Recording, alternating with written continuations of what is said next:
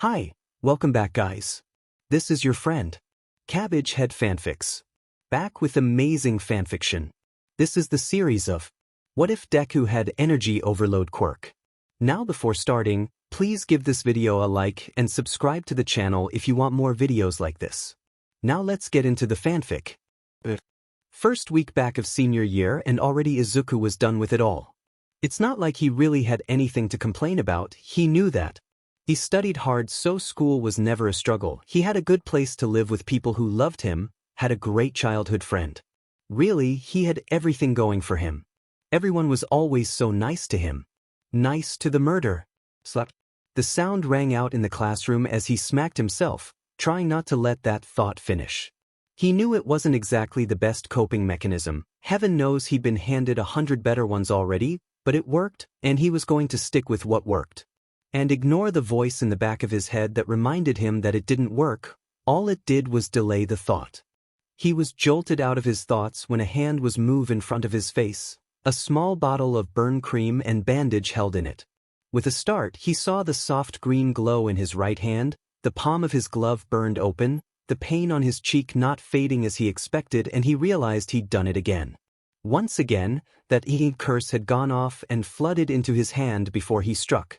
He clenched his right fist tightly, angrily, but snatched the bandage and cream from the hand in front of him and began to apply it with practiced ease, keeping his gaze affixed to the desk in front of him.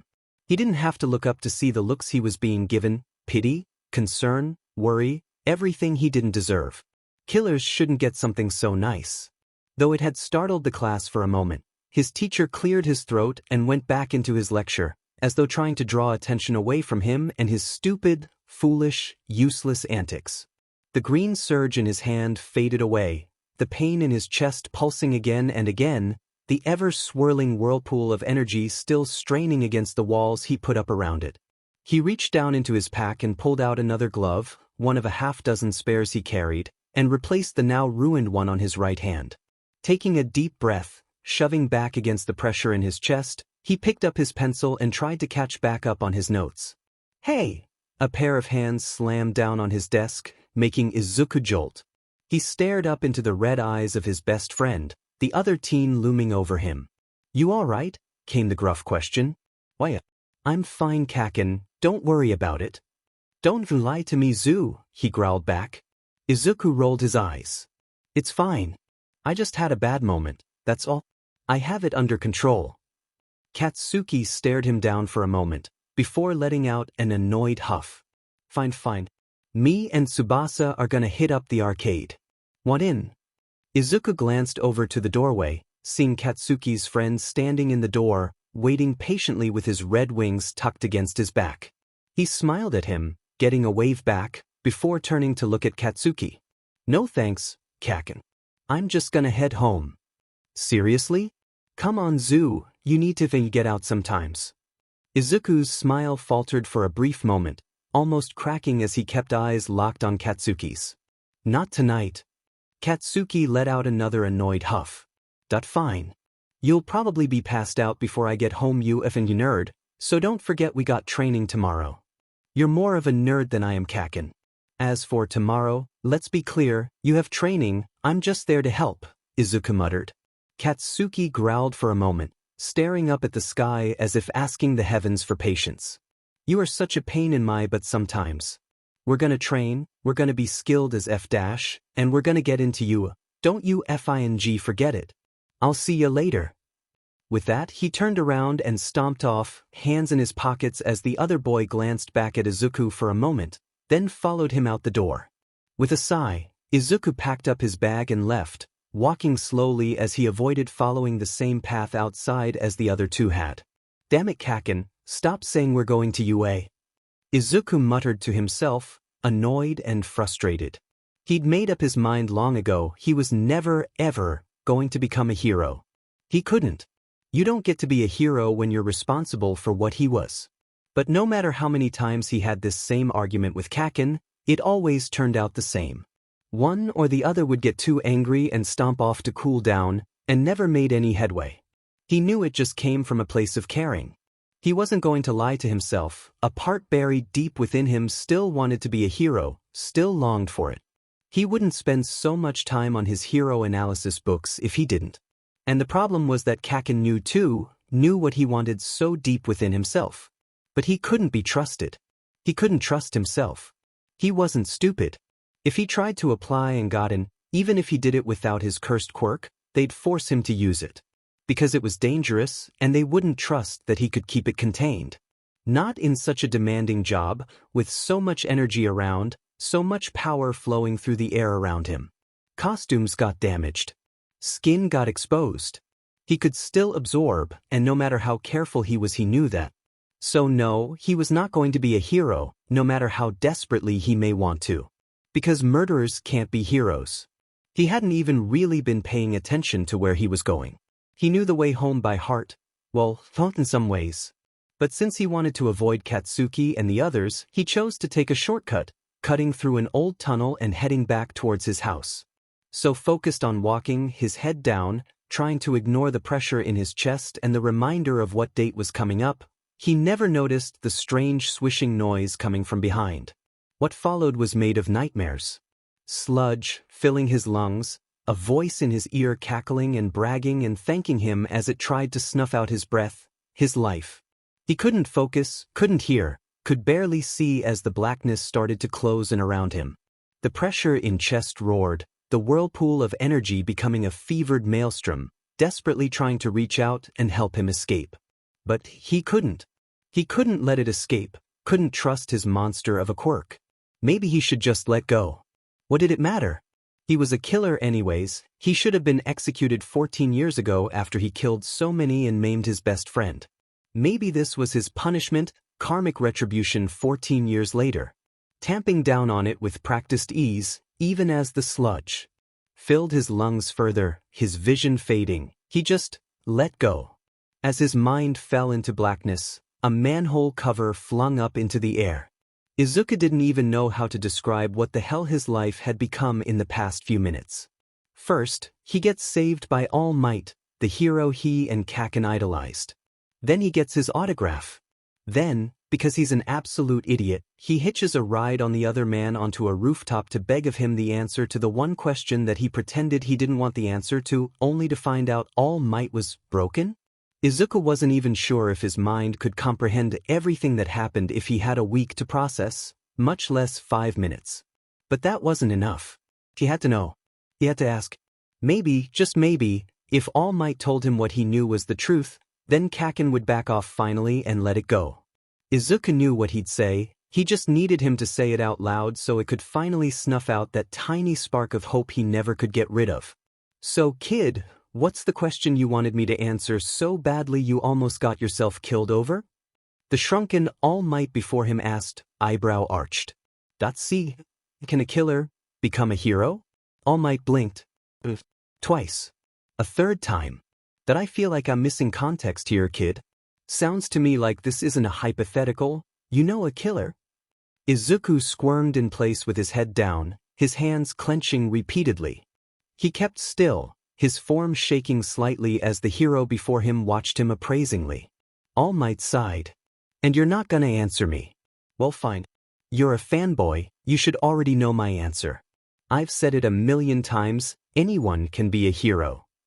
BB, but not just anyone. Izuku interrupted, snapping his head up to look at his idol. That's what you say on TV, but no cameras here. I want your honest answer.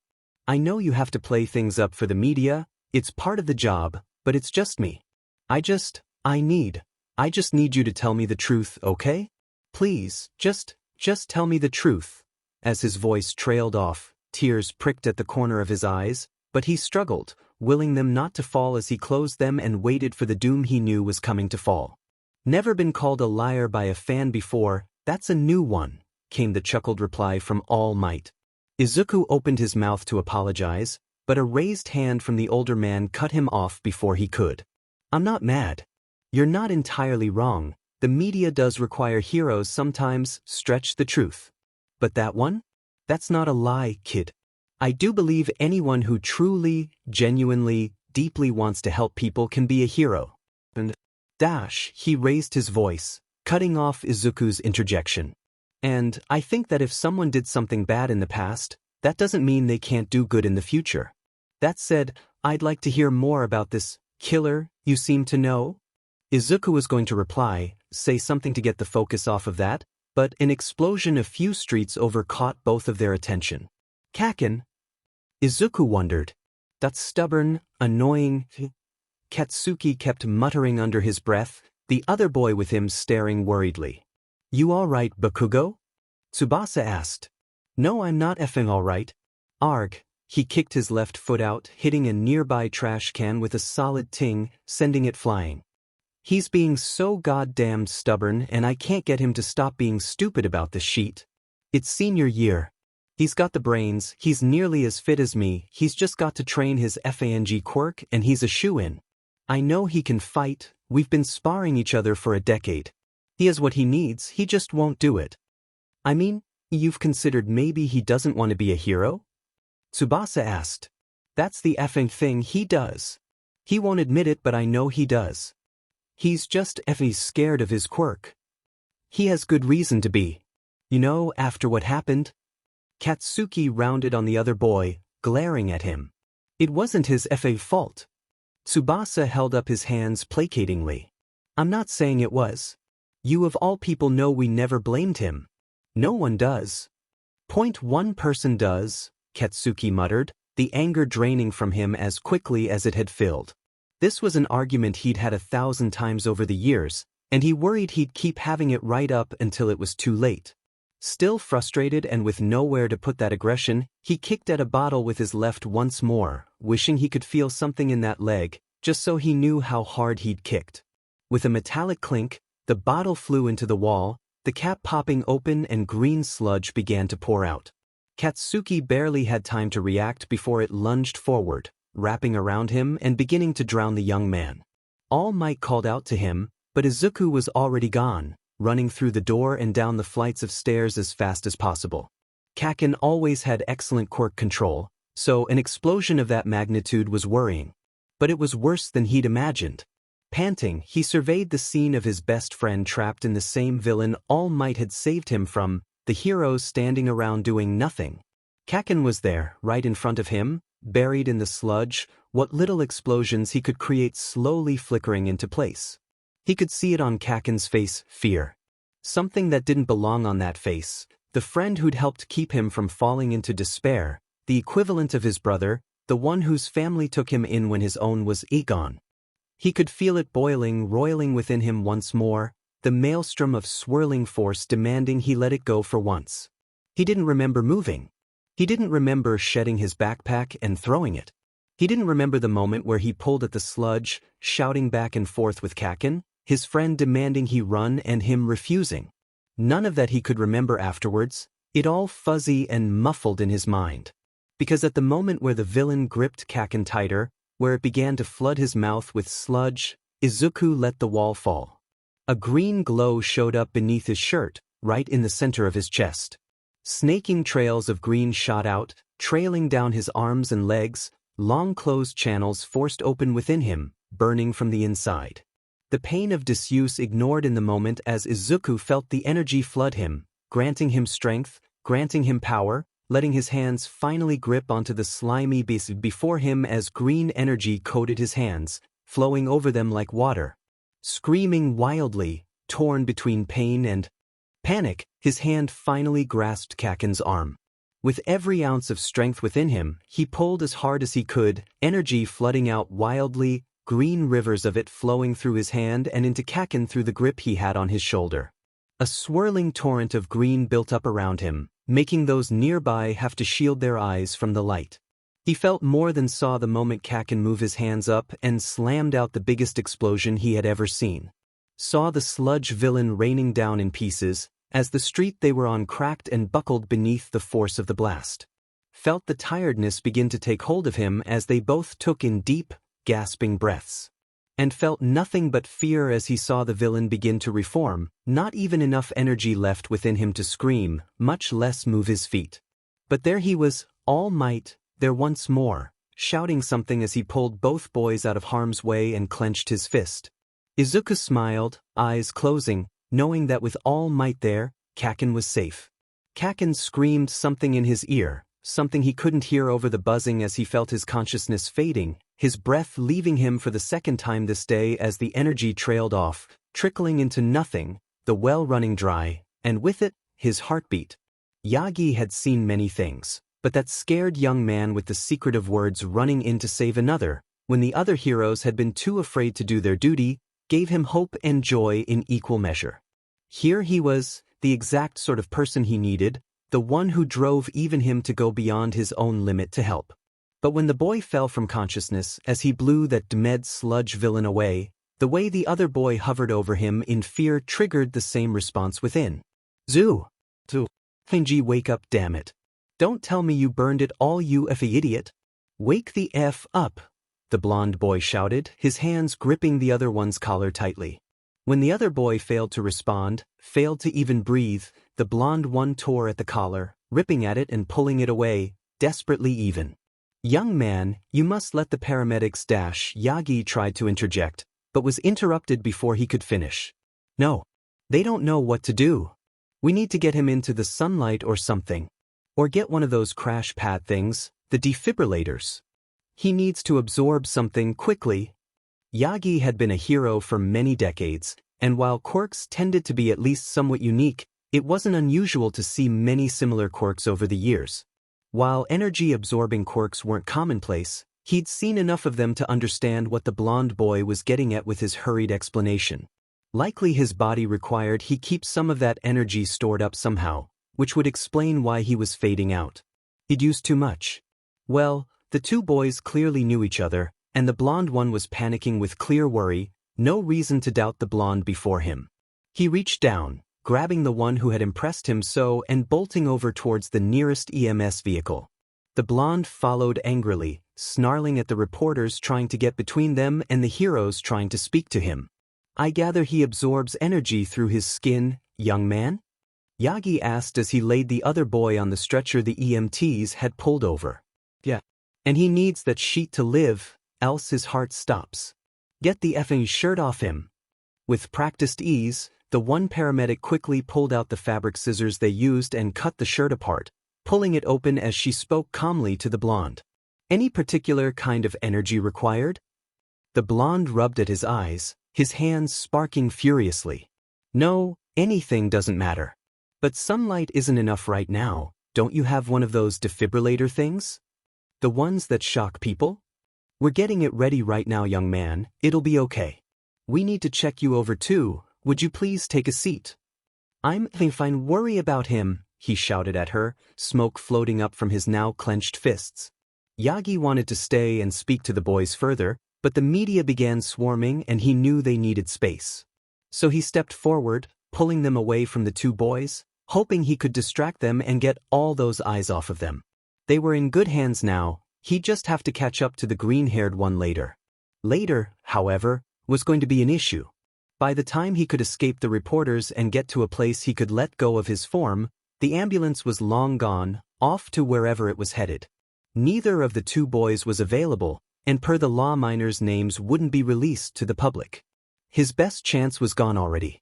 With a sigh, he pulled out his phone. Yagi? To what do I owe the pleasure? Came the voice of his former sidekick, Sir Nighteye. I found him, Mirai. I found him, he exclaimed excitedly. The love of your life? No. My successor. The one I wish to pass one for all on to. Well, congratulations? Mirai asked, clear confusion in his voice. Was this just to inform me, or? Well, the problem is I lost him. You lost him? Yes. You found him and then lost him. Yes. What did you do? Take him hiking and got turned around? No, just hear me out. Yagi huffed. Taking a deep breath, he launched into the day's occurrences, up to just before he called Mirai. As he stopped to catch his own breath, he could almost hear the judgment in the other man's tone. I can't say I have a firm opinion on your choice yet, but your methodology leaves much to be desired. That said, I assume you want me to help you track down this young man? Exactly. You know that's not my specialty, but I've always known how excellent you are at following leads. The other man sighed deeply, his sheer, I am so done, expression visible to Yagi even from kilometers away. Very well, give me what details you know. Well, he's in high school and has green-black hair and green eyes. And freckles. Please tell me you have more than that. Oh, the blonde one called him Zoo. And he called the blonde one Kaken. The blonde one seemed to have some type of explosive quirk, and I believe the one I'm looking for has an energy absorption quirk of some kind that works through skin exposure. They had on black uniforms as well. Well, that's significantly easier to track down. Where are you again? Mizudefu. Yagi could hear Mirai typing away on his computer, humming to himself as he input the data and began searching. Oh, one other thing that was a bit odd. He implied he knew a killer of some kind, or at least, someone who has killed. It was a bit concerning. He asked me if I thought a killer could become a hero, but it was like he expected me to say no. Of course, I told him anyone could if they were dedicated to doing right, but Yagi, the tone of voice Mirai used cut through his rambling for a moment, a tone that he had only heard in the most serious of situations. I think I know why he asked you that. Why? In lieu of response, the ding of a text message had him glancing down at his phone. With trepidation, he clicked it, opening up a news article from 14 years ago. As he scanned over it, his eyes widened further, over and over as he swiftly devoured every word. Oh. Izuku came to slowly, an insistent beeping making him wince. His head was pounding relentlessly. Actually, if he was being honest, his entire body felt like he'd gone 10 rounds with Kaken with Quirk active on a hot summer day and lost every single one. A gaping sensation in his chest rounded out the pain, as if he was missing something. He was exhausted, every muscle sore, squinting against the bright lights shining down from above. With a pained groan, he tilted his head around, blinking rapidly to try and see what was around, only to see Kaken sitting next to his bed, staring at him with relief plain on his face. Struggling, he managed to croak out a desperate plea for water, watching as his friend crossed the room swiftly, filling up a paper cup and bringing it over to him. With a wince, he managed to down the entire thing, chugging it as if he'd been stuck in a desert for a week. Hissing against the pain, he managed to push himself into a seated position, Katsuki reaching out for him but pausing once he realized how unwelcome the help would be. As soon as he was at least slightly vertical, Izuku looked around, swiftly putting together his location as a hospital room somewhere. What happened? He managed to mumble out, head still pounding. Katsuki's eyes narrowed at him, arms crossing over his chest in judgment. You, dumbass, rushed in to get me away from some sludge a-hole. You used your quirk and drained the full FING pool. They had to shock you back. How the F did you burn the entire thing in like 3 seconds? As Izuku tried to remember, sending his mind back to the fuzzy time where it all occurred, he snapped wide awake as Kaken's words registered. Shocked? The defibrillator. Yeah, that Katsuki was cut off as Izuku lunged at him, one hand grabbing him by the collar and dragging him closer. You let them shock me? He snarled, his face contorted in rage and panic. Katsuki, once the shock wore off, snarled back, his hand grabbing Izuku by his collar and tugging the other boy off balance. Of course I did. Your heart stopped beating, you fuckwad. So FNG what? What if they screwed up the voltage and I overcharged? He shouted back, his voice carrying into the hallways. You weren't gonna overcharge. You had nothing in the tank. We had to get you back, you effing moron. Izuku's voice lost some volume, but none of its intensity as he hissed, if it's between me and all those people, you should have let me go. Better I die than dash. Katsuki's right swung out and punched Izuku across the face, almost sending him over the edge of the bed if not for the grip his left hand had on the boy. Don't you dare say that shit, fuckwad. Don't you even think it? I'll kill you my goddamned self you say that again, then bring you back and do it again so you get the effing point. Further argument was interrupted as the door swung open, a tall blonde woman with spiky hair entering, followed by an already sighing brown-haired man who looked at both boys with an expression torn between worry, exasperation, and fondness. The blonde woman arched an eyebrow at them. Yes, looks like the boys are fine, already back to fighting. Let go of each other, demed brats. The two held on for a moment, glaring at the other, a new bruise already forming on Izuku's face, before releasing each other and falling backwards in a huff. With a sigh, Mitsuki Bakugo calmly took a seat in the chair her husband had pulled out, reaching up to grip the hand he'd placed on her shoulder. "Would one of you two mind filling us in? We got the report from the police, but it wasn't clear exactly what happened with Izuku," Masaru asked, his voice soft. "He used his quirk, like I knew he could, and got me out of that sludge bstrd. But burned it all somehow. I still don't effing get that part." Izuku stared at his hands, gloves missing, able to see cracks in his skin as if something had erupted from his palms. "I don't know either. I always assumed my quirk could enhance my strength and speed in some fashion, extra energy and stuff, but not like that. It shouldn't have taken all of it though, I just used enough to pull Kaken out. I don't understand where the rest went." "I think it went into me," Kaken mumbled, his comment causing all three to look over at him as he held up his hands, revealing red palms and small yet noticeable burn marks on them. "I felt it from where you grabbed my shoulder. I think you shared it with me. I've never made an explosion that big before. Was kinda badass, but I don't think I was ready to handle it, since I blew through everything you gave me too. Yet somehow that stupid slime still survived." "Yes, well, good thing All Might was there as quickly as he was," Masaru commented. "And good thing they had that defibrillator to keep your scrawny but alive," Katsuki snarked at Izuku, the other boy gritting his teeth and glaring back at him. "He's right, Izuku," Mitsuki commented, trying to ease the tension. "But what if I dash?" "You didn't," she interjected. "I don't know the details of the machine, but there ain't no fing way it's as much as a bolt of lightning, not to mention that was years ago. Your limit must be much higher and you know that. When you're done panicking about it you'll know we're right." "It is not remotely comparable," came the voice from the doorway, a black-haired woman with oddly sharp teeth woman in a doctor's outfit said as she entered the room, tapping away at a tablet she carried. "I imagine you're concerned about how much energy you absorbed, but trust me when I say you're nowhere near whatever your current limit is. We can't measure it well with the equipment here, but you have quite a bit of room for more in you."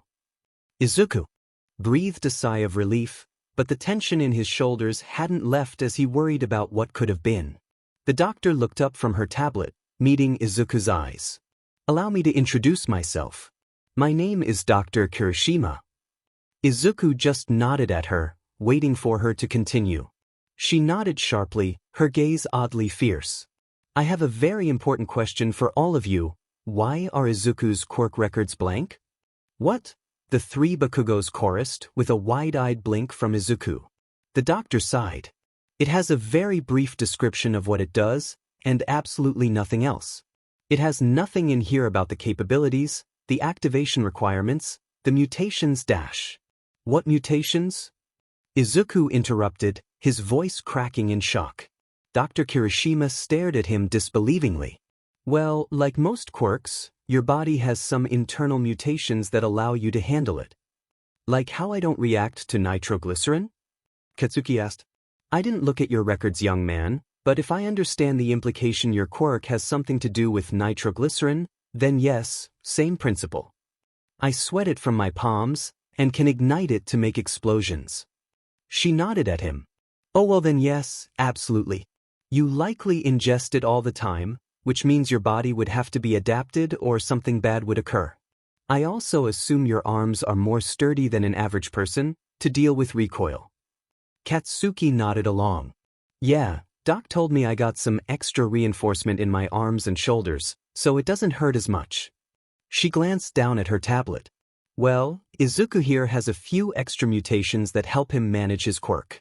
First is an extraneous organ located beneath his breastbone, which is where his body processes and stores the energy.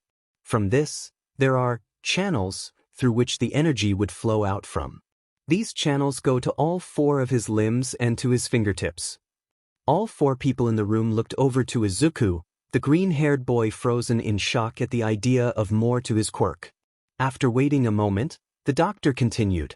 "However, due to you failing to utilize your quirk properly, those channels atrophied, and the organ which stores it was scarred from holding the energy improperly.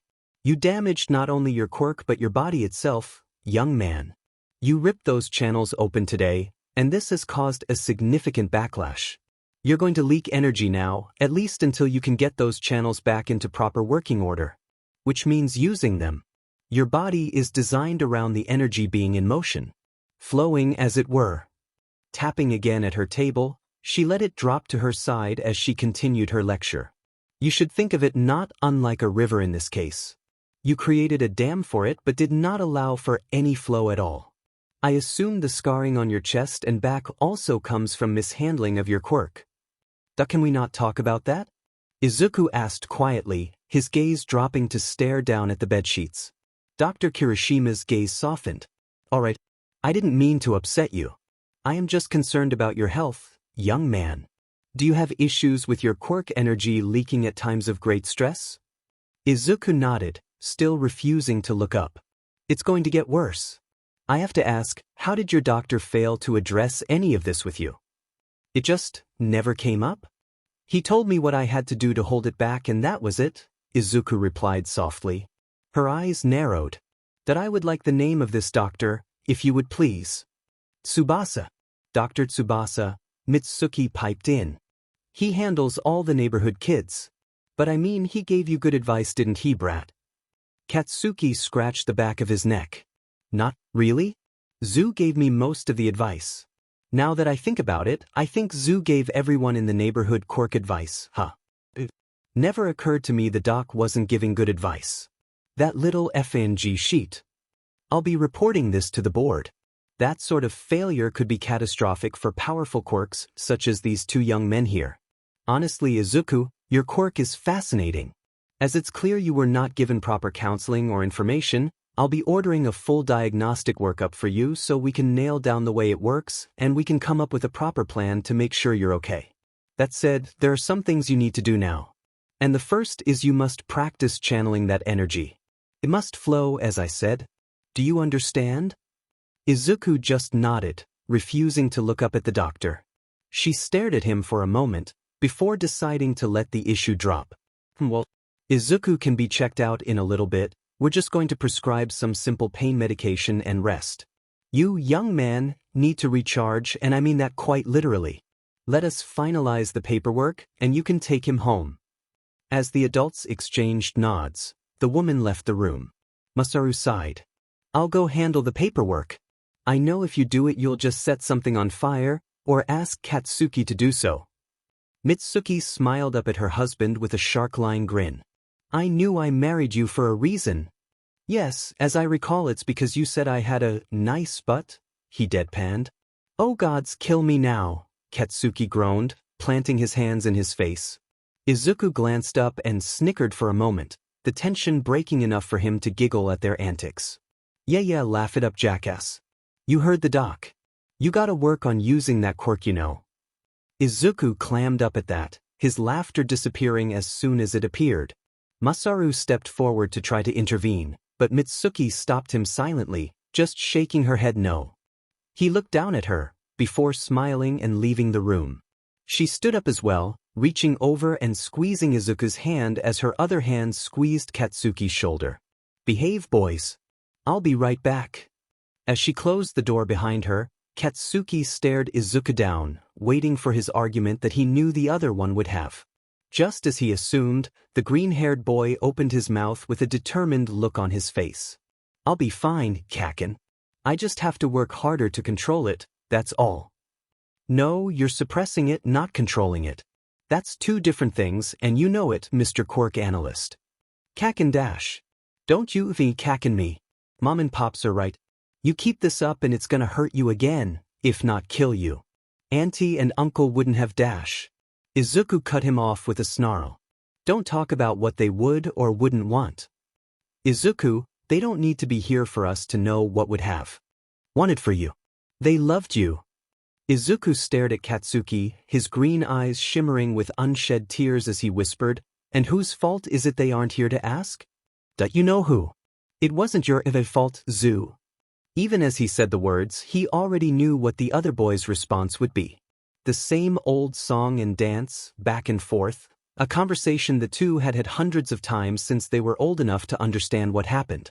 Izuku's smile was cracked, broken, as much of a lie as the painted smiles upon store mannequins. Agree to disagree, Kaken. Whatever you say, Izuku, he sighed, already knowing he'd lost today's argument once again.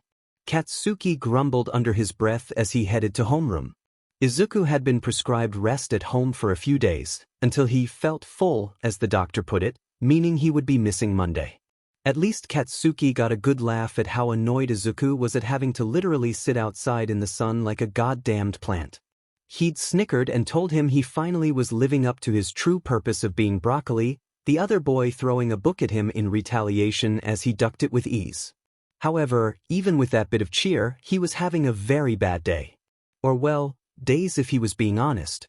Being saved again by Izuku and it nearly killing Izuku was bad enough. He could deal with being rescued. He understood what happened and hey, he should get used to near-death experiences if he's gonna be a hero. It nearly killing his best friend to save him? That he wasn't processing as well. Okay, yes, he knew this was survivor's guilt, yes. He paid attention when his therapist spoke, but knowing intellectually what was going on didn't help how he felt. Not to mention his leg was acting up. Something must have gotten into it, he'd need to take it in to get checked. Wished he could afford a backup, but ones of good enough quality for him to pursue hero work were expensive as all hell. He was lucky that his parents could afford the first one, especially as it had to keep being replaced as he grew. He just needed to vent to someone. Tsubasa was his best friend other than Izuku. He was looking forward to having a chat with him. He wasn't going to bring up the stuff about his grandfather, not wanting to worry him or cause drama. Not to mention it wasn't his fault if his grandfather was a quack. But he really needed to just get something out. He didn't want to say anything around Izuku. He had enough going on and he'd get all guilty too. Entering homeroom, he was a bit surprised to see Tsubasa's desk empty and a new desk set behind Izuku's. The teacher nodded to him as he stepped into the room and made his way to the back, sliding into place in the desk in front of Izuku's. Well, now that we're all here, I have some announcements to make. Tsubasa's family apparently had an emergency and were forced to move over the weekend, so he has transferred out. He's left his contact information for anyone who wants to keep in touch. Katsuki blinked. That was weird. Tsubasa left and didn't say anything to him? He thought they were pretty good friends. Ah shit. Not to be all self-centered, but he knew how he got if he didn't vent. He was naturally an angry person, and his coping mechanisms did not do well when Sheik came out of nowhere. His confused train of thought was cut off as the teacher continued. However, we had 2 late transfers in. Ladies, if you would please introduce yourselves, he gestured to the door, where 2 young women entered. One with brown hair in a bob cut and blush marks on her cheek bowed, speaking up. Hi, my name is Ochako Uraraka. I like Machi and space and hope we'll be good friends. The other girl smirked, lightly smacking the first one on the shoulder. As Uraraka straightened up, she glared good-naturedly at the blonde with her hair in buns next to her. She took a bow as well. I'm Himiko Toga. I'm afraid I'm not as exciting as my friend here, but I also hope to make some friends and have a good time. The teacher nodded. Uraraka, take the empty seat right there, and Toga, you go back to that one back there. We'll be going over our work from last week. Bakugo, do you mind helping them catch up and showing them around later? Katsuki shrugged. Might as well. Just had to keep a lid on his emotions for now, he'd vent it out after school. Sure, teach, not a problem. As the 2 girls took their seats, he gave them both a nod. He pulled out his notes and after a quick glance over he handed them over to Uraraka. Take a quick look over these, then pass them over to your friend back there. Not much happened week 1, but we can go over it during lunch if you need. The brown-haired girl smiled brightly at him. Thanks. As the bell rang for lunch, Katsuki stretched for a moment, tamping down at the habitual annoyance within him at the ache in his leg. He was still a bit sore from being bounced around over the weekend, so sitting all day had made him a bit stiff. As he stood, he glanced back at the 2 girls who were finishing putting their own things away. You 2 ready? Yep. Uraraka said, as Toga gave him an acknowledging salute. He snorted at that, jerking his head towards the door. With his pack over his shoulder, he stuffed his hands in his pockets and began strolling onward as the two girls came up beside him. Gonna just run you around the basic sheet real quick, like the lunchroom and sheet. I figure you've seen enough of the offices by now. I prefer to eat up on the roof, but you can join me today if you want. Or just stick to the lunchroom, whatever.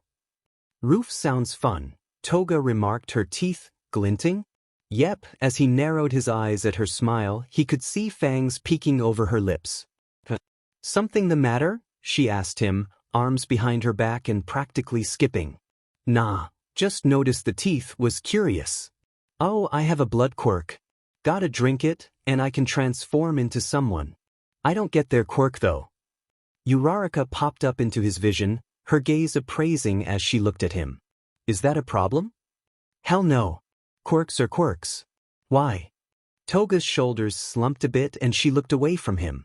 Some people don't like blood quirks all that much. If anyone has an issue with Himi's quirk, I'll punt them into the FING sun, Uraraka added, her smile wide and teeth bared. Katsuki looked over at her with an appraising eye. You got a protective streak, don'tcha? Uraraka's smile lost its edge as she blushed a bit. Squirming in place, she looked away from him. I don't let people hurt my friends. Teeth, good attitude to have. If those sort of. Anyways, what about you? What's your deal, cheeks? Uraraka blinked at him at the nickname, but ignored it as she held up her hand. Zero gravity. Anything I touch with all the fingers on one hand loses its gravity. I can bring it back down by touching my hands together. I want to be a rescue hero like 13. You two moved here to try for UA then? Both girls nodded at that. FANG needed more people going for the top. Before it was only me and Zoo. Zoo? Toga asked. My friend, he sits in the seat in front of you. Dumbass got himself hurt Friday, so he's still on rest till tomorrow, but I'll introduce you guys when he's back. Just be prepared for a billion FING quirk questions, and then 100 suggestions on how to kick more butt with it. He got hurt? How? Came the worried tone from Uraraka. Some sludge BSE had me in a chokehold, trying to make me his meat puppet or some sheet. The heroes on scene were doing jack sheet, and Zoo came over and managed to pull me out just in time. Then I blew up the alley. Stupid sludge freak somehow was still living through that, but All Might showed up and blew the fucker away. Zoo burned all his pool though, so he almost died. What? Uraraka blinked, confused. His pool? Toga asked. Right, you're not from here. Yeah, Izuku, that's his first name, has a quirk that lets him absorb and store energy. But he blew through it all to get me out, using it to charge himself and me up. Didn't know he could do that. Anyways, if he uses it all, his heart kinda stops. It's more complicated than that, but ain't got time for the whole breakdown. That's kinda scary, Uraraka said quietly. At Katsuki's glare, she held up her hands defensively. I don't mean I'm scared of him, I mean scared for him. That's gotta be worrying. I can't imagine how you felt about it. He snorted. With Tsubasa gone, he really didn't have anyone other than Zoo to talk to, and for some reason he was having serious issues keeping his mouth shut right now. Really felt like he was just babbling at this point. He was turning into Izuku. Pops was always going on about finding new friends, plus they were aiming for UA too. Maybe they could join him and Zoo on training. The rest of the school was too scared for their routine. The conversation had already taken them past the lunchroom, so he'd been leading the two young women up the stairs. As he pushed open the roof door, he strolled over to the corner he normally claimed and sat down, reaching into his bag for his lunch. With a gesture, he waved the two girls to claim their own spot.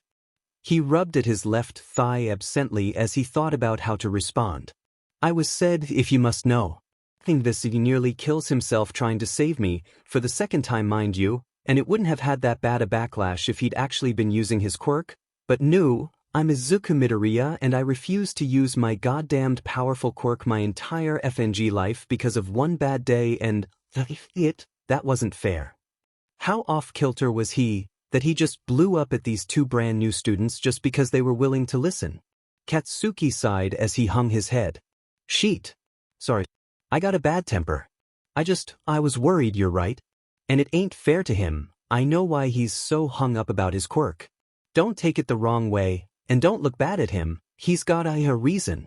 I won't say it's a good reason, but he thinks it is. No judgment here, Toga said as she held up her hands. My parents were awful to me because they thought my quirk was disgusting, but lucky for me they got caught and got in trouble.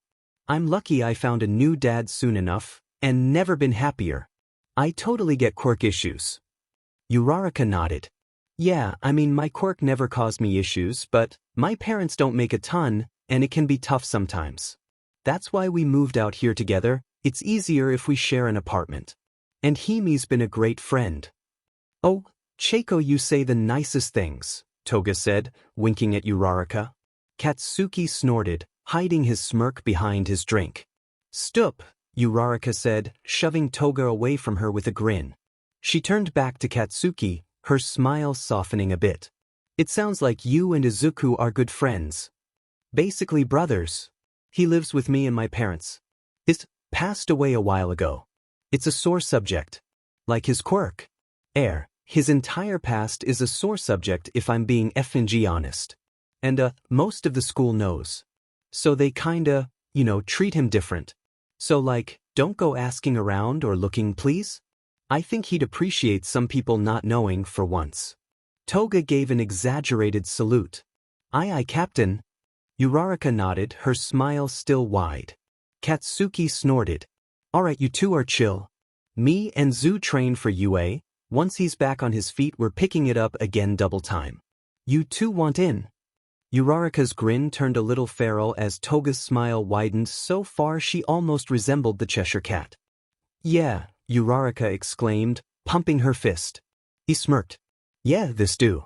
Izuku would get along with these two, he was sure of it. And maybe with a couple more hero hopefuls on his side, he could finally get through to that dumbass. After dinner that evening, where Izuku had been given the rather concerning news about Tsubasa's sudden disappearance, Izuku had just settled down to finish up some homework when he was startled by his bedroom door slamming open. Taking a couple quick breaths to calm his now racing heartbeat, he glared half-heartedly at Katsuki as the blonde strode in and plopped on Izuku's bed without a care in the world. I found us some training partners, Katsuki began with zero preamble. What? 2 transfer students came in today. Ochako Uraraka and Himiko Toga. Teach had me showing them about. Turns out they came here to apply to UA.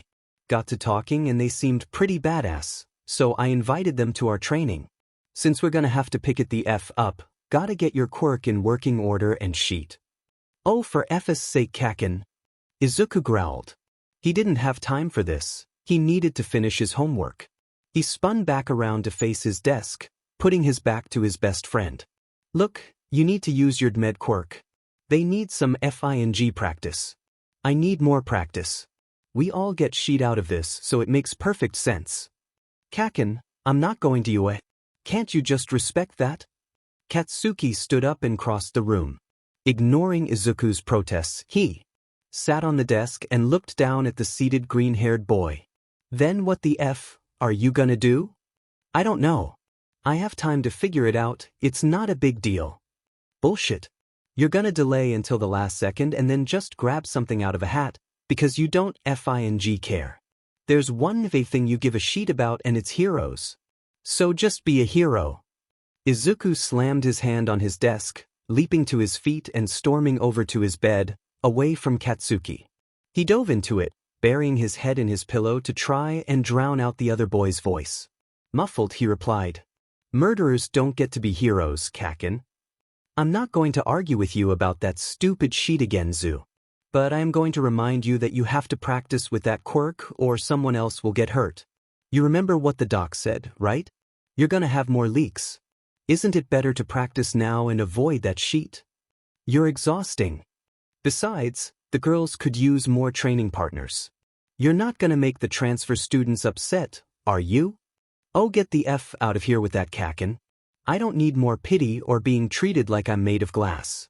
They don't know about your past. I asked them not to look into it or to ask about it. All they know is you don't like your quirk. Izuku scoffed. Understatement of the century, he muttered. Katsuki hopped off the desk and walked to the door, hands stuffed in his pockets.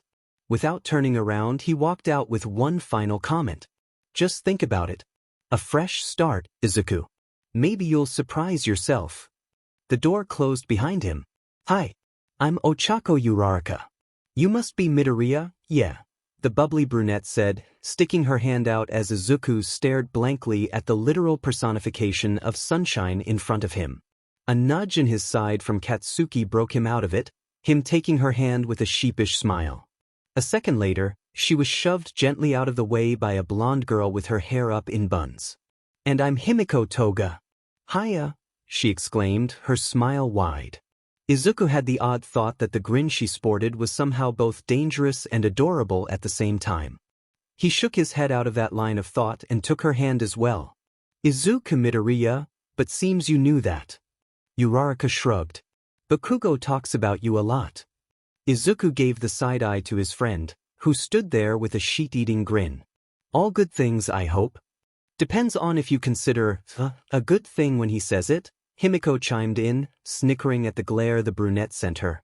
Coming from him, that's high praise, came Izuku's dry response. Whatever, nerd. Anyways, kicking it back into training tonight, right? Izuku narrowed his eyes at Katsuki, the two glaring at each other for a few moments before Izuku let out a deep sigh that just screamed, done with it all. Fine, you explosive Pomeranian, we'll train. Just to get you off my back. But I'm still not Dash. Applying to you, I know. Ugh, you're a Hfinji broken record zoo. You're one to talk kakin. I thought you said you're both going to UA too, Uraraka asked, a little bit confused by the interaction so far. He is. I'm not, Izuku replied. Oh, he absolutely is going to you, once he gets his head out of his butt. We just need to find the right proctologist since it's been stuck there for 14 years. I swear to every god in existence I will end you, Katsuki Bakugo. Best bring your A-game then tonight, Izuku, because I'm gonna end you. Katsuki shot back, teeth bared in a terrifying grin. A giggle from Himiko broke the tension as both boys turned to glance at her. Oh, you two are funny. I can't wait to see what you guys can do. That's my line, vamp. Hope you can keep up. Oh, you're so on, Kakin, she shot back. Sorry, Toga, but I am first in line to kick his butt tonight. Izuku broke in, feeling a little bit more comfortable with the banter as he got more used to the two new students. I'm fine with that. And Himiko, please. I don't like my last name much, she trailed off, looking away from the green-haired boy. Well, Izuku had seen enough emotional minefields, most of them his own, to know when not to ask questions. He just gave a sharp nod. Sure, Himiko. You can call me Izuku then, if you want. If we're doing that, you can call me Ochako. Himi already does, so if we're going to be spending time together, might as well. Uraraka chimed in with another sunshine smile that made Katsuki and Izuku wish they had a pair of sunglasses for. Call me Izuku too then, he offered. Katsuki, he grunted, shoving his hands in his pockets. I'm glad the four of you are getting along, but it's time for class, their teacher announced as he walked into the room, heading to his desk. The four now suitably chastised students quickly went to their desks and gave the teacher sheepish grins, save Katsuki, who just smirked. So what kind of training do you two do anyways? Himiko asked as she took a drink from a thermos, the four enjoying the nice weather on the roof. Depends on the day and what we have to work on. Split pretty evenly between cardio and weights when it comes to workout days, but also some quirkless sparring. Quirk training twice a week for Kakin. I just take notes and help him get better at aiming. Quirk training that you will be taking part in now, Katsuki drawled. As Ochako noted Izuku's fist clenching and him opening his mouth to retort, she tried to interject to stop another brewing argument. Is that all you guys do? Or do you have other hobbies? Katsuki slurped at his noodles before responding. Course we do. Zoo here analyzes quirks like you wouldn't believe.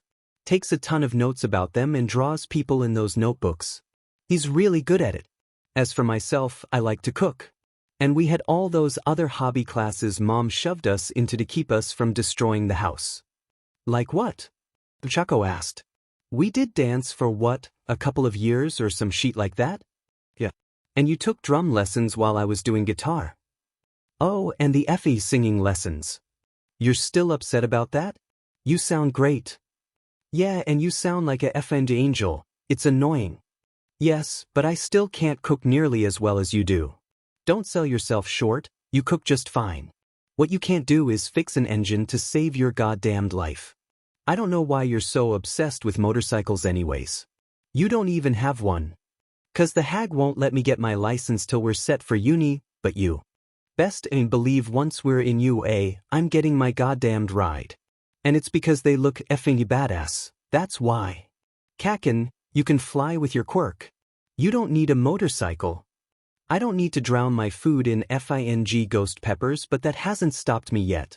Besides, you got all that computer geek shit going on in your head. It's not computer geek shit, it's just knowing how to use them correctly and a little bit of software engineering. Besides, you're an actual model. If I'm a model, so are you. Mom's put you in a few ads too. Not nearly as many as you, especially as I can't do any of the shirtless ones. You could if you weren't a cow-a-dash.sheet. Sorry, Katsuki cut himself off as he set his empty bowl down. Izuku looked down at his food with now trembling hands, silence falling over the group as quickly as the back and forth between the two men had escalated. Himiko and Ochaka shared a look at how quickly their banter went downhill, souring the entire mood in moments. That you two sure like to argue, don't you? Himiko asked after a few moments of uncomfortable silence. Katsuki let out an indelicate snort as Izuku gave a sad smile. Yeah, that's the main reason Auntie kept forcing us into all those classes, to keep us occupied, as she put it. Said we needed to get all that excess energy out somewhere. Also because she claimed we needed to be Renaissance men, or some shit. Well, it's your only redeeming quality, so. Izuku drawled as his attitude seemed to bounce back, getting a playful shove to his shoulder from Katsuki in response. He smirked. Besides, you were quite happy during those dance classes when you realized how much it made the other guys drool over you a dash. Oh, shut up, you fuckwad, I will end you, Katsuki shot back with a growl, although the supposed anger was belied by the flush on his cheeks. Is that why you learned to cook? I've always heard the way to a man's heart is through his stomach, Himiko teased. Shove off, vamp, I'll rip your fangs out, he mockingly snarled at her. Kangawai. Izuku and Ochako both choked on their drinks at Himiko's reply as Katsuki burst into guffaws. The blonde girl just kept her Cheshire cat grin plastered on her face, yellow eyes glinting in the sunlight. Okay, Izuku, you can do this, he said to himself as he stared in the mirror. The girls had agreed to meet the boys down at Dagoba Beach, where they tended to do Kakin's quirk training since no one cared what happened down there. Kakin had gotten changed and dashed off before Izuku could comment, excited for some reason Izuku still couldn't fathom. Izuku, though, he'd had to take a few minutes to steady himself. Ever since their conversation the night before, Izuku was off. No, if he was honest with himself, he'd been off since the day with the Sludge villain. He hadn't really had time to sit down and process it all. Between learning what he did about All Might, using his quirk to its actual potential for the first time since he was 4, and then Dr. Kirishima's reveals about both his internal mutations and the fact his quirk would keep causing issues if he didn't get a proper handle on it, he was swamped in emotions he hadn't really processed. And now, Kakin had just up and dragged 2 more people into his goddamn business. A part of Izuku was furious about what Kakin was doing. It didn't take a genius to see that he was trying to push Izuku out of his comfort zone with people who didn't know anything about what he'd done. But he couldn't ignore the other part of him that was just happy to talk to someone who didn't know. Someone who really wasn't judging him based on his past, like all his peers had. They'd never judged him harshly, but on some level, the pity felt worse. At least if they'd been cruel, it would merely match the thoughts in his own mind, but instead they just pitied him. He never wanted pity. He wanted F-dash. He didn't know what he wanted. Izuku stared at himself in the mirror, emerald eyes reflected off the surface before him, unable to really comprehend something so incredibly simple. He let out a rueful chuckle at his own foolishness. He hated the pitying stares, but it wasn't like he wanted anger either. He wasn't even sure if he wanted them to like him. He really had lived 14 years and never once thought about what he did want, only what he didn't want. Maybe Kakin had a point. All Might had even told him anyone could be a hero, even someone who'd made mistakes in the past. And it wasn't like he never considered it. Hell, he considered it all the time. Hard not to when constantly around someone who was more hyped about it than a yapping puppy dog was about treats. He just didn't know how to reconcile it. People had died because of him and his quirk. So many had died. Even if he wasn't held legally liable, the villain who called down the bolt was the one who the police said was responsible. It didn't change what he'd done. Then again, maybe if he saved enough people, it'd even up his crimes. Well, not even it up, but just balance it out a little. But how many is enough? He doubted there were enough out there, since lives weren't some one-to-one commodity you could trade. Although, what if he just kept saving people? He just keeps saving people. He always wanted to help people after all. And if he died doing it, well, that was okay. That'd be penance for his crimes. He'd serve the world until he could no longer serve. He could do that. Izuku looked up at his reflection with a resolved glare, and then grinned. A bright, wide smile on his face, ready to face the world and repay it for what he'd done. He took a deep, bracing breath and exited the bathroom, heading down the stairs to meet his friends. Aren't you going to be hot in that? Ochako asked Izuku as she stared at him in the long-sleeved compression shirt he wore. Unlike him, the other three were all wearing tank tops and shorts, yet he was in both a long-sleeve shirt and jeans. Plus the green gloves. I don't really get bothered by extremes in temperature, Izuku replied with a shrug. And it's better I don't have too much exposed skin. Take off the gloves, dipshit. Else they are just gonna be ruined again. Besides, if you use your quirk it'll drain, so you need to absorb more anyways. Izuku reached out and grabbed Katsuki's arm. Kaken, can we speak alone for a moment? The four? Just, please?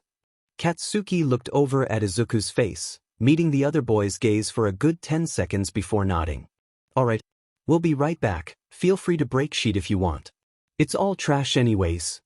Izuku smiled distractedly at the two girls before pulling Katsuki away, the blonde swearing as he nearly face-planted into the sand from the unexpectedly strong tug on his arm.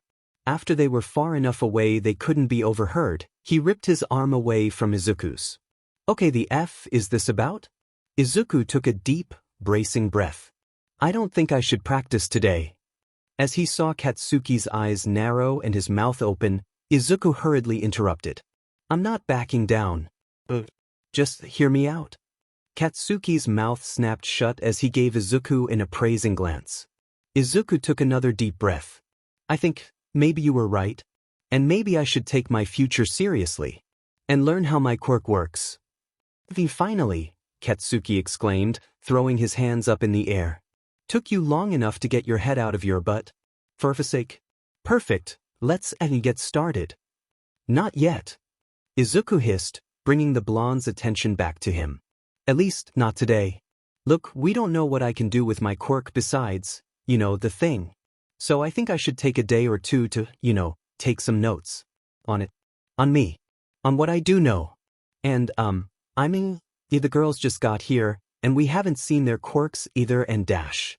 Oh my if a god you dork, you just want to geek out over their quirks don't you? I'm not wrong about my quirk and you know it. But you're not denying what I said, Katsuki smirked. Izuku glared, but the effect was somewhat muted by the red staining his cheeks. Phew Kaken. Nah, you're not my type. Izuku rolled his eyes. I hope you realize the day you find a boyfriend is the day I embarrass the ever-loving hell out of you with all the baby pictures Auntie has. You wouldn't dare, Katsuki hissed. Defang try me, Izuku shot back. Katsuki sighed. Oi, stop trying to change the goddamn subject.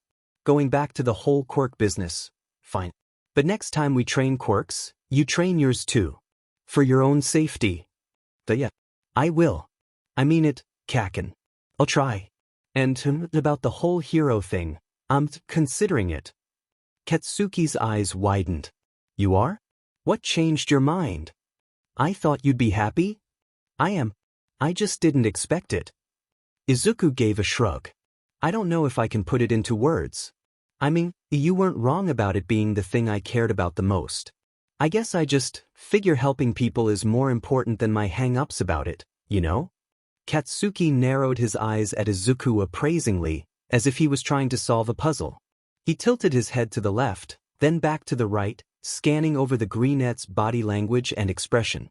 But Izuku had spent over a decade figuring out how to keep his tells away from the surprisingly perceptive Katsuki, and knew his comment would pass muster.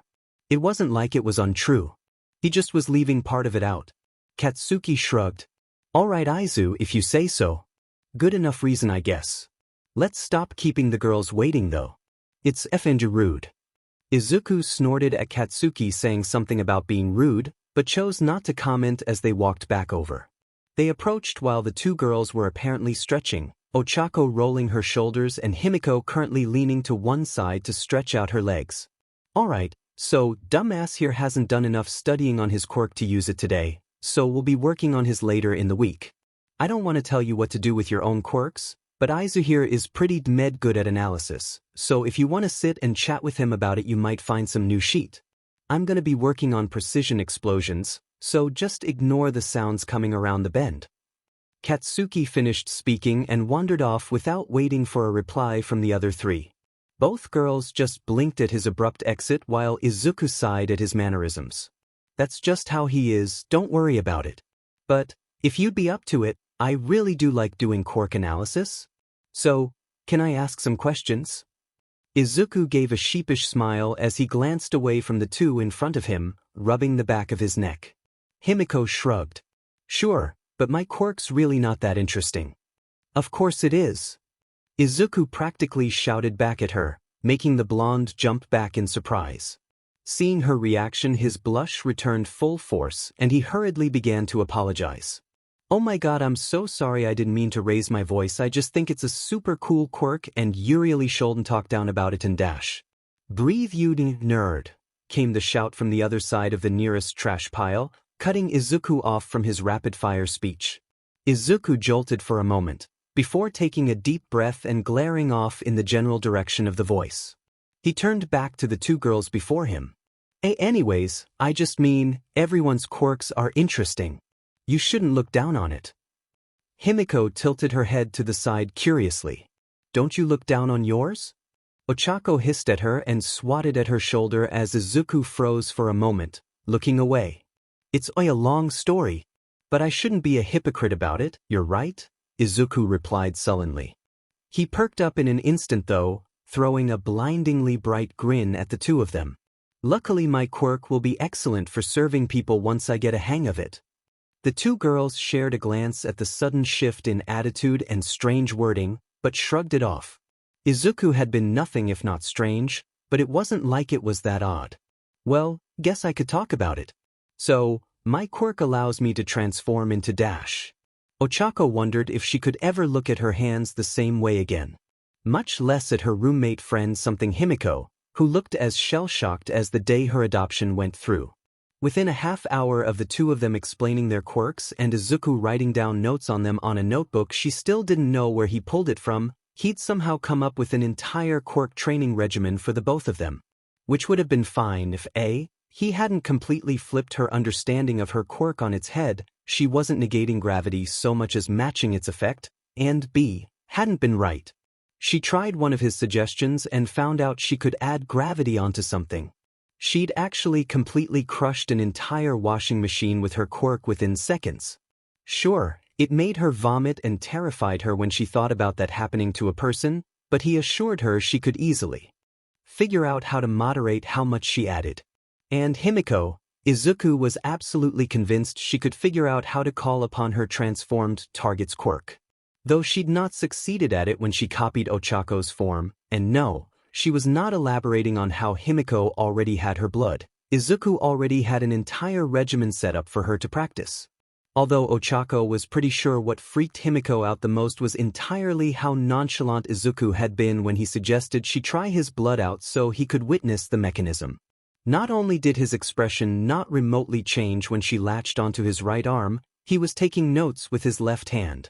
When asked, he offhandedly said he'd taught himself to be ambidextrous for note-taking when his right was occupied. The entire time he just watched as Himiko literally was skiing his blood, and not once did he falter, completely focused on his note-taking. Ochako and Himiko's adopted father had been the only two people in her life who hadn't flinched at least a little at her when she used those fangs.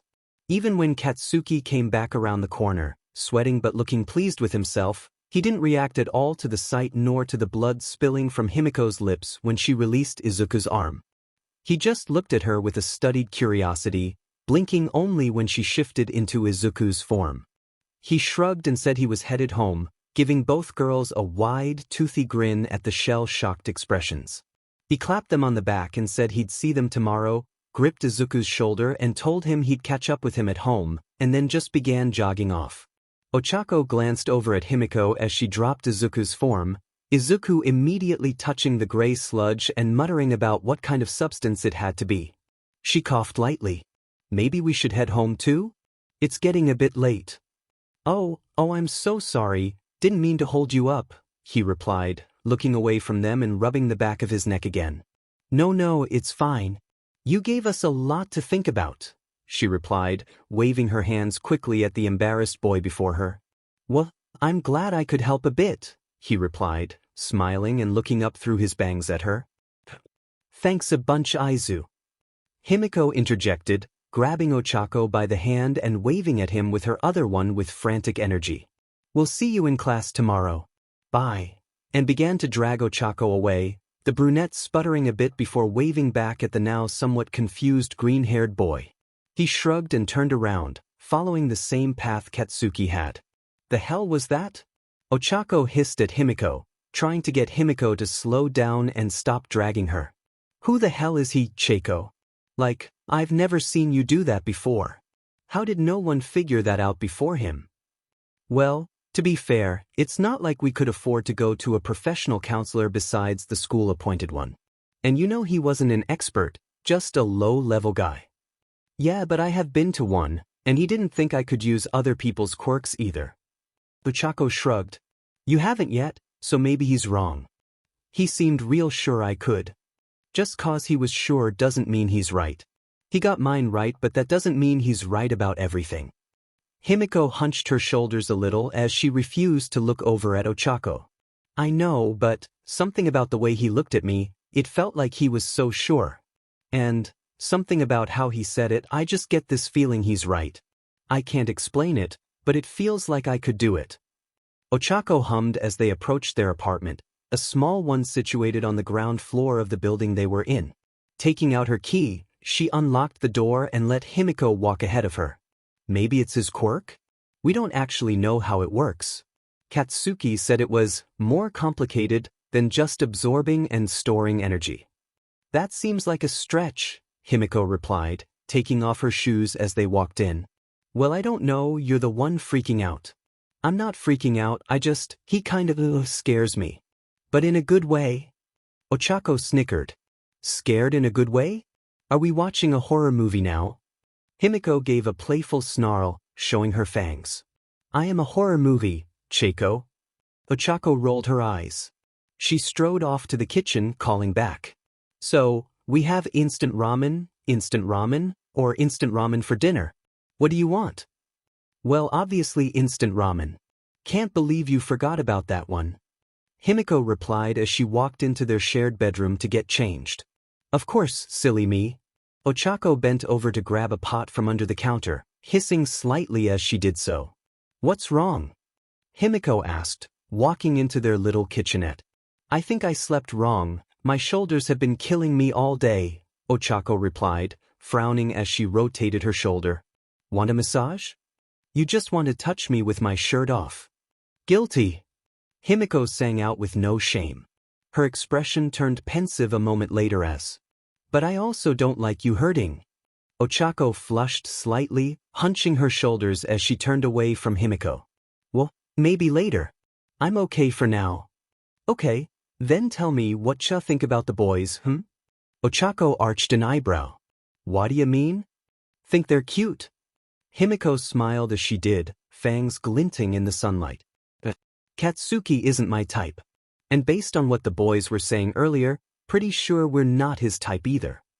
And Izuku? Ochako flushed a little. I mean, he was kinda cute when he got so excited. I thought so too. Himiko practically shouted, clapping her hands gleefully. Also, if that shirt was any indication, boy be built. Katsuki did say they train together, and he's pretty fit too. It makes sense for Izuku to be as well. Ochako sighed. Hime, you're not gonna hit on him when we see him next, are you? Next time? But maybe after a while we can see. Ochako turned away from the stove, glancing over at her blonde roommate's grin. Why did you say it like that? Well, obviously I'm not doing anything unless you approve too, duh. Ochako flushed again, feeling the blood rushing to her cheeks, and turned back to the stove, mixing in the flavor packet to the noodles. Hime, I'm still not sure it's the right time, with the exam coming up and all. Himiko stepped up behind Ochako and hugged her softly from behind, resting her head on the brunette's shoulder. I know. It's kinda hard with exams and what we have to work with. But that's okay. I can wait. You're too good to me. Ochako muttered. Nope, none of that. You helped save me, Ochako. You're the one who's too darned good. Ochako rolled her eyes, her blush fading as she stirred the noodles once more, turning the heat off. Okay, Hime. Come on, let me go, let's eat. Izuku bolted awake with a scream choked off in his throat, covered in sweat and shivering in the cool night air. His entire body quaked, the pulse of energy in his chest choking him, making him drag in deep shuddering breaths as he curled in on himself. Sitting up in his bed, he pulled his knees to his chest and wrapped his arms around them, burying his head in his knees as he tried to calm his breath.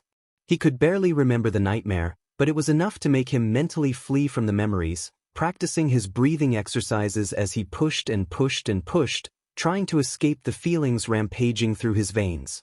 A pain in his hand made him flinch, lifting his hand up to stare at his softly glowing palm, the scar tissue almost glistening under the glow. He hated every second of it, this reminder of what he'd done. So much so he'd made it worse, when he was younger, when he couldn't handle the nights he lay awake in bed feeling the guilt roar in his chest, the pressure of not knowing how he could ever manage his feelings. That same pressure that led to him making the scarring on his body even worse than before, pain and agony wrapped up into him as his best friends. Even though it had been months since he'd last done it, he felt the phantom sting on his upper thighs, the one place he felt was safe from the ever-concerned gaze of the Bakugos. He glanced down at his legs, slowly laying them flat on the bed as he stared down. Pulling the edges of his boxers up more, he just kept his gaze locked on the scars, the mottled lines from both blade and burn that were scattered upon his skin. His gaze turned back to his hand, to his palm, where he'd carved out the most important number in his life, where he'd made sure that no matter what he did, he'd know, he'd remember, he'd feel his crimes. The number carved there was mocking him, mocking his belief he could ever make up for what he'd done. Glancing up at his phone, checked the time, seeing it was 3:30. He couldn't stay here, not right now. The room was too stuffy, too stale, he couldn't breathe. With practiced ease, he silently rose from the bed, tossing on a pair of pants and whatever random long-sleeved shirt he found first. He slid open his window silently, carefully clambering out of it and looking down at the drop. The bedrooms were on the second floor, but it wasn't like this was the first time he'd pulled this off. He slowly lowered himself down, gripping onto the window ledge with his hands as he dangled. Once he was as extended as possible, he let go carefully, tensing himself up as he fell. With a quick roll, he was able to absorb the impact without too much pain, feeling the kinetic energy flow up his legs and into his chest with a familiar burn from the movement. Taking a moment to collect himself, his feet already wet from the dew on the grass, he began to jog away from the house, heading to the one place he just needed to be alone. He ignored the pain as his bare feet went over gravel, over pavement, over uneven ground, jogging for 15 minutes with a measured pace until he found his way to the beach he'd been at earlier that day. Avoiding the trash heaps, he stepped across the sand carefully to the area he and Kaken had cleared for practice, where he knew the sand was safe for his bare feet. He kept walking across it to the edge of the beach, to where the waves were softly washing up against the beach with a gentle rustling. The water flowed over his feet, wrapping about his legs and then vanishing back, as if to teasingly pull him along towards it. For a moment, he stood there, staring out over the horizon. The skies above were mostly cloudless, only a scarce few wisps of clouds slowly making their way across the heavens. He took a deep, bracing breath of the air, tasting the salt on the wind, before unceremoniously flopping down onto the ground. He lay back on the beach, arms splayed out, half of him close enough to the water the waves were making their way up to his waist, soaking his lower back and clothes. Why had he even considered listening to Kaken? He knew what he was and what he could be, and could not be. That nightmare was all the proof he needed.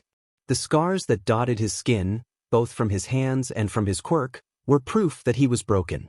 Intellectually, he knew his thoughts weren't the thoughts a healthy person had. His therapist had talked him through it time and again, but it didn't change the fact the thoughts were there.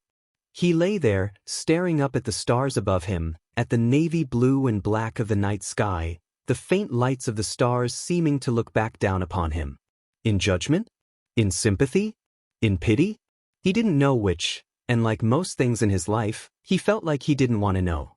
Laying there, the water slowly flowing around him, the only sound he heard being the waves, sometimes he wondered how easy it would be to just walk out into the water, to see what lay beneath its surface. To just let go, let the waves come, let the ocean roll over him and be at peace. There was a sense, somewhere in him, that he'd enjoy that. More than he enjoyed the guilt, at the very least. He closed his eyes, taking deep breaths in as he just lay in the sand, listening to the soothing sound of the waves. He didn't know how long he lay there, but he heard the sound of footsteps approaching after a while. He could smell the caramel wafting across the air, telling him who it was who was coming close. Izuku didn't bother opening his eyes, still laying there, breathing deeply and calmly, waiting for Katsuki to say something. But the other boy said nothing. He just let out a sigh, and seemed to walk away, heading towards the piles of trash laying about on the beach. Izuku didn't bother moving, assuming Katsuki would come get him when he wanted to talk. He ignored the muted booms coming from over in Katsuki's personal test range, just waiting patiently, letting his thoughts flow in and out, like the tides. By the time he felt the warmth of the sun beginning to crest the horizon, the explosions had petered out and he heard the sound of footsteps crunching across the sand once more to stand just behind him, out of the water. "School's cancelled," came the statement from Katsuki. Izuku opened his eyes, blinking rapidly to clear the sudden blinding from the light of sunrise. Craning his neck, he looked up at Katsuki as the blonde loomed over him. "Why?" His voice came out raspy. "Villain attack on the main road leading in. Nobody got hurt but the streets all sorts of F-ed, said it'll be a day or two before someone gets it fixed." "Ah." Katsuki kept staring down at Izuku, letting out a long-suffering sigh as he collapsed onto the sand next to the greenette, knees pulled up. After a few minutes of silence, Katsuki broke it. "Nightmare." Izuku didn't bother replying out loud, just giving a small nod, his gaze having returned to the slowly changing color of the sky above. "Figured," Katsuki grunted. The silence stretched on again for a while, before Katsuki broke it once more. "Brought your shoes. And gloves. And clean clothes. Because you're a FING idiot. Figured we could do some training today. Invited the girls too. They said they'd be here in a bit." Izuku was pretty sure whatever piece he'd managed to slowly piece together was already gone, but every word Katsuki said just added more weight onto his chest. So he did the only thing he felt he could. He asked Katsuki for the answer to a question that he always wanted to know. "Why? Why did I want to train? Or why invite the girls? Why do you bother?" The blonde sighed. "Izuku dash. I'm not being all self-deprecating or whatever, Kaken," Izuku interrupted. "I know you care. I know you just want me to be happy. But it has to be frustrating for you. How broken I am. It's 1 step forward and 10 steps back with me, and I know that. And I know you know that too. Why haven't you just given up yet?" Katsuki took a moment to consider his response. "It frustrates the F out of me, you're right. But Zu, you've known me since we were in FNG diapers. When have I ever given up on something once I put my effing mind to it? I am the poster child for stubbornness. That's my FING legacy. It's written in the dictionary, you open it up and there's my face plastered all over the FING page. I don't give up. And I won't. So get used to it, Zoo, because I don't care if I have to drag you to UA in a bag, I'm getting you to take that FNG test, because we both know it's what you want. Alright. You are pretty stubborn. But just, let me lay here for a while still. I just need to, Izuku really didn't know how to say what he wanted to say, he just needed more time. He wasn't really there yet. Katsuki stood up, brushing off the sand on his shorts. Yeah, I getcha. Take your time. I'ma do some jogging. Join in whenever you're ready. Izuku continued to lay there, the prior sounds of waves crashing on the beach being overshadowed by the occasional sound of Katsuki's feet jogging past, doing a loop around the beach and through the paths they'd carved into the trash. After an indeterminate amount of time, as the sun had fully risen and he could feel the energy absorbing through his palms, he heard the soft footsteps of two others. Hey, Izuku. Himiko's voice trailed off as she spied his prone form, arms akimbo, half in the water and looking strangely peaceful. Good morning, Himiko. You guys sleep well? He asked, not opening his eyes as the girls approached. Yeah? We slept fine, Ochako responded hesitantly. That's good, that's good. Silence stretched on for a few moments longer, as the two stared at his form, still clearly confused. Finally, Ochako decided to just go for it, as her dad would say. So, what are you doing? Laying in the sand like an idiot, came the deadpan reply. Smartest, Himiko snarked back. She means why? Had a nightmare. I come out here when I do. Just helps to think and process, you know. How long were you out here? Dunno. Left the house a little before 4. What time is it? Ochako checked her phone. It's a bit past 6. Well, there you go. Couple hours. And you're not cold? Himiko asked, looking at his exceedingly soaked clothing. Like I said yesterday, I'm not really bothered by temperature. Part of your quirk? Himiko asked, Ochako's eyes going wide as she tried to silence Himiko, remembering what Katsuki had asked of them. A chuckle stopped her as she saw Izuku's eyes open, his head tilted back as he looked at the two upside down. It's okay, Ochako, I don't mind that question. And yeah, it's cause of the energy I store. It regulates my temperature, so if I'm in a colder environment, it heats me up and vice versa. It's pretty nice for summer and winter. Bit of a pain in milder times though, 'cause it kind of switches rapidly and can throw me off. Well, that's gotta be nice, Himiko muttered, looking fake annoyed. Winter sucks so much for me, it's always so cold. If I'm around, just sit near me, I can radiate energy and heat up the air. Not as well as a fire quirk user, but good enough if you're close. Oh, Izuku gonna cuddle with me when I'm cold? That's sweet. Izuku sputtered, eyes going wide as he sat up quickly, sand flying everywhere. WB, no, that's not, I didn't. Pfft. Himiko burst into laughter, bending over at the waist as she held her stomach. Oh my god, you should see your face. Betrayed, Izuku looked over at Ochako, who was trying hard to hold in her own snickering and failing miserably. With a huff, he flopped back down onto the sand, pointedly closing his eyes. Screw both of you, I'm going back to contemplating the mysteries of the universe. Is that an offer? Ochako asked in a saccharine tone. Izuku slammed his hands onto his face to hide his quickly reddening cheeks. I take back everything nice I thought about the two of you. You're worse than Kaken. We're just teasing, Izuku. Best get used to it, I'm a shark about these things. Himiko snapped her teeth with a loud click. Pretty sure you have a cat mutation, not a shark mutation, Izuku mumbled. Yeah, it's a joke, Aizu, get a sense of humor. I have a sense of humor, it's just buried under all this sand. Hey Izuku? Ochako asked, cutting into the banter between the other two.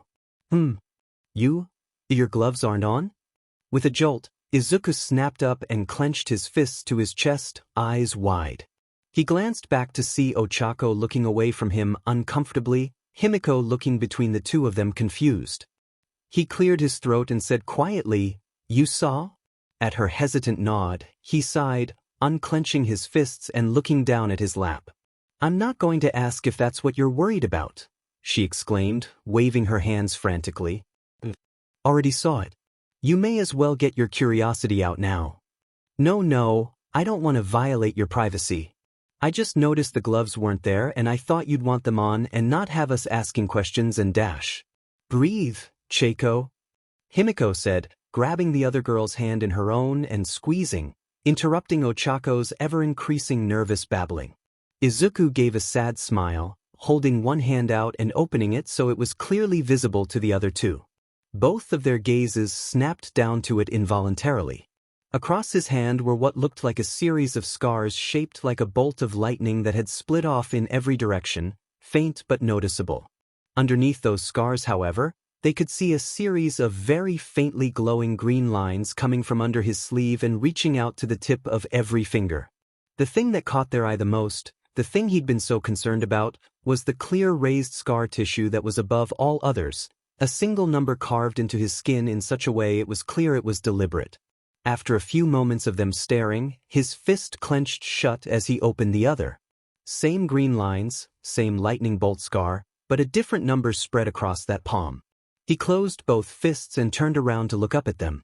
I won't get into details, but it's the number of my crimes that I must pay for, he whispered, his green eyes vacant.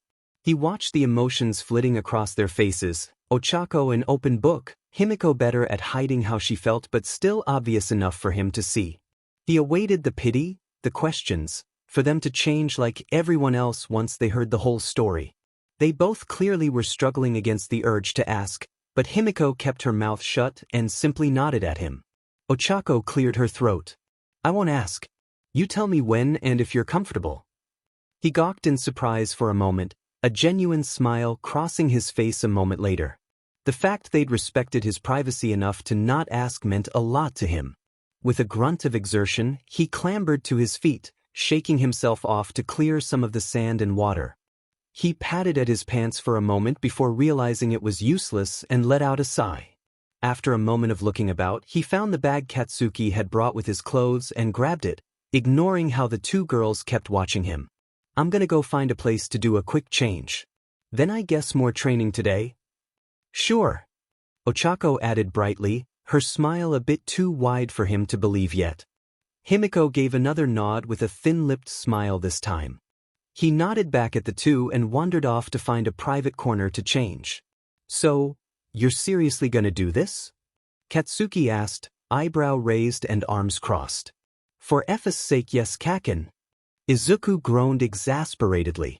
I'm just making sure. I've got 3 theories about my quirk's applications, so I'll test them out. I said I'd do it next time we did quirk training, and today is quirk training for me. What Izuku was not saying is that his conversation with the girls and the memory of those numbers made him decide he had to pay for his crimes, and if he couldn't kill himself to do it and they wouldn't imprison him, he'd save people until he'd paid his debt. Which meant using his cursed quirk. Okay, fine, don't blow a FNG gasket. Well, get on with it then. First application is the one we know. Sending the energy through me like I did with the Sludge villain. Didn't the doc tell you that it hurt? Izuku shrugged. Yeah, but I can't escape that part. Plus I think it'll hurt less the more I do it. Well, can't FING argue with that. Let's see what happens. Girls, step back. Katsuki took a few steps back as well, letting Izuku concentrate. It wasn't like he didn't know how his quirk felt, he just tried to push it down rather than let it go. But he wasn't the type to ignore the facts. The doctor had used the word flow for a reason. Which made sense if he thought about it. Izuku had always liked water, liked watching it, swimming in it, being around it. Rain was his favorite weather, after all. Maybe that had to do with his quirk, or maybe he was attributing something inherent to who he was to his ability, but either way, he figured that he'd follow the rabbit hole down. He focused on the energy in his chest, the roiling, bubbling, barely contained pressure that he'd lived with his entire life. He reached for it, moving to hold it in his hand, to gather it together and instead of shoving it down into a box, prepare to push it out. Once he felt he could grasp it, like it was his, he simply did what he always avoided doing and let go. F dash, he shouted as he collapsed to his knees, teeth gritted in pain. The burning sensation he'd felt when he tried to rescue Kaken was magnified 1,000 times, energy roaring through his veins, or whatever they FNG channels were called, like a typhoon, ripping them open and making him feel like he was being ripped apart from the inside. "Izuku!" came 3 shouted voices as he collapsed, all 3 rushing to his side. He quickly threw one hand up to halt them, wincing as every muscle in his body ached when he did so. Hold up. This is what she said would happen, he managed to get out through gritted teeth. "How effing bad is it?" Katsuki asked, kneeling next to him and looking at him with worried eyes. "It hurts." "How bad do you think it is?" he managed to hiss in reply. "Maybe you should turn it off?" Ochako offered meekly. "No. I have to get used to this and force it, I think," he said, wincing. "Not as bad the longer it goes." "Forcing it doesn't sound good, Aizu," Himiko chimed in, worry tinging her tone. "I just mean sticking with it." He hissed out again as a fresh wave of pain shot through him. He clenched his arms around his abdomen, curling over till his head was nearly pressed into the sand. "Okay, deep breaths, Zu. Come on. If you're gonna do this, deep breaths, come on," Katsuki encouraged. I'm trying, sheet. Dash. Remember what the doc said, flow, let it flow. It's gotta go through those channels, you can do this, come on." Katsuki kept up a running commentary, his voice fading into the background as Izuku found himself unable to focus outside the pain thrumming through his body. "Okay, yeah, flow, right? Like water. Flow. So out through the channels, right?" he thought to himself. He could feel it pushing against his skin, demanding he let it out, demanding he release it, but that didn't make sense. It was supposed to just pump him up a little, it didn't need to leave. It just needed to circulate. That was it. With a grunt of exertion, as sweat beaded on his forehead, he tried to send the energy back, make it start looping from his core out and then back, circulating it through his entire system. He took a deep, shuddering breath as the pain faded, only a small amount but enough to feel relief. Out. A stream, a river, a water cycle system, flowing out and then in.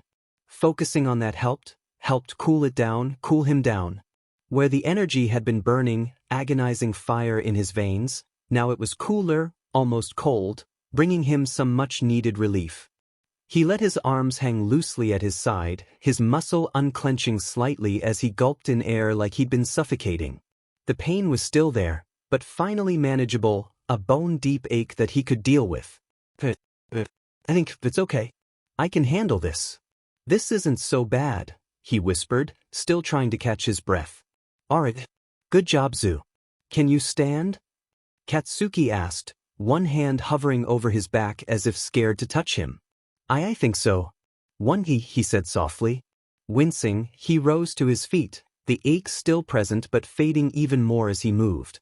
He turned to face the other 3, opening his eyes to see their concerned gazes. That's not something you see every day, Himiko said, staring at his chest. He blinked, before glancing down, seeing the snaking green lines of energy pulsing through his shirt and all the way through his body, stretching out to his fingertips and back, down to his legs and back as well.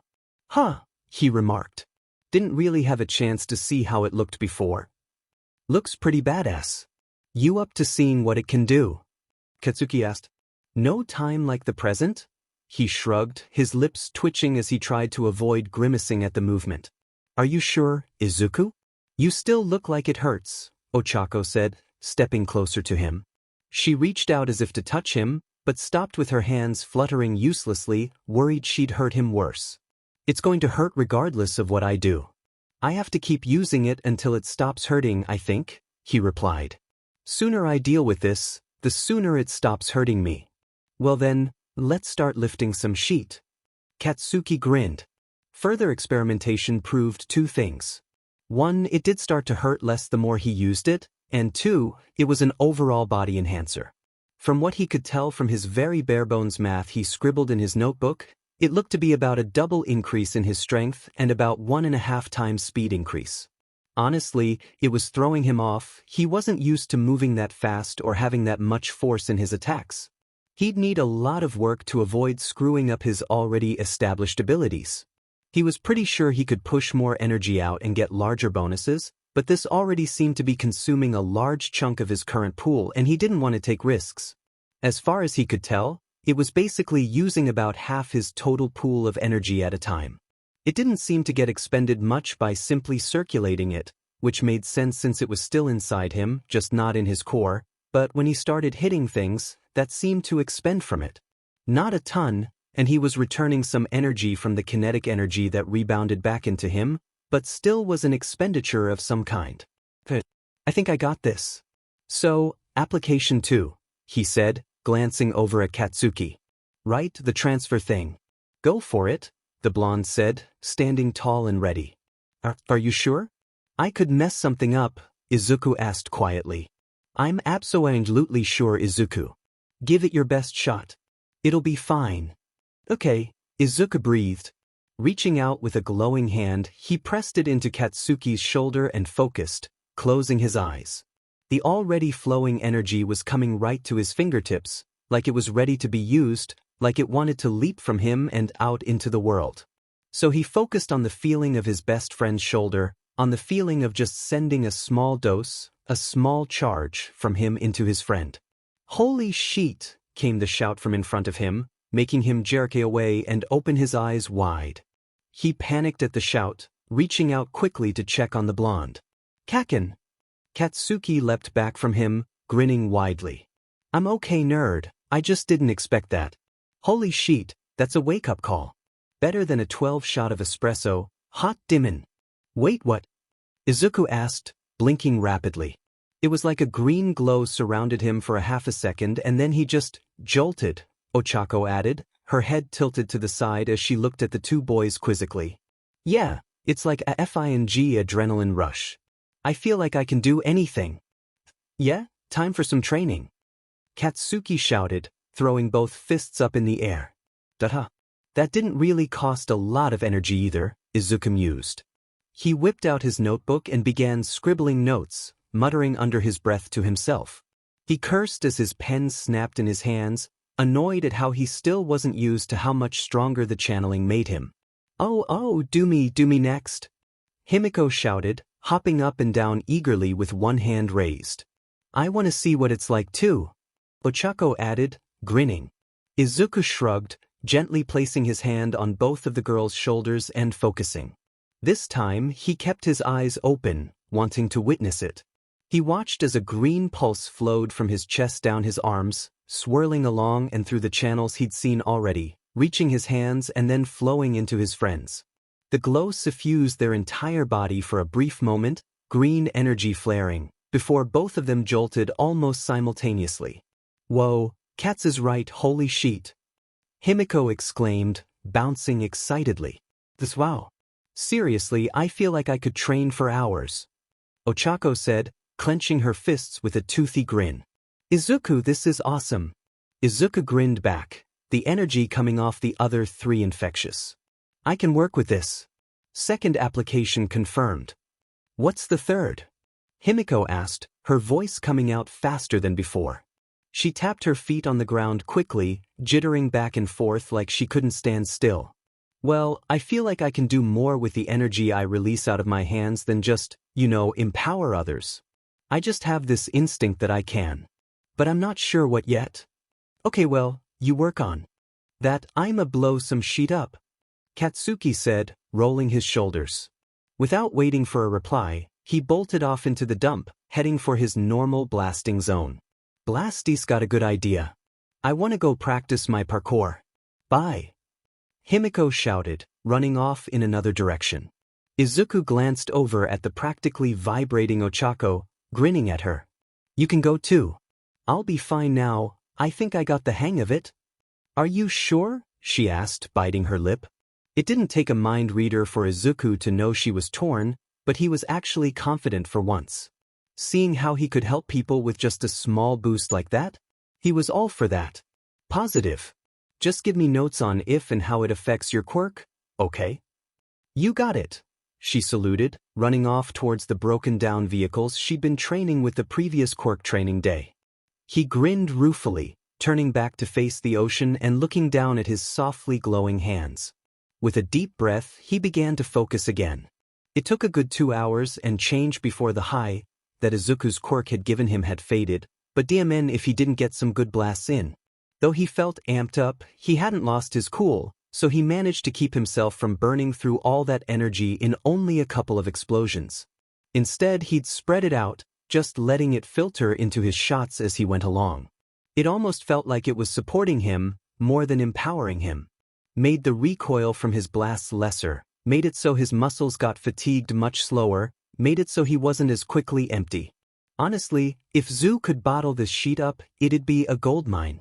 Rolling his shoulders, he walked back around the area he'd been practicing in, finding Izuku seated on the sand with a notebook out, pen tapping against his lip as he pondered. He noticed Himiko was splayed out a few feet away, a wide smile on her face as she panted. Ochako was a couple meters back from them, sitting casually as she sipped from a water bottle, her face a little green. "Hey nerds, what's up?" he asked. "Izuku's quirk is fun, that's what," Himiko exclaimed. "Makes a difference in how much weight I can affect, but I still kinda went over my limit," Ochako got out, wincing as she rubbed her stomach lightly. "Yeah, seems like it doesn't stop me from going overboard either," he added, sauntering over to plop down next to Izuku. "What about you?" "Third application is confirmed," Izuku said, still staring down at his notebook. After a moment of glaring at the notebook as if it offended him, he scribbled down on it again, before placing the pen in his pocket and slamming the notebook shut. "Oh yeah? What's the third application?" Izuku grinned at Katsuki as he held a hand up in the air, palm facing the ocean. "Watch." A moment of concentration passed, before the green glow lit up underneath Izuku's skin as a shimmering green disc appeared in front of his hand. "What's that do?" the blonde boy asked, tilting his head to the side. "It's a field of energy that I can add properties to. So far I've identified 3 properties: diffusion, attraction, and repulsion." Less nerd talk, more practical explanation. Izuku's smile grew even wider. "Okay, so diffusion acts like a normal force field. It causes whatever hits it to be broken up and scattered. It's not really the act of diffusion, I just call it that because it causes whatever hits it to kind of scatter. Attraction causes the field to draw in or grab and hold something. Like I can make the field grab onto my notebook and just hold it in place. Finally, repulsion causes the field to launch whatever's in front of it away." Katsuki blinked at Izuku. "Okay, so, what can you do with that?" "Watch." Izuku leapt to his feet, standing still for a moment as he shook his hands out. "Watch my feet real quick," he instructed, Katsuki looking down as the other 2 girls glanced over, curious. A moment later, a green glow appeared, 2 small shimmering discs appearing beneath Izuku's shoes. Izuku bent down slightly, the glow growing brighter, before launching into the sky, going up at a rapid pace. 5, 10, 20 meters up, reaching the apex of his leap and beginning to fall back down to the now worry of the other 3 teens. A second later, however, 2 more green glows appeared under his feet and he landed on them after having fallen only a meter or 2 down. Izuku looked down at the other 3, hair tousled by the wind.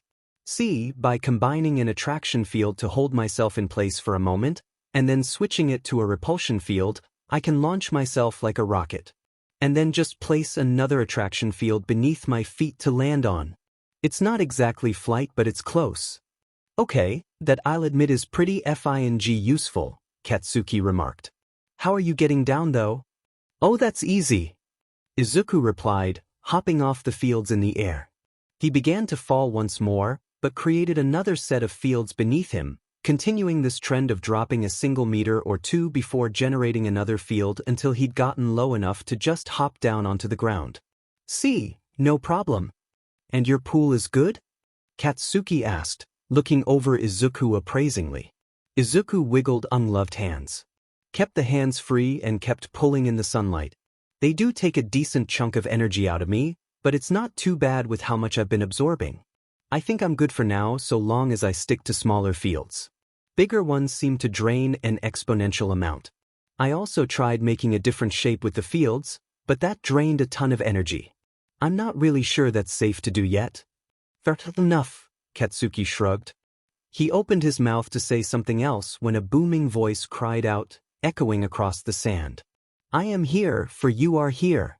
Without warning, a figure slammed into the beach a few meters away from the group of teens, sending a spray of sand up and nearly blinding all 4 of the teenagers.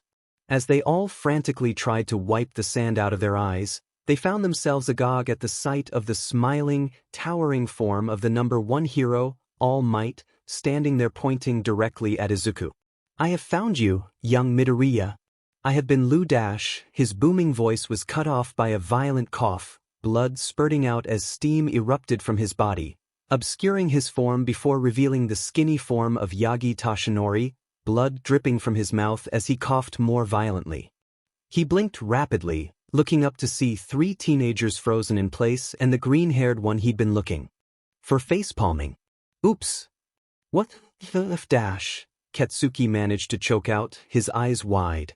The girls were not much better, Ochako having plopped down on the sand in shock while Himiko scurried away from the suddenly deflated All Might before her. Izuku had his head in his palms, unable to fully comprehend how quickly this had all gone to shit. Well, not exactly how I intended on doing this, but I may as well move forward. All Might announced, standing tall. This was ruined a moment later when blood came pouring out of his mouth as he fell into another coughing fit. Oh my god, are you okay? Ochako's surprise broke the moment she saw someone in trouble, leaping to her feet and taking an abortive step towards him. Worry not, young lady, this is normal for me.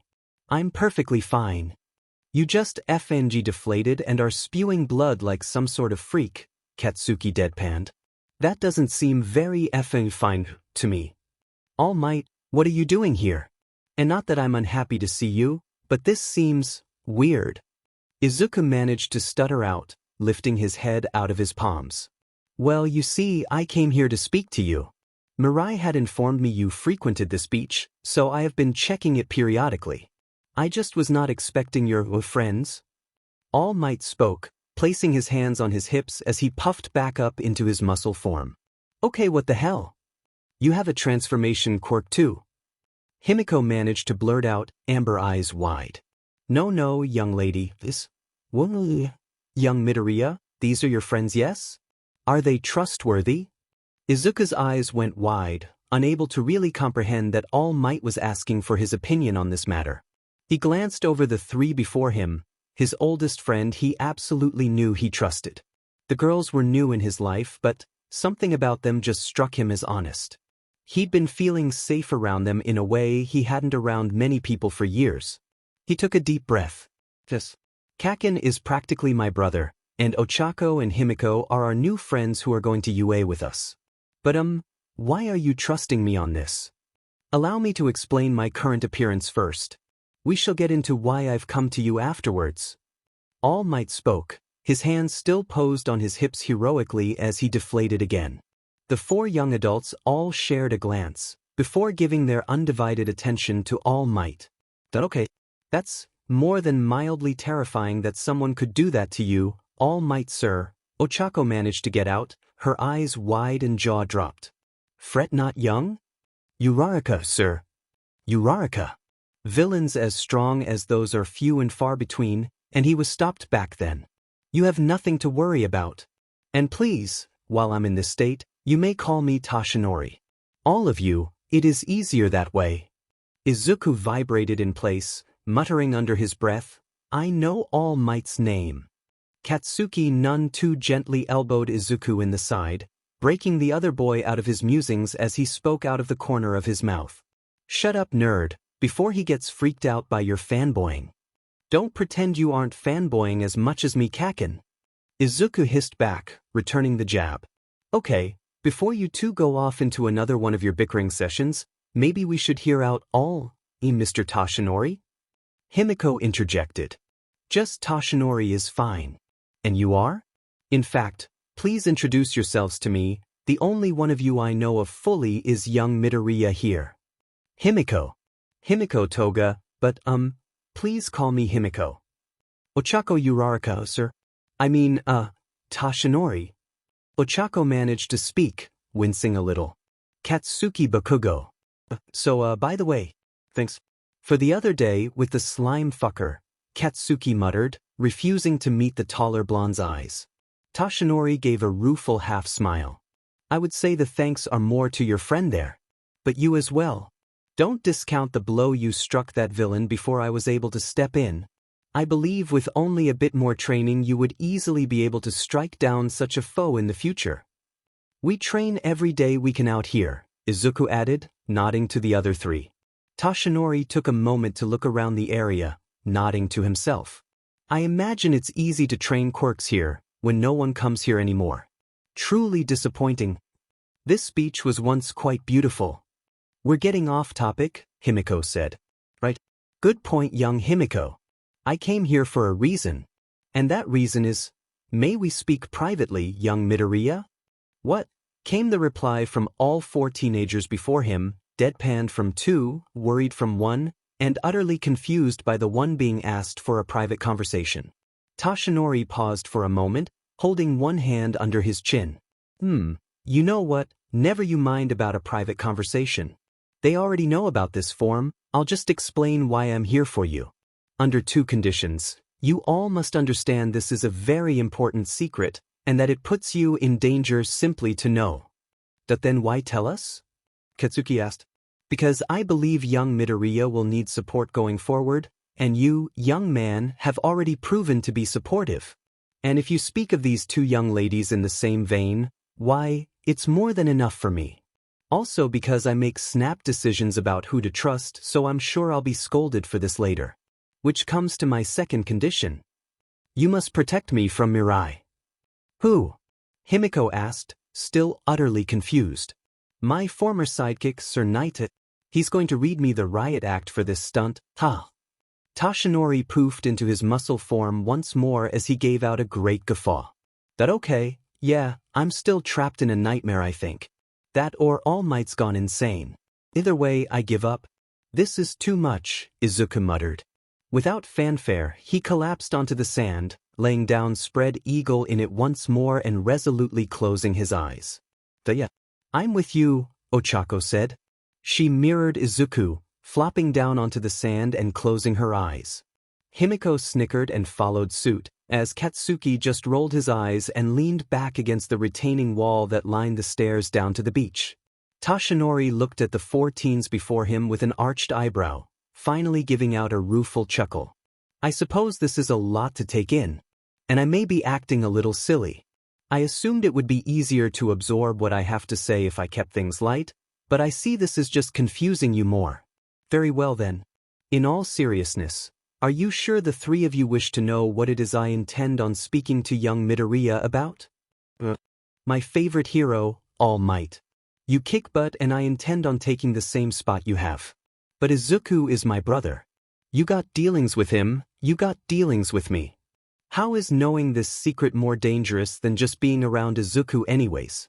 If it's something that makes his life dangerous in some way, we'd be in danger just by being his friend, wouldn't we? So what's the difference? Himiko chimed in. All Might raised his finger as if to dispute her, but paused after a moment to consider. You may have a point, albeit I don't think it is quite correct. But still, you do seem determined. Very well. I shall explain what I came here for. Young Midoriya, I want you to become my successor and inherit my power. What? Came the now screamed comment from the four teens. All Might deflated once more, wincing at the sound as he coughed blood again. Allow me to explain. Again.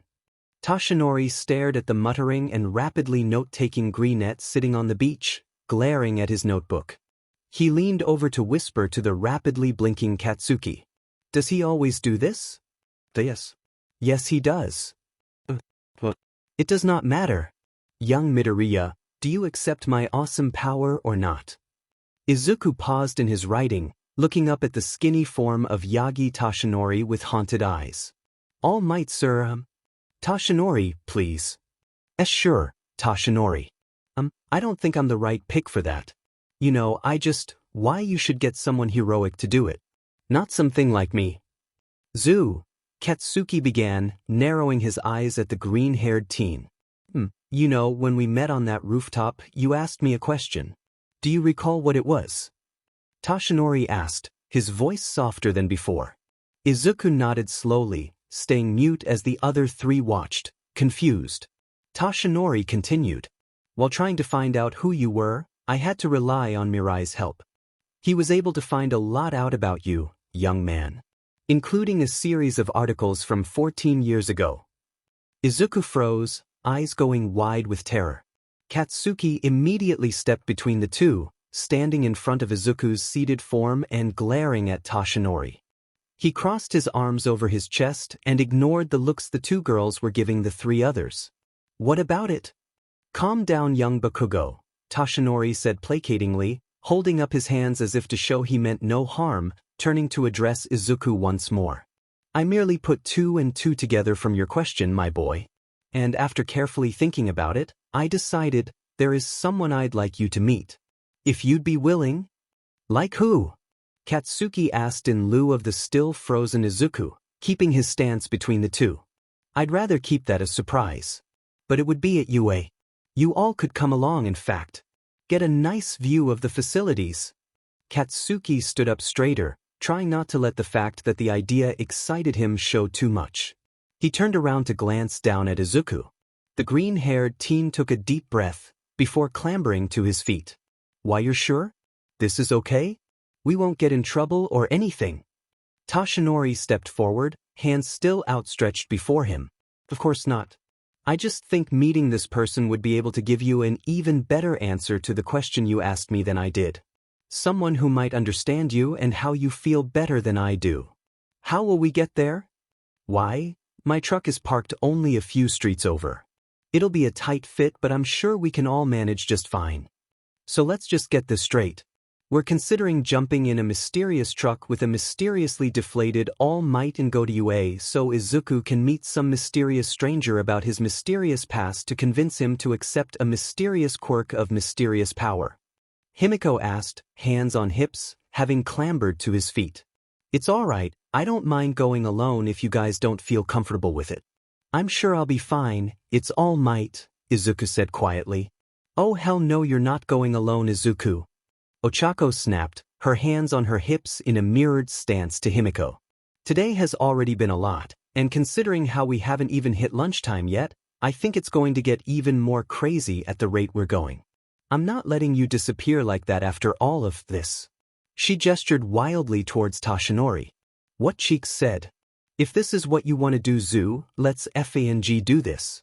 Izuku looked around at the other three for a moment, feeling just a little bit warmed by how willing they were to stand by him for what was objectively a weird FANG day.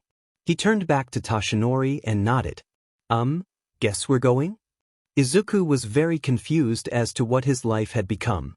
Today had been one hell of a roller coaster.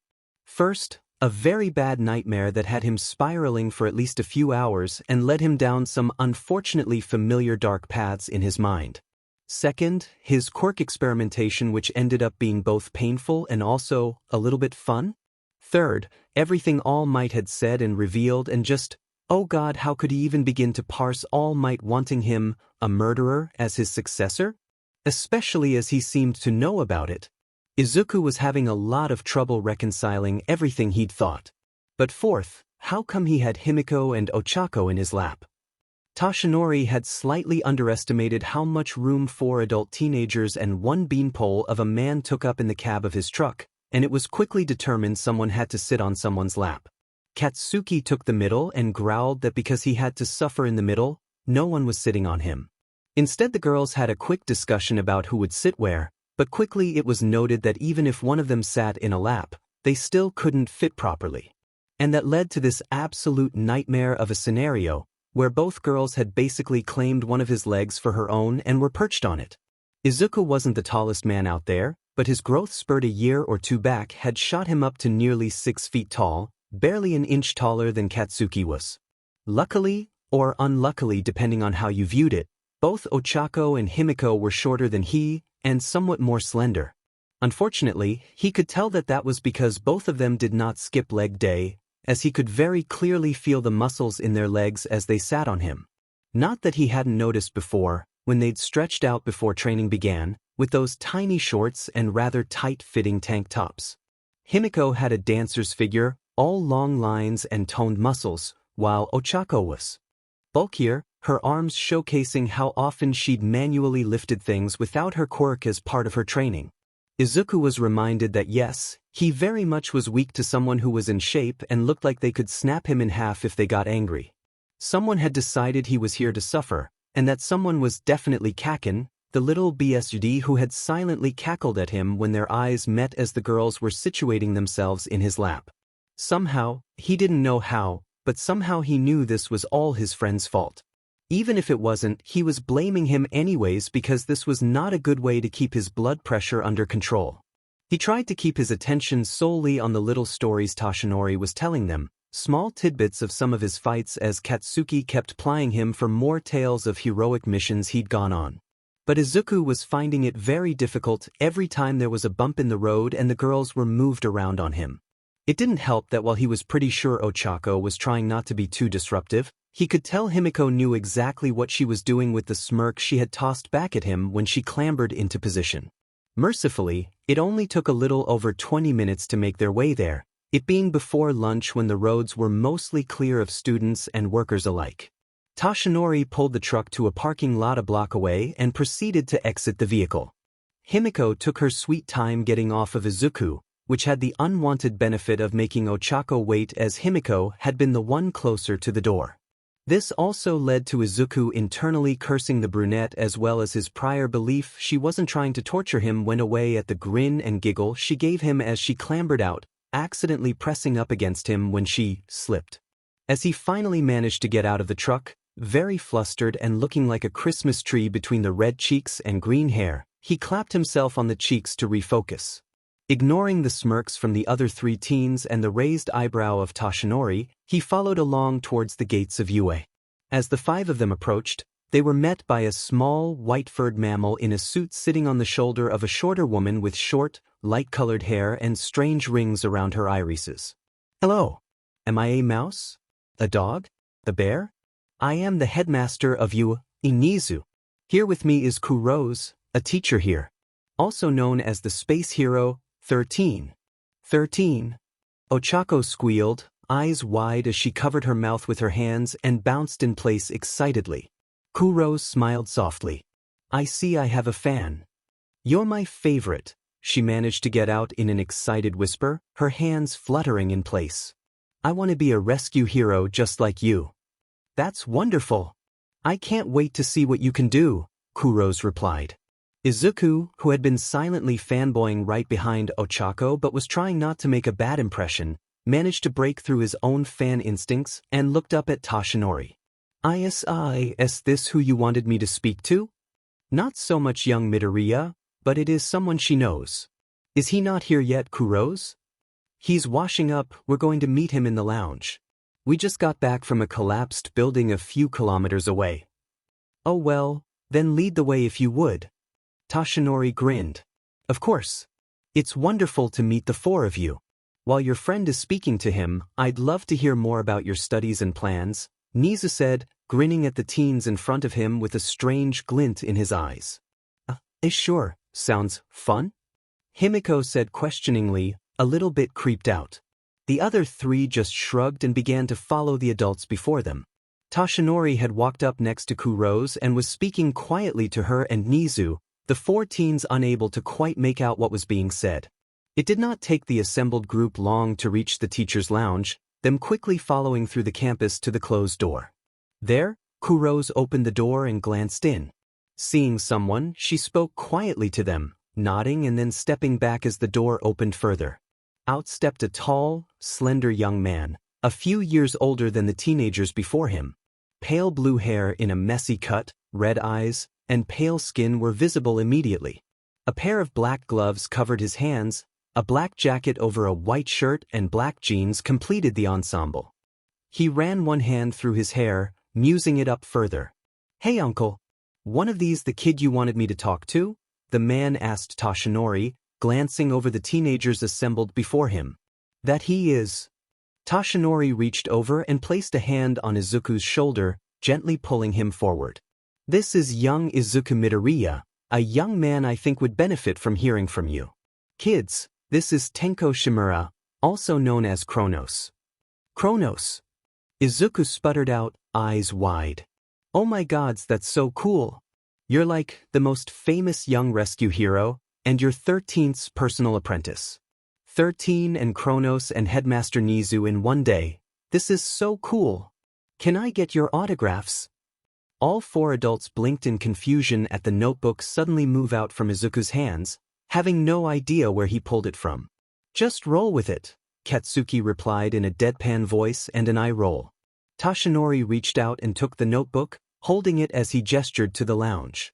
I'll get your autographs for you, young Midoriya.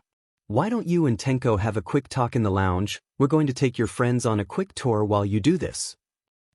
Are you sure, Izuku? Ochako asked quietly, looking between the various adults with some suspicion. Izuku gulped, also a bit concerned, but this was you. He was sure he was safe here. I'll be fine. You guys have fun. He could tell his smile wasn't very convincing to the other three, but they all followed the adults along as Shimura held the door open for him and gestured for him to enter. Izuku walked in, noting the varied desks covered in paper and boxes, the couches lining the walls, the office rooms in the back. One small coffee table had what appeared to be a handheld video game sitting on it, which was the one Shimura walked over to and plopped down on. Leaning back against the couch, the blue-haired man placed his hands behind his head and closed his eyes as if he was going to go to sleep. After a few moments of silence where Izuku wasn't sure what to do, Shimura spoke up. Take a seat, Midoriya, you're not in trouble. My uncle just figured I had a unique perspective on what you've gone through. Oh, okay. Sure. Izuku managed to sputter out, sitting carefully at the end of the couch. Silence stretched out into the room again for a good minute more, before it was broken by Shimura. So, killed your family when your quirk first went off, huh? Izuku jolted at the statement, nearly leaping to his feet as his eyes went wide with fear. He sputtered out vague vowel sounds as if trying to speak, but the sheer unexpected bluntness and how casually the hero had said it had his mind blue-screening, unable to fully comprehend the fact someone had just said it outright. No one ever just said it. Yep, that's about the reaction I expected. Guess we do have something in common, huh? Izuku's already spiraling thoughts, fears and worries and memories he wished he could forget, came to a screeching halt at the next thing Shimura had said. His gaze snapped to look at Shimura, really looked at him for the first time, not as a hero, but as a person, and in the now open, burning red eyes before him, he could see how fragile the facade of nonchalance was. Recognized after all, and he'd had plenty of experiences with putting on a mask, one that could fracture at a moment's notice when pressed. Shimura let out a rueful chuckle at the gaping Izuku. Yeah, bet you didn't think someone else had done the same, huh? Or become a hero. You're looking at him. A familicidal murderer who became a hero. You know my quirk, right? Why, a 5-point touch disintegration, right? You use it to clear rubble in seconds, or tunnel down into collapsed places to rescue people. It can also kill a person in less than 10 seconds, came the quiet response. I can't turn it off. I wear these gloves to protect other people from me, not to protect my hands. Especially as I don't need 5 fingers anymore. Izuku turned to fully face Shimura, something in him telling him not to interrupt and just to listen. For perhaps the first time in his life, since he could remember, he felt like maybe, just maybe, someone got it. Shimura ran his hand through his hair again. My dad was a real piece of shit. He hated heroes with a passion, and got so set at me for wanting to be one, to be just like my grandma. His mom. She gave him up for adoption cause of her job, so he blamed the heroes for that. He'd beat the ever-loving shit out of me and my sister if we even thought about heroes. But, he was still my dad, and I was a kid, and I still loved him. I never wanted to hurt him. Shimura looked up at the ceiling above, shoulders slumped. I was holding my dog, Mon, when my quirk decided then was a great time to turn on. And then I wasn't holding a dog, I was holding blood and bits of fur. I had no idea what was going on, I was freaking out. My sister came running out to grab me when I screamed, and I lost her then too. I ran inside. I wanted help, I wanted someone to save me, wanted my dad or mom to fix it. But mom grabbed my hands too. Shimura slumped further, head bowed down as he closed his eyes again. It happened so fast. Next it was my grandparents, everyone so confused, so panicked, no one reacting right. I was so scared I ran at them, covered in blood and pieces of people, and I just wanted them to save me, but instead I killed them. And my father, he came at me with a weed whacker.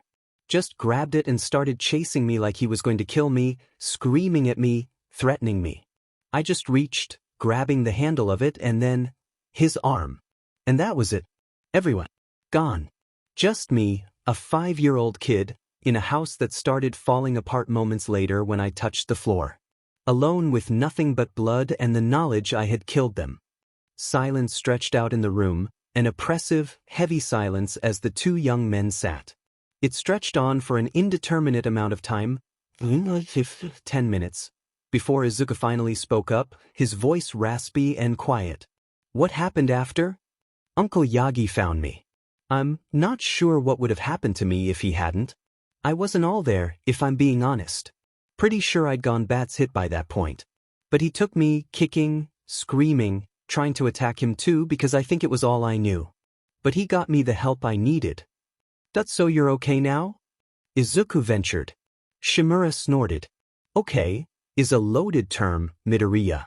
If you're asking if I still feel guilt, of course I do. Do I have nightmares? Weekly if not nightly.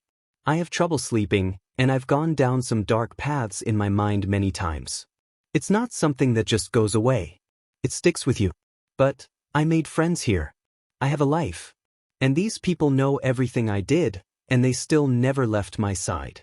Hell, Kurose acts like she's my mom half the time, making sure I eat right and everything. He chuckled sadly, glancing over at Izuku. It esigues to know your quirk hurt someone you care for.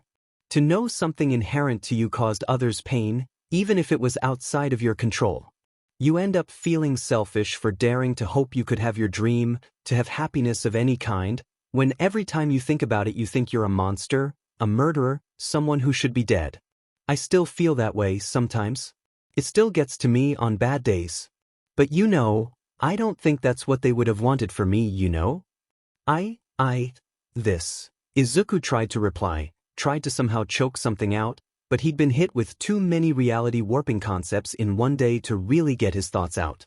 Midoriya, calm down, Shimura ordered, smiling softly. Chill. It's all good. And don't feel like you have to share your life story either. I know you just met me. Took me a good few years to be able to talk about mine after I got here, and I never tell strangers. But then why tell me? We just met, like you said. Shimura shrugged. 'Cause Uncle asked me to. He handed me an article about what happened and told me he thought I'd get it better than he could. Was he right? Izuku looked down at the ground, entangling his fingers together and squeezing his hands tightly. Yeah, he was right. I do think you get it in a way no one else did, not even Kaken. Kaken? The blonde boy I came here with? His mom and mine were best friends, and he and I were basically raised together, so after what happened, his parents took me in. He's like my brother. That's nice. My grandmother's best friend is the one who took me in, Grandpa Torino. And Uncle Yagi was always around too. I didn't have many friends growing up though, I wasn't that great with people. Mostly played games. But it got better when you got here? Izuku asked, tilting his head. Shimura nodded. Yeah. Not given much choice really, you end up living with a bunch of other hero wannabes for 3 years. It's hard not to make friends. None of them gave a shit that I preferred to hide in my room with my games. They dragged my sorry but out of the dorm over and over again. Mostly Kigo, to third wheel on his dates with Toya. Annoying bird boy but still, good people. And look at me now. Shimura tapped his hand against his chest, then held out his hand and swept it across the room. I'm here at UA, a pro hero who saves lives. I help people. And I'm even here giving a pep talk to the next symbol, to my uncle's successor. I think I'm doing just fine. Wait, what? Why Izuku blurted out. Of course. Uncle told me before he even asked you to come here. Hell, he asked for my advice about how to approach you. I know all about it, Midoriya. That then do you think I'd be a good choice? I don't know you, Shimura pointed out, not unkindly. I can't judge my uncle's choice off one conversation where you've said maybe a dozen words. But I trust his judgment. And at the end of the day, trust in those we love is all we have, don't you think? Izuku thought about Kaken, his brother. About auntie and uncle, the ones who took him in and raised him from childhood. The faded, gray memories of his mother and father, their smiling faces and laughing tones ringing in his ears. The way he was warming up to Ochako and Himiko, his new friends who he could freely laugh with without the specter of his past choking him like it had with his other classmates. He nodded slowly. Yeah, I guess I can see what you're saying. Shimura's phone rang a moment later, a little jingle Izuku recognized as a little music number from one of the oldest pre-Quirk gaming franchises. The blue-haired man checked his phone reading over a message, before nodding. He looked over to Izuku. Uncle says they finished their little tour and are heading to the headmaster's office for a chat. You okay to join? Izuku took a deep breath. Why, I think today has been a lot, heh? Shimura let out an undignified snort. Yeah, I can imagine. Here, gimme your phone. As soon as Izuku pulled it out, a confused look on his face, Shimura snatched it up and rapidly typed something in. Handing it back, he nodded. That's my number. If you ever need to talk to someone who gets it, feel free to send me a message. I sleep odd hours so I can't promise I'll get back to you right away, but soon as I see it I'll hit you up. Izuku stared at his phone, wide-eyed. Taking another deep breath and shoving another fanboy moment back down, he gave a quick nod back. Okay, Shimura. Shimura winced. Just call me Tenko. Sure. Then you can call me Izuku. Tenko smirked. Reaching out with one hand, he ruffled Izuku's hair, making the green-haired teen go cross-eyed for a moment as he followed the hand. Tenko snickered. All right, Izuku, let's go see what the headmaster wants. Heading to Nisa's office felt surreal to Izuku. He was walking beside Chronos, inside of UA, heading to see the headmaster of the school and one of the most intelligent beings on the planet as far as anyone knew.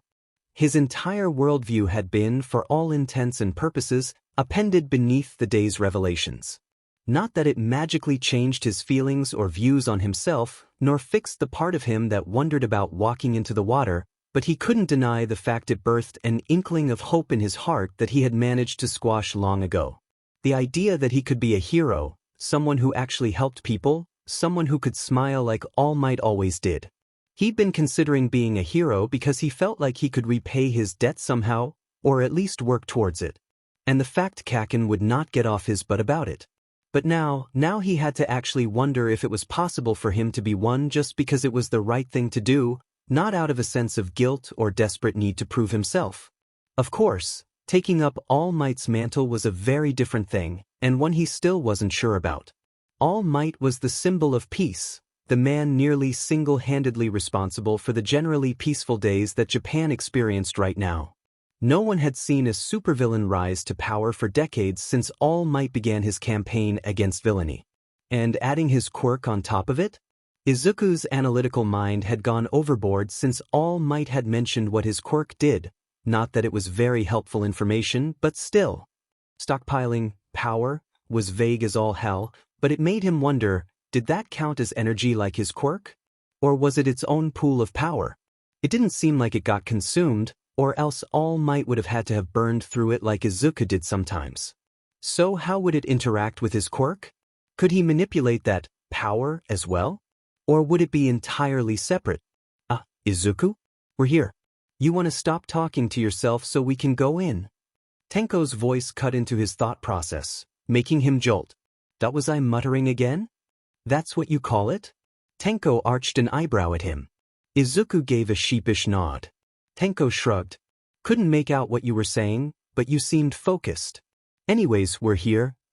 He gestured to the door in front of them, which as he gestured swung open, revealing the visage of 13 once more.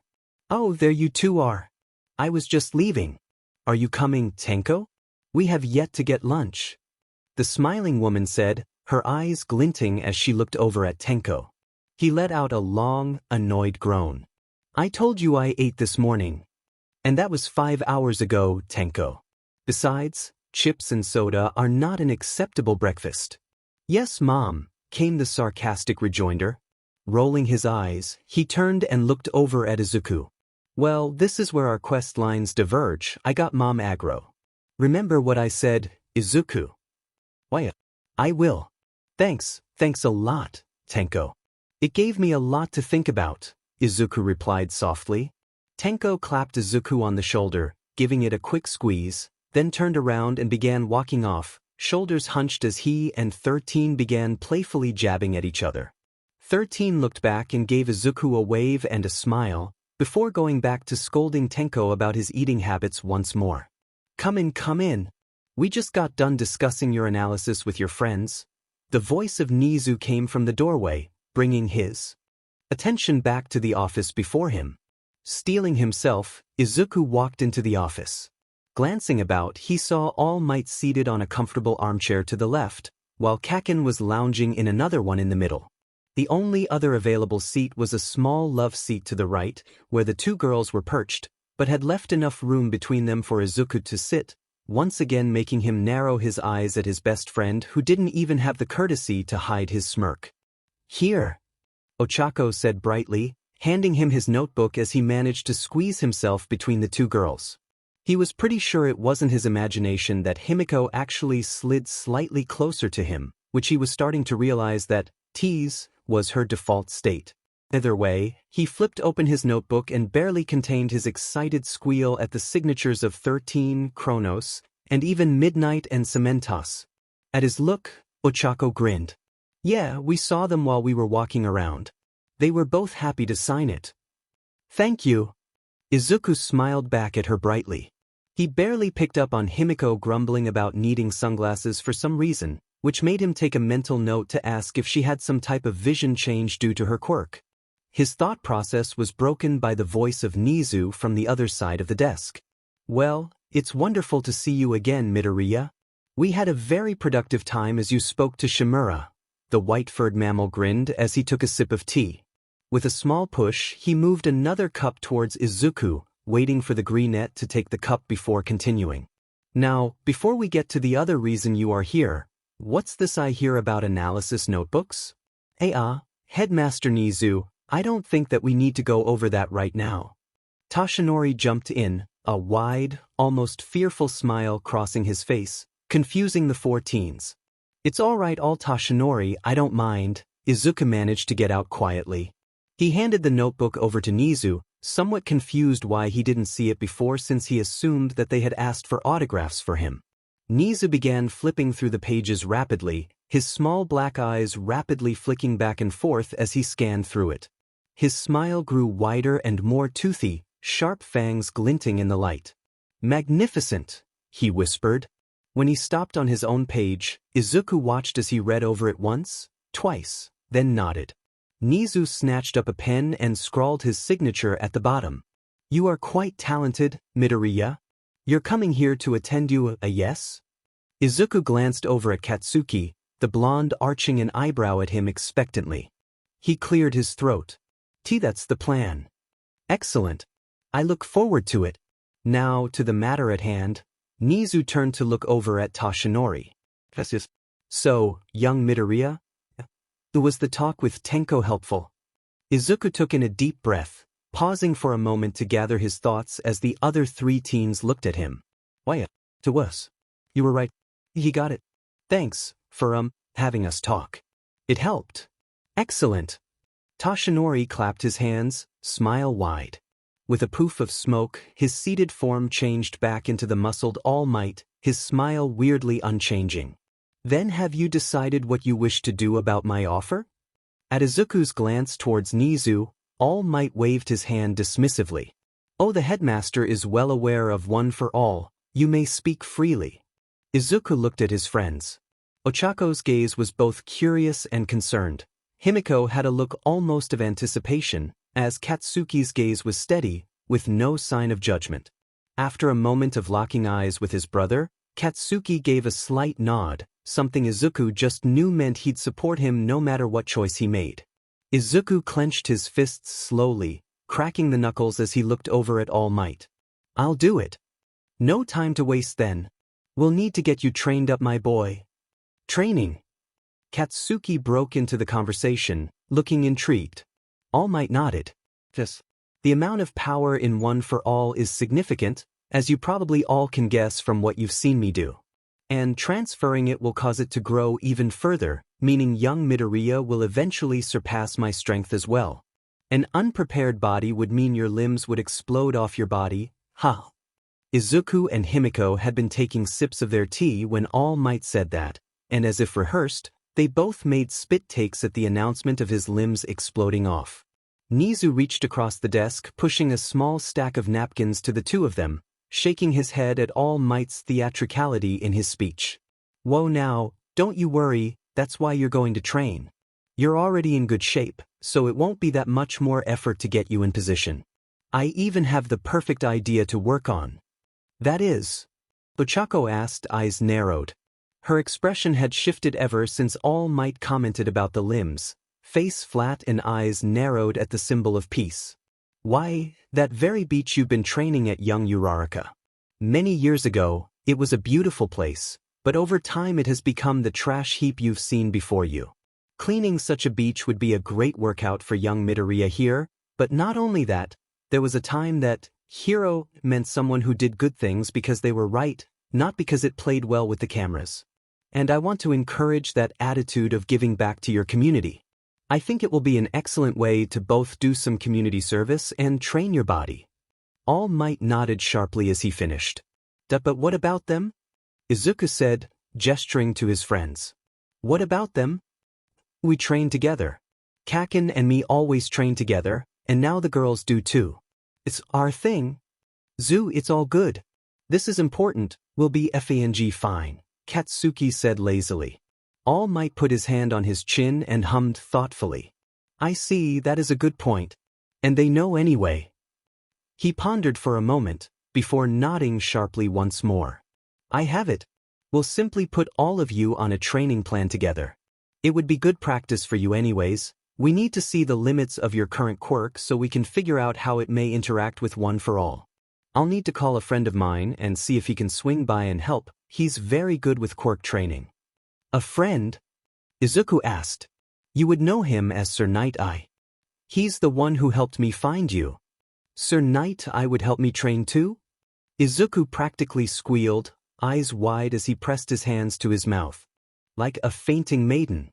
Himiko snickered at the mental imagery. That, and to grill you about my choosing you. I should warn you, Mirais. Well, he's a bit of a strict man and very opinionated. But, if you can impress him, you can impress anyone. And he is an expert in helping people with complicated quirks. Speaking of your quirk, Midoriya, as a routine measure I hacked into your quirk records. They are distressingly blank, Nizu interjected. The four teenagers in the room blinked rapidly at the casual way Nizu admitted to hacking into medical records, but Izuku chose to ignore it as he replied. Why yes. It turns out the doctor we visited was, a useless piece of shit, that's what he was, Katsuki snarled. Kaken. What? That's what Dr. Kirishima said.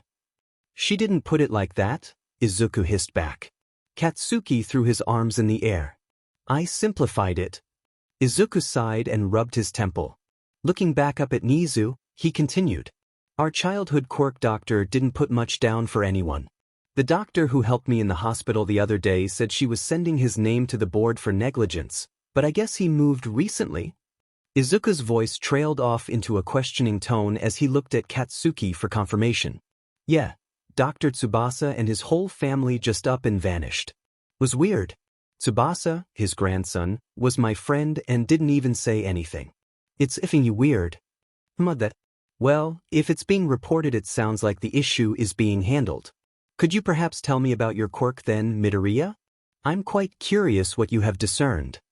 Oh well, it's in this notebook. Izuku produced a different notebook and handed it over as Himiko and Ochako gawked at him. Where did you get that one from? Ochako demanded. Izuku blinked. I had it on me? You don't have anywhere to fit those, they wouldn't fit in your pockets. Himiko hisses, glaring down at his shorts. Don't ask questions you don't want the answers to, Katsuki muttered. Both girls turned to look at the blonde, the look in his eyes telling them not to question it. As they glanced between them at Izuku, All they saw was a look of befuddlement. Wisely they chose to drop it. Midoriya. You state here that you believe you are able to shape the energy, but fear it consumes too much to test, yes. Nizu said, his eyes fixated on Izuku's notes. Why? I can't actually tell how much I have stored. There's a sense of something missing, and when I get really low the physical signs are noticeable, but it's mostly guesswork how much I have at any one time. And I still can't tell the rate at which I absorb, nor how it converts or at what rate. Why did you add a star to the word rain right here? I believe I know the thought process, but I'd like a full explanation. I think I absorb a lot from rain, which doesn't make much sense. It's hard to tell. I absorb the kinetic energy of the water impacting me, but it's not like that's a lot, so I'm not sure why it seems to convert at a much higher rate. It converts better than sunlight seems to, at least. That is odd. But I'm sure we will find an explanation. Now, I believe we need to resolve the issue of you not knowing how much you have and how much you spend when utilizing your quirk. Even if you were not to go to UA, this is something that you should have had access to much earlier in your life. After all, if you run out, you risk death. Support equipment like that is considered non-heroic and does not require any form of licensing. Nizu took another sip of his tea, letting out a quiet hum as he did so. We'll combine the medical tests the new doctor performed with a few specialized ones Recovery Girl will do for us, and then speak to Powerloader about designing something so you can better track your stored energy. You'll need to take copious notes before you take on One for All, for we won't know how they will interact until you do. Why yes sir, of course, Izuku sputtered, his mind somewhat already in fanboy mode at the thought of doing tests with Recovery Girl and having something built for him by Powerloader. He paused for a moment, a thought crossing his mind as he glanced over at Katsuki. Any chance they could look at Kaken's leg too? The F-dash? Zu, I'm fine, the leg's fine. It'll hold up. Katsuki narrowed his eyes at Izuku. You have a prosthetic leg, young Bakugo? All Might asked, tilting his head to the side. Yeah, but my parents spent a lot on making sure it'd be good for heroics. It's fine. It's been giving you trouble since the Sludge villain. Izuku shot back. Katsuki blinked rapidly and looked over at Izuku in confusion. How the hell did you know that? Kaken, we live together. I saw you nearly fall down the stairs yesterday. You never lose your balance. That leg has an internal stabilizer. Bakugo, I would listen to Midoriya. Most of those legs listed as heroics ready are in fact rarely up to the burdens of heroism. One of our instructors, Ectoplasm, has to get his custom built as the ones he purchased kept breaking. Nizu interjected. Yeah, but it's not a big deal, I'll be fine. Worry about the nerd first. Katsuki grumbled, looking away from the others. Now, having you both fit for training would be best, would it not, All Might? If they are all going to take part, it would be prudent for them to all be at their very best. After all, you still have to earn your place in UA, you won't just be given it. All Might nodded. Yes, you should get that looked at, young Bakugo. I'm sure we can set something up soon. I'll also need to give you all your customized training and diet plans, once I've written them up. Diet plans? Ochako asked quietly. Izuku looked at her curiously, her tone oddly subdued, missing the significant look Himiko gave her. Why yes, young Uraraka. To be a hero one must be in excellent shape, both through exercise and diet. But worry not, my diet plan will be customized to each of you, every person is unique in what they need. I may not always sound like I know what I'm talking about, but I do understand fitness very well. It takes work to be in the shape I am after all. You mean a twig? Katsuki snarked, grinning at the number one hero. All Might slapped Katsuki on the shoulder with a guffaw. You have a quick wit about you. You should hone that skill. Angering villains can be a useful tactic to get them to make a mistake. But the diet plans, how strictly do we have to follow them? Ochako interrupted, rather pointedly dragging the subject back. All Might blinked at her. Vehemence as Nizu let out a soft hum and sipped at his tea. Why, I would expect you to follow them to the letter. It's best for you and your body after all, especially as I do intend on working you all very hard. If your goal is UA, you must be the very best to become part of the very best school after all. "That okay," Ochako whispered, looking down at her clasped hands for a moment before glancing up and locking eyes with Himiko. The vampiric girl just nodded slightly to the question in Ochako's eyes, the two having the sort of silent conversation only those who were truly close could. Unbeknownst to both of them, the taller Izuku was holding a similar silent conversation with Katsuki over Himiko's head, the two boys finding their new friend's actions odd enough to warrant further attention. Both conversations were put on pause as Nizu clapped his hands twice. "Well, we have a plan moving forward, so I think it is best the four of you head home and relax for a little while. You're still students after all. With a day off from school, you may as well make the most of it." The four in question accepted the dismissal for what it was, as All Might dropped his form and went back to being Toshinori, ready to give them a ride home. As the four teens watched Toshinori drive away, they looked between each other, a little frazzled, a little worried, and a whole hell of a lot of sheer confusion. Katsuki rubbed the back of his neck. "Yeah, so, training is off for today, I guess?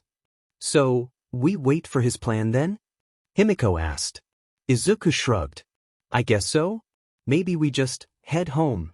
"Why yeah, we should do that," Ochako stuttered out.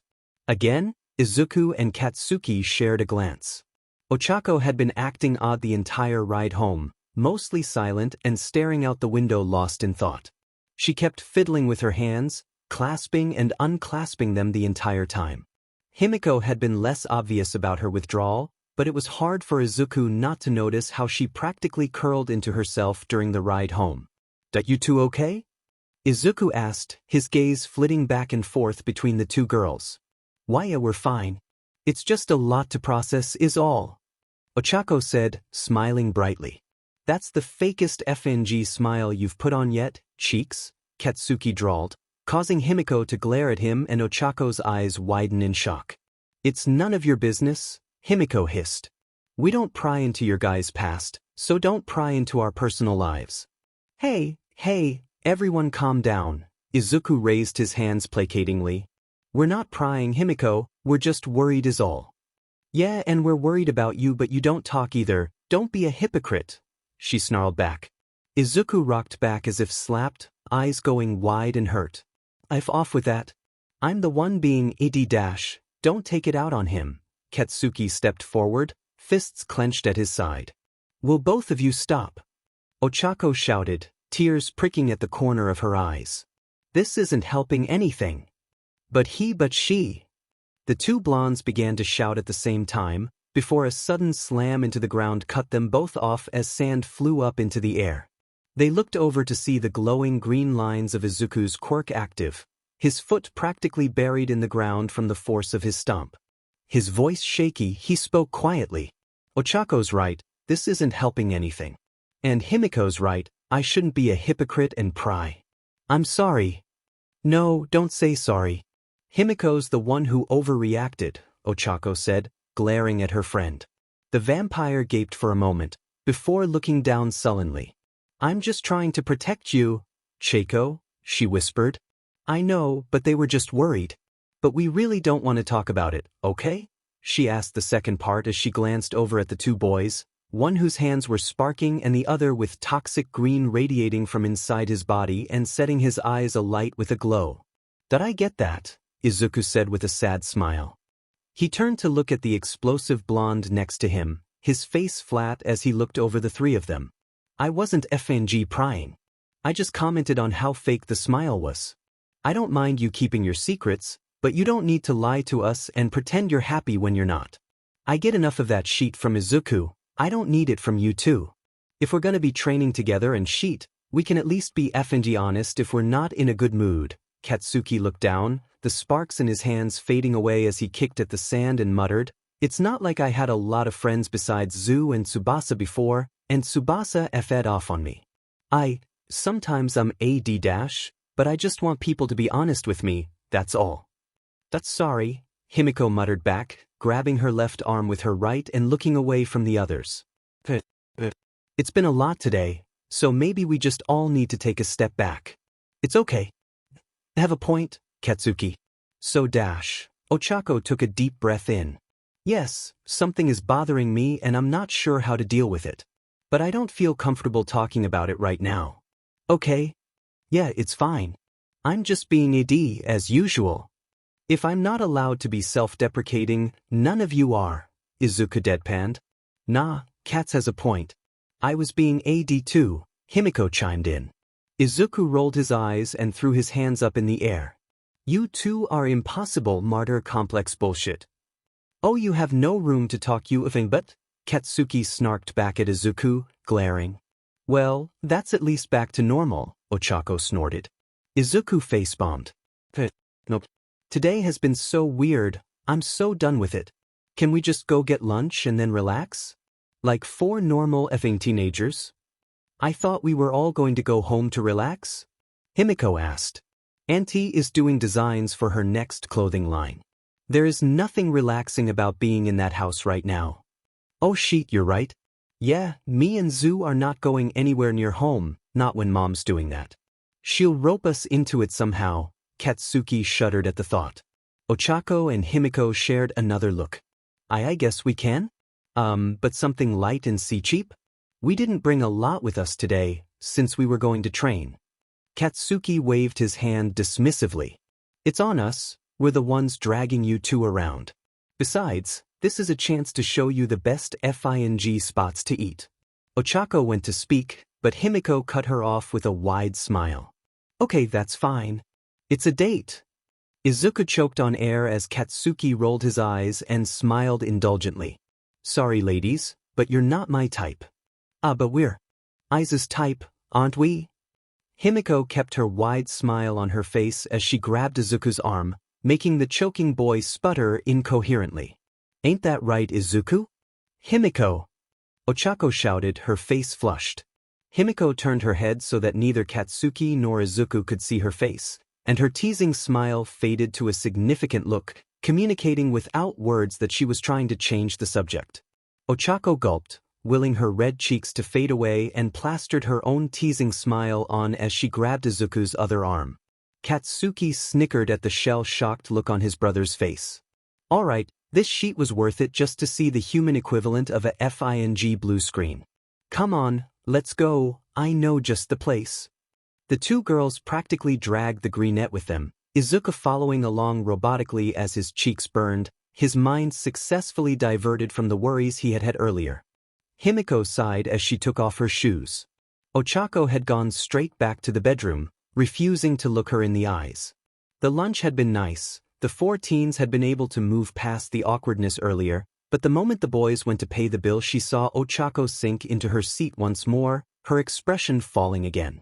It didn't go unnoticed by Izuku and Katsuki when they returned, but per her request at the beach, neither one brought it up.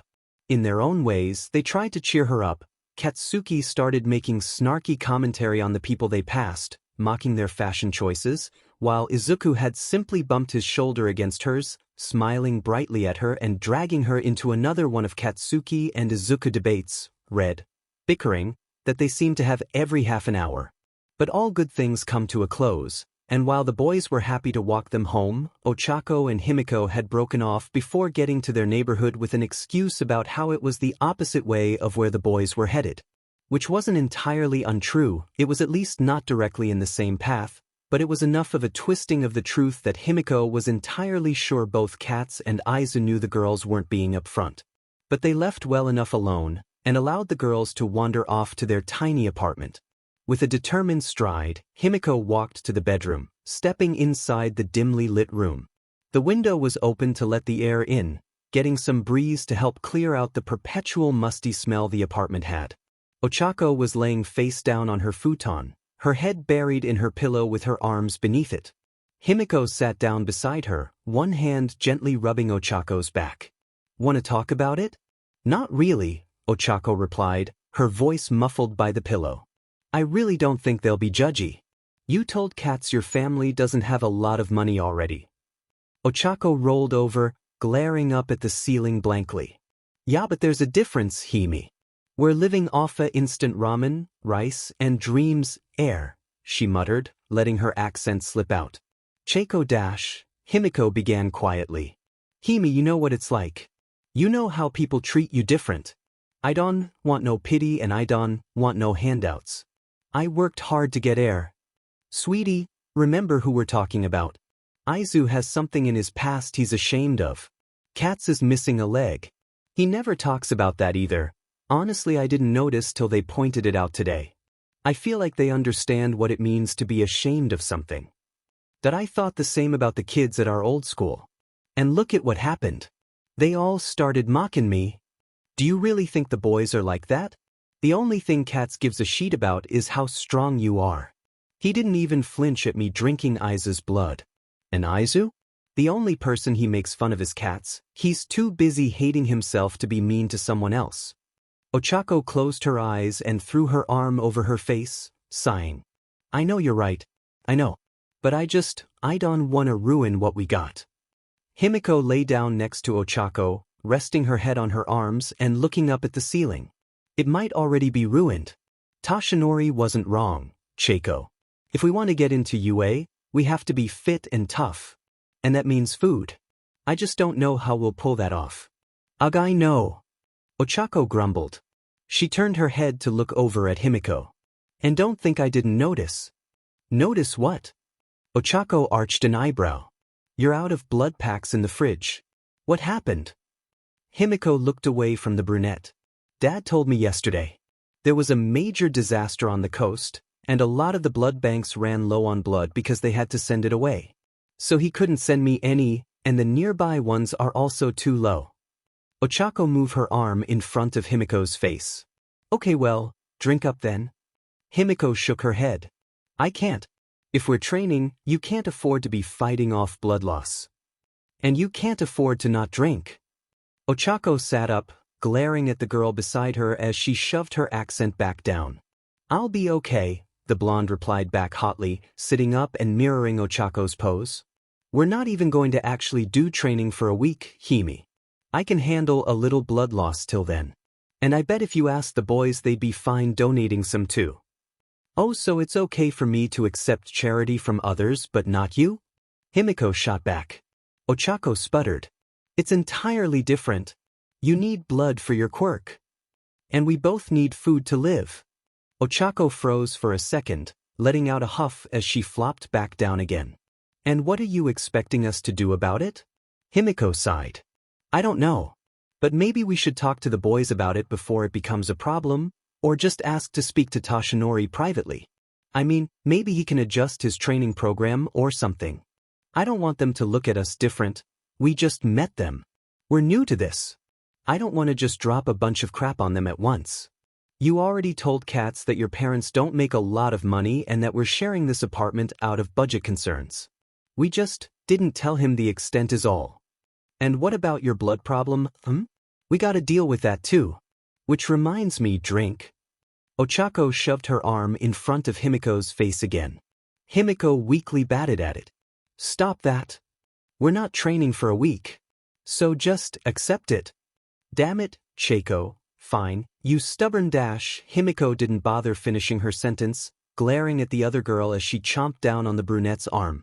Her annoyed expression vanished into bliss as she took her first sips of that lovely warm liquid, her tongue slowly moving over Ochako's arm lovingly. The brunette squeaked for a moment, feeling her face flush as it always did when Himiko did this, before schooling her expression back into one of nonchalance. After a couple of minutes had passed, Himiko broke off Ochako's arm, licking her lips slowly with a sigh. Quickly, the blood ceased its flow after only a moment, but Ochako already had grabbed a small wipe to wipe off the excess and began trying to lay a bandage on her arm one-handed. Himiko snatched up her wrist, her amber eyes nearly glowing in the low afternoon light as she gently lay the bandage down. Leaning down, Himiko gave it a quick kiss, making the brunette snort with flushed cheeks. You taste yummy as always, Chieko, Himiko remarked, a satisfied hum leaving her lips. So you tell me every time. Himiko lay back down next to Ochako, spreading her arms out wide and nearly smacking Ochako in the face with one. Said brunette pushed it away, giggling lightly as the blonde grinned. As she lay there, Himiko sighed and spoke without looking at Ochako. We still haven't figured out what to do about the food situation. That should we just, decline the training? Ochako asked quietly. That I really don't want to do that, Chaco. The boys will just be more curious if we do that, and I don't want them mad at us. I didn't like snapping at cats today. And Aizu wasn't happy with me. I don't like that. I don't think he was happy with Katsuki either. I wasn't very happy with you. You didn't need to jump to attack like that, Hime. I know, but it just made me think of back home. I just reacted. Ugh, this is so much. Ochako practically wailed, covering her face in her hands. Why did today have to be today? 'Cause nothing goes right in our lives? Himiko drawled. Nah. I got you, and we made new friends too. That's one thing that went right. And, the training with All Might? That practically guarantees we get in, right? Right. Ochako's voice trailed off softly. Nizu said we still had to earn it, but if anyone knows what we gotta do, it'd be the #1 hero. Ochako sighed. Maybe you're right. But I'm really scared they'll start treating us differently. Himiko rolled over, laying on her side as she stared at the brunette next to her. She propped her head up on her hand as she spoke. If they do, they aren't the guys we think they are, and it wouldn't be worth it to spend time with them anyways. And no matter what happens, you'll always have me. I promise. Ochako let out a small, soft smile. Yeah. I got your back too, Hime. I guess we'll talk to them about it tomorrow. Well, speaking of food, Himiko trailed off as Ochako rolled her eyes. Yeah, I got it. Can't let you do it, you'll set the kitchen on fire somehow. That was one time, the blonde protested. That was 7 times, you little liar. Ochako hissed as she clambered to her feet. She glared down at the blonde on the floor, the vampiric girl smirking cheekily with her fangs glinting in the light. Unable to hold the serious expression, Ochako giggled and rolled her eyes once more as she headed to their little kitchenette area. Class out again? Ochako asked as Himiko and her ran into the boys standing on the corner they normally met up at before school. Katsuki shrugged as Izuku nodded. Yeah, Auntie got a call late last night saying it'd be a few more days before it was safe to return. I guess the villain had some kind of lingering quirk that left dangerous residue or something. And this nerd wanted to spend all day trying to figure out what exactly it effing did. I had to drag his butt over here, Katsuki drawled, jerking a thumb to his side to point at Izuku as he did. A quirk that leaves a dangerous residue could be so many different things. I wanted to know what it left behind. Izuku spat back, waving his hands around excitedly. Katsuki just responded with an eye roll and crossing his arms over his chest. Himiko shared a look with Ochako, the brunette nodding at her slightly before taking a deep breath. Hey, can we talk about something? It's kind of important. Katsuki turned to look at them as Izuku pet his head to the side. Ochako opened her mouth to explain it as simply as possible, but the stress of the prior day, all the stress over revealing this, and the fact she still hadn't had any caffeine had her just blurting it all out. Her family's financial situation, how the girls were living off the cheapest food imaginable, how Himiko had run out of blood, how their apartment was in the worst part of town, how scared she was that they'd look down on her or pity her, and how she wasn't sure which was worse. By the time she finished, Katsuki was staring at her blankly, blinking rapidly as Himiko face-bombed behind her. Izuku looked poleaxed, eyes wide and expression stuck in a strange place between an attempt at a reassuring smile and a vague sort of fear at her exuberance. She gasped for air, not realizing until now she'd basically said that all more and more rapidly without taking in enough oxygen, and now had to catch up. Katsuki shook his head like a dog trying to dry off, shoving his hands in his pockets. Alright, let's get this out of the effing way. We ain't gonna treat you different. You didn't give me shit for my leg, you've left Zoo's past well enough alone, we're not about to be hypocritical BSers here. So stop worrying about that shit. But we should address your concerns, Izuku jumped in. We should start with the blood issue. How much do you need to drink a day? He asked Himiko, his notebook suddenly in his hand to the consternation of the two girls. She shrugged. I never really measured, just till I felt full. Sometimes I feel a little dizzy right after, but it goes away really fast, Ochako added. Not exactly accurate data, but we can work with this, Izuku muttered, stroking his chin as he scribbled something down. Well, it's no problem for the upcoming week since we're not training. I don't mind sharing mine too. If we trade off every other day it should be no problem.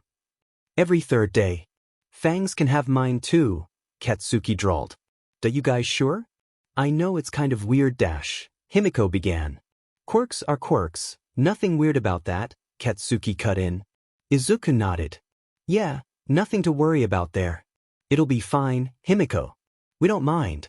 Just don't use my face to commit crimes," he joked, smiling widely as the blonde girl giggled. "As for during training, well, we'll just have to talk to Toshinori about it." Katsuki nodded at the green-haired boy. "As for the food thing, I'm not good at gentle, so just give me a sec and don't get said, okay?" He waited for the girls to nod to him before continuing. "Physical training means a sheet ton of food, and high in protein and carbs and sheet, which is expensive. That said, and this isn't some handout, this is an actual effing thing. Zu and I are real effing bad at portioning." "Da what?" Ochako asked, blinking in confusion. Izuku sighed, rubbing the bridge of his nose as he spoke with a rueful tone in his voice. "We always make too much food. Even when Auntie and Uncle are there, we always have a ton of leftovers. We're not very good at, calculating how much people will eat. Honestly, you'd be doing us a favor if you ate with us because, everyone in that FING house is a forgetful little sheet and we always forget we have leftovers till it goes FNG bad," Katsuki interjected. Ochako visibly flinched at the idea of wasting food, both boys not acknowledging it to avoid drawing attention to it. "Seriously, just come eat with us, it'll be fine, trust me. Plus the next few months Mom and Pop are gonna be so busy they'll barely be around to eat with us." But from what Toshinori said, it sounded like you'd have to change your diet anyways. "Are you sure you'd still have extra?" Ochako asked quietly. Trust me, Cheeks will have more. The food budget in the house falls under the hero budget. We got plenty. Remember what I said about clothing lines yesterday? It's 'cause Mom's a famous fashion designer, and she and Pops own their own company. We're not rich, but we ain't struggling either. I mean, this leg was pretty expensive, but they managed it for me," Katsuki said, slapping his left leg. I don't know." The brunette looked away, shame coloring her cheeks. Katsuki chewed at the inside of his mouth for a moment, unsure what to say. He turned to Izuku, jerking his head at her, figuring Izuku understood emotional sheet better than he did. "Ochako, please trust us. It won't be a burden, I'm serious," the greenette said softly, stepping forward with a smile. "Besides, you guys have helped me a lot, just by being my friends. You're patient with my issues and neither of you gave me any problems nor have you pried, and I really appreciate that. This is what friends do, they support each other, right? And we'll talk to Toshinori. Come on, he's the #1 hero, he's gotta have some idea how to do this sheet, right?" "Well, of course I was going to pay for the cost of food. The workout plan I was designing for young Midoriya requires far greater amounts of caloric intake than you'd be used to, huh?" Toshinori's voice boomed over the phone. The 4 teenagers were huddled around. "Not to mention the other 3 of you. While your diets will be slightly different, due to body type and what we're going to aim for, it's still a similar diet plan. I want my successor and his friends in tip-top shape for the exam." "Oh, okay," Ochako muttered. It was clear by her expression she still was struggling with the idea of accepting any of this, but she wasn't foolish enough to give up an opportunity like that. As for Himiko's blood problem, I'll give Nizu a call and speak to him and Recovery Girl. We need you boys to come in soon anyways, so we'll be able to work something out, I'm sure. One of the teachers at UA, Vlad King, also has a blood quirk which requires some blood consumption. So it's not going to be a bother. You said you'll be all right for the rest of the week." Himiko nodded, a look of consternation crossing her face as she realized he couldn't see her through the phone. Izuku and Ochako giggled silently at her as she puffed her cheeks in embarrassment. "Why yeah, these 3 said they'll help me for the week." "Excellent. Then we'll be all set. I expect to see all of you bright and early Sunday morning down at the beach so we can begin. I must be off, good luck Zygotes." "Zygotes?" The 4 teens muttered under their breath as the call cut off, leaving them standing together in front of Katsuki and Izuku's house. They shared a glance between each other. Izuku shrugged his shoulders. So, what do we do now? I guess we can show them inside? Katsuki replied, equally as unsure. We wouldn't want to impose Ochako began. It ain't an imposition, it's fine. Katsuki waved her objection off.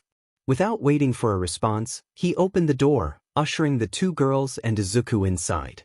As he stepped in, he took a deep breath and shouted, "Anyone home?" "Stop yelling in the house, you demed brat," came the answering scream. The two girls jerked back in confusion, looking over to see Izuku in the middle of a deep, long-suffering sigh. "We brought friends over, you hag." "Oh, well, that's new." The voice that previously was screaming came around the corner, revealing a tall, young-looking blonde woman with spiky hair and red eyes that clearly was where Katsuki inherited his looks from. She was scribbling something down on a small notepad as she approached, placing the pad into her pocket when she noticed the four teenagers before her. She arched an eyebrow at Katsuki. "Well, brat? Introduce us." "These are our new friends, Auntie. They are training with us for UA." Izuku interjected, trying to cut off another screaming match. "I'm Himiko Toga, but please call me Himiko," the blonde said, bowing. "I'm Ochako Uraraka. We moved here to take the test for UA, and met Katsuki and Izuku at school. I'm Mitsuki Bakugo, Katsuki's mother and Izuku's adopted mother," she said, smirking as she ruffled Izuku's hair and squeezed Katsuki's shoulder. "So what made you two bring the girls back here?" "We had to make a phone call together to our trainer and just ended up here is all," Izuku shrugged. Mitsuki nodded, having been made privy to the training plan the previous evening. Mid-nod she paused, her eyes narrowing as she looked over at the two girls before her with an appraising gaze. She let out a quiet hum as she looked them both up and down. "Say, what size do you two wear?" Oh, sheet. "Oh, we are so sorry," Katsuki said, taking a step back from his mother as fear spread across his face. Izuku's eyes widened as well, taking a step back with Katsuki. His expression morphed to a mournful one, as if he were bearing witness to the final moments of his two friends, the girls both looking at Mitsuki in confusion. Sorry for what exactly?" Ochako asked, side-eyeing Izuku. The boy in question merely shook his head. Sadly. "You see you two later." "Huh." Both girls chorused, before letting out simultaneous eeps, as Mitsuki grabbed them by the wrist. "You two can try out my latest ideas. Come with me to the downstairs workshop." "Oh, I have so many ideas now." Mitsuki began dragging both girls with surprising strength, the two teenagers looking back in betrayal at the boys, one wincing and the other giving a mocking salute. "That was exhausting," Ochako flopped over the kitchen table in the Bakugo house. "No kidding," Himiko muttered, her head firmly planted face down on the same table. Katsuki snorted at the two of them and their dramatics. He wore an orange and black apron as he stood at the stove, carefully tending a pot and stirring in peas with the utmost concentration. Izuku was to his left at the cutting board, his own green and black apron tied around him as he rapidly chopped a pile of vegetables, pushing them over to Katsuki as he finished each one. "You're being ridiculous, it's not that bad," Izuku protested to the girls, but the smile on his face gave away his amusement. "Yeah, this was FING tame for Mom. You should see her during a new launch, she's a FING terror." "And I look good doing it," came her shout from the living room, where she was planted on the sofa looking over paperwork on the table before her. "Your father said he'd be out late by the way, so set aside some for him for later, okay?" Katsuki just grunted in reply, taking a sip of the mixture in the pot and scowling at it. He held a hand out peremptorily to Izuku, the green-haired boy snatching up a bottle and passing it over without looking at the one next to him. "How could you just abandon us like that?" Ochako asked, lifting her head up off the table and trying to glare at the two boys, but with her exhaustion, she just looked like she was pouting cutely. Izuku glanced back at her, a little bit of pink staining his cheeks at her expression before he turned back to the cutting board. "We didn't think about it. Besides, at least you're getting something out of it. She's not really going to give us clothing once it goes to the factory, is she?" Himiko asked quietly, her eyes glancing towards the living room as she tried to make sure the boy's mother couldn't hear her. Oh, you best believe you're getting a full FING line, Fangs. That's what Mom does. You model for her and give her ideas. She throws fabric in your face and commands you to wear it. She calls it free advertising, Katsuki replied. The blonde in question just groaned and lay back down onto the table. And he was here. Dinner. It's curry. And don't worry, it's not Kaken's normal curry, he's got a separate pot for that. Izuku said as he set 2 plates down before the girls. What do you mean his normal curry? Ochako asked. Let's just say he likes it hot and leave it at that, Izuku replied with a shaky smile. I don't like it hot, you all are just effing wimps. Katsuki shot back. Well, I'm no FNG wimp, I wanna try it. Himiko shot back, staring at Katsuki. Izuku stepped forward to try and protect her, but the blonde boy simply cackled in return and began spooning out a portion of his curry for her. Yeah, go for it, Fangs. Himiko snatched the plate up and dove in as fast as she could. As she closed her mouth over the food, she paused for a moment, her expression contemplative. It tastes fine, I don't know what you guys are talking about. Her voice trailed off as her eyes went wide, her pale skin suddenly flushing. Izuku sighed and opened the freezer, pulling out a small container of ice cream and sliding it across the table to the blonde girl. Is now the appropriate time to say, I told you so? Izuku asked, crossing his arms over his chest as Himiko ripped open the ice cream container and began scooping it into her mouth in a panicked rush. Hush you, she grumbled, her voice garbled and muffled by the food in it as she tried and failed to glare at the greenette. Ochako, little traitor that she was giggling at the teen beside her, covering her mouth with one hand as if it would stop the giggles from escaping. Himiko stuck her tongue out at the brunette, the girl in question returning the gesture in kind. As the 2 boys sat down at the table with the girls, they shared a smile. Everything seemed to be in order. They could not wait to get started training for UA. Sunday came around, and Toshinori had once again dragged the 4 teenagers to UA, with 3 of them to spend time with Recovery Girl, while he sat down with Ochako to discuss his training plan for her. He explained he planned on doing one-on-one sessions with each of them, but since she was the only one who didn't need to do any testing, he'd start with her.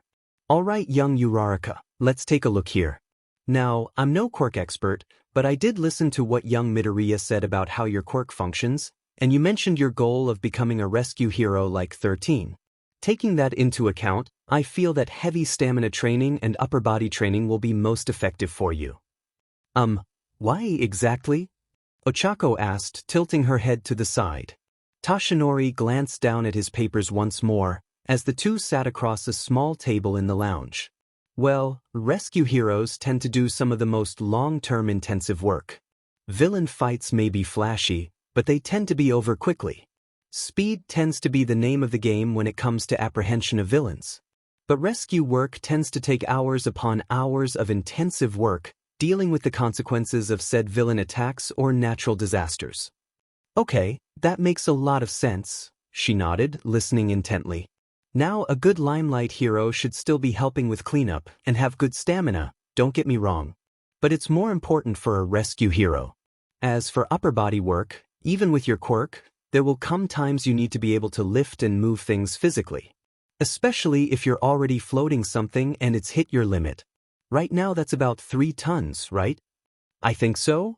It's hard to really get an accurate weight, but Izuku says that's what he estimates based on what we lifted when we tested it out the other day. Alright. Well, I doubt I need to tell you that we'll also be working on increasing that limit. I'm sure you already do that on your own. He paused as she nodded at him. Good. Well, the upper body workout will also be helpful for that, I believe. Finally, combat. Even rescue heroes have to fight. And sometimes they get some of the most dangerous battles, because a villain may decide to take advantage of a disaster and jump in to make things worse. Why, just last month Tenko had to fight off a villain duo during a rescue operation. So we'll be working on that too. Ochako nodded again. She was listening intently, trying to ignore the pit in her stomach that kept roiling as she thought about the food situation, which she was still not entirely on board with. Something must have been visible on her face, because Toshinori paused and tilted his head to the side, his prior, all-might, smile vanishing and a softer, warmer one crossing his face. Is something the matter, young Uraraka? I dunno, she muttered, shrugging her shoulders as she refused to meet his gaze. Is this about your financial situation? Toshinori asked. Ochako snapped her gaze to his in shock. Why you know? Mirai did background checks on all of you. I didn't ask for them, but he's stubborn, Toshinori sighed. Shrugging, he continued. Considering the fact you flinch every time I bring up the diet plan, I assume it has something to do with that. That's a really big assumption, she muttered. You'd be surprised what tricks you pick up after 4 decades as the #1 hero, he replied. Okay, I guess that's fair, she conceded. Do you want to talk about it? He asked softly. Ochako let out an annoyed huff. Not really. I feel like that's all I do lately. I won't force you to talk, kid. But it's clearly bothering you still. Is there something I can do to help make you more comfortable? I mean it when I say I'm paying for it after all.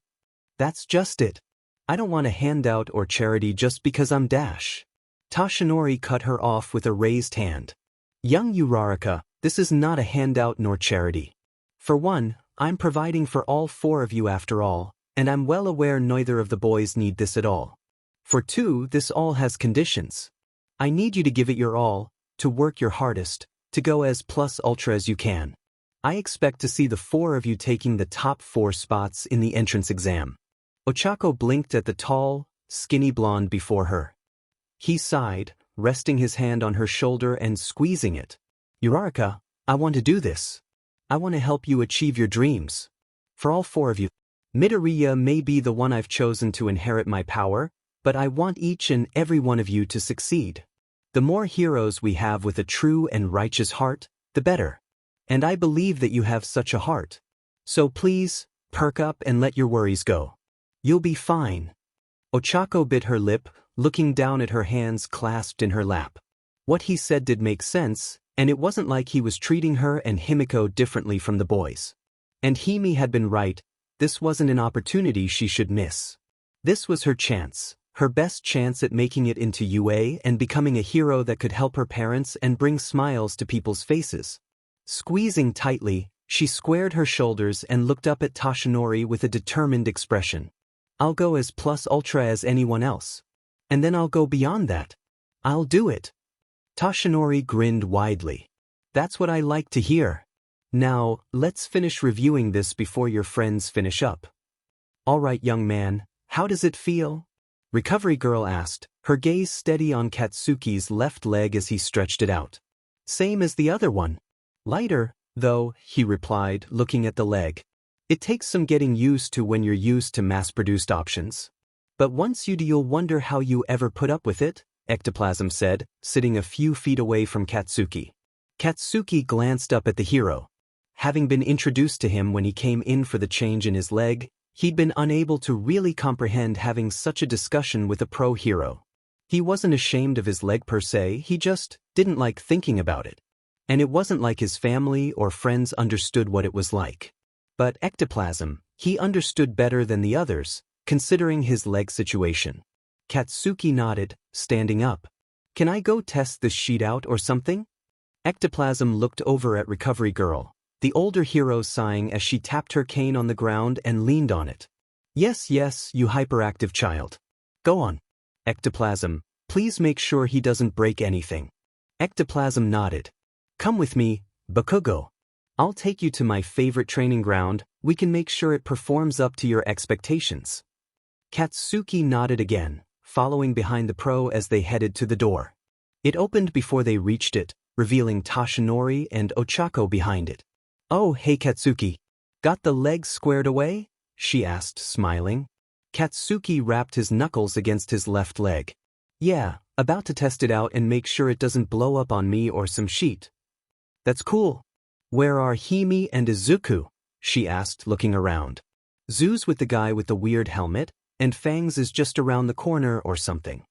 Miss Toga is currently resting. We had to draw a significant amount of blood to run some tests, Recovery Girl interjected, pointing at the other side of the clinic where a privacy curtain hung.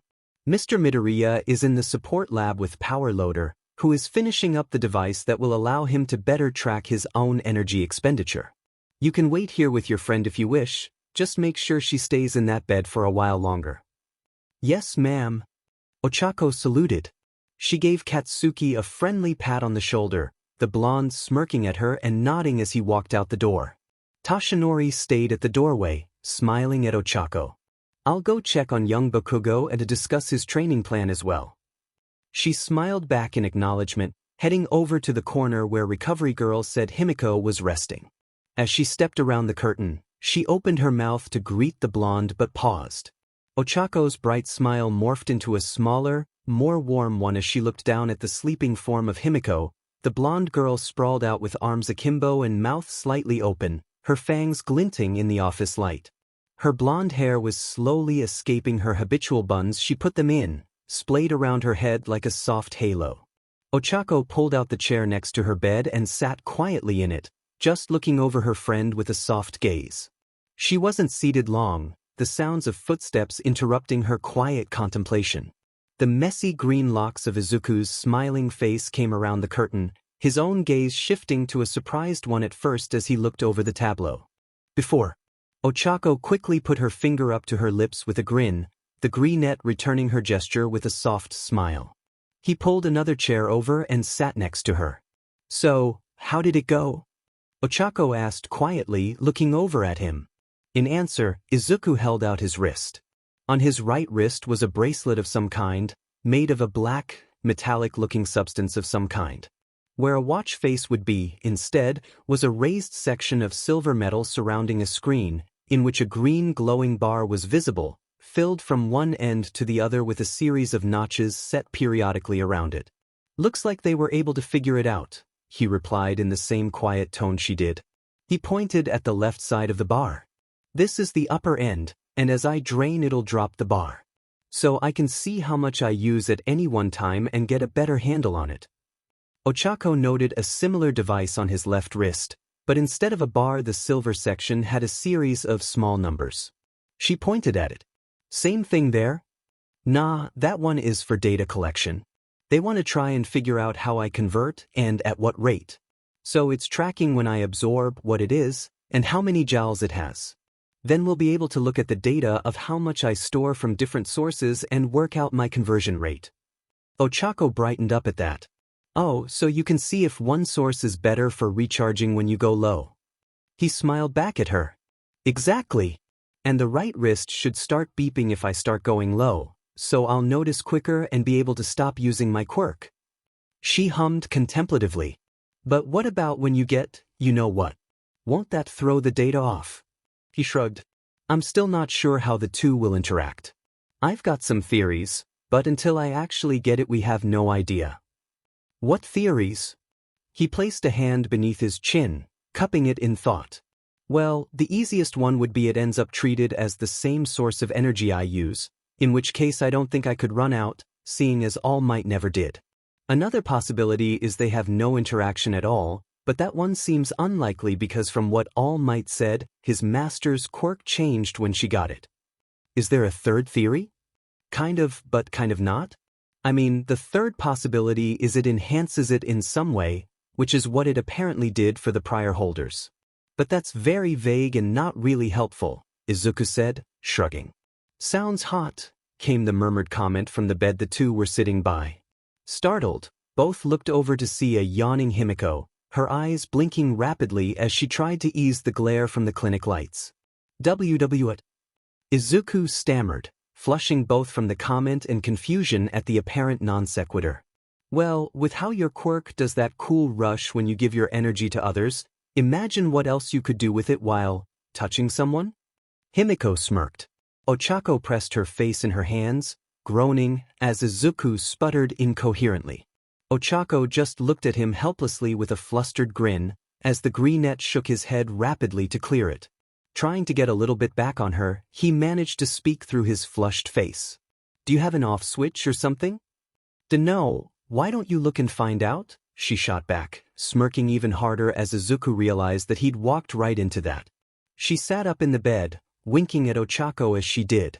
Or maybe you want to find it so you can turn me on again?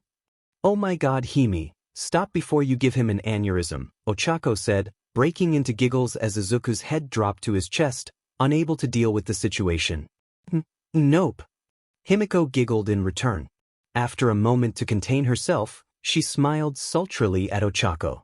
Besides, it's your fault I'm always turned on after all. Ochako's face flushed beet red, matching the green-haired boy next to her as she squeaked. After a moment, she glared and smacked Himiko on the leg, ignoring the burning in her cheeks. You stop that. But, Chaco, it's fun to see you two turn pretty colors. Alright, enough flirting you three, if she's up I can make sure she's doing alright. The voice of Recovery Girl broke into their little playful conversation, pulling back the privacy curtain. She did an appraising look over Himiko, nodding after a moment. You look alright. Any dizziness or lightheadedness? You should be fine from the amount we took, but best to be certain. Nope. I feel great after that little nap. Himiko replied. Very well. You're free to go. We were able to determine you need to drink about 1/4 to 1/2 pint of blood a day. This is one of the higher amounts on record, but nothing that can't be managed. We'll have the deliveries set up in a jiffy. Your friend will be returning shortly, so once he's back you four can head back home and begin that oaf's training regimen. You mean to All Might? Izuku asked. Recovery Girl snorted. Told you his name, did he? Well, that makes sense with you being his successor. You know, the three teens practically shouted at her, eyes wide. Of course I do. I'm the one who helped stitch his sorry but back together after his fight 6 years ago, the older heroine said. It's best I know anyways, young man. Who knows what backlash you might suffer while using it? I am already prepared to spend plenty of time smacking that man's shins for inevitably failing to teach you appropriately. The three teens shared a glance, but wisely decided not to involve themselves in what was clearly Toshinori's problem. Yo nerds, what's up? Katsuki's voice came from the doorway, stepping inside with Toshinori behind. Hey Kaken, we were just finishing up. The leg good? Yep, this thing can take a FING pounding. I can't wait to start some training with this thing. Toshinori placed his hand on Katsuki's shoulder and smiled at the other three. Well, if you are all ready, let's finish up our training plan discussions and we can begin training this weekend. 2 months later. Remind me why we wanted to go through this again? Himiko collapsed against Izuku's shoulder as he sat against the dumpster, draining a water bottle. Somewhat used to her behavior by this point, he was only partly flushed from her and partly from the effort of the day. Capping the now empty bottle and tossing it over his shoulder into the dumpster, he sighed. I mean, I'm doing it because I'm the idiot who said yes. I dunno what's wrong with the rest of you. A hand swatted him on the shoulder, with no force due to her exhaustion. You stop that, Ochako scolded. It was a daily struggle to get Izuku to stop with his self-deprecating comments, but Ochako felt the training was slowly taking effect. Wimps, Katsuki muttered, the effect somewhat ruined by the sweat streaming down his face and the gasps for air he was taking. You two cats, Himiko shot back. I thought you and Katsuki were bad enough, but those two argue like cats and dogs, Ochako sighed, slumping against Izuku's other shoulder. Izuku paused, humming thoughtfully. Well, Himiko does have a vestigial cat mutation, and people always said Kaken was like an angry Pomeranian, so it fits. If I could stand I'd kick your butt for that zoo, Katsuki said, having given up his fight with gravity and laying down on the sand. Wait, I have a what? Himiko said, raising her head off where it rested on Izuku's shoulder. A vestigial cat mutation, I assume inherited. You didn't know? Izuku blinked. No? How do you know? Izuku shrugged. I just do? I mean, you have slit eyes like a cat, and the thing you do where you vanish from sight isn't part of your transform quirk. I assume it's related to how cats are ambush predators. Himiko stared at Izuku with wide eyes. Ochako shrugged, no longer surprised by his random bursts of insight. Katsuki snorted. You're freaking fangs out there, Zoo. Oh, I'm so sorry, Himiko. Izuku gushed, his hands fluttering nervously in the air as he turned to her with wide eyes. She shook her head for a moment, smiling back at him. It's fine, Aizu, I just get surprised at how your mind works sometimes. You'd think I'd be used to it by now. I ain't used to it and we grew up together, Katsuki said. Izuku puffed out his cheeks in displeasure and pouted. I'm not that bad. Yes you are, came the deadpan reply from the other 3 teenagers. Izuku crossed his arms over his chest and sank down, glaring at the sand. Ah, there you 4 are. Toshinori's voice echoed out, the skinny blonde stepping around the dumpster to loom over the disheveled teenagers. Toshinori? Where have you been? Himiko asked, craning her neck to look up at him. Why, I had to go meet my friend, he finally had time to come down and see you. Kids, meet Sir Nighteye, my former sidekick. Toshinori gestured to a slender, tall man with dark green hair and yellow streaks through it dressed in an immaculate suit. Oh hello. Izuku managed to get out, struggling to get to his feet. Unfortunately, he did not take into account the extra weight of the 2 girls leaning on him, and his feet slipped in the sand, sending him falling backwards and banging his head off the dumpster. The 2 girls shouted in alarm as they fell, both of them collapsing across his prone form and nearly knocking their heads together. Nighteye sighed deeply and glared at Toshinori. And he is your chosen successor? I promise you Mirai, he is more than suited. He is a hero, through and through, even though he himself does not believe that yet. Stop talking about me like I'm not here, Izuku muttered as he managed to unentangle himself from the girls, rubbing the back of his head as he sat up. Nighteye sighed, pinching his nose. Very well. I'll speak to you later. Toshinori requested I come assist the 4 of you with your quirks for your training. I have the notes he's given me, based upon the ones you provided Midoriya, so I do hope they are accurate or else we'll be wasting time. We checked them over before he sent them, Sir Knight. He gets our quirks, I promise. Ochako said, smiling shakily. But you just volunteered to go first. Come with me, he gestured peremptorily. Ochako gulped, sharing a glance with Himiko before struggling to her feet and following Nighteye around the corner.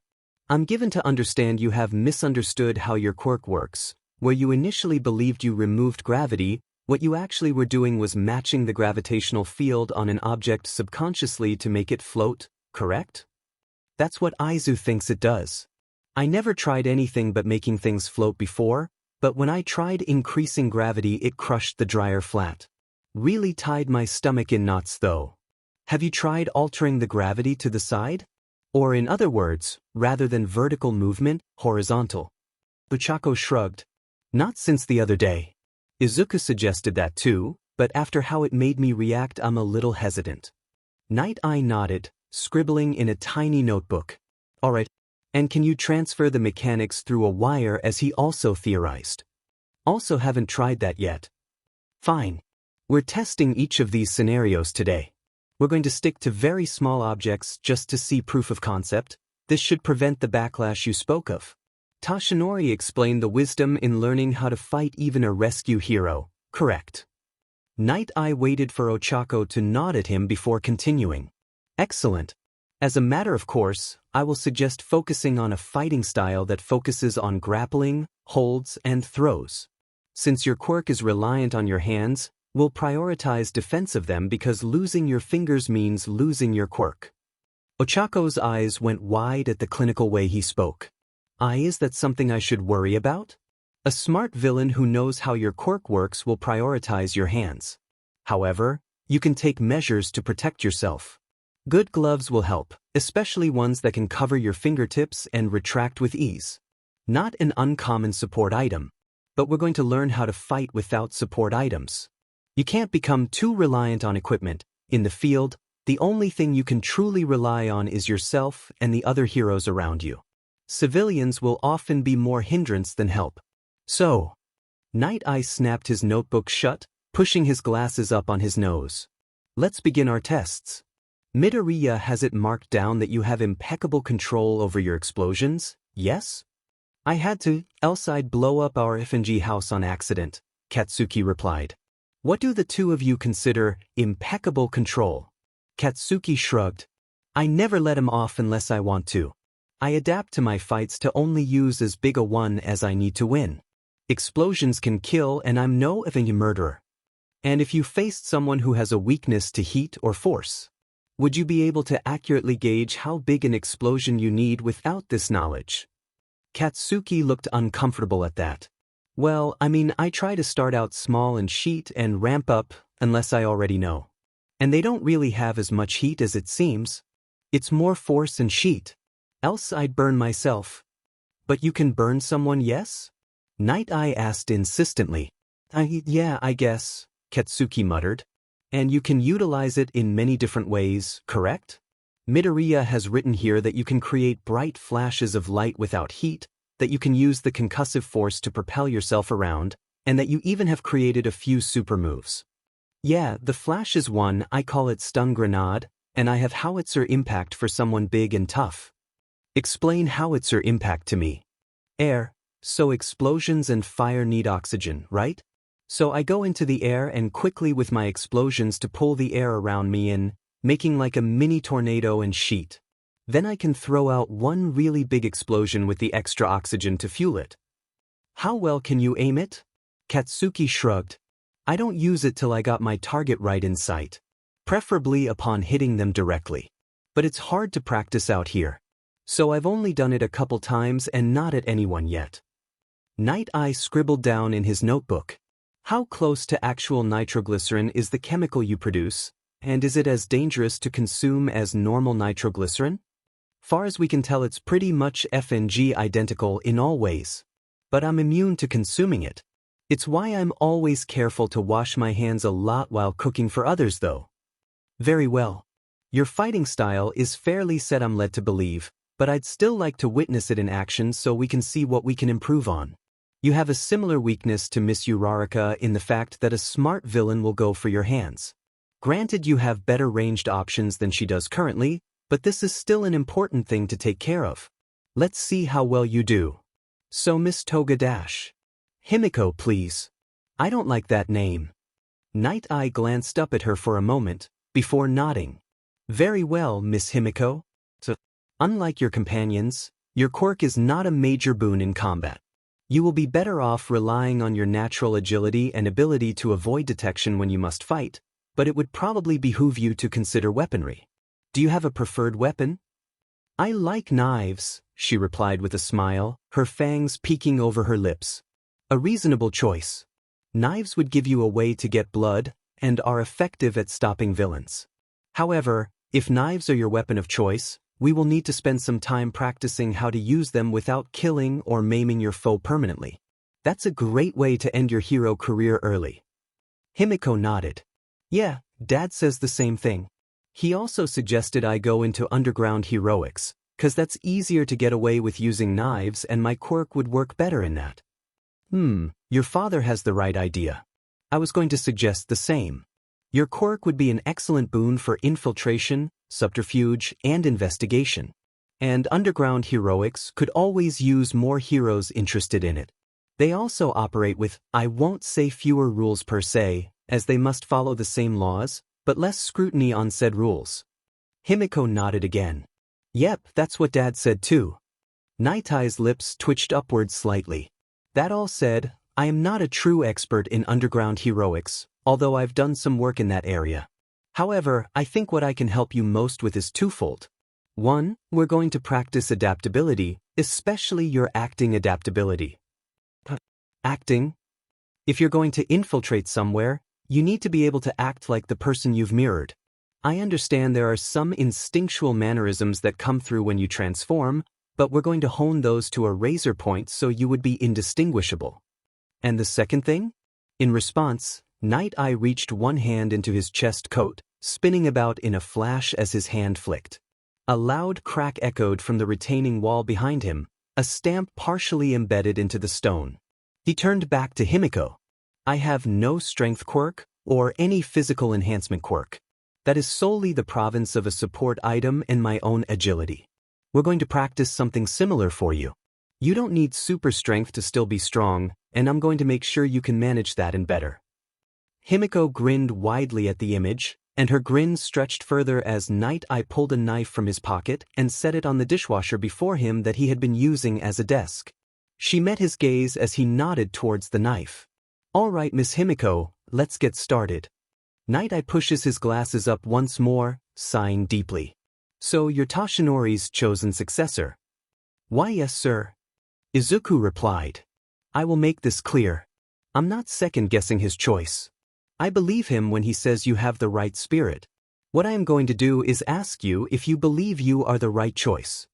Izuku froze in place for a moment, eyes wide as Nighteye seemed to directly pick the same thought that kept percolating in his mind every day. Nighteye's eyes narrowed. As I thought. You're not sure if you are either, are you? Izuku hung his head in response, refusing to meet the hero's gaze. Nighteye sighed once more.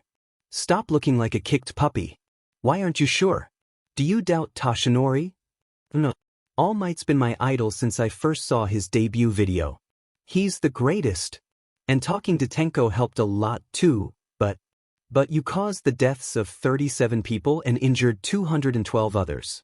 Your parents included in that number of deaths, and your childhood friend's leg included in the injury count. And you don't believe this gives you the right to inherit one for all, correct? Izuku curled in on himself, refusing to look up. If you're reading my mind, why bother asking questions? He managed to mutter. I'm confirming my theory. And now for my next statement. Why are you a hypocrite? What? Izuku gasped, finally looking up at the man before him. Tell me this, Midoriya. Tenko Shimura caused 5 deaths with his initial quirk activation. Do you believe that is his fault? And no, he was just a kid. Nighteye's deadpan glare told Izuku exactly how he felt about that statement. Izuku shook his head rapidly. It's different. But because of the scale of the incident? What if I told you about a young man in Argentina whose first quirk activation caused the nearby dam to break and flood his village, killing over 100 people and injuring countless more? Would you blame that 4-year-old child? No, I mean if it was an accident dash. Then it can't be the scale. That's the issue. Is it because a villain was involved? Does that not mitigate it even further? It never would have happened if the villain hadn't been there. Is it not the villain's fault for putting you in that position in the first place? I mean he did, but I dash. Enough. Let's talk about your quirk. Izuku sputtered, the whiplash from the abrupt subject change leaving him flustered. Nighteye continued as if he hadn't completely confused the greenette before him. Here's what we're going to do today. We are going to experiment with each aspect of your quirk and take note of every expenditure you make, of what amount was consumed from your reservoir and what the effect was. We're going to write that all down. And then you are going to memorize every single one of them. Why? Izuku managed to get out, still reeling from Nighteye's rapid-fire subject change. Nighteye pointed at the monitor on his wrist. Because that can break. That can be stolen or forgotten or malfunction. We're going to make sure you know every in and out of your quirk, its functions, and its expenditures by heart so that no matter what situation you are in, you can manage yourself. Especially as even with that on, you won't have the freedom to constantly be looking down at it. We'll also use this as a comparison to when you do take one for all from Toshinori to see how it and one for all interact. Why yeah, that makes sense. I was tracking it before, but I haven't really been doing a lot with my quirk since we started Toshinori's training plan. You're over a third of the way done, so it's time to mix in more quirk work for you and your friends. We'll spend the rest of the day on experiments, and I will be with you all once a week going forward to work on control and precision. Now, get up Midoriya. It's time to begin. Nighteye paused as he stood, turning back to look at Izuku with a steely gaze. And don't think you can continue to be a hypocrite about your past. You will learn, Izuku Midoriya, or you will falter when it matters most. Let's not waste any more time. 3 months. Ochako gasped as she slammed her back into the barrier behind her. She rubbed at her eyes, hoping to clear up some vision from the smoke clouding them. Though she knew it an exercise in futility, she tried to listen in for sounds of another attack, but the distant sounds of shouts, screams, and the burning of flames kept her from being able to make anything out. Another muffled boom sounded nearby, sending sand spraying into the air as a static-sounding buzz came out in reply. She swiped at her brow, trying to brush off some of the dirt and sweat, but only succeeded at spreading it further. Inwardly, she cursed as she'd lost track of one of them. While she knew where the other 2 were, The most dangerous of them all was still on the loose and hunting. She carefully looked to her left, her right, and up just in case, as 3 of them could fight in 3 dimensions. "Tag, you're it," a cheerful voice shouted as she felt a slap on her rear end, making her jump and yelp loudly. She glared at the smirking blonde, the wide-fanged grin showing as Himiko giggled, before dashing off madly towards the sounds of Katsuki exploding the sand near Izuku as the 2 boys tried to keep track of who was it and who wasn't. "Quirk tag is more competitive than I thought it'd be," Ochako muttered to herself. Taking a moment to catch her breath, she clenched her fists tightly and tapped herself to lower her gravity. With a powerful leap, she jumped over the pile of trash behind her and shouting as she went, using the top of the pile to swing around and launch herself towards the trio that were now throwing sand and trash at each other to keep the other back. 4 months. "Chiku," Himiko whined, flopped across the couch at the Bakugo residence.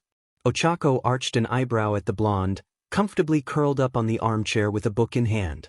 "Kako, I'm bored, entertain me," the blonde commanded. "We're studying Hime. We have to pass the written test too, you know. We've been at it for 4 hours.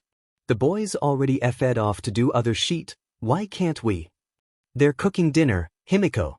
"That's not off to do other sheet, that's important." "Very important because I'm hungry." "Hi hungry, I'm Izuku," came the shouted dad joke from the kitchen, the annoyed groan from Katsuki echoing out a moment later. A loud smack was heard, followed by Izuku cursing and Katsuki guffawing in turn. A second later another smack was heard, the reversed sounds coming out from the kitchen in return. "Don't make me come in there." Ochako raised her voice, unable to keep the smile out of her tone at the now familiar sound of the 2 boys fighting over something or other. "Yes ma'am," Izuku shouted back.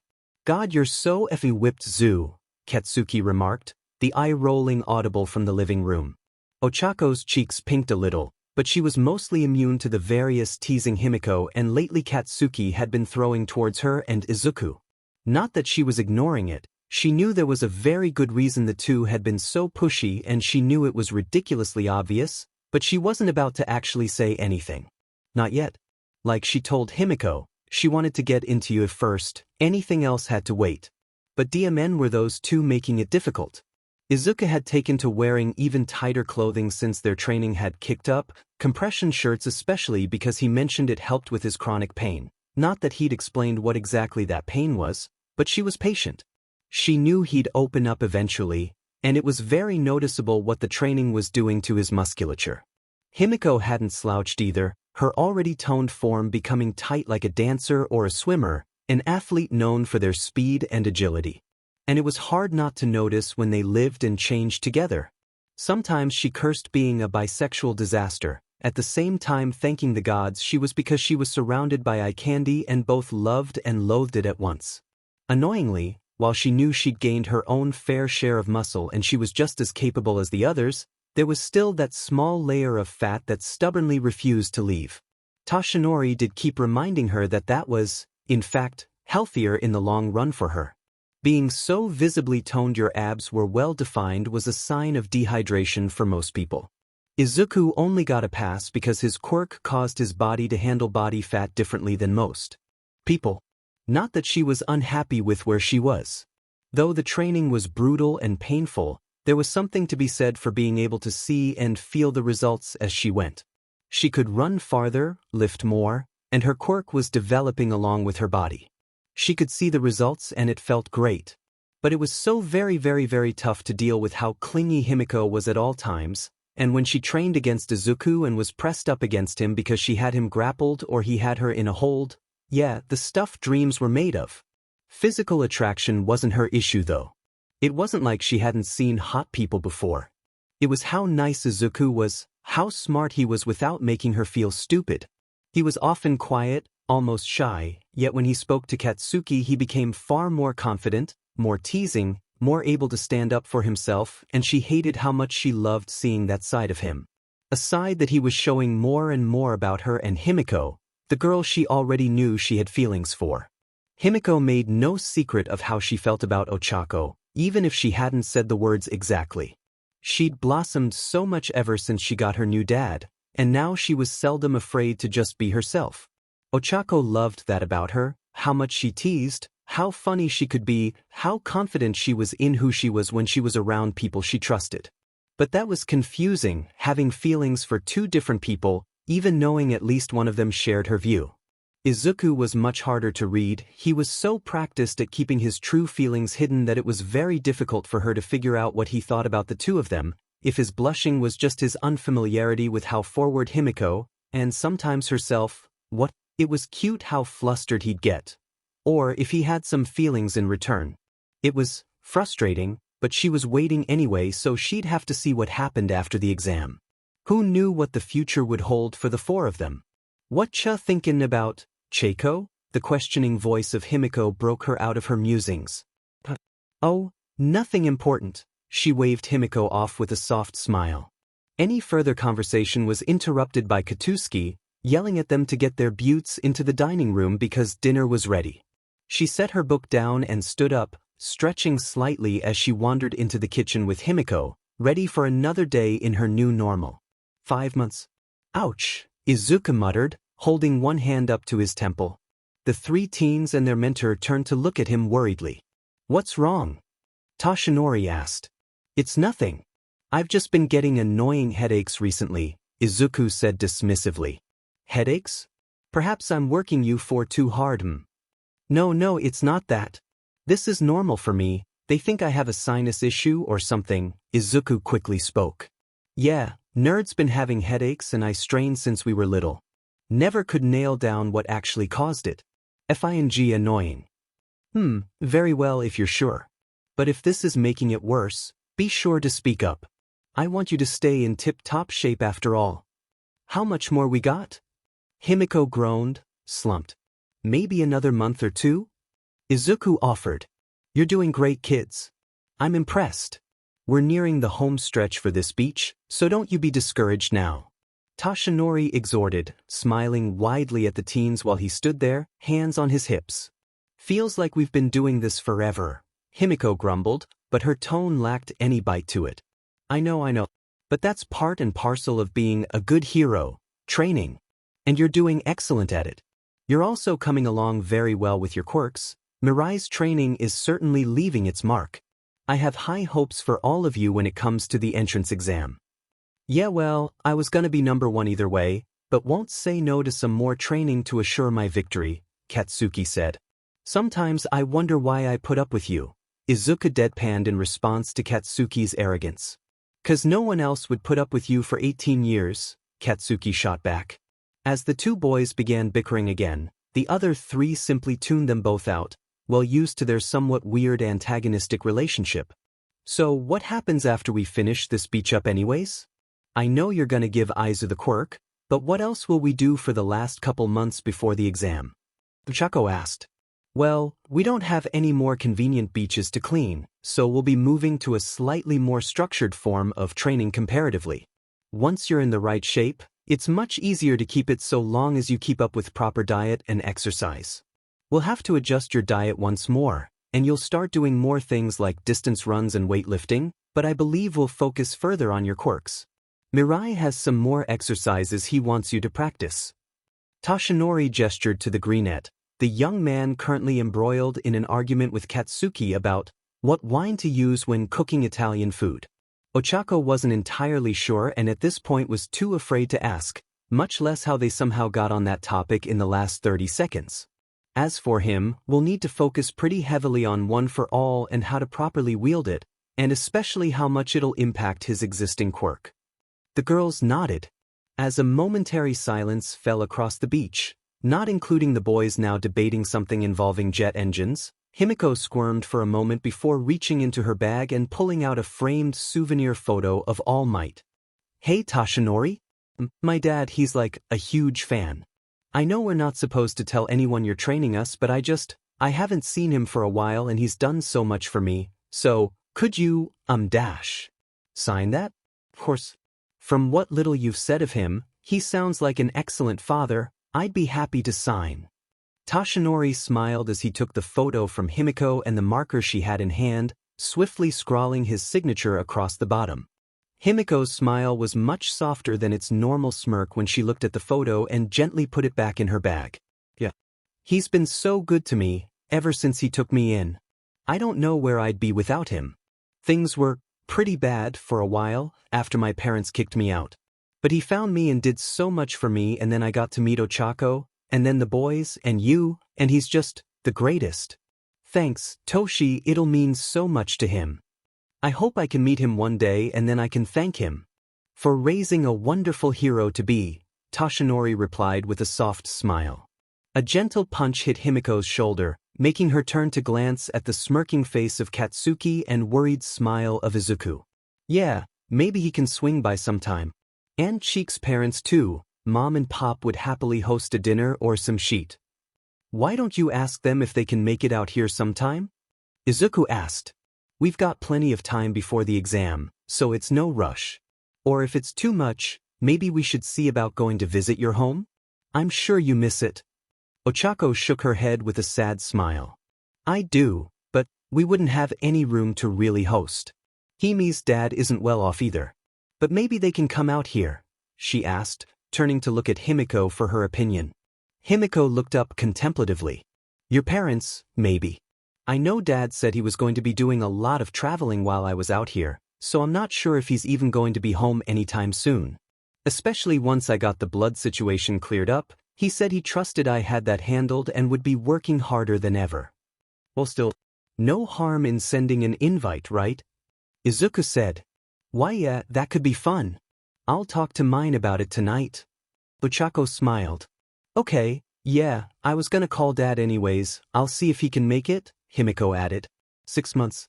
It's too bad your father couldn't make it, Himiko, but we're happy to have him over any time, Masaru said quietly to the blonde girl as he set the table. Himiko handed him another set of cutlery from where she was helping, long used to the layout of the drawers and cupboards in the Bakugo residence. It's fine. I expected he'd be busy. He was really sorry but said he had a really big project at work he had to finish. Still, I'm sure it's disappointing. I'm glad you're here though. Himiko turned to look at the brown-haired man, blinking rapidly in confusion. Huh. Masaru smiled gently at her. You've been a wonderful friend to our boys.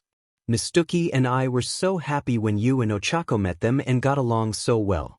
It's nice to see them spending time with someone other than each other. But what about that one friend Katsuki mentioned, Tsubara? Tsubasa. And while he was Katsuki's friend, they weren't very close. Katsuki is an acquired taste, Mitsuki likes to say. Both he and Izuku were off-putting to the other kids in different ways. Izuku had issues with his past, as you know somewhat. And Katsuki is, well, Katsuki. Himiko nodded along with Masaru as he spoke. But the two of you change things. The two of you not only are their friends, you challenge them. And they appreciate it more than you realize. Masaru quietly set the plates down on the table as he spoke, his voice falling even softer than before. I think Katsuki had almost given up on pushing Izuku. Izuku gave up on his dreams a long time ago. But somehow the two of you managed to push Izuku just that little bit further, enough that he took that first step. And Katsuki, he needs a bit of a tempering influence. I can see it, in the way you challenge him and his assumptions, in how Ochako refuses to back down. He respects that. And what he respects, he listens to. But he listens to Izuku too, isn't that good enough? Masaru shook his head sadly. The boys are a little too connected at times, we feel. Katsuki is very protective of Izuku, not that he likes to show it. And Izuku would be the same, if anyone hurt Katsuki. Izuku still feels guilty over what happened, and Katsuki just worries for his best friend. They need to be able to make other friends, form other bonds. Not that we want them to stop being friends either. We just want them to make room for other people. And they did, with the two of you. And hopefully more when they get into UA. You're pretty confident they'll get in, Himiko remarked after a few moments of silence. Oh, of that I have no doubt. Nothing stops Katsuki when he puts his mind to it. And Izuku is just as stubborn, if in a different way. Those two are going to succeed. And so will you and Ochako. You're cut from the same cloth, and I look forward to seeing you all as heroes in the future. Himiko paused for a moment to calm her shaking hands and blink back the tears threatening to fall. The only people who had ever believed in her before were her dad and Ochako, until she met the boys. To hear someone else's parent, a father who didn't abandon his child when times were tough, believe in her was overwhelming. She'd barely had time to speak to Masaru before, his wife and son often overshadowing him in conversation with their bombastic natures and aggressive gestures of affection. But here he was, thanking her for befriending the two boys when in all honesty it had been as easy as breathing. Two people her age who weren't afraid of her or her quirk, who found it fascinating. Two people her age who didn't look down on her for being adopted, or not coming from money, or not really being great with personal space. Like it was some great personal hardship for her to befriend them, when really, she was so thankful they'd accepted her. Not only them, but their parents, Mitsuki and Masaru had welcomed both her and Ochako in with open arms. Tashinori, the #1 hero All Might, never once flinched around her when she opened another blood bag and downed it, nor found her mannerisms or weird questions off-putting. Being here in Mizutofu was a breath of fresh air. But she still had trouble believing it, believing people could see her for who she was, so she felt compelled to ask. You really don't mind my everything? I know I'm not normal, she muttered, unable to meet the older man's eyes. The only thing I see here before me is a young lady, with a bright future, who has helped my sons be the best men they can be. Never let anyone tell you your value, Himiko. Only you get to decide that. Thanks. He smiled at her once more. Looks like we're all finished up in here. I'll let the boys know and we can start serving everyone. You go ahead and get Ochako and her parents. 7 months. Yagi hummed to himself as he parked his truck in the nearby parking lot. He'd been absent for a couple of weeks, having to fly across Japan to help deal with a major catastrophe brewing in the north, a black market kidnapping ring run by a group of very dangerous villains. At this point, he had no worries about leaving the young adults to their own devices. They had been doing an excellent job at pushing themselves without him watching their every moment. If they had followed his schedule, they'd be done in just another couple of weeks, so he couldn't wait to see how far they'd gotten. As he rounded the corner to the beach, his eyes went wide in surprise. Every corner of the beach was pristine, sparkling clean with the waves gently lapping at the sand. Not a speck of trash to be seen, not even the areas he hadn't marked for them to clean. A giggle brought his attention to the right, making him turn to see the 4 teenagers. At the top of the last pile of scrap metal waiting to go to the dump, Katsuki stood, arms crossed across his chest and a proud smirk plastered on his face. Laying down, almost lounging on the flat piece just to the left of him was Himiko, the blonde teen giving off a smirk that looked like a cat who had gotten into the cream. Sitting next to her, smiling wide and eyes shining, Izuku was slouched forward, his elbows resting on his knees as he looked down at Yagi. Rounding out the 4 was the standing form of Ochako, her arms on her hips and pride radiating from her. Oh my goodness! Yagi exclaimed, puffing up into his muscle form in surprise. Why, you cleared the entire beach ahead of schedule, even the parts one didn't mark. Plus ultra, right? Ochako said, her smile growing even wider. Yeah, cheeks. Katsuki cheered. Yagi nodded, his own smile threatening to split his face in half. His voice boomed as he spoke, internally glad no one was ever around the beach this early. You 4 continue to surprise and impress me. Well, young Midoriya, you've done everything I asked of you. As have the rest of you. And that means today is the day. Izuku blinked rapidly, his stricken expression making it clear he'd actually somehow forgotten what the end goal was. He gulped, but a gentle shove from Ochako on his back made him look back at her with a soft smile.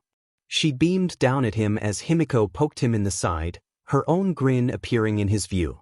A loud clang sounded out as Katsuki hopped down onto the surprisingly stable piece of metal the other 3 were resting on, his hand squeezing Izuku's shoulder tightly for a moment, before shoving the greenette forward. Expecting this, Izuku managed to avoid falling onto his face, landing heavily on the sand as he sent a mock glare back up at the blonde boy who was failing to hide his snickers. Shaking his head, he took a deep breath and turned back to his mentor. Okay. I'm ready. Yagi placed his hand on Izuku's shoulder, squeezing tightly as he reached up and gripped one of his hairs, yanking it out. You have done everything I asked and more.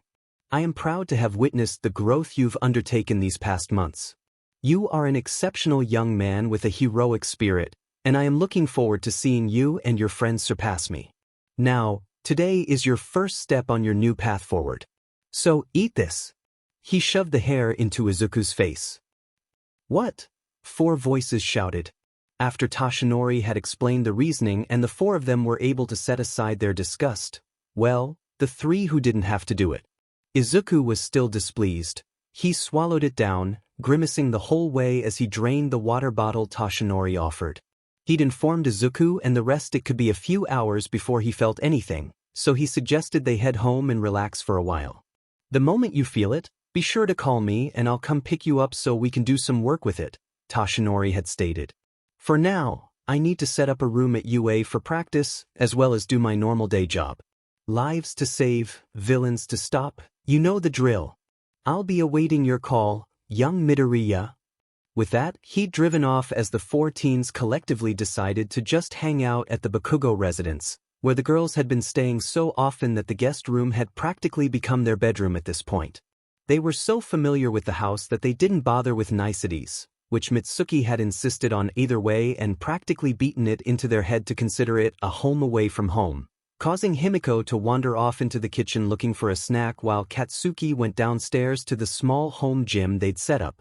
Ochako settled on the couch, leaning back against it and grabbing the remote, channel surfing to see if she could find something to occupy her. Izuku had taken the seat next to her, but he wasn't paying attention to the television at all, mostly scribbling in his analysis notebook as he always did. After a little over 15 minutes had passed, Ochako having settled on some old movie playing on reruns, she noticed that she hadn't heard the scribbling of Izuku's pencil for quite some time. Glancing to her right where he was sitting, she caught him staring down at his notebook in consternation, his eyes narrowed. Himiko had perched on the other end of the couch, quietly munching on some chips as she met Ochako's gaze. The blonde girl jerked her head towards Izuku, silently telling Ochako to say something. Izuku? Is something the matter? Ochako asked. Wha? Izuku started, jolting up and staring at her with wide, confused eyes. After a moment he realized what she'd asked and let his tense shoulders relax a little. Oh, no, not really. Just nervous, I guess. And my headache is back again. Well, why not try taking a nap? It's not like we're doing anything important until it kicks in, Himiko suggested. Izuku pondered for a moment, nodding a little at the thought. Yeah, that sounds like a good idea. Okay. As he began to stand, a hand gripped his wrist and pulled him back down onto the couch with an oof. What? I was going to go take a nap, he asked, confused why Himiko had yanked him back down. Just nap here, dummy. We'll keep you safe, she smirked at him, fangs glinting.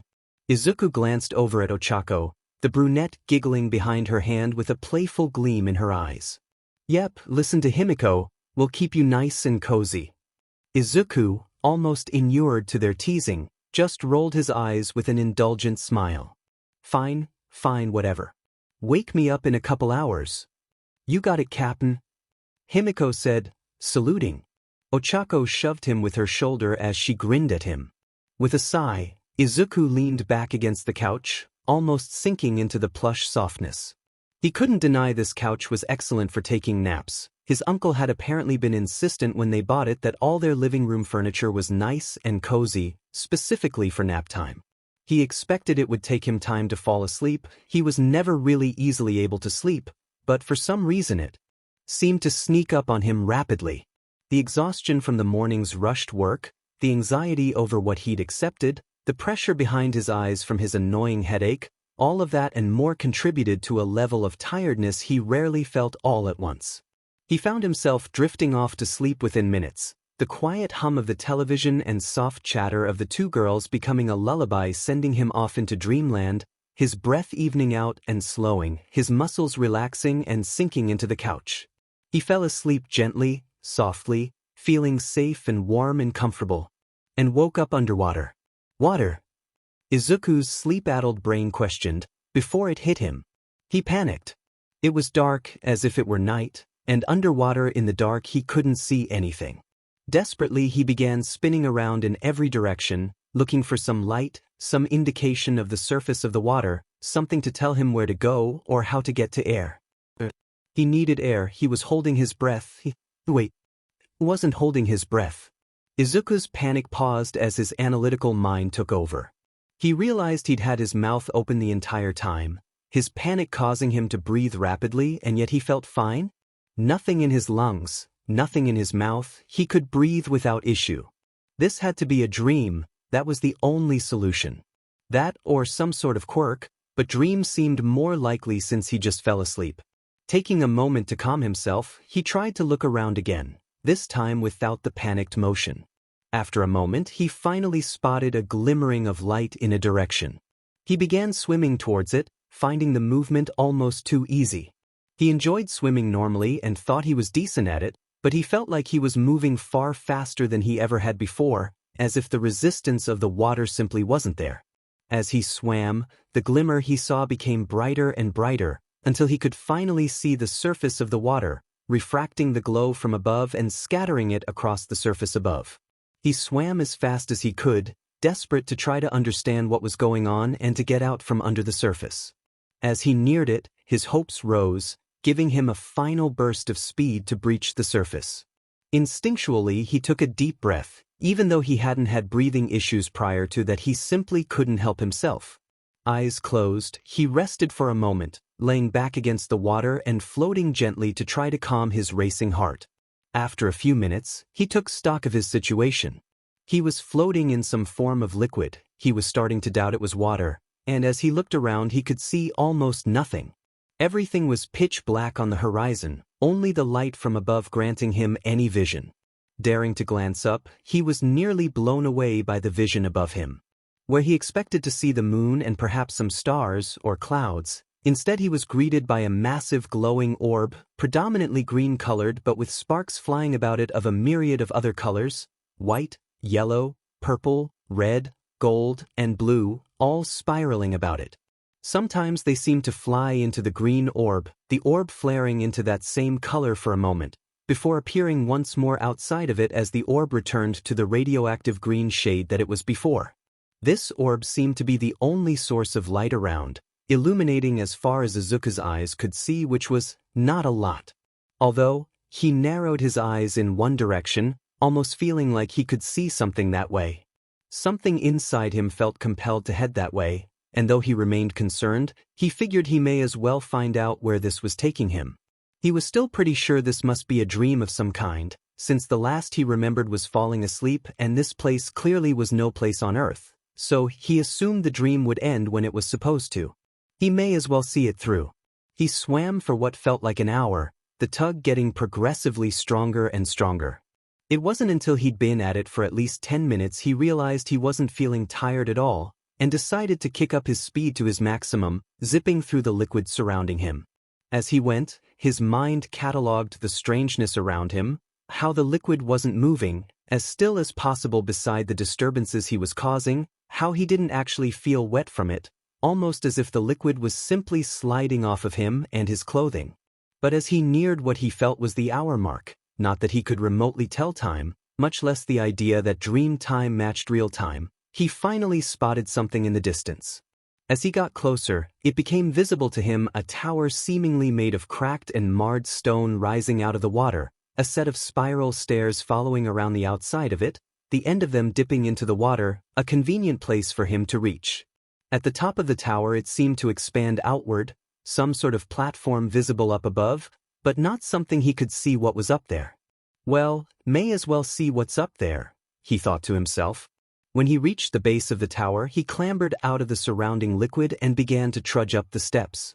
It wound along the tower, a simple stone stair with no railing that made him feel a sense of vertigo when he looked over into the placid, black liquid down below, it having calmed down and returned to a perfectly smooth obsidian-looking surface once he exited. As he neared the top, he noticed a sound, the first sound that he hadn't been responsible for. It sounded like voices? The low murmur of voices got louder and louder as he went up the stairs, his steps slowing involuntarily as he felt a creeping sense of dread. Was this dream a nightmare? He'd had his fair share, so it wasn't something he was unused to. Being used to it didn't mean he liked it though. He took a deep, bracing breath and decided to just deal with it. Better to just face the nightmare and have his nap ruined so he could get out of it than cower here. Although for a nightmare this was weird, he had a lot more control than he normally did, and it wasn't like he was normally cognizant of his dreams to begin with. This was a very weird dream, but still, best to deal with it. As he crested the final set of stairs, he finally could see the entirety of the stone platform. A series of throne-like chairs were arranged in a circle, 9 of them at his hurried count. His gaze was stolen from them though to the 8 figures within said circle. The first he took note of was the one most different from the others, a towering figure made of yellow flame. It was the least solid one he could see, but something about it reassured him, reminded him of someone he trusted. However, it simply stood there, almost unmoving, its glowing white eyes gazing upon the others before it. Next his gaze was pulled to the trio in the middle, a pale, slender, white-haired young man who appeared to be arguing with another 2 men, one with short blonde hair with a massive X-shaped scar on his face, and the other with a long ponytail pulled back, his forehead covered in a black bandana. A tall, quiet-looking man with a large scar running down through his left eye to his lower lip was quietly observing, his arms crossed as he cast his gaze over the arguing trio. Next to him was a shorter, bulkier man with large shoulders and an open vest, snickering as he murmured something to the quiet man next to him. Seated in a chair was another man, a high-collared jacket hiding his lower lips and short-cropped dark hair upon his head. He had his legs pulled up, resting one arm over his knee as he looked almost bored at the happenings, occasionally glancing up to the one feminine figure in the room. She stood with her hands on her hips, looking exasperated, a white cape falling from her shoulders, her black hair partially pulled back in a bun. Large yellow gloves covered her hands, the same one gripping her hips as she glared at the arguing trio in the center. It was her who first noticed Izuku's approach, her eyes going wide in recognition and shock while he remained confused. Swiftly, she turned back to the figures in the center and raised her voice to say something but was drowned out by the 3 in the middle. Gritting her teeth, she pulled off her gloves, shoved her fingers in her mouth, and gave an ear-piercing whistle, causing the others to all turn to look at her. "Look over there, you idiots," she said, exasperation clear in her voice. All 7 turned to look at Izuku, the greenette losing all sense of bravery and now feeling like he should have just not approached the tower and stayed in the water. "Well, this is unexpected," the white-haired man spoke, his voice thin and wispy. "That the F kinda dream is this?" Izuku muttered to himself. "Let me get this straight," Izuku said, rubbing his temples. "You are the past holders of One for All, including Toshinori, who is over there somehow even though he's alive unlike the rest of you." Izuku pointed at the figure made of flame in the back, which gave a small wave in response. "And for some reason you can talk to me, but not to anyone else before? We could appear, but nothing so concrete at this, no," Yoichi, the one who identified himself as the first, said. "Then why now?" Izuku whined. "I have enough to deal with, I don't need to be haunted too." "Kid, chill out, it ain't a bad thing," the 5th, identified as Daigoro Banjo, interjected. "And why are those 2 refusing to look at me?" Izuku exclaimed, pointing at the only 2 who hadn't introduced themselves, although by process of elimination he could figure out they had to be wielders 2 and 3 somehow. "Because they are children," 7, known as Nana Shimura, said in an exasperated tone. "We're both older than you, 7, the one with the ponytail growled, still refusing to turn around from where he'd faced away once they noticed Izuku. "Which gives you less of an excuse to act this way," she shot back. "That it's nice you're defending me but calling them children still doesn't explain why," Izuku pointed out. Yoichi ran a hand through his hair and sighed. "I'm sorry, 9. They are from a different time PRD and tend to be more critical of newer wielders." "Yeah, they give us shit too," Daigoro added. "But if you're the first, aren't you from that time PRD too?" "Well, yes, but our experiences were very different. Give them some time, I'm sure they'll come around," Echich! One of the two shouted in derision, both still refusing to turn and look at him. Izuku rubbed at his temples again, his headache. How did he get headaches while dreaming? Somehow getting worse. Okay, whatever, moving on. What is this place? Well, the orb in the sky is one for all. And the sixth spoke up for the first time since introducing himself. Got that. But what's with the weird lake? And this tower? And why did I wake up somewhere in that lake and have to swim here? Well, the tower is the manifestation of, well, where we vestiges stay, Yoichi said calmly. As for the lake, that's your quirk, 9. What? The energy you live off of, that's what the lake is. As you theorized, one for all did have an impact on your quirk, but while it is a source of power and strength, it does remain separate from the energy you absorb, Yoichi explained, keeping his tone calm and level. Why is it so placid? It always feels so active, like it's pushing against my chest. Well, you're sleeping, Nana pointed out.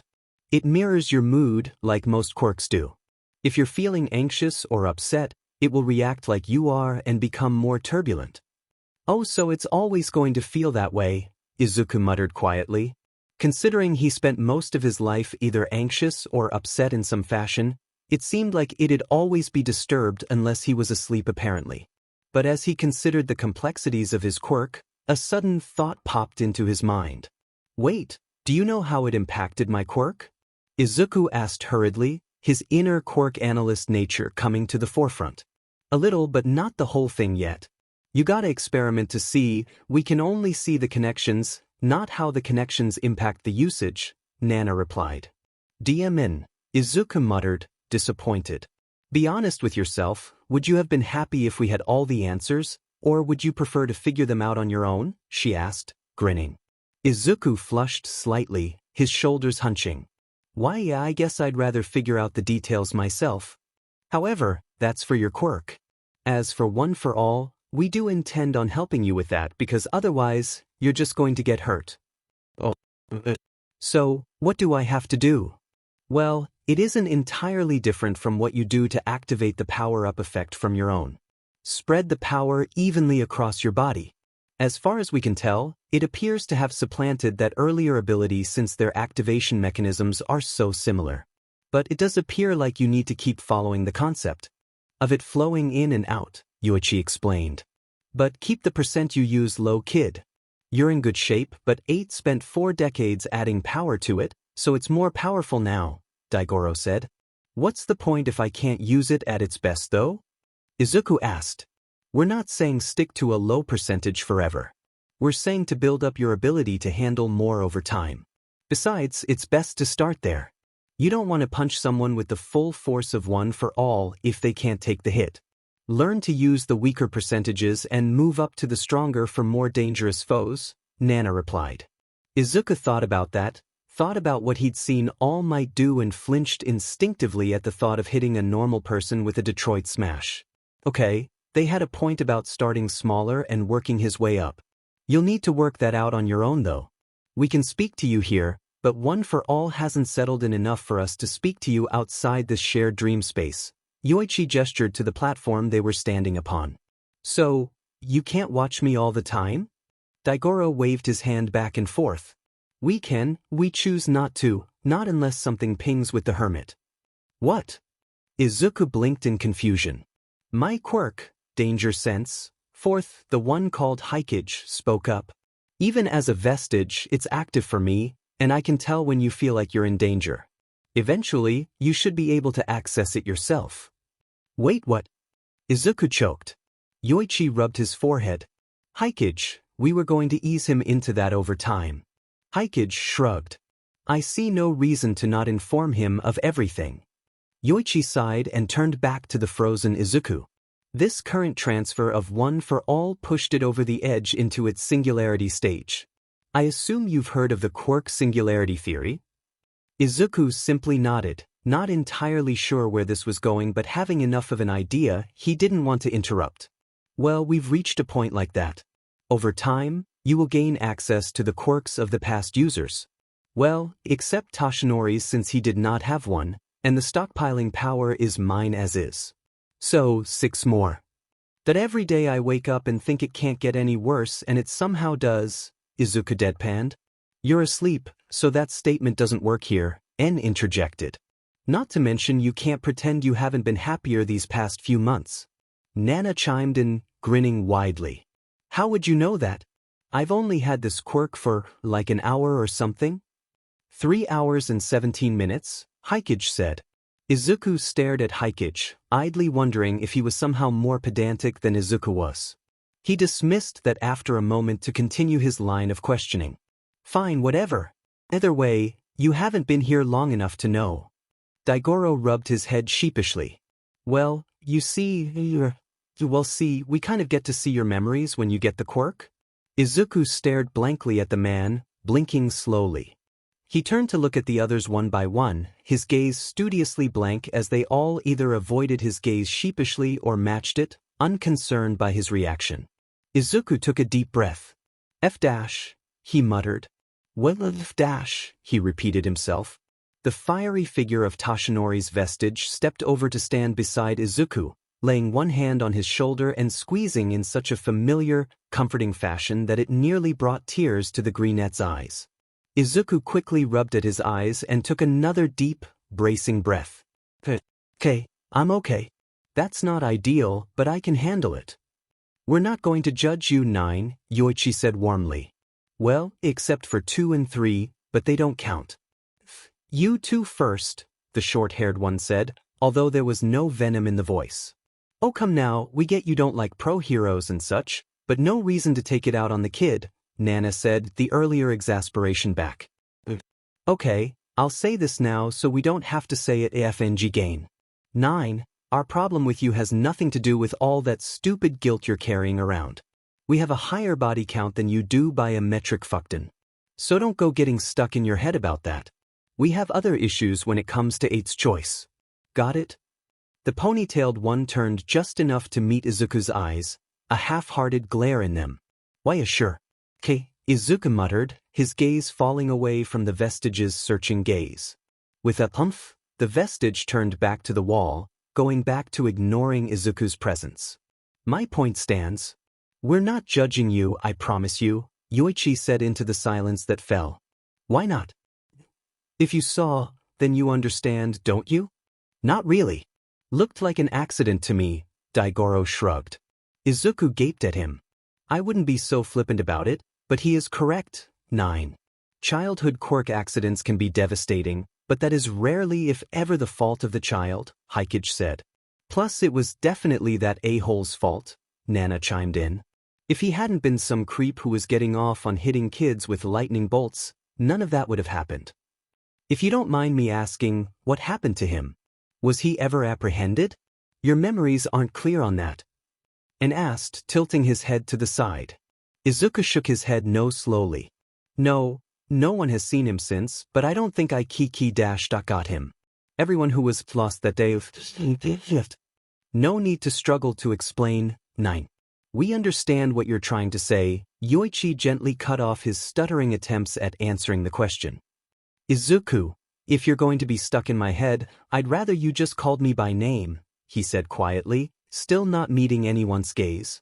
Very well, Izuku it is, Yoichi smiled softly, although the effect was lost on the young man as he kept his gaze locked on the stone floor beneath him. A small rumble shook the platform, sending ripples expanding outward from the tower's base. What is that? Izuku asked, eyes going wide in worry. You're waking up, it seems. Looks like our time is cut short. Just remember what we said about being careful and using small amounts at first. Oh, and I'd get some sunglasses for now, Nana said with a pained smile.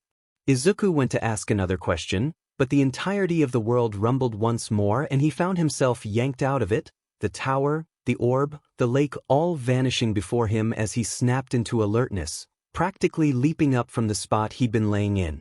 Unfortunately, Ochako had been leaning over him as he did, and the two smacked their heads into one another with a loud yelp of pain and confusion. F-, he hissed as he held his head. You said it, Ochako groaned, having partly fallen backwards and was now laying against the arm of the couch. Geez Zoo, Trying to kill cheeks just for being nice enough to check up on you, what a guy, Katsuki remarked with a wry grin. Oh, shove it, Izuku muttered, his eyes still closed as he rubbed at his forehead. Someone call Toshinori, we have to talk. Oh, can you feel one for all now? Himiko asked eagerly. Something like that, Izuku muttered. He lifted his hand off his head and began to open his eyes, but instantly yelped and slammed them shut again as a blinding flash of light seared into his eyes, making his headache a dozen times worse. F***ing hell, someone shut off the lights. The lights are pretty dim, Izu, Ochako said, worry evident in her tone at his reaction. Izuku paused for a moment, before remembering what Nana had said and groaned. Oh, damn it. Kaken, can you go get one of Auntie's sunglasses? I think something changed. Katsuki arched an eyebrow at the prone Greenette, but shrugged. Yep, on it. Fangs, mind giving Toshinori a call and letting him know we need to see him? Aye, Captain. Himiko said, saluting as she pulled out her phone. Anything I can do to help? Ochako asked quietly, laying her hand over Izuku's and gently squeezing. If you could find something for headaches, I'd love you forever, Izuku muttered, not noticing what he actually said as he rubbed at his temples. His closed eyes missed how Ochako's eyes went wide and red creeped up her face, how Himiko's grin expanded like the Cheshire Cat, at how Katsuki managed to hide his snickering behind his hand as he was stepping out of the room. Oh, why sure, I'll go find some. Ochako stammered out, practically leaping off the couch and dashing towards the medicine cabinet in the first-floor bathroom. Himiko giggled as hit the button to dial Toshinori, the sound reaching Izuku's ears and making him wonder why she was, but dismissing it as another fresh wave of pain shot across his skull, feeling like his eyes were melting out of their sockets. This is manageable, Izuku muttered, rubbing at his temples again as he managed to squint, the sunglasses helping dim the bright lights he was seeing somewhat. After having quickly downed the pills Ochako had given to him, and why she was acting so weird was something he wanted to ask her about when he didn't feel like his entire brain was trying to escape from inside the prison that was his skull. His headache was, at the very least, tolerable enough to actually open his eyes. And now that he could see, he was able to finally make some guess as to what was going on. The lights he was seeing were coming from the three teens in the room with him, powerful glows that seemed to shine from underneath their skin. With Kaken, it was a brilliant orange color that seemed to almost pop beneath his skin, most prevalent on his hands but circulating throughout his entire body. Ochako had a pink glow running through her fingertips shining orbs of pink that led small threads of pink up her arms and throughout her upper body, down to her abdomen and up her neck into her head. Himiko's glow was nearly her entire body, a roiling, bubbling, shifting yellow that seemed to almost strain against her skin, like it was trying to escape at all times. Izuku glanced down at himself to try to confirm his suspicion and yep, there it was, a brilliant green glow even without his quirk active, the brightest spot smack dab in the middle of his where the organ that held his energy was.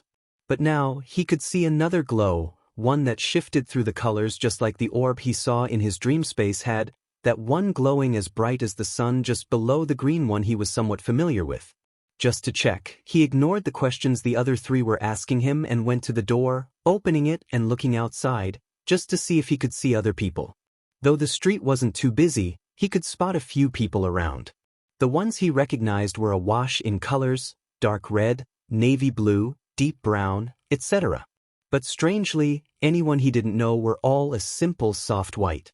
The glow still presented itself differently, sometimes concentrated in their hands, sometimes in their feet or chest or not concentrated at all, but in each case, it was a soft, glowing white, with little to no details. He focused on the first person he saw with an obvious mutation, a young man walking down the street with a long, slender, scorpion-like tail and started considering what his quirk was. As he started to work through it, noticing the stinger at the end of it that was tightly capped with some sort of metallic device, the slight hunch in the man's gait which implied a different hip bone structure, the slight sheen of chitinous substance appearing on the man's bared wrists, the white glow shifted, changing, turning to a deep, vibrant purple. Holy shit, Izuku murmured to himself, blinking rapidly beneath the sunglasses. A rough hand gripped his shoulder and practically yanked him back through the open door, a clearly annoyed Katsuki slamming the door shut behind him as he spun the green net around. Izuku, answer us, he growled in the other boy's face, the two girls behind him both mirroring his annoyed expression. Izuku blinked, trying to come to terms with what he was seeing, able to actually see the way the orange glow within Kaken's body was beginning to pop and sparkle more than before. At the same moment those sparks appeared in the blonde's hands. I think I can see quirks? Izuku asked as much as answered, confusion evident in his voice even as he said it out loud. "That what?" came the deadpan reply from Katsuki. Izuku shrugged and opened his mouth to speak, but a rapid-fire knocking on the front door interrupted him. Ochako stepped over to open the door, the skinny form of Toshinori in the doorway standing there, breathing heavily. "What's going on?" Himiko seemed concerned when she called. "Young Midoriya, are you all right?" "Oh boy," Izuku breathed. You might want to sit down for this." Toshinori's jaw was slack, his entire expression so confused and almost in pain that part of Izuku regretted saying anything. From the moment Izuku had said the name, Nana, he'd witnessed every ounce of strength vanish from Toshinori's form, the hero looking more like a lost child than a grown man at that moment. "Why, you saw Nana?" he managed to get out, struggling. "Why yeah," Izuku replied, wincing. Toshinori gulped, his shoulders hunching as he spoke quietly. How was she? Was she okay? Did she look okay? Was she happy? Was she dash? Yo, chill, give Zu a chance to answer, Katsuki cut off Toshinori's increasingly frantic questioning. In a mirror to the gesture the older man had often done to encourage the teens before, Katsuki placed his hand on Toshinori's shoulder and gave it a squeeze. It wasn't sitting well with Katsuki, witnessing the great hero All Might looking so lost and hurt. It bothered him a lot if he was being honest. He'd accepted a while ago that Toshinori wasn't infallible, the wound he'd suffered proved that before. But these past 7 months his respect for the man only grew, how he remained such a beacon to people, a hero who always won no matter what the odds, even with his injury. And he knew, intellectually, that everyone had things that hurt them, that upset them. But witnessing it before him, with the man he looked up to more than anyone save his own father, he didn't know what to do to help, so he did the best he could and tried to show his support, even while trying to reconcile the insanity Izuku was now spilling. "She looked good, Toshinori. She's very pretty," Izuku tried to reassure the older man. Yes she was," the blonde replied quietly. He took in a deep breath, squaring his shoulders and looking up to meet Izuku's gaze with a steely look of his own. "All right, that is enough of that. I should not be so surprised you were the one to see her and the other holders. You always impress me. I am just more impressed now, and I am even more confident in you as my choice." "I think it would have happened to whoever you gave it to." Yoichi said it's because it hit the singularity point due to the transfer, Izuku protested. "Perhaps, but I still believe in you and what you can accomplish. Seeing them so soon is a sign of this, I am sure. Let's discuss what else you spoke about, and especially this new vision you seem to have. You say it seems like you can see quirks, but unless you know details it is only a white color." Izuku nodded. "Yeah. I think I have to know the details of how it works for it to start gaining color, and then it seems to give me more insight into it. Like, I can see how Kaken's quirk actually runs throughout most of his body, not just his hand, and I think that means he can run it through his system." "Wait, what? Holy shit, what if I can explode from all over? That'd be even badass," Katsuki pondered, his grin growing as he contemplated the thought. "I don't know if that's a good idea though." Izuku protested.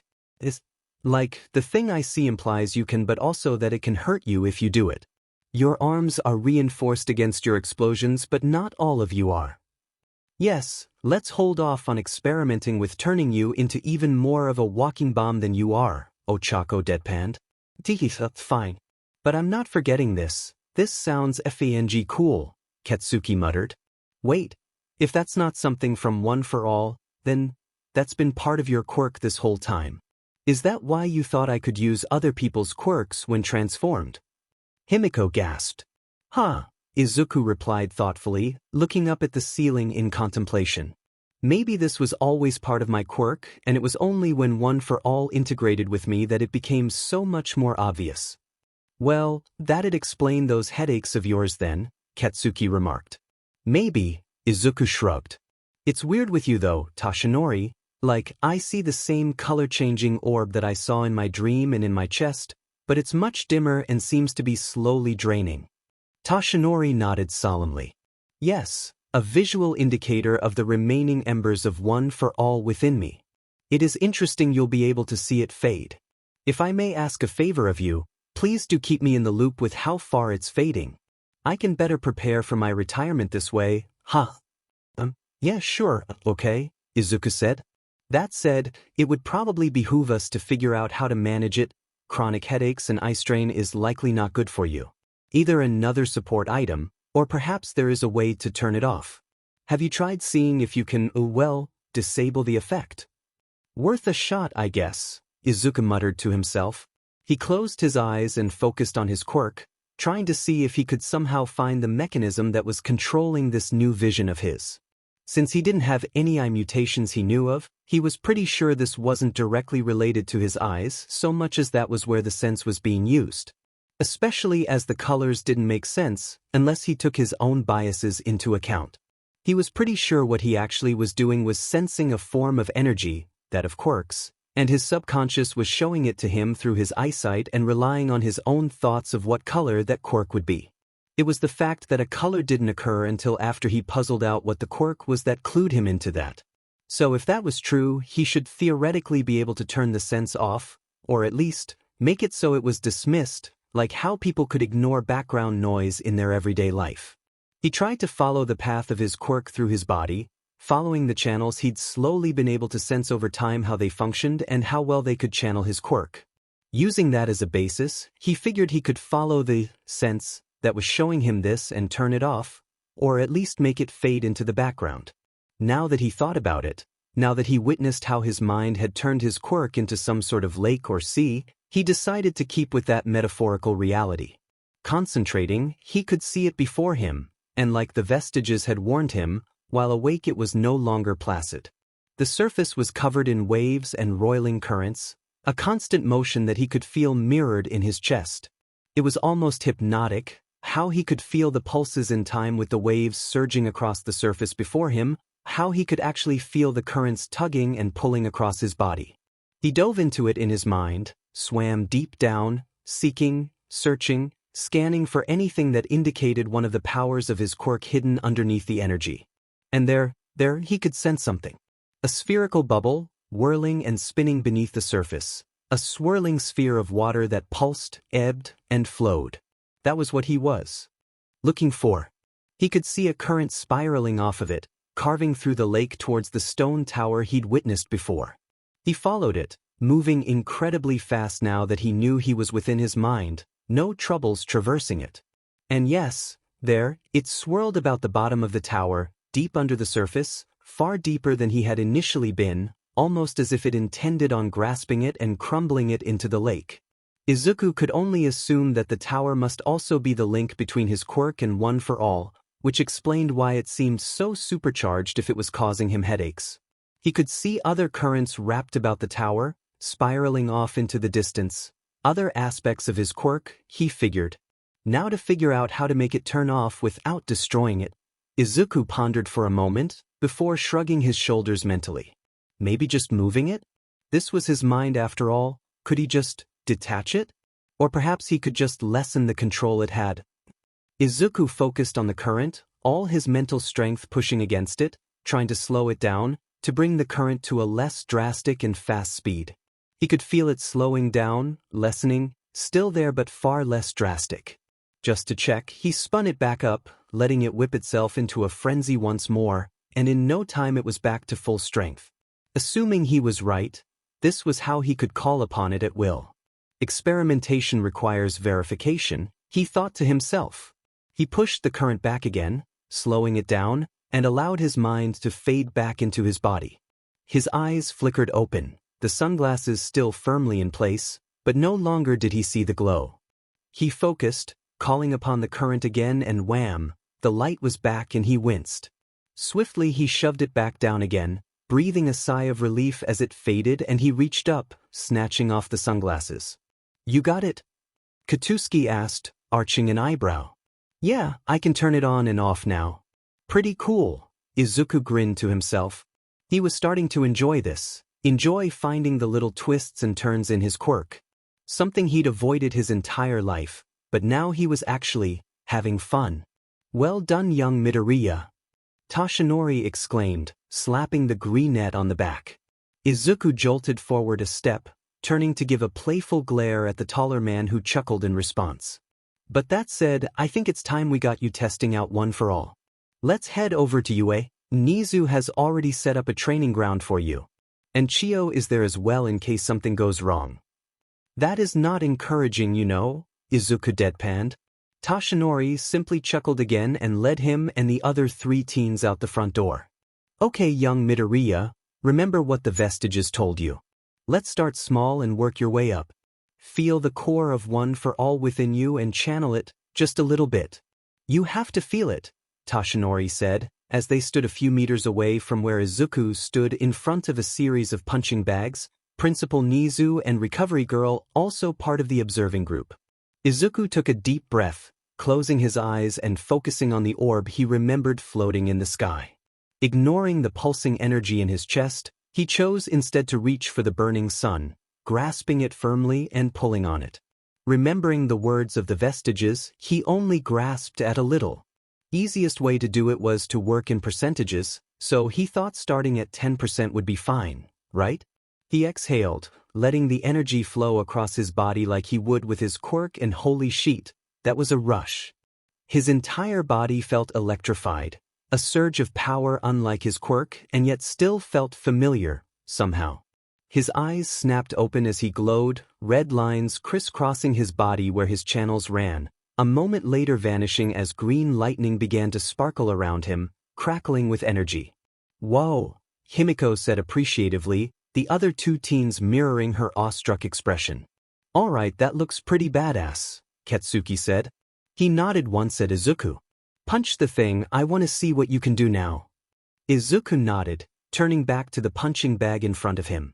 Designed specifically to take on super strength quirks, everyone was pretty sure it'd survive since he wasn't trying to pull an all-might and go full-out changing the weather with a punch. He squared up, planting his feet firmly and wound up, pulling back his fist and keeping his breathing under control. In and out, throwing his fist forward. It slammed into the bag with a loud thud, the bag rocking backwards, the metal chains holding it in place shivering but not cracking. Katsuki let out a low whistle. "Diamen, that's a hit." "What percent was that?" "Figured I'd start small, 10% seemed reasonable enough," Izuku replied. He shook his hand out. Recovery Girl immediately stepped forward and grabbed his hand, examining it closely with narrowed eyes. "Any pain? Anything feel off?" she demanded. Izuku shook his head. "Just the sting from hitting it. I didn't think to wrap my knuckles first." Recovery Girl sighed. "Well, I can't fault that, I didn't even mention it either. If you're going to try again, let's get them wrapped properly. Better to be safe than sorry." "Yes, ma'am," Izuku replied, accepting the bandages from her and wrapping his knuckles. Taking a moment to bounce in place, he rolled his shoulders. "I'll try for 20% now." "A big leap, but go for it, young Midoriya. I have confidence in you," Toshinori replied. With another deep breath, Izuku reached to the orb once more, pulling on more to try and grasp the 20% he wanted to go with. The green sparks around him intensified, glowing slightly brighter and appearing more often, but otherwise he felt fine. He repeated his prior steps, planting his feet, pulling the strength up from beneath and swung. "Ouch," he said, wincing as the bag shot backwards, the metal chains holding it cracking under the force. He gripped his hand, rubbing at it with a pained expression on his face. Let me see," Recovery Girl had almost appeared at his side as if by magic, turning his hand back and forth and examining it closely. She poked and prodded at his hand, watching his reactions and humming thoughtfully to herself. "I can't be entirely sure without equipment, but I don't believe you broke anything. Perhaps a few microfractures? But even if you didn't, it's clear 20 may be a little too much for you right now. Izuku shook his hand out as soon as she let it go, nodding along in understanding. Okay, let me try 15 then? She looked up at him seemingly before nodding. All right, young man, but punch with your other hand this time. I'll heal you afterwards just to be safe, but it's best we not drain your stamina beforehand. Izuku nodded again, swiftly letting some of the power from One for All drain away until he held what he thought was about 15%. Taking his stance again, he threw a punch with his left. This time, the pain was just the normal sting of knuckles meeting a solid object, the bag rocking back but still staying connected to the chains, although they weren't looking that great. Okay, yeah, that seems to be safe. It doesn't hurt, Izuku said, grinning widely. Recovery Girl grabbed his right hand once more and planted her lips on it, the wash of her healing removing the remaining pain as Izuku wobbled for a moment, feeling his vision go blurry for a brief second. Oh, okay, Izuku muttered as he regained his balance. He glanced down at his wrist where the meter was, noticing that the bar was noticeably smaller than it had been before, probably about 5% drained away. Yes, my quirk drains the stamina of people when I heal them. If I healed someone too exhausted, it's plausible it could kill them. That is why you cannot come to be reliant on my quirk, young man. Or any of you. Recovery Girl stated as she turned to give her best nurse glare to the other three teenagers. Even Katsuki knew better than to annoy the nurse hero, and nodded along with the other three. Toshinori clapped his hands. Well, that settles it then. Now that we have made sure young Midoriya can handle this, we're going to have to examine the impact on his original quirk and work on getting him better with One for All. But that's not all, my young trainees. You must also work on your mind. You have 3 months to prepare for the exam, both the physical part and the scholastic part. Let's get you 4 home and get you started on the final phase. Izuku clenched his fists, letting the lightning sparking fade away as he breathed deep. This was it. The final steps to his new start, the last stretch before he got to the next phase of his life. He exchanged a glance with his friends, Katsuki, the brother who had always supported him, Himiko, the fun and quirky woman who'd helped him rediscover what it meant to just enjoy things, and Ochako, the kind and yet fierce woman who had made sure he never got too stuck in his own head, that he could finally maybe accept a nice thing said to him or two. He was ready for the next step. Ochako would normally be much more nervous about tomorrow, it being the entrance exam and all, but right now, she really couldn't find it in her to be nervous. The quartet of friends had decided to have a night hanging out together, the 2 girls crashing at the Bakugos for the night. Mitsuki and Masaru were out on business, so the 4 had the house to themselves. For all the fact they were unsupervised teenagers, they were dedicated to being prepared, so they hadn't done anything wild. Merely cooked a lovely dinner, well, the boys did, and had sat down to watch some movies together. Katsuki had left earlier though, insistent on his bedtime being exactly 9 like some old man, leaving the 2 girls and Izuku to watch a couple more before heading to bed themselves. Which was how Ochako found herself in the position she was. She was snuggled into Izuku's side, her head resting on his shoulder as his arm was wrapped around her opposite one. Curled up on their laps was Himiko, the blonde girl's head laying in Ochako's lap and her lower body over Izuku's.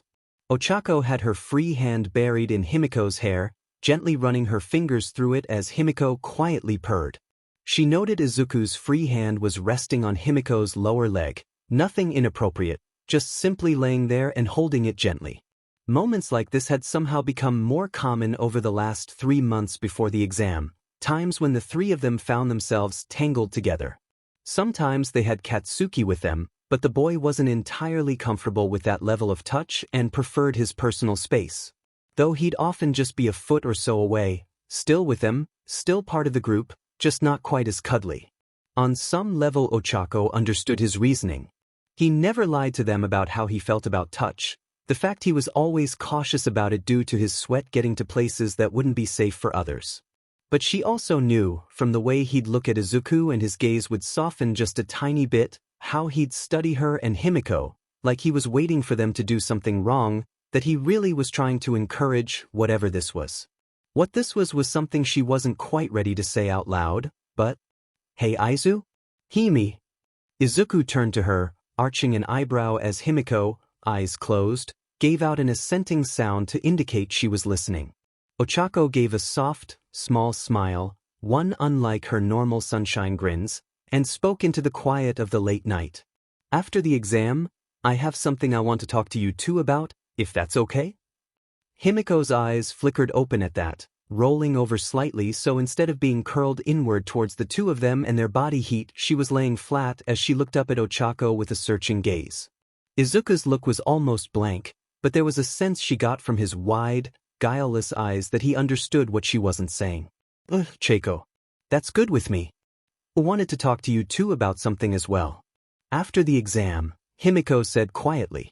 Izuku nodded slowly. Why, sure. We can talk. But it is kind of late. Maybe we should get ready for bed? Tomorrow's going to be a big day.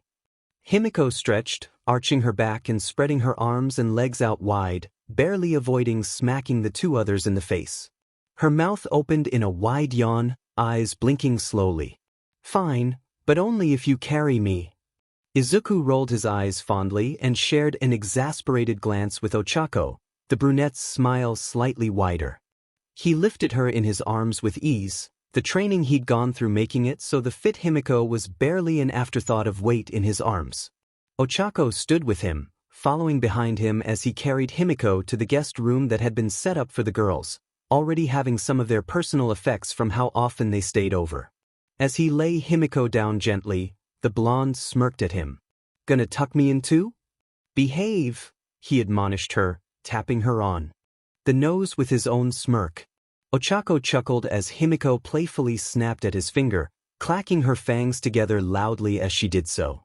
The brunette rolled her eyes as she clambered into her side of the bed, letting out a quiet oof as Himiko immediately latched onto her side and cuddled her aggressively.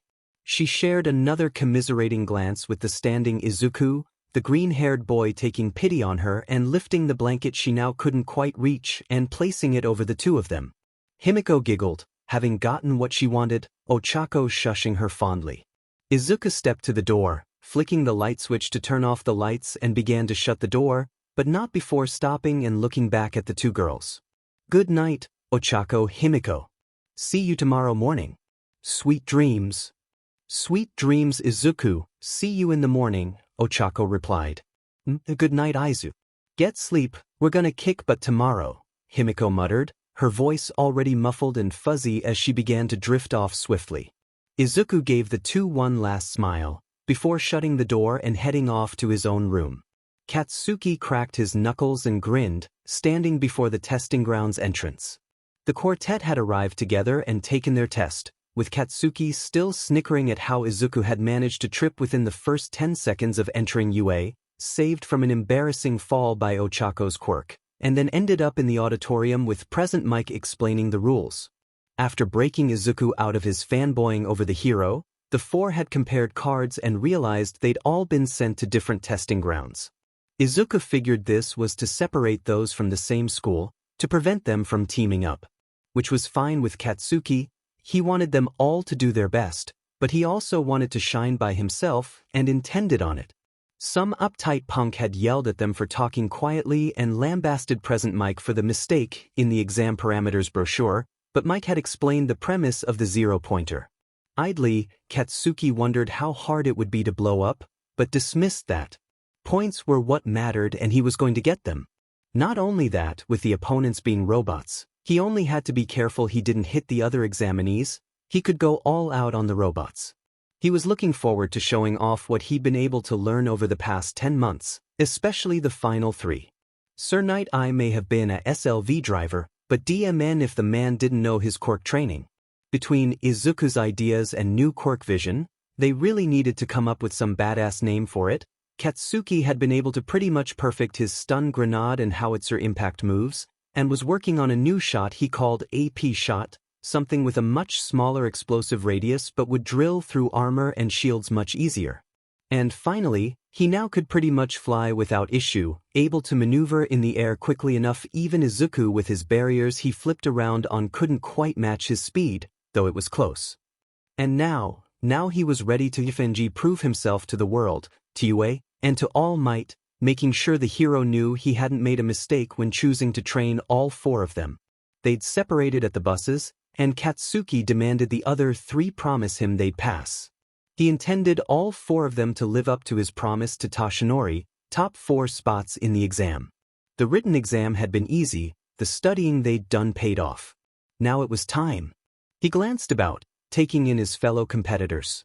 None of them really stood out to him much, save the one redhead with the very spiky hair who was practically vibrating in excitement.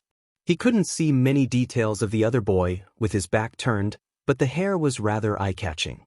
He shrugged internally, dismissing him from his mind. He had a test to beat just as soon as... "And start," came the shout from the proctor. "Snipe," his mind reminded him. Katsuki wasted no time, throwing his hands back and rocketing into the air and over the other students. He'd let them have the first robots around the gate. He wanted to be free to let loose. He launched himself rapidly down the street, the sudden rush of other students fading into the background as he saw a group of bots just ahead. He smiled wide, his teeth bared, as he rocketed into the group of them. Slamming into the ground with an explosion-empowered punch, the concrete cracked around him and flew up, clipping some of the bots. He cackled and spun in place, arms akimbo, and blasted explosions out, breaking each one around him into scrap metal. "Pathetic," he remarked to himself as he glanced about at the smoking ruins. "Too easy." With a grin, he rocketed back up into the air, looking for his next victims. "Okay, this wasn't actually that hard," Himiko mused as she ran across another rooftop, leaping down onto a crumbling fire escape. She bounced down to the ground, almost flipping from wall to wall, before she fell into a roll. Coming up from her roll, she threw 2 pieces of pointed scrap metal she'd grabbed early on, easily bullseyeing the 2 robots before her in the bright red they had, sending them into shutdown mode. She'd been really worried when she heard the opponents were robots, considering her quirk wasn't really suited for it. But once she realized how weak they were, how easily she could break them just with her base strength and a couple pieces of scrap she grabbed as they went, she lost all worry. She was faster than most of the examinees by far, and her ability to scale the walls as quickly as she could let her get far ahead of them, finding groups by herself and tackling them without issue. And it wasn't like her quirk was no help, she just was waiting until she needed it. Izuku had been right, kind of. She could use other people's quirks, but it was very limited. She couldn't use one for all at all, nor could she really use Izuku's original quirk because it required her to absorb energy, and by the time she grabbed enough, the transformation would time out. For Katsuki's, it worked, but it was much weaker than his. However, Ochako's, that one she could use at about what Ochako's limit was before they started their 10 months of hell. Izuku had theorized on what the major difference was between Katsuki and Ochako, and he had come up with a theory, but when he'd said it, even she was too flustered to let him continue down that train of thought, and no one spoke about it again. Not until after the exam. "We're going to pack that away and not touch it until it was all done." She shook her head to clear it. Not the time to get wrapped up in her own mind. She looked around for her next bot, scanning quickly. Not seeing anything and hearing some examinees approaching the area she was in, she ran to the nearest building and began to scale it again, looking to get a better vantage point. Ochako was grinning widely, not entirely unlike Katsuki, although if you pointed that out she'd likely try to punt you into the stratosphere, but she couldn't help it. This was actually fun. After 10 months of training, now she was finally putting it into practice, and with the help of Izuku's knowledge and Nighteye's training, she had become an expert at using her quirk in practically any direction, matching the force of gravity. Now she could even do it vertically, horizontally, diagonally, any direction she chose. She simply had to touch the object. Since she couldn't bring any items into the fray with her, she hadn't been able to bring a rope or line of some kind to use the other technique she'd gotten a handle on, but she didn't need it once she ripped a cable out of one of the 2 pointers, to the consternation of the examinees around her, witnessing the Sunshine's smiling brunette rip into a robot and pull out its internals without breaking a sweat. Now she was flinging it about as she went, crushing robots left and right with simply the cable in her hands. Tapping herself on the wrist, she leapt up, getting to a higher vantage point. She didn't bother landing on the nearby rooftops, instead, gripped the roof edge as she passed it and redirected herself, looking like she'd practically flipped over the rooftop as she spun to the other side. Though her stomach was getting nauseous between the spinning and her own quirk, she only had to hold it for a few seconds at a time and she could manage that no problem. She spotted 2 3-pointers by themselves. Grinning even wider than before, she snatched up a couple pieces of rubble on top of the roof and flung them at the 2 robots, launching herself off the roof and releasing her quirk as she went. Though both robots noticed the coming rubble and shot it out of the air, they didn't react in time to her falling on top of the one. She landed on one knee, inwardly wincing at the impact, but didn't let it slow her down. She removed gravity on the one she landed on, grabbing it with her other hand and leaping to the ground with it in her arms. Spinning once for momentum, she smashed it into the other bot, giggling as the 2 broke into pieces. She rolled her shoulders, taking a quick breather, before running forward, looking for her next target. Izuku wouldn't be surprised to know that all 4 of them had been using the same basic tactic: get to a high point, find a space with few other examinees and more robots free roaming, and drop in on them to get the points. Nighteye had been very insistent about the idea of gathering intel in any battle, so it should have come to no surprise that they'd take advantage of that. And it being an urban environment would help Himiko immensely, as she'd been practicing endlessly her parkour abilities to traverse cities with ease. He mused to himself that it almost felt unfair. Few of the other examinees could keep up with him, and he assumed the same of his friends. Their training was showing, as very few others seemed to be keeping pace. The one blue-haired boy who'd shouted at them in the auditorium seemed to be doing fine, considering the engines in his legs that made Izuku want to reach for a notebook, but otherwise few were standing out. Almost idly, he formed a glowing green disc in hand, the edges sharpened down to a millimeter, before throwing it like a discus at an approaching 3-pointer. The razor-sharp energy construct cleaved through the metal like a hot knife through butter, dissipating into nothingness moments later at Izuku's mental will. One of the new abilities he'd been able to unlock with Nighteye's help, now that he understood how One for All impacted his original quirk. As far as the 2 of them could puzzle out, while he was still limited to his own energy pool, which he could grow slowly over time with effort, but it was still rather slow growth, One for All seemed to act as a cost reduction in the energy expended. Now, what would cost him a good 5 or 10% would barely be 0.5% at best, at least for smaller constructs like the disc. Making more complex constructs or larger ones drained a larger proportional amount, but he wasn't in danger when he did it, only if he overdid it, which his 3 friends were very insistent he never do. He still could only hold a few constructs open at once, which included the platforms he used for movement. Right now, he was limited to 6 total, but he was close to getting a 7th, he was sure of it. And his constructs were pretty limited to objects that didn't have moving parts. Making a sword or staff was no issue, but he couldn't form a launcher for the discs, and while he could form a bow, he couldn't make the string move, which basically made the concept useless. But the discs were fine enough for a mid-range attack.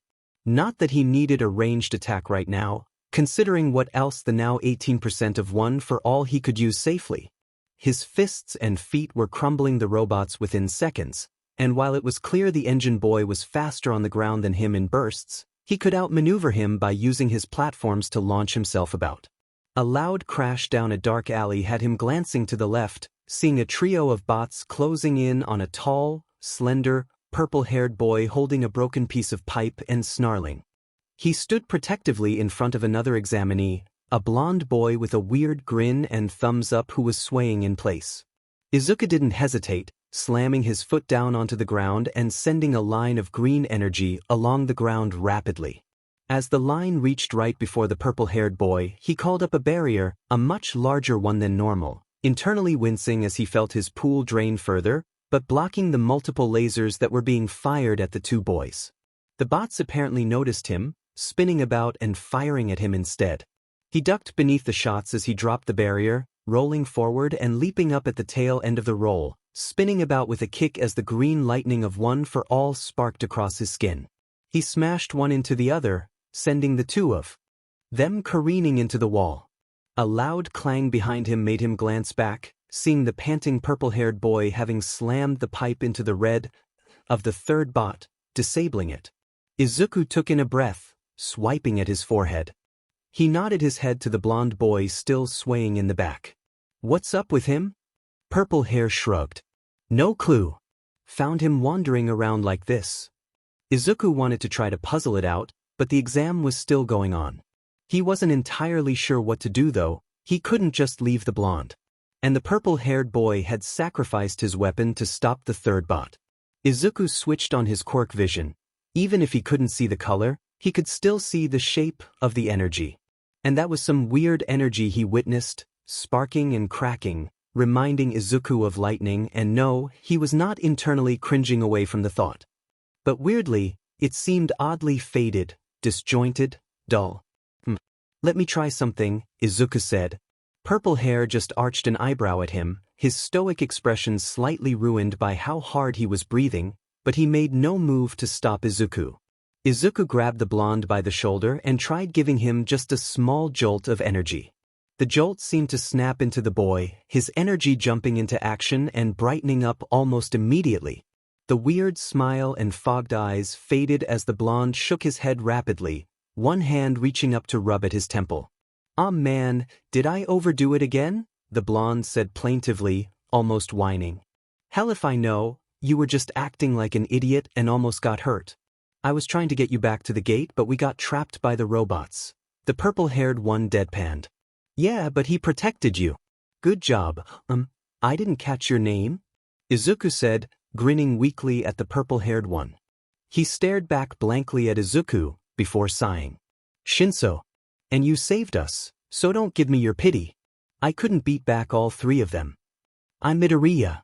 "Don't say it like that. I couldn't do anything if you hadn't kept him safe as long as you did." "I'm Kaminari." "Thanks guys, I would have been lost if it weren't for you. But we should get back to blowing up these bots.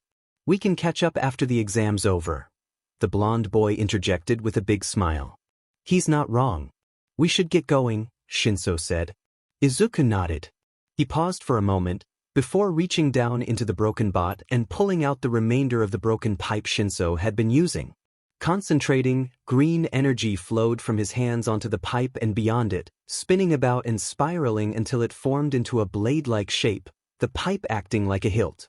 He spun it once in hand, nodded, then held it out to the confused Shinso. "Here, I'm guessing your quirk isn't super combat-oriented if you were using this. Kind of unfair for UA to rely on combat tests for the exam, but whatever. This could help." Shinso's confusion faded as he narrowed his eyes at Izuku. "I don't need pity," he said, his voice barely above a growl. "It's not pity.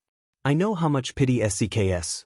It's just trying to even up the playing field, and you really were heroic, trying to defend Kaminari when he was helpless. No harm in accepting help, right?" Shinso's expression didn't change much, but it softened just enough for Izuku to notice, well used to Katsuki's resting angry face and micro-expressions. He sighed and grabbed the pipe from Izuku's hand. "Fine. Enough talk then. We have an exam to get through." "You got it, Shinso. Thanks again, I'll pay you back someday." Kaminari shouted, running out of the alleyway into the fray. Izuku nodded at him. "Good luck with the rest of the test." Not waiting for a reply, he forced a platform beneath his feet and leapt straight up, deciding to go back into the rooftops for a new vantage point. "What an interesting batch we have this year, don't you think?" Nizu said to his fellow instructors, taking a sip of tea as his eyes remained locked on the varied monitors. Half of them stumbled over each other at the start. "I'm not impressed," Aizawa, known as the pro-hero Eraserhead, remarked. "Perhaps, but some of them have shown remarkable combat ability," Cementos said, pointing to the screen showing Katsuki currently wrecking another horde of robots with a cackle. "That's at best 1/10 of what it means to be a good hero. We need to see much more to know how well he can do," Aizawa shot back. That young man there helped 2 other examinees in that one alleyway." "Midoriya, was it?" Midnight remarked. "He seems to have decent instincts." "Perhaps. But it was also reckless, and he gave something to the one who looks like a purple show. I still can't tell what it is though, looks like a support item, but he's got no papers for any other than some type of monitor," Present Mike commented. "Oh, it was no item. That is one aspect of his quirk, the ability to form energy into small constructs," Nizu replied. Ah, you know him, Principal? Cementos asked. Oh yes, he and his 3 friends, of whom you can see the monitors there, and there. Nizu pointed to 3 screens showing Katsuki, Ochako, and Himiko, visited UA a few months back due to extenuating circumstances with their education. Oh, that's right, I remember them. We signed a notebook for the blonde boy and those 2 girls. Midnight smacked her fist into her palm. Yes, it was for Midoriya. He likes to analyze quirks. I found his ideas interesting. A collective shudder went through the room at the small traces of excitement in the headmaster's voice. Aizawa narrowed his eyes at the white-furred mammal. No taking over the world while I'm still teaching. At least let me quit before you start. Now Aizawa, no need to be so concerned. I have no intentions on such things. I simply would like to learn more about the boy, assuming he gets in. He's doing very well, all things considered. I don't see many issues with his performance so far. Although, we haven't begun the real test yet, Cementos said. Yes, that is true.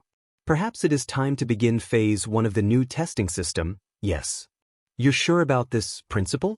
You know the board will throw a tantrum if they realize you changed the test without consulting them. Oh, I'm not worried. Our newest teacher gave me enough clout to let them have 5 minutes of fame, and they will kowtow without issues just for the sake of looking like they were part of the decision-making process. Welp, then guess it's about that time to send in the victims? Emma? Majima, Snipe shrugged, looking over at the hero power loader. Sending the signal, now. The F is that noise? Katsuki asked himself, confused. He'd taken a moment to stop breaking more villain bots. And somewhere nearby there was someone crying? Did one of the examinees get hurt? If he didn't check on them, Izuku would be on his but for not helping. And he guessed it wouldn't be heroic to ignore someone in trouble, even though it made little sense. This might be an exam, but accidents happen. He launched himself into the air once more, wincing slightly at the ever-growing ache in his arms and shoulders. He'd been at this continuously for longer than he normally was. Nighteye tended to stop him to give pointers periodically. Orienting himself midair, he shot towards the noise, which was on the next street over. As he flew over, he noticed the red-haired boy from earlier, standing in front of a storefront, arms raised as multiple villain bots shot at him, their lasers seeming almost to deflect off his strangely angular-shaped physique. Katsuki wasn't the type to hesitate, and this was no exception. He rocketed out of the sky into the back of the bots, sweeping his arms out wide to use his explosions to clear some space, sending the ones directly to his left and right flying. The redhead looked up at him in shock, his face angled and rocky, throwing Katsuki off but only for a moment. Swiftly he leapt into action, demolishing another 3 bots. He clocked the redhead taking up the other 2 on the left, covering his back, and decided to trust the other examinee for the moment, moving with precision, trusting him to have his back. It only took another 30 seconds or so before the remaining bots were thrashed, Katsuki letting his arms drop and breathing heavily. He wiped at his brow, annoyed at the sweat practically rolling off him as he turned to the redhead, only to freeze in place. The redhead's angular face and arms had dropped, instead, leaving a brilliant white smile, sharp teeth, and red eyes the same shade as his brilliant red hair. His shirt was ripped open, revealing a washboard stomach and toned chest to rival Katsuki's own. But it was the teeth, sharp and shark-like, with a sunshine grin that was somehow familiar and different. Idly Katsuki's mind drifted off to those teeth biting. Nope, we are not effing thinking about that right now. That was manly as hell, the way you shot in and blew up those bots. Freaking awesome, man. The redhead cheered, his enthusiasm practically rolling off him in waves. Why yeah, well, of course it was. I'm that effing awesome. Katsuki sputtered, trying to get his balance back. He didn't know why this guy was throwing him off. He wasn't the first hot guy he'd met, but damn it, he had to get his head in the game. Shaking his head to clear it, he asked, "Were you the one crying?" "Nope, it was this kid here." The redhead pointed behind him, into the wrecked storefront he was standing in front of. Katsuki glanced past him, seeing a small brown-haired boy in a white shirt standing there, crying, rubbing at his eyes. Katsuki cursed internally. He wasn't great with kids. And how did a kid get here anyways? Okay, he had to deal with this ASAP. Hey kid? You okay? Hey chick, no, I got lost and I can't find my mommy and there were these scary robots and dash. Whoa now there kiddo, it's okay we got you, the other boy. My name's Kirishima, I'll keep you safe. Kirishima? Katsuki echoed, incredulous. Kirishima turned back to look at him and blink. Yeah. That's my best friend's doctor's name, the one who helped him after he got hurt. Kirishima grinned. Yeah, my mama is a great doctor. I can't believe you met her. Small world. Misters? The kid asked, his gaze affixed over the buildings down the street. Sup?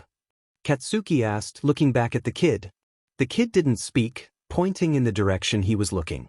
As Katsuki and Kirishima turned to look, their eyes went wide. That's the effing zero-pointer? Katsuki shouted, jaw dropped as he saw the building-sized robot begin to trample the buildings down the street. He picked up on screams from the other examinees, and the loud sound of stampeding people as they fled from the massive robot. Bro, we best get moving and quickly, Kirishima said, his body reflexively hardening out of concern. Katsuki glanced at the kid, frozen in terror, and back up at the approaching robot. He looked back at the fleeing students, noticing some were moving very slow, clearly exhausted and unable to really run. With a deep sigh, he let a feral grin overtake his face. He looked back at the redhead. Grab the kid. I'm gonna slow that thing down.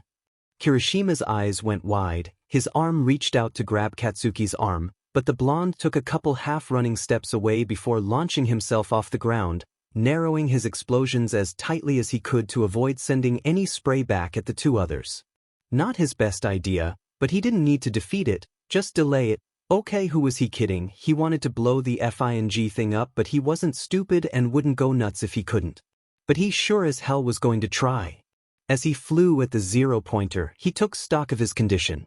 His arms hurt, pain radiating through them in such a way, he found himself flinching every time he launched another blast. He had sweat so much he was pretty sure he was dehydrated. His shoulders felt like they were going to rip off his body. He could barely catch his breath, his heart was beating as rapidly as he'd ever felt it. Katsuki had never felt more alive. His feral grin stretched further as he saw the bot approaching rapidly, its glaring red zeroed in on his form. Katsuki spared a glance back, making sure all the other examinees were out of the bot's range. Seemingly safe, he decided it was time, he could finally let loose. His arms shot out to the sides and he began to rotate, blast after blast after blast propelling him faster and faster and faster, the winds picking up around him, drawn in by his motions and spiraling. His eyes were alight, burning red as he stared at the robot before him, teeth bared and snarling, rotating faster and faster and faster. As the bot's arm came up to try to swat him from the sky, he reared back with his right and moved forward, every ounce of his explosive force coming to his call. Howitzer impact! He roared, the force slamming into the zero-pointer, a massive burst of flame and smoke flaring out in all directions. The groaning of metal, a cacophony of sound as he hit, his own eyesight practically blinded by the sunburst he'd just let off. But he never took for granted his strikes, and it was a good thing he didn't. He felt the air moving rapidly, not caused by himself, and with his right currently in absolute agony, he used his left to launch himself higher, barely being missed by the bot's other arm swinging where he had been. He could see he'd nearly ripped the zero-pointer's left arm off, but the other one was still functioning. He snarled at the bot, rearing back to throw another explosion when the sound of a bell rang out across the battlefield. Nope, nope, nope, nope, Himiko chanted as she bolted across another rooftop, a small girl in her arms and a purple-haired examinee with earphone-like jacks dangling from her ears clutching her back. Himiko had stumbled across the other examinee while she was trying to carry the little girl to safety, having hurt her leg diving in between the child and a villain bot. Himiko had disabled the bot still there, and though they were about to begin introductions and questions of how the hell that kid got there, that's when they noticed the zero-pointer heading towards them. It's getting closer, the purple-haired girl shouted in Himiko's ear, the blonde gritting her teeth as she leapt across another gap. I can see that, thank you very much, she hissed back. Carrying 2 people and running full speed, even if one was a kid, was not exactly easy for her, even with all her training. Unlike a lucky, muscular, hot, green-haired boy she knew, she did not have any strength-based quirk powers, and she was already exhausted from the exam. She noticed a fire escape to her left and ran for it, figuring if they got to the ground maybe they'd find other examinees and be able to do something. She practically flew down the escape, skipping half the steps and just accepting the very painful aches in her knees as she landed roughly, almost falling down but managing to keep her balance. She spotted a tall, multi-limbed boy with a mask on his face staring at the zero-pointer as he fled, and tried to catch up to him, shouting at him to get his attention. One of his arms popped open an eyeball on the end of it and turned to face her, another opening a mouth as it spoke. "Are you okay?" the boy shouted, still running as Himiko tried to pace him. "I am," she gasped, glancing back at the steadily gaining building-sized robot. But she hurt her leg and we found this kid. Can you take them?" The tall boy reached out a half-dozen arms, snatching the child and the other girl off Himiko's back. "That's fine. Do you need a lift as well? I can probably carry you too." Himiko waved him off, gasping for air. No. I need to slow that FING thing down before someone else gets hurt. Just run, I'll try to distract it. Go!" Before either of the other examinees could speak, she'd already begun climbing up the nearest building to the roof. As she got to the top, she glanced over at the now very close giant robot. She bit her lip, unsure what she could do to distract it, but she had to try.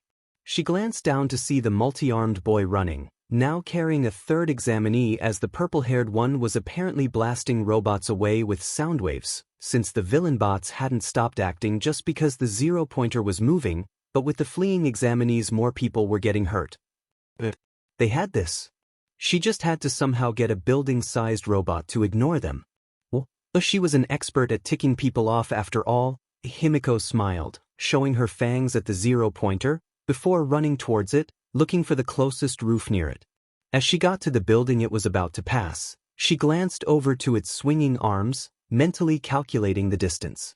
She knew it was too far for her to leap, but she bolted across the rooftop, calling upon her quirk, upon the blood she'd tasted more than any other, that of a certain lovely brunette with a sunshine grin.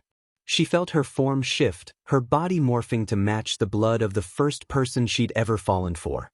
With the patented grin of Ochako on her face, she tapped her arm, feeling the nausea take hold as soon as she did but ignoring it, launching herself off the rooftop and towards the zero-pointer. It didn't even seem to notice her as she flew over the nearest arm, reaching out to latch onto its chest with one of the sharpened pieces of metal she carried, giving her just enough grip to catch it. She flung herself up its front, using the combination of Ochako's quirk and the sharp metal she carried to almost run up it. As she reached the head of the bot, she grinned at its glaring red eye. "Hey, anyone home?" she giggled, tapping on the optic. When it failed to react, she tapped harder, this time with the sharp metal in hand. She didn't bother waiting for any further response, rearing back and with all her might trying to shove the scrap into the spot where the optic met the socket, feeling it dig in just enough to give a tiny bit of purchase. That seemed to get its attention, the massive machine groaning as one of its arms began to reach up to try to smack into her. Exactly what she was waiting for. She felt the familiar sensation of her quirk sliding off her and shifted as quickly as she could into another form, the spiky blonde hair of Katsuki taking form. Though she could not use his quirk well, she still could use it. And she had been sweating a lot. The explosion she let off had little force or flame, but what it had was light and smoke and enough force to propel her up and over the robot's head, blinding it just enough that it smacked itself with its own hand. She giggled, her giggle sounding odd coming from Katsuki's form, but it was enough for her as she landed on the back of the robot, just behind its head. She was about to dance around to the front once more to try to keep it focused on her, but a loud ringing bell made her wince and nearly lose her balance, the robot ceasing to move as the bell went off. "How the hell do we distract this thing again?" the pink-skinned girl shouted as she threw globs of some type of grayish fluid at her feet, skating along down an alleyway next to the fleeing Ochako. "I don't know, but we can't let it reach the others," the brunette shouted back. I've no idea where those twins came from, but those two boys should be able to keep them safe if we can keep the big one on us. You're nuts, that which is kinda cool, the Pinkette said, a tired smile on her face. Response Ochako wanted to give was interrupted by a loud crash behind her, the building to their right being smashed by the massive tank treads of the zero-pointer. She racked her mind for a solution, as while they had its attention there was no guarantee they could keep it. She thought back to her friends and what they would do in this scenario. Katsuki would try to blow it up, Himiko would try to taunt it, and Izuku would do something self-sacrificial that she'd want to strangle him for. That's who she chose to spend her time with. Okay, this wasn't helping. She shook her head to clear it as she ran, breath escaping her lungs in puffs as she silently thanked Toshinori and Nighteye for their insistence on stamina training. As she scanned the area, she saw ahead of them one of the large pieces of a wall that the zero-pointer had smashed, just off to their left. Glancing at it, thinking of her friends, thinking of how she needed to keep the zero-pointer on her and not the others. "Oh, you go on ahead, I have a plan," she shouted to the pink-skinned girl with the glittering black eyes, the other girl opening her mouth to protest but not getting the chance as Ochako veered off towards the rubble. She gripped it with her fingers, allowing her normal method of force manipulation to take effect, reducing its gravity. Yes, she knew now that wasn't exactly what she was doing, but damn it, this was easier to think about. It was definitely on the upper end of her limit, the familiar roiling in her stomach taking effect and making her clench her jaw, but it should be enough. With a loud growl, she spun about, the massive piece of wall she'd gripped following along as she completed a full rotation to gain momentum, and then launched it towards the zero-pointer. The rubble smashed into the giant machine's lower body, just above its tank treads, and though it did not seem damaged, it sure got its attention on Ochako, which she grinned proudly about for a brief moment, until she noticed it coming full steam ahead at her and her eyes went wide. Well, she accomplished goal 1. What was goal 2? Right, somehow delay it? As she scrambled away from the machine, she tried to focus on what she could do. Launching rubble would keep its attention but not really do much to it. And it was way above her ability to float or crush it. She couldn't even slow it down, or could she? Even to this day, and with Nighteye and Izuku's help, her quirk could stubbornly be inconsistent.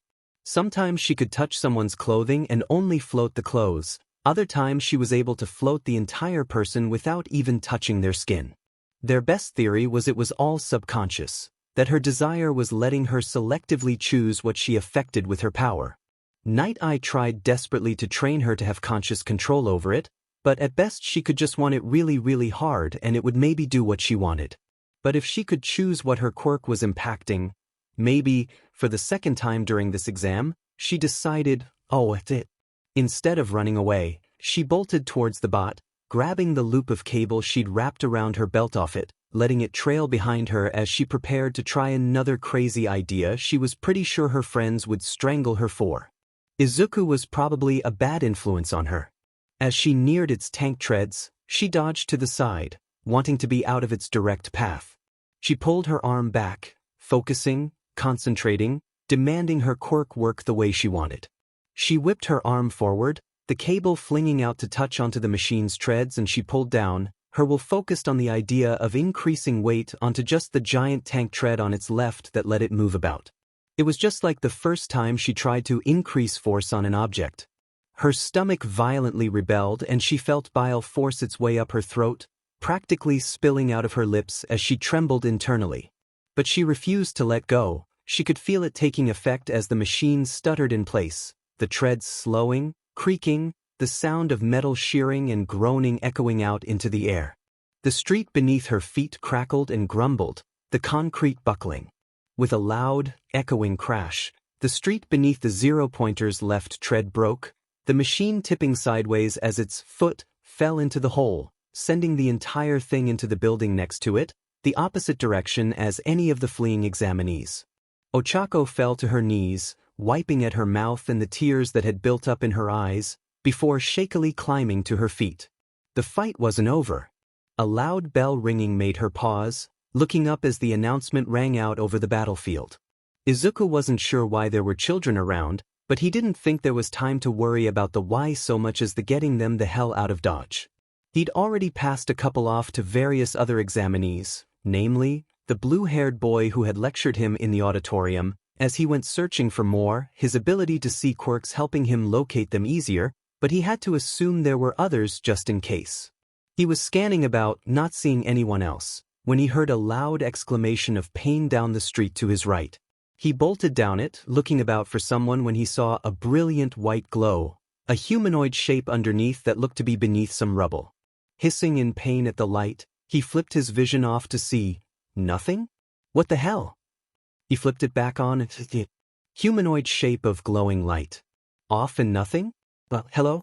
Is someone there? He said, approaching the fallen piece of wall. Weiss, my leg's trapped, the higher, feminine voice cried out. He saw the dirt move as if someone was there, and it clicked. He flipped his vision back on and the brilliant white glow shifted to a more crystalline one, shimmering and shining as he realized she was invisible. Wow, that had so many applications. You could do so much with. Are you still there? The voice said, breaking him out of the muttering he had begun falling into. All right, hold on, let me move that dash. Look out, she cried out as a shadow fell over them both. He looked up, seeing the zero-pointer arm coming screaming down at the two of them, his eyes going wide in panic. He threw his right arm up, forcing every ounce of power he could into a barrier, a translucent green dome forming over him and the trapped girl, his arm the focal point. He hissed in pain as the fist impacted, feeling it shoving him down, pushing him back, the barrier already cracking beneath the force. He grit his teeth and poured more into it, the green dome now dripping, energy falling off it and his body like rain. He couldn't hold this for long, but he also couldn't lift the rubble like this. Hey! Shouted a voice, his gaze turning to see Shinso and Kaminari running towards him, the blonde waving rapidly. He pointed to the rubble with his left, his teeth still grit and his voice strained as he held the barrier. Help her! Who? Shinso asked, his worried gaze affixed to the machine Izuku was currently trying to hold back. Me, the invisible girl shouted, scrabbling at the dirt again. She's invisible. Just move the wall please. I can't hold this much longer. Izuku shouted, straining, feeling the energy draining from his core. He could see his meter draining, ticking down, piece by piece. He poured one for all into his limbs, into his body, calling up the power over his whole body, green lightning sparking off his skin as red lines danced beneath it. He'd named the technique full cowling, which Katsuki had rolled his eyes at but said nothing more after it. It helped, a little, but he still knew the energy drain was going to get worse.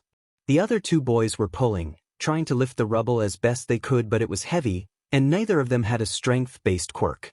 Izuku noticed this and realized this was not going to end well at this rate. He glanced up at the zero-pointer, the machine still focused on him and trying to press him down. He felt his entire body creak with pressure, the pain he'd long dismissed from channeling his quirk coming back as he snarled internally. He cupped his left hand next to him and focused, creating a cylindrical barrier with a rounded bottom in his hand.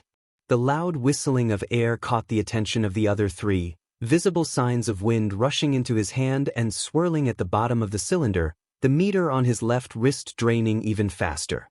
60%, 55%, 50%, 45%. The F? Are you doing?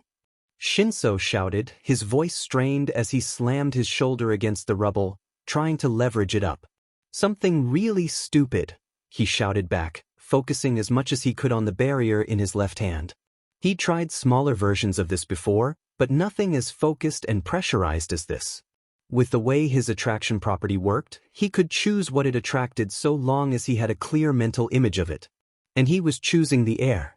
By drawing in all nitrogen and oxygen around him, the most common gases in the area, and focusing it into a tiny area, not allowing it to spread, he was adding more and more and more pressure to it, giving it only one possible escape outlet once he released the attraction property. When his hand began shaking from trying to hold the pressure, the barrier itself in his left cracking from the pressure, and the one above him even more strained, he thought this was probably his best chance.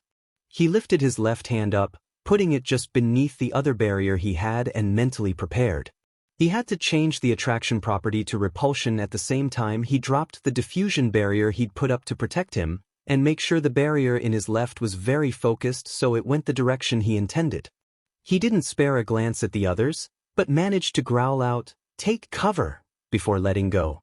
Multiple things happened at once. The zero-pointer's fist, clear from the barrier, came closer to him than he'd ever hoped. The pressurized air in his hand exploded out, the backlash dislocating his left shoulder and sending his entire body back, slamming him into the ground with an excruciating impact. He cried out in pain, nearly biting his tongue as he bounced off the concrete. The air that exploded out sent the other two boys back, skidding along the concrete. It blew clouds of dust and dirt into the air. But most of all, it shot the entire machine's arm off, shearing the metal at the shoulder and sending the broken arm flying off into the distance, a loud crashing echoing from far away as it landed. But Izuku noted the machine was still moving, still capable, and its red, glowing optics were focused down on his prone form. Gritting his teeth, he leapt to his feet, ignoring the pain radiating from his left.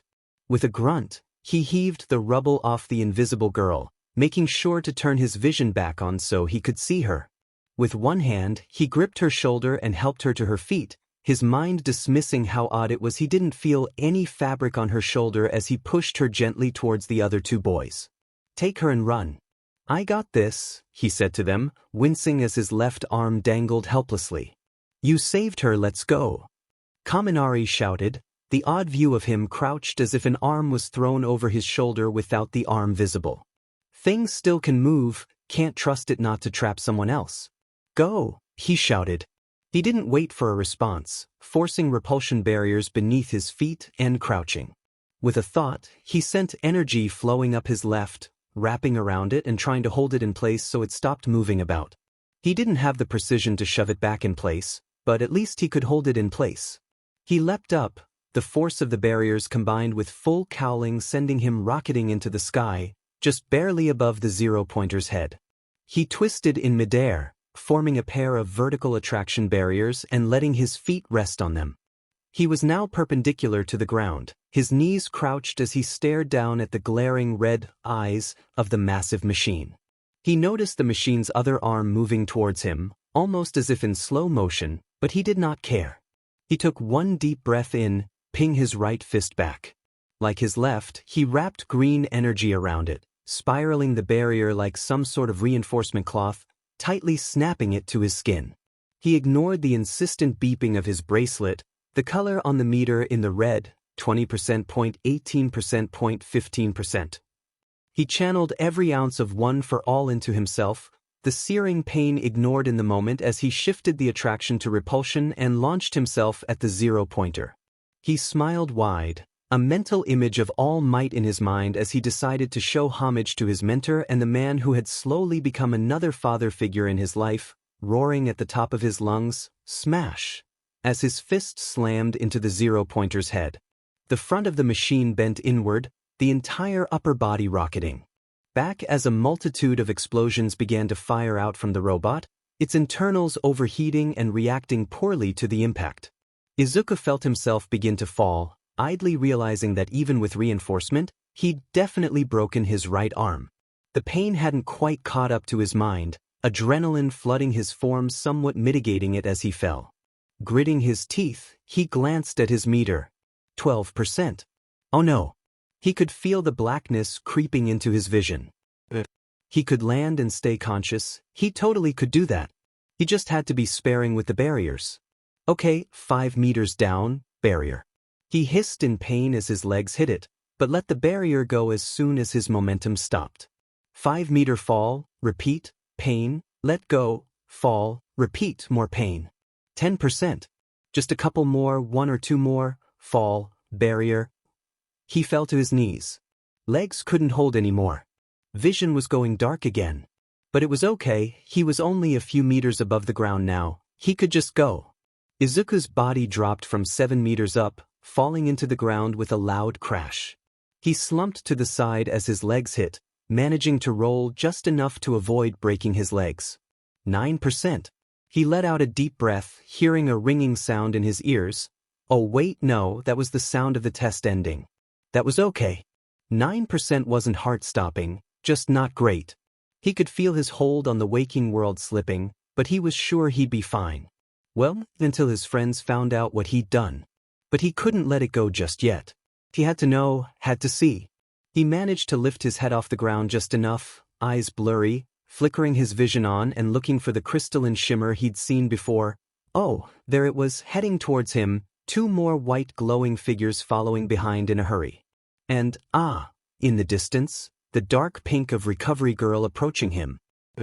He could let it go now. With that, Izuku slumped over, letting his head rest on the cool concrete and closing his eyes, falling into slumber.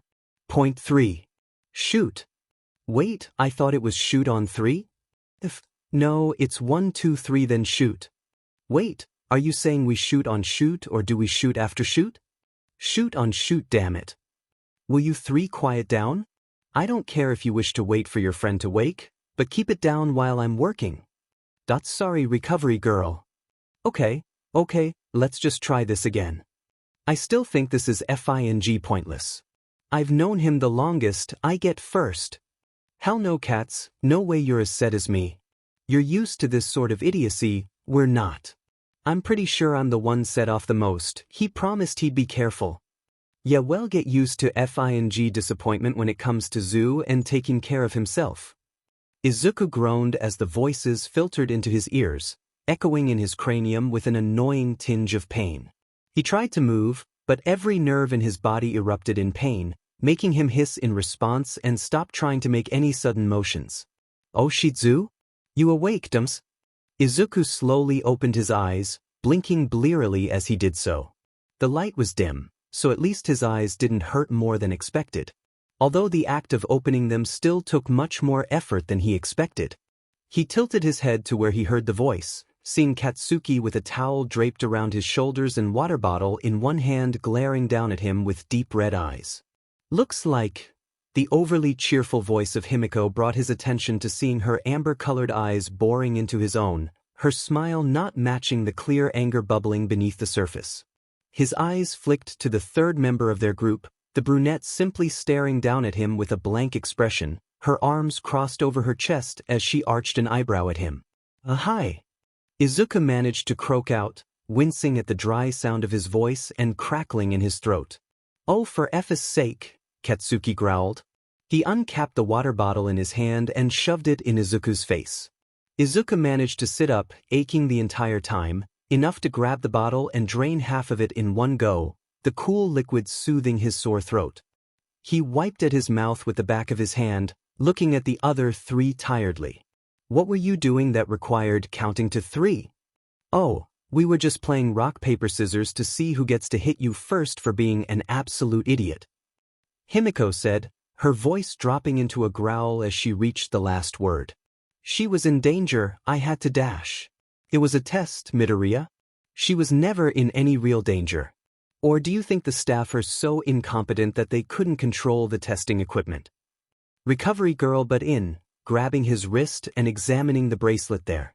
I mean, accidents happen, he muttered in response, looking away from her. The older woman sighed deeply. Trying to stop the 0-pointer was not required to pass the test, but I'm not mad at you for doing so. What I am upset with is that you overdid it. However, your friends have little room to talk. Izuku blinked, looking up at the other 3 who suddenly seemed very interested in anything but looking at him. What do you mean? Oh, these 3 also all tried to stop the 0-pointer and got themselves hurt in the process. They simply didn't hurt themselves as badly. So I've already given them their lectures. Izuku went to cross his arms over his chest, forgetting the pain he was in and quitting while he was ahead. He settled for a disappointed look as he drawled, "Oh, how the turntables. That's not how the phrase goes." Ochako giggled. Izuku's stern expression shifted to a mischievous grin. "There we go, got the Shako giggle. I win." "Oh, stop it, I'm still mad at you," she said, pouting as she swatted at his arm. He dodged away with a pained grin, both of them ignoring the loudly sighing Recovery Girl. "Midoriya, you're going to need to recharge for quite some time. You realize this, yes? Your upper limit has increased from your training. A few hours in the sun won't be enough. The results won't be out for a week, so take the time and rest. Understood? Izuku nodded sheepishly. Yes, ma'am. Will do. She took one more look over him, her lips pursed. Best I can do right now, you don't have the energy for me to heal anything further. Your shoulder and arm will be sore for a while, so try to avoid anything strenuous until you're back to full functioning. The same applies to the rest of you, you all overdid it in various ways. I expect you to stay resting and recuperating for at least 2 days, no. Training. She waited for nods from the other three, a very reluctant one from Katsuki begrudgingly given, before nodding sharply. Very well. Head on home. The four had settled down back at the Bakugo residence, it now being early afternoon. Katsuki had taken one look at the awkward air surrounding the other three and said, You three deal with this sheet, I'm gonna go get stuff for dinner, and left without waiting for a reply. Izuku opened his mouth to protest, but he was so dead tired he didn't even bother. He just sighed and sank further into the couch, the two girls seated next to him exchanging worried glances. We don't have to have this talk right now, you know, Ochako said quietly. Just 'cause Katsuki left doesn't mean we can't deal with it later. Izuku yawned widely, but shook his head in negation. I want it. I've been wanting to. But I didn't want to interrupt all of our training and stuff. Himiko nodded. Cheiko asked me to wait to say anything until after the exam. I've been waiting for this day for over a year though. We really can wait, Aizu? Nope. I want to. Let's talk, Izuku replied. The girls nodded, but the room fell silent as neither Izuku nor Ochako seemed to know how to start the conversation. Izuku opened his mouth to speak but cut himself off, flushing slightly as he tried to puzzle out the best way to approach it. Ochako wasn't much better, her head in hands, pinks raised, unsure how to bring up what she wanted to talk about. Nope. Himiko cheerfully said, drawing the attention of the other two to her just in time for both to go cross-eyed as she booped them on their noses. You're getting stuck in your own heads and I say no. I'll talk, you two listen. Himiko stood up and turned to face the two of them. She knelt down before them, reaching out and taking Ochako's hand in both of her own as she turned to look into her chocolate brown eyes. Cheiko, I've been in love with you for years. You were the first person besides my dad to accept me for who I was. You never once thought of me as some sort of freak. You've given me so much more than you could ever know. I love everything about you, even the things you do that annoy the hell out of me. I have a million things to say to you still, but I need to make sure I get the basics out first, for both of you. Ignoring the scarlet-cheeked brunette who appeared to be half comatose before her, she gently released her hand and grabbed the unloved hand of Izuku, who was staring at her wide-eyed after her confession to Ochako. She gently turned his hand up, palm facing her as she trailed her fingers across the raised scar tissue and spoke even softer than she had with Ochako. Aizu, with you, it's different. I don't know you nearly as well as Cheiko. You keep your heart closed to us in some ways and it frustrates me so much. The fact that I still don't know what it is you so hate about yourself that makes you hurt so badly. I don't know why you hurt so and I just want to reach in and help heal it and I can't. But that doesn't change that I do know who you are. I know the person you think you are, and I know exactly how wrong that is. Because at your core, at your heart, you're the kindest, gentlest, most heroic person I've ever met. And I adore that about you. I've fallen for you as hard as I have for Ochako, and I don't regret 1 second of it, no matter what we decide today. She lifted one of her hands off his, reaching out to grab Ochako's again. She pulled them together, entangling their fingers as the two stared at her, their limbs limp and unresisting. I'm selfish and greedy. Always have been. Always will be. I want both of you. I want you to be mine and for me to be yours. I already have more than I ever thought I would. A great dad, you too, and I can't forget how Katz accepted me too. He's like a really annoying brother and I'm so happy I got both him and Aizu in the deal. Buy one awesome boy, get one for free. She giggled to herself, the laugh trailing off as her expression went soft once more. But I need to know what you want. I'm not gonna be mad if it's too much for either one of you, and I won't stop loving you or being your friend if you don't choose me. I'm not gonna pressure either one of you. I just wanted to lay it out, and now you two decide what you want.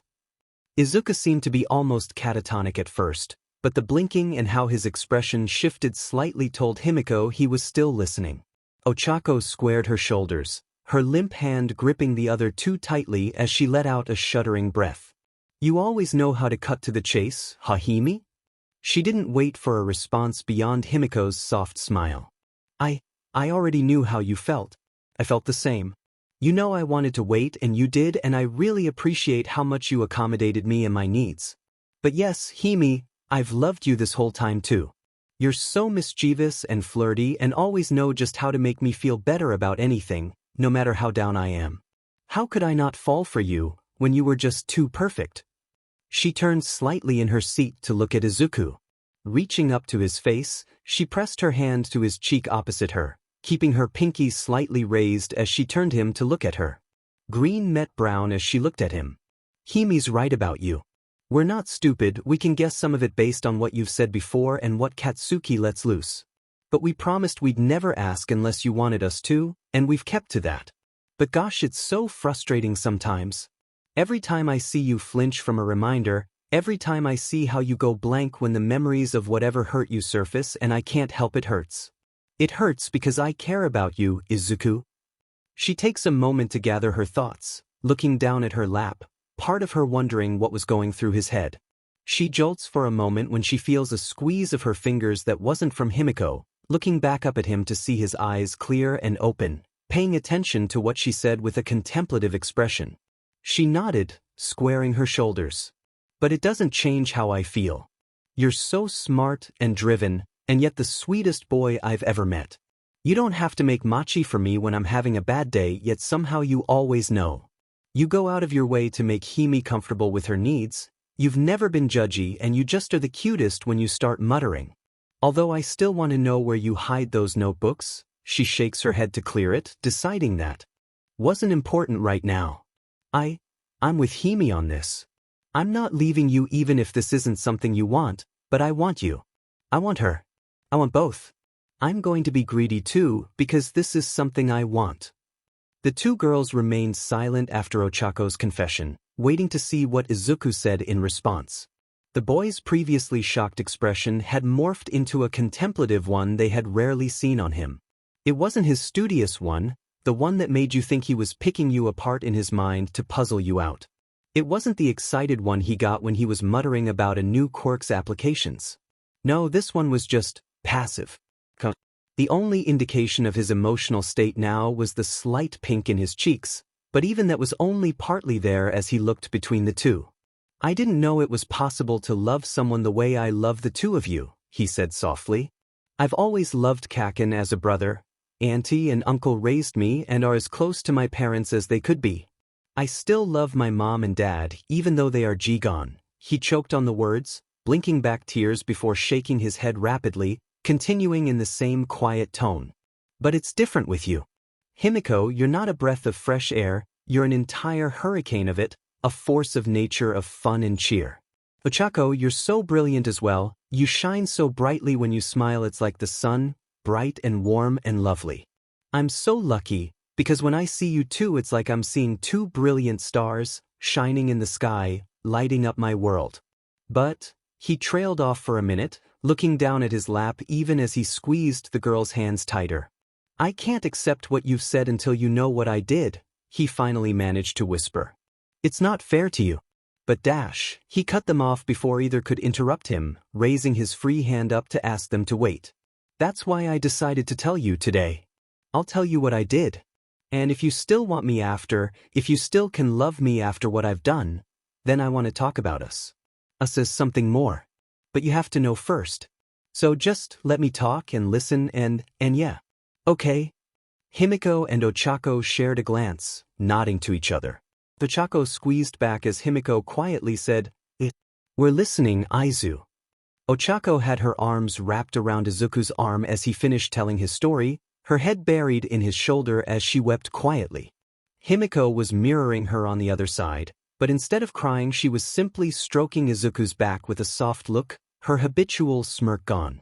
For his part, Izuku's expression was blank, almost emotionless, but tears slowly were dripping from his eyes as he sat there staring down at his hands, letting silence fall over the room. I'm going to say something you don't want to hear, Aizu, Himiko warned him. He tilted his head ever so slightly in her direction to acknowledge her. Himiko took a deep breath. I agree with Katsuki. It's not your fault. But he began, but was cut off by Ochako's one hand gripping Chin tightly but not painfully, squishing his cheeks and muffling his reply. She lifted her head off his shoulder, eyes blotchy from crying but a fierce expression plastered on her face. No. I'm sure you've made up 100 reasons why it's your fault, but we're not hearing them. Because this is about what we think, remember? You wanted us to know before we decided, right? Well, we've decided. She glanced over at Himiko, locking eyes with the amber cat-like eyes of Himiko. At the blonde's nod, she continued. We still want this. Want you. Each other. All of us, together. That's our decision. We can go over exactly what we think later, when you're feeling better. And I swear to you I'll listen to you, even when you say stupid things like it being your fault. I'll correct you as many times as it takes, but I'll hear you out. She loosened her grip on his face, but kept her hand on his chin as she turned him to look at her. She stroked her hand across his cheek softly.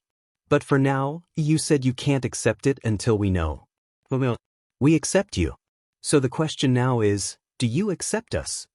No pressure, Aizu. If you say no, it's okay. We're still going to be here. We're not leaving. And if you need more time, we can wait, Himiko added. Izuku's eyes cleared a little, almost as though he were exiting a daze. He shook his head slowly. No, I don't need time. I still don't agree about what happened. I can't.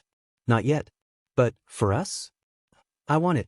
If you still want me, then yes.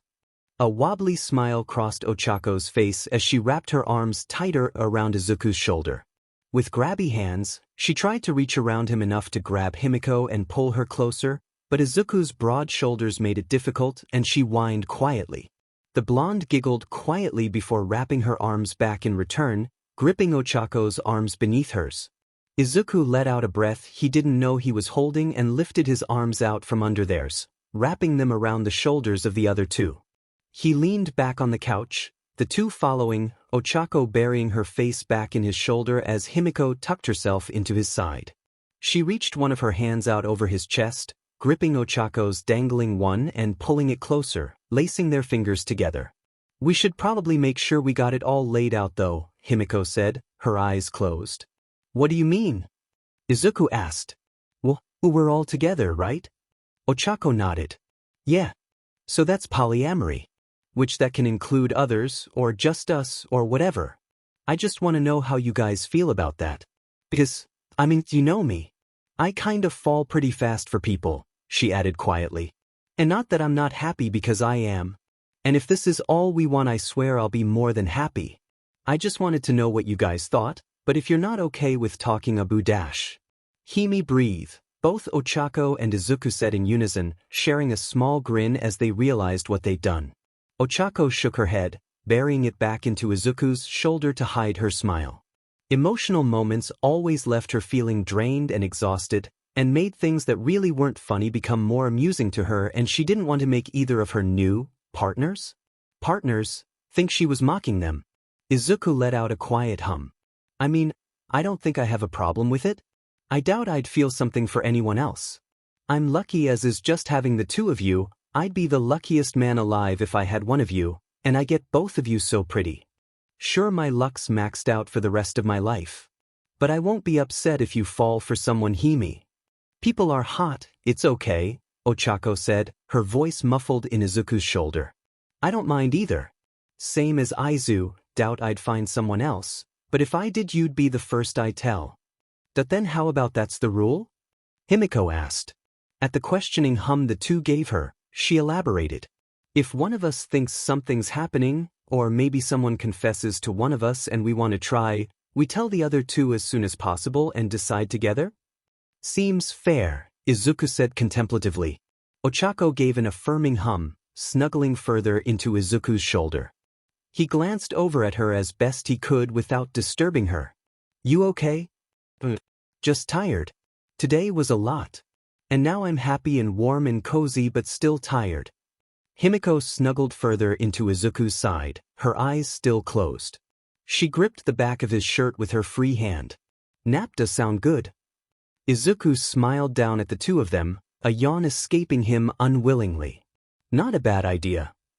He leaned his head back against the couch, relaxing his shoulders and letting the exhaustion of the day catch up to him, drifting off quickly.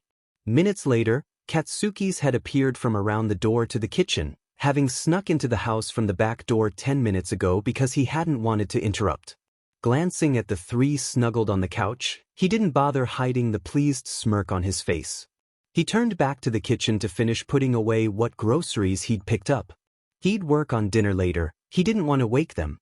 Plus they weren't wrong about a nap sounding good, since he was also exhausted from the test. After he finished putting everything away, he checked once more on the three in the living room. Standing over his brother and likely one day his future sisters, he shook his head with a smile on his face. He grabbed the nearest throw blanket his mom kept around and laid it gently over them. Stifling his own yawn, he plodded off to his room. Not bothering to change out of the clothes he'd gotten into once he got home, he flopped onto his bed and set an alarm on his phone for 2 hours hence. A nice nap, but not enough to throw off his sleep schedule, and still enough time to make dinner before it got too late. After setting the phone down, he let go of consciousness, taking to dreamland with his friends, family. 5 days later, the quartet of Izuku, Ochako, Katsuki, and Himiko were strolling down the street, trying to distract themselves from the tension of waiting for the results. Toshinori had informed them he'd been gone all week handling hero business, so the four of them really had no one to speak to about it. And Izuku was still on enforced recharge mode, even though he'd managed to get back up to over 80%. Strangely, he felt like it was taking longer to fully recharge for some reason, even when he risked going out into the sun shirtless to have more surface area. But he dismissed it for now, figuring it was probably just a figment of his imagination. If it was an issue, it'd come up in his next checkup so long as he was careful. So instead, the four of them had decided to hit the town up and wander the streets to look for something, anything, to distract them.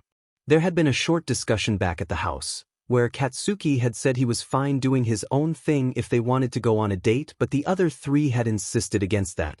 Their relationship was still new, and Izuku's nerves were still getting used to the idea. So he preferred not doing anything overly date-like yet. Plus, though none of them said it, they knew Katsuki was lonely. Ever since Tsubasa had vanished, he'd never quite been able to hide the fact that it hurt that his only friend besides Izuku, who was more family than friend, had just gone. The three of them getting together would change things, all four of them knew it, but the three who were together now still did not want to lose what they had with the grumpy blonde.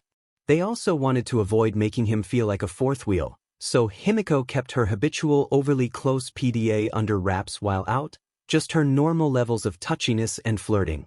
As the four passed an alleyway a few blocks away from the city center, Izuku and Katsuki had just started another debate about the best pre-Quirk power ballads when a tiny body slammed full force into Izuku's legs.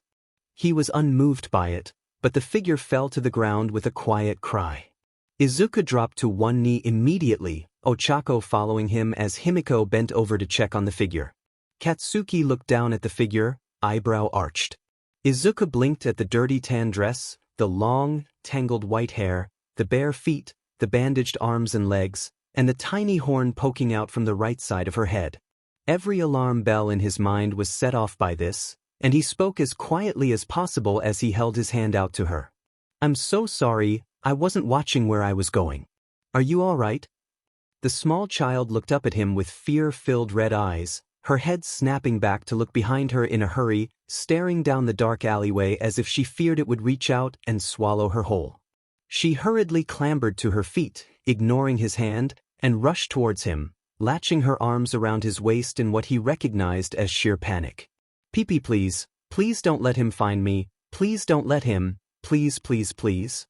From the moment the others saw her, each of them had reacted differently. Himiko began looking around behind them, both looking for possible help and if anyone was watching them who shouldn't be. Ochako's eyes went wide at first as she saw the bandages, before her face settled into a determined twitch as she reached into her pockets to see if she had anything to help. Katsuki had uncrossed his arms, and as soon as he saw her look behind her, he'd taken a step beyond them to stand between her and the alleyway as she clutched onto Izuku, his red eyes scanning the dark alleyway carefully, hands held open at his sides. From who? Who do we need to keep you from? Izuku kept his tone calm and quiet, trying to keep her from panicking more. She huddled closer into his chest, the horn digging itself into his chest. He avoided showing any sign of discomfort, simply allowing her to hold on. See Chisaki. Please, don't let him, please. Okay, little one, let's go find a nice police officer and dash.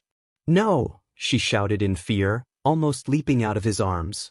She shakes her head violently, her entire body shaking with her as she looks at him pleadingly. No, no, Chisaki has them, he has them. She fisted her hands in her hair, squeezing her eyes shut as she shimmied frantically in place. Izuku tried to calm her down by asking her name. Okay, little one, what's your name? I'm Izuku, and these are my friends Katsuki, Himiko, and Ochako. I'm Eri. And the police always take me back when I get out. Please, I can't go back. I think she's trying to say whoever this is has an in with the police, Himiko whispered to Izuku, having turned back to look at the duo when the little girl shouted. What else can we do though? He returned quietly, trying to reassure Etheriell at the same time. We can't just run off with a runaway. We can't ask Toshinori, he's busy, but what about Nighteye? He might know what to do, Ochako said, her eyes having followed Katsuki down the alleyway. Something about it felt off, as if they were being watched. She took a step to stand beside the blonde, flexing her fingers. You feel it too, Cheeks? Katsuki asked her quietly. She nodded, eyes narrowed. Let's get out of here and make the call to Sir. We'll work something out, Izuku said to the other three.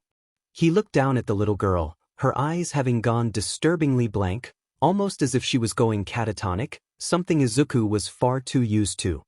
He held his arms out wider and spoke in as soft and reassuring a voice as he could. Eri, will you come with us? We won't call the police, okay? We'll keep you safe. She said nothing, but walked forward almost absently into his arms, allowing him to lift her up with little effort. Adjusting her so she was fully encapsulated in his arms, he took a step backwards from the alleyway, feeling the same pressure of eyes on them the others had noticed. Carefully, he stepped back and back and back, whispering to the others to come. Himiko stood at his side, guiding him back carefully. Ochako went next, keeping her eyes behind her as she turned around. Katsuki waited until the others had reached the street, ignoring the hissed calls from Izuku until he could glance back and see them at the street from the corner of his eyes. He walked slowly backwards until they were as far from the dark alley as they could be, and they began walking quickly down the sidewalk towards the busier area of town. Are you kidding me? The annoyed growl of Sir Nighteye echoed out of the phone, Ochako wincing as she held it away from her ear. The quartet had found a small outdoor cafe and sat down at the table closest to the street, Himiko running in to grab some snacks for the girl. Katsuki didn't take a seat, leaning against the railing and looking back at the way they had come from. The little girl had yet to let go of Izuku, so that left Ochako to make the phone call and explain, and Nighteye was not pleased. You four kidnapped a child?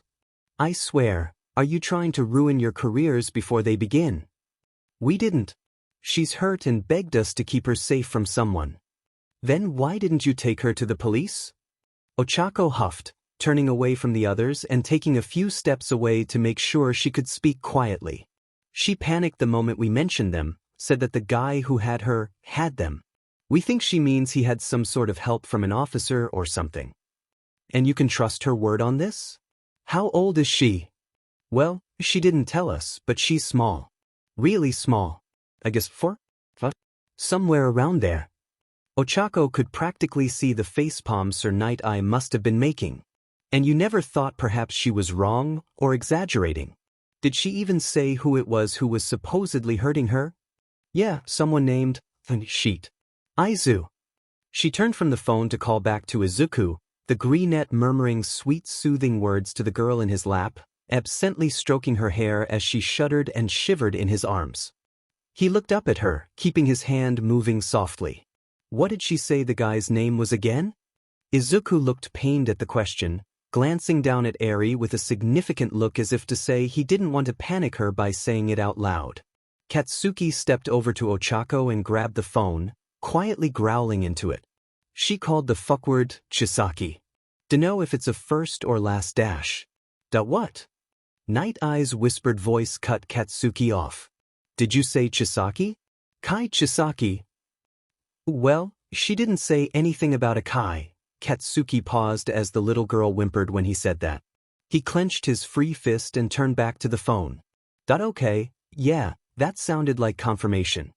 F dash. The sound of Night-Eye cursing made both Katsuki and Ochako's eyes go wide in shock, the two of them sharing a significant look. Their attention was drawn back to the phone. Where are you? Right now, location. We're at a cafe. Himi just ran in to get something for the kid, she's all skin and bones. Get Himiko, and make your way to UA. Take the girl. Do not stop, do not let anyone stop you, do not get distracted. I'll call ahead and let them know. Sir, what's going on? Ochako cut in, grabbing her phone out of Katsuki's slack grip. Worry swam in her eyes as she glanced back at the interior of the cafe, seeing Himiko just finishing up at the counter.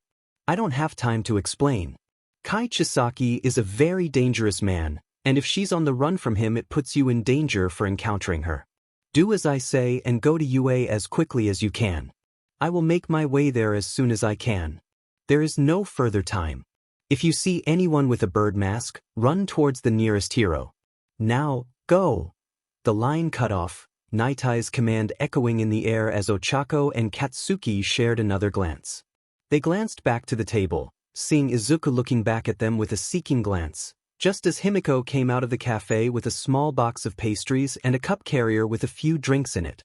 Cheeks, help Fangs carry the food. Zoo, Night-Eye says we go to USAP, no dawdling. If we see anyone with a bird mask, that's bad. Says run to a FING hero. If there ain't one around, you guys wrap it. I'll hold the fucker off if it comes to that. Shut up Katsuki, don't even say that, Ochako glared at him. Most of that's true, except him running off. No one splits off, we stick together. We're not far from you, let's just go.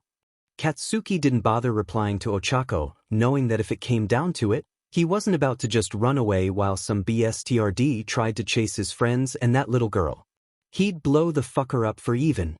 Thinking about it if he had to. But for now he'd follow along. For all the fear that Sir Nighteye had instilled in them with his cryptic messages, the 4 teens and 1 small child made it to UA without issue. As they approached the gate, they were greeted by a tall, slouching man with bedraggled looks and rumpled clothing.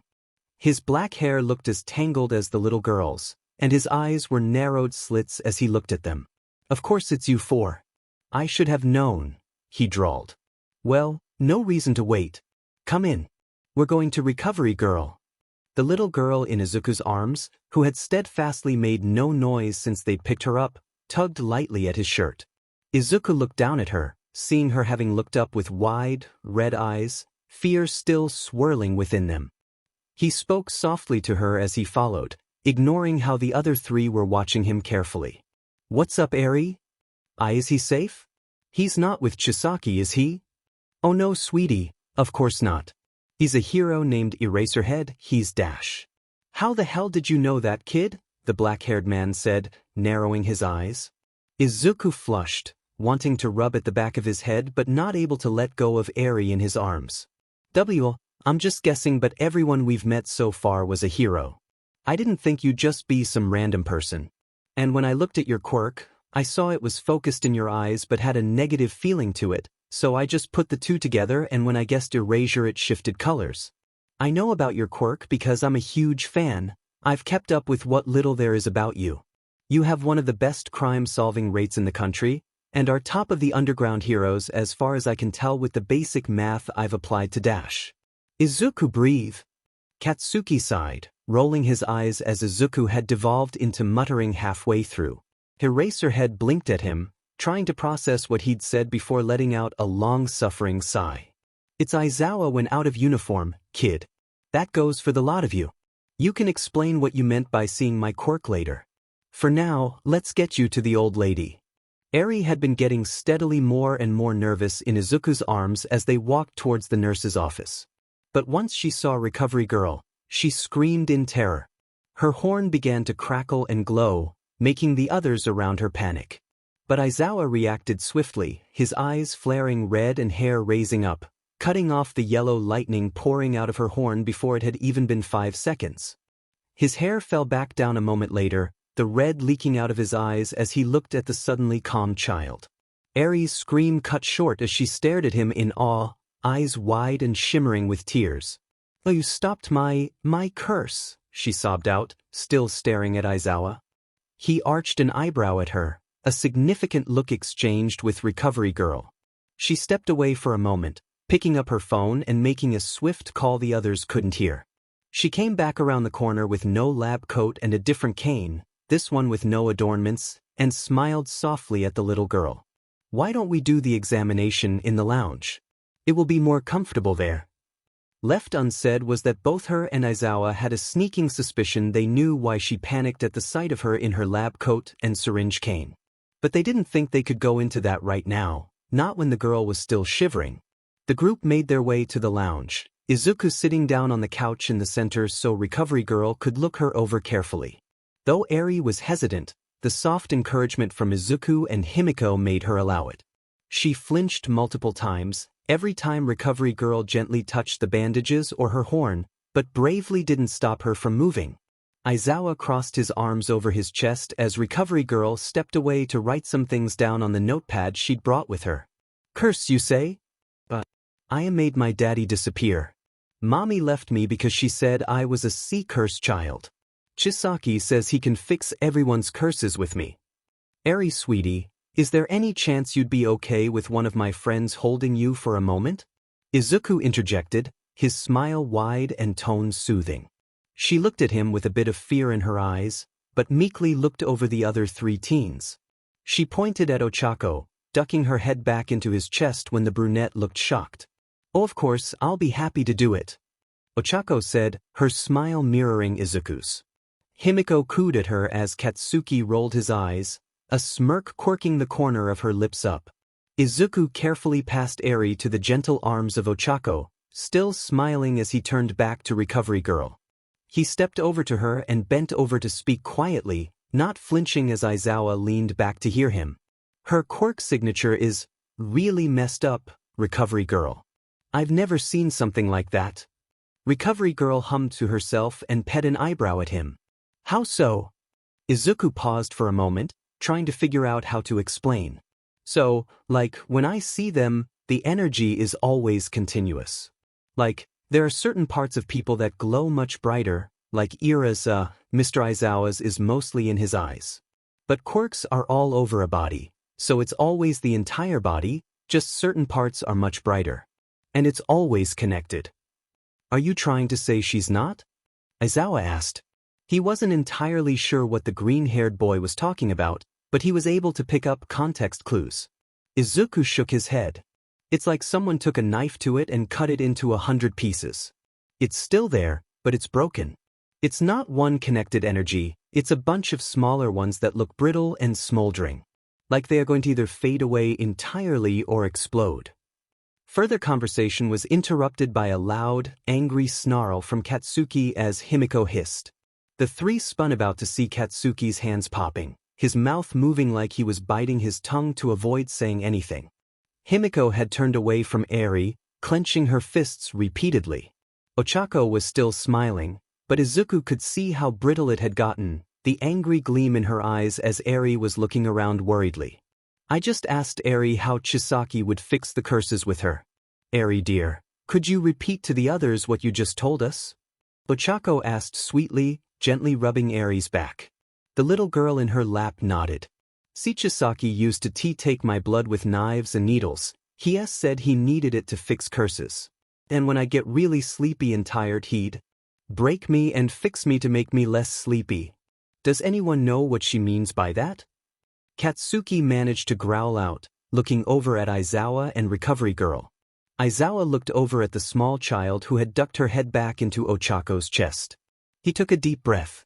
According to Sir Nighteye, Kai Chisaki's quirk is called Overhaul. It allows him to deconstruct and reconstruct matter with a touch. Silence fell over the room as the four teens followed what he said, horror dawning on the face of Ochako and Himiko as the pops in Katsuki's hands began to flicker faster. Izuku's head was dropped to his chest, looking at the floor and refusing to meet anyone's gaze. "I'm sorry," Eri whimpered. "I didn't want to make anyone mad." Katsuki clenched his fists, cutting off the explosions. He chewed on his lip for a moment before stepping to the couch, dropping to one knee before Ochako and Eri. "It isn't you I'm set at, kiddo. You did nothing wrong. Be but my curse dash." "No such thing, Eri. No quirk is a curse," Himiko interjected, having sat down on the couch next to Ochako. Eri looked at her in disbelief, before the attention seemed to be too much and she snuggled into Ochako further. Katsuki gave the little girl a sharp nod and looked up at the teachers in the room, his eyes falling on the almost statue-like form of Izuku, head bowed, hands limp at his sides. "Izuku," he called, waiting for the slight twitch of Izuku's shoulders to show he was listening before continuing. "Not now. Later. Now's not the time." The eyes of the others in the room turned to look at Izuku, seeing his shoulders lift up as they heard him take a deep, bracing breath. He lifted his head, his eyes blank and expression flat. He let out the breath slowly, blinking as he did. He looked back at Katsuki. "You're right. Later." Himiko leaned over to Katsuki and whispered quietly, "What's that about?" Katsuki spoke back out of the corner of his mouth. "I'll explain later." Himiko nodded, accepting the response. Recovery Girl pulled a lollipop out of her pocket and held it out towards Eri. "You've been a lovely little girl. Why don't you have one of these?" Eri looked back at it, confused. She tilted her head to the side. "What's that?" Ochako was visibly struggling not to react while Eri was in her arms. Her face twisted like she just tasted something particularly sour, but she shifted it back into a smile as Eri turned to look at her for her opinion. "It's candy, Eri." "Oh, what's candy?" "Food. It's very sweet and tasty. Why don't you try it? You just SCK on it over time." She accepted a lollipop from Recovery Girl as well, sliding the plastic off and shoving it in her mouth. "See." Eri cautiously took the candy from the older woman's hand, struggling for a moment with the plastic before Ochako helped her remove it. She carefully stuck it in her mouth the way Ochako did, experimentally tasting it the same way. Her eyes lit up as she continued, making a humming noise of happiness. Some of the tension left the room at her sounds of joy, a tiny smile making its way to Himiko's face, Katsuki's expression becoming less severe. Aizawa's text ringtone rang out, the man looking down at it and reading something for a moment. His face twisted for a moment, before shifting back to placidity. That was the rat. Nighteye got held up by an emergency call and won't be able to make it here, but he sent his files over. "Is the girl okay to come with us, Chio?" Recovery Girl shook her head. "No, I don't think it's a good time yet. I would like to run a few more tests if Eri can handle them. Can you be a brave little girl and put up with just a few more? I promise you it won't hurt." Eri looked up at Ochako and then back to Izuku, then over at the two blondes who stood protectively behind her. "See, can they come with me?" "I think that's fine, but one of them needs to come with me to speak to Nizu. We need your statement on what happened." "I'll do it," Izuku said quietly. Though he had lifted his head and was looking at them, it felt like he wasn't entirely there. Aizawa did not know the boy, but it wasn't hard to tell he was not okay right now. But, well, he doubted any of the kids were. Might as well take the one who volunteered. "You sure, Aizu? Me or Cats can go. I think Chako has Eri all set up." Izuku shook his head slowly. "I can handle it. Thank you." "Kaken?" "Yeah. When we get home, spar?" Katsuki nodded his head. "Yep." "Mr. Aizawa, would you lead the way? I don't quite remember it." "Sure thing, kid. Let's go." Izuku stepped over to the couch and knelt down, slowly reaching out and gently laying his hand on Eri's arm. "I'll be back in just a little bit, Eri." "Okay." Eri said around the mouthful of candy, nodding. Izuku gave her a brittle smile, standing up and following Aizawa to the door, not meeting Himiko or Ochako's eyes. "Can you explain now, Cats?" Himiko asked quietly, the two blondes staying far enough away from Eri as Recovery Girl checked a few more things with what she had on hand. Katsuki ran his hand through his hair, musing it up. There's a quote from an old pre-Quirk book. It goes, "There are 3 things all wise men fear: the sea in a storm, a night with no moon, and the anger of a gentle man." Well, Izuku's your gentle man in this scenario. That I have no idea what you're talking about. Katsuki rolled his eyes. Look, you know how I got a FING temper problem and had to take anger management and sheet? Yeah, Izuku did too. He's just got a better handle on it. Which is why when he gets said, he goes cold. Analytical. He doesn't normally go feral like my dumbass does. That implies he does go feral sometimes, she pointed out. Katsuki said nothing for a good minute, crossing his arms over his chest and staring into the distance. After a little bit he let out a TCH noise. Just hope you're not around when he does. I see. Well, I can understand why you acted as you did, although it certainly skirted the letter of the law. Now, you say you saw no one witness you leave with her? Nizu said, taking another sip of tea. Izuku shook his head, his voice quiet and flat. No. But Kaken and Ochako both said they felt like something was watching us. Concerning. I received a communication from our counselor, Hound Dog, while we were going over your story. He's spoken to Eri for a few minutes and it is clear she's already somewhat latched onto you and your friends. Likely she's associated you with her freedom. Is that bad? Izuku asked. Not necessarily. Clarify, it isn't healthy for her, but for now it's alright. We can work on creating a less unhealthy bond over time. But the now is the issue. Izuku seemed to have some small amount of life breathed into him at this time, tilting his head to the side. What do we do then? Nizu steepled his fingers before his face, his claws tapping against each other with quiet clicks as he leaned forward on his desk. Well, truth be told, I'd like to keep Eri here. Aizawa's ability to stop her quirk, whatever it does, seems essential. And both Recovery Girl and Hound Dog will be instrumental in her recovery, I believe, especially considering the threat that Chisaki shows. I have reviewed Nighteye's files and find myself concerned. The implication I have gotten is that she was experimented upon, and as any teacher here would inform you, I have particularly strong feelings about such actions. Aizawa flinched, cluing Izuku to exactly how strong the headmaster's feelings must be to make Aizawa react in what looked like genuine fear. Nizu continued, his black eyes glittering as he spoke. However, we run into the issue that she seems determined to stay by you and your friend's side. But I believe there is a simple solution to this conundrum. That is? Izuku asked, confused. Nizu grinned widely. Well, you see, Midoriya, we already finished the scoring for the exam. And while you will still be receiving a proper acceptance letter shortly, it is my honor to inform you that you and your compatriots all passed the exam with shining colors. In fact, Nizu gestured behind himself, where a cleverly hidden screen flickered on, showing a scoreboard. First place, Izuku Midoriya. Villain points, 68. Rescue points, 80. Total score, 148. Second place, Bakugo Katsuki. Villain points, 77. Rescue points, 60. Total score, 137. Third place, Ochako Uraraka.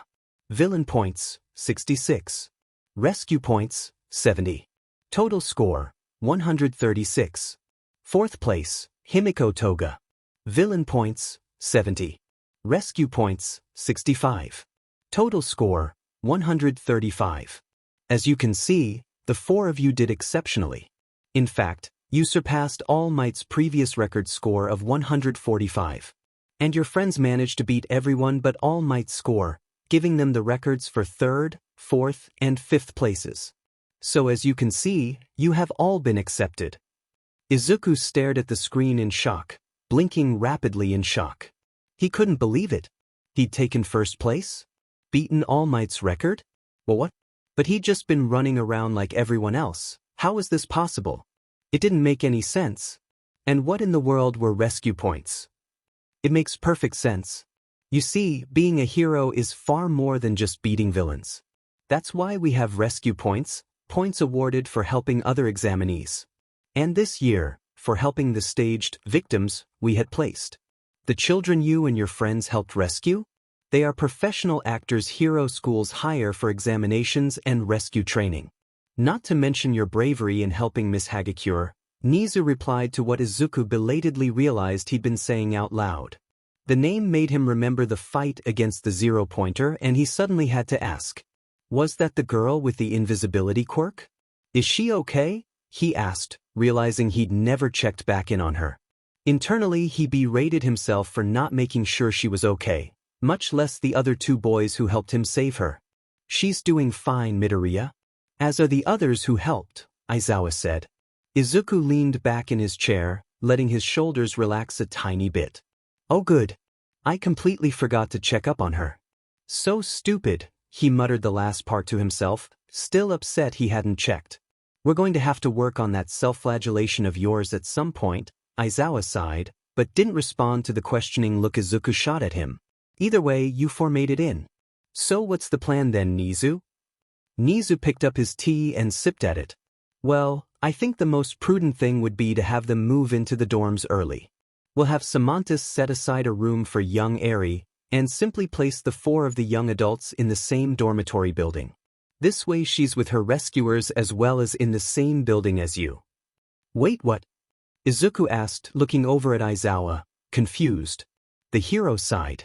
I'm the homeroom teacher for Class 1A, which means Nizu intends on throwing you into my class. Right you are, Aizawa. I resign. Denied. Damn it. I want a raise. Granted. I'm still going to treat the four of them as any other student. You do understand this? If they can't hack it, they aren't staying. Nizu smiled over the rim of his teacup. Oh, I know. But I'm not worried. What's going on? Izuku asked, somewhat confused by the back and forth between the two. Aizawa waved his concerns away lazily. Nothing you need to concern yourself with, problem child.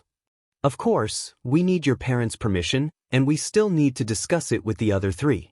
However, the most important question is, are you okay with this? Izuku jolted in his seat, eyes wide again at the question. What do you mean? Nizu set his cup down carefully and clasped his hands together, looking directly into Izuku's eyes. We are asking much of you. Eri is not someone you should be responsible for, and it was only unfortunate timing she latched onto you. We would not think less of you if you feel that it's unfair to be responsible for her safety and happiness after only a few hours of knowing her. We can figure out a way to manage her safety without you, if this is something you think would cause you undue stress. Headmaster, that's not even a question. I'll do anything to help her and keep her safe, Izuku replied, the most emotion filtered into his voice since he'd entered the office. Nizu chuckled to himself as Aizawa's eyes narrowed at the greenette. I thought you might say that, but you won't be in the dorms for long without the others. The move-in date is next week anyways, so you'll only be in there for a few days before the rest of your class arrives. So you'll have time to settle. Let's return to the teacher's lounge and discuss it with your friends and little Eri and be sure everyone is all right with this solution. Moving in early? I mean, yeah, that's fine with us, Himiko said, getting the nod of agreement from Ochako. Mom and Pop won't mind us moving in early either, I'm sure. Hell, they'll probably be happy we're not breaking sheet at home, Katsuki drawled. I'm not opposed to watching Eri, but, I don't know how. Ochako said quietly, Eri having been passed back to Izuku's arms as Nizu spoke to the other three teens. Oh, we won't be asking you to watch her alone. You have classes to go to after all. We just want you around to help reassure her she's safe, as it seems she's decided you four are what keep her safe. It's a form of trauma bonding. We'll be working to ease her from it to a healthier place, but at the start she merely needs to know you are there for her, Nizu assured her. I'll be doing sessions with her as often as she's comfortable. The furred face of Hound Dog spoke calmly, his gruff tone belied by his friendly demeanor. And like all students, you're more than welcome to make an appointment with me as well. I'm here for everyone. UA staff will be doing most of the work to keep her safe. An unknown, powerful quirk is one we must keep an eye on, plus Nighteye's reports imply that she is very important to the villain Kai Chisaki. But more than that, We would not allow a small abused child to continue to be abused if we have the opportunity to protect her. We merely ask for your assistance with her. Of course. Ochako replied instantly. She was all for helping, she just was worried she'd mess something up. Wasn't like she knew how to deal with a traumatized 5-year-old. She could barely deal with a traumatized 17-year-old who happened to be her boyfriend. Zu said he saw our scores. Can we see them? Katsuki asked, changing the subject. Of course. I thought you might ask, so I brought your scorecards with me. Nizu grinned, handing a piece of paper over to Katsuki, who cursed under his breath. Second? Damn it. Zu beat me on this one. Whatever, I'll get him next time, Katsuki muttered as he handed the paper over to Himiko, who grinned widely at it. Phew. We kept our promise to Toshi. Wait, we did. Ochako stepped up behind her girlfriend to peer over her shoulder, looking at Himiko pointing to the numbers by their names. Ochako's eyes widened and she shimmied happily in place, squeeing quietly. As I told Midoriya, he beat All Might's old record of while the rest of you did not. You did beat the next best record of 131 held by Endeavor. You've truly made your mark at the exam. I'll be expecting much from you now that we've seen what you can do, Nizu said, his teeth bared in a grin that was somehow both reassuring and somewhat terrifying. Recovery Girl called Nizu and Hound Dog over to discuss something, the two of them taking their leave and leaving the three teens together. Himiko hummed to herself for a moment, before turning to Katsuki. Could you take Eri from Aizu for a bit? We want to check on him. Katsuki blinked at her for a moment, before nodding. Yeah, if she's okay with it. Good luck with him though, he's FNG stubborn. Are you okay? Ochako asked quietly. She knew how he felt about people asking him about his feelings, but he seemed calm enough to understand she was just checking on her friend. Katsuki didn't reply for a good 30 seconds, crossing his arms over his chest as he stared off into the distance. He let out a tch sound. I'm effing said is what I am. We finally got ourselves into a good spot, you three were doing good, Zu was happy, and we got into you, but some effing villain has to be abusing this kid and I swear to every effing god if I find him he's dead. His growled statement was met with silence for a moment, before Himiko put her hand on his shoulder and squeezed. She knew he wasn't a fan of comfort, so she just wanted to show him she understood.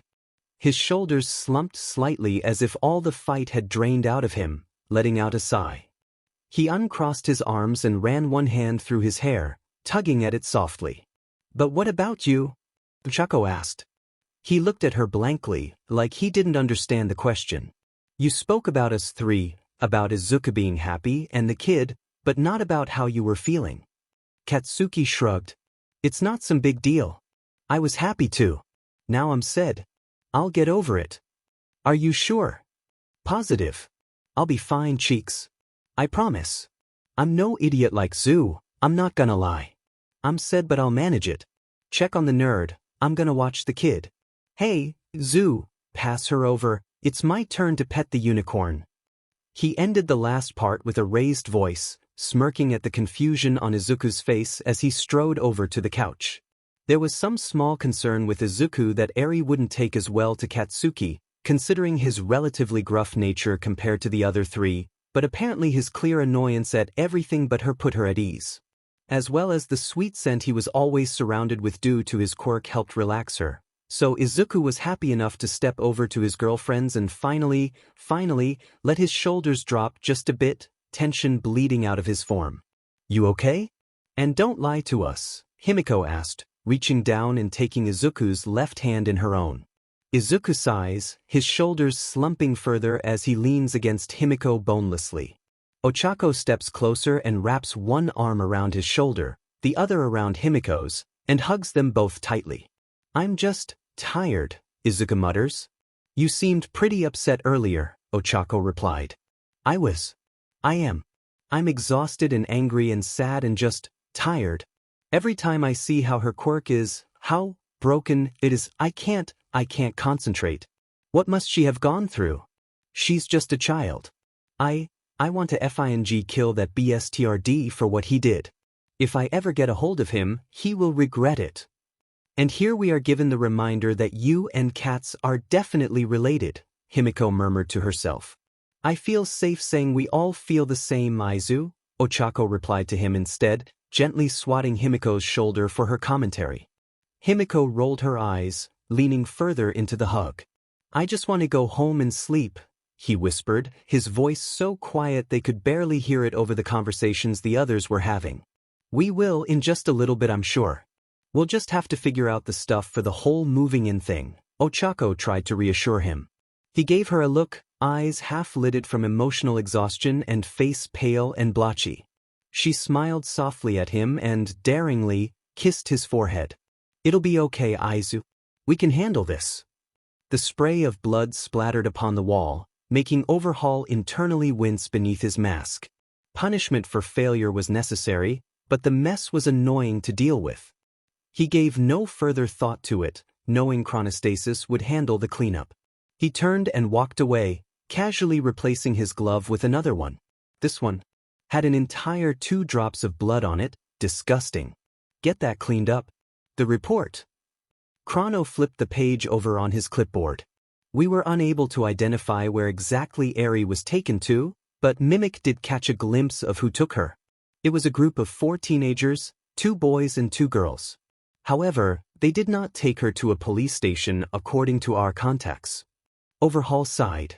Tell me we have more information than that. Mimic was able to give us fairly decent descriptions. 3 of them did not seem incredibly unusual, but one had oddly green and black hair, which is a more unique hair coloration. We did not see any sight of their quirks to track back from there, however. They took Eri to a small cafe, but shortly after speaking on the phone to someone, they left in a hurry. Mimic was not able to keep up with them. Disappointing. Do you have anything good to report to me? Not exactly good, no. We received another request for a meeting from that man, however. Overhaul paused in his stride for a moment, contemplating. Do you think they were part of Eri's abduction? Chrono shook his head. I don't believe so, no. If they were, I feel they would simply already be attempting to ransom her to us. As well as the 4 teenagers did not look like the usual members of the League. Overhaul waved that off. Looks can be deceiving, but you have a point about the ransom. They have resources we could use. Very well. Set something up, soon. We need Eri, and I will be certain to make those who took her pay. I will not allow some teenagers to ruin everything we've worked so hard to create. It will be done. Moving into the dorms wasn't really that difficult, especially once you factored in some judicious use of Ochako and Izuku's quirks, with a little bit of help from Himiko transforming into Ochako to add more. The hardest part was taking turns staying at UA to keep Eri calm, as even if they weren't right next to her, she had trouble staying calm if one of them wasn't at least where she could easily find them. Hound Dog assured everyone involved she would get past this eventually, that she could find a more healthy way of expressing her affection and worries, but for now they simply had to take turns going back to pack.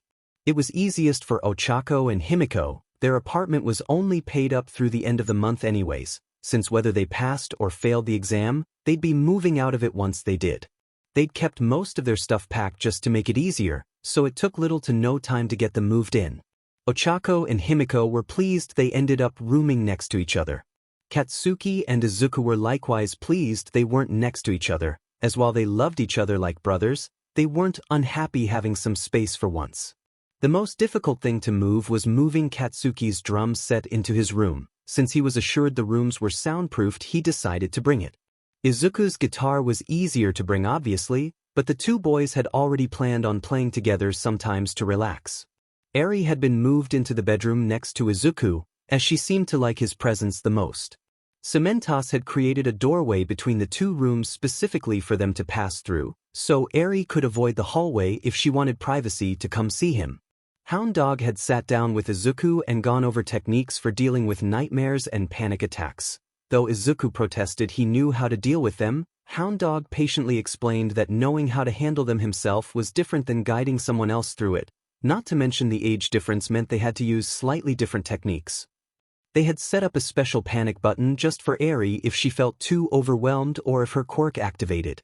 Eri had her own, but the other 4 also had one just in case, which would summon Aizawa as quickly as he could make it to her, and also Page Recovery Girl and Hound Dog. With all that, they felt as comfortable as they could be. Aizawa informed them he had an apartment on the bottom floor, but if they were able to handle it, he'd be spending most of his time in the teacher's dorms so he could better handle his lesson planning. The four of them felt they should be fine. It was just them and Eri for now, so they were pretty sure they could manage it for the next few days until the rest of their classmates arrived. That was, until the boys checked the kitchen and realized it had nothing. Basic pots and pans, utensils, but absolutely no food and worst of all, no skis. This would not stand. Izuku and Katsuki went storming off to purchase everything they needed, both equipment and various foodstuffs, as the only real cooking equipment they brought were their aprons and the individualized knife sets the two of them got for Christmas one year. Himiko sighed fondly at the two idiots, watching them leave with a soft expression. She kept quiet though, as Eri had curled up next to her on the couch while watching one of Himiko's favorite shows from her childhood, an old magical girl anime she'd watched religiously. She'd been trying to introduce Eri to all the things she'd missed out on, which she found more and more things every day, internally adding to her long list of reasons she intended on disemboweling this Chisaki person, and getting her accustomed to quiet TV days felt like a safe thing to do. Ochako stepped into the common room, her habitual sunshine smile softening at the sight of a sleeping Eri, her form curled up into Himiko's side like she was the one with the cat mutation, not Himiko. The television was on, playing some old anime with the volume lowered as Himiko just gazed down at the sleeping unicorn child, gently running her hand through the white hair. The four had quickly realized Eri was touch-starved, with how quickly she latched onto anyone who showed her basic human affection. But it was also overwhelming for her, the idea of soft, gentle touches rather than the pain she was used to, so the four had taken it slow. Katsuki, who was by his nature the type to show his affection rarely, simply allowed Eri to approach him how she felt most comfortable. It wasn't as safe for him to rub her back or slide her hair as it was with the others, so instead he allowed her to use him as a pillow at times, letting her rest in his lap or pressed up against his side, his arm wrapped about her protectively. Ochako, on the other hand, was more aggressive in her affection. They noticed Eri was slightly more comfortable with women than men, likely due to the ones torturing her being all male, with the sole exception of Izuku, and so she took full advantage of that. Ochako would hug her unexpectedly, or lift her in the air and giggle with her as she flew. Eri took to it well when it came from her, rarely if ever becoming panicked by the surprise, rather more likely to give the tiniest of giggles instead. Himiko and her bonded over the things Himiko was trying to show her. The wonders of television, music she'd play off her phone, little games the two would make up together. She'd carefully take Eri to the roof and show her the view from above. The campus stretched out as far as she could see, the numerous training areas and massive buildings looking so beautiful to Eri's naive eyes. The way Izuku helped Eri was unique in its own way. Eri seemed to understand something about him she didn't see in the others, seeing the pain reflected in his eyes. And it let her relax fully around him, being willing to let him handle her in ways she wouldn't let the others. It didn't hurt that he radiated heat and she always seemed to be cold, something Recovery Girl said could be attributed to her malnutrition and slight anemia from Chisaki's actions. She'd seek him out during the day just for a hug, a chance to cuddle into his side and absorb the warmth he could push out. Ochako just gazed down at her girlfriend and the small child who had already wormed her way into their hearts, the four of them silently vowing to protect her no matter what came their way. No one should go through what she did, and they would make sure she never did again. Ochako had become a hero both to help her parents, but also to bring smiles to people's faces. And Eri did not smile, she'd find the way, with the help of those around her. Himiko looked up at her, smiling softly in return, her fangs glinting with the low light from the television and the fading sunlight of sunset through the windows. So as not to wake the unicorn laying beside her, she lifted one hand and painstakingly spelled out the word blanket in sign language. Ochako and Himiko had been learning sign language from the boys, since they had taken classes on it early due to concerns about Katsuki having hearing loss from his quirk. Luckily for him, his hearing was reinforced similarly to his arms, and it could take more of a beating than the average person. However, he begrudgingly had admitted it still could be a bit much, and they knew Izuku had planned for hearing guard's aids to be part of Katsuki's hero costume.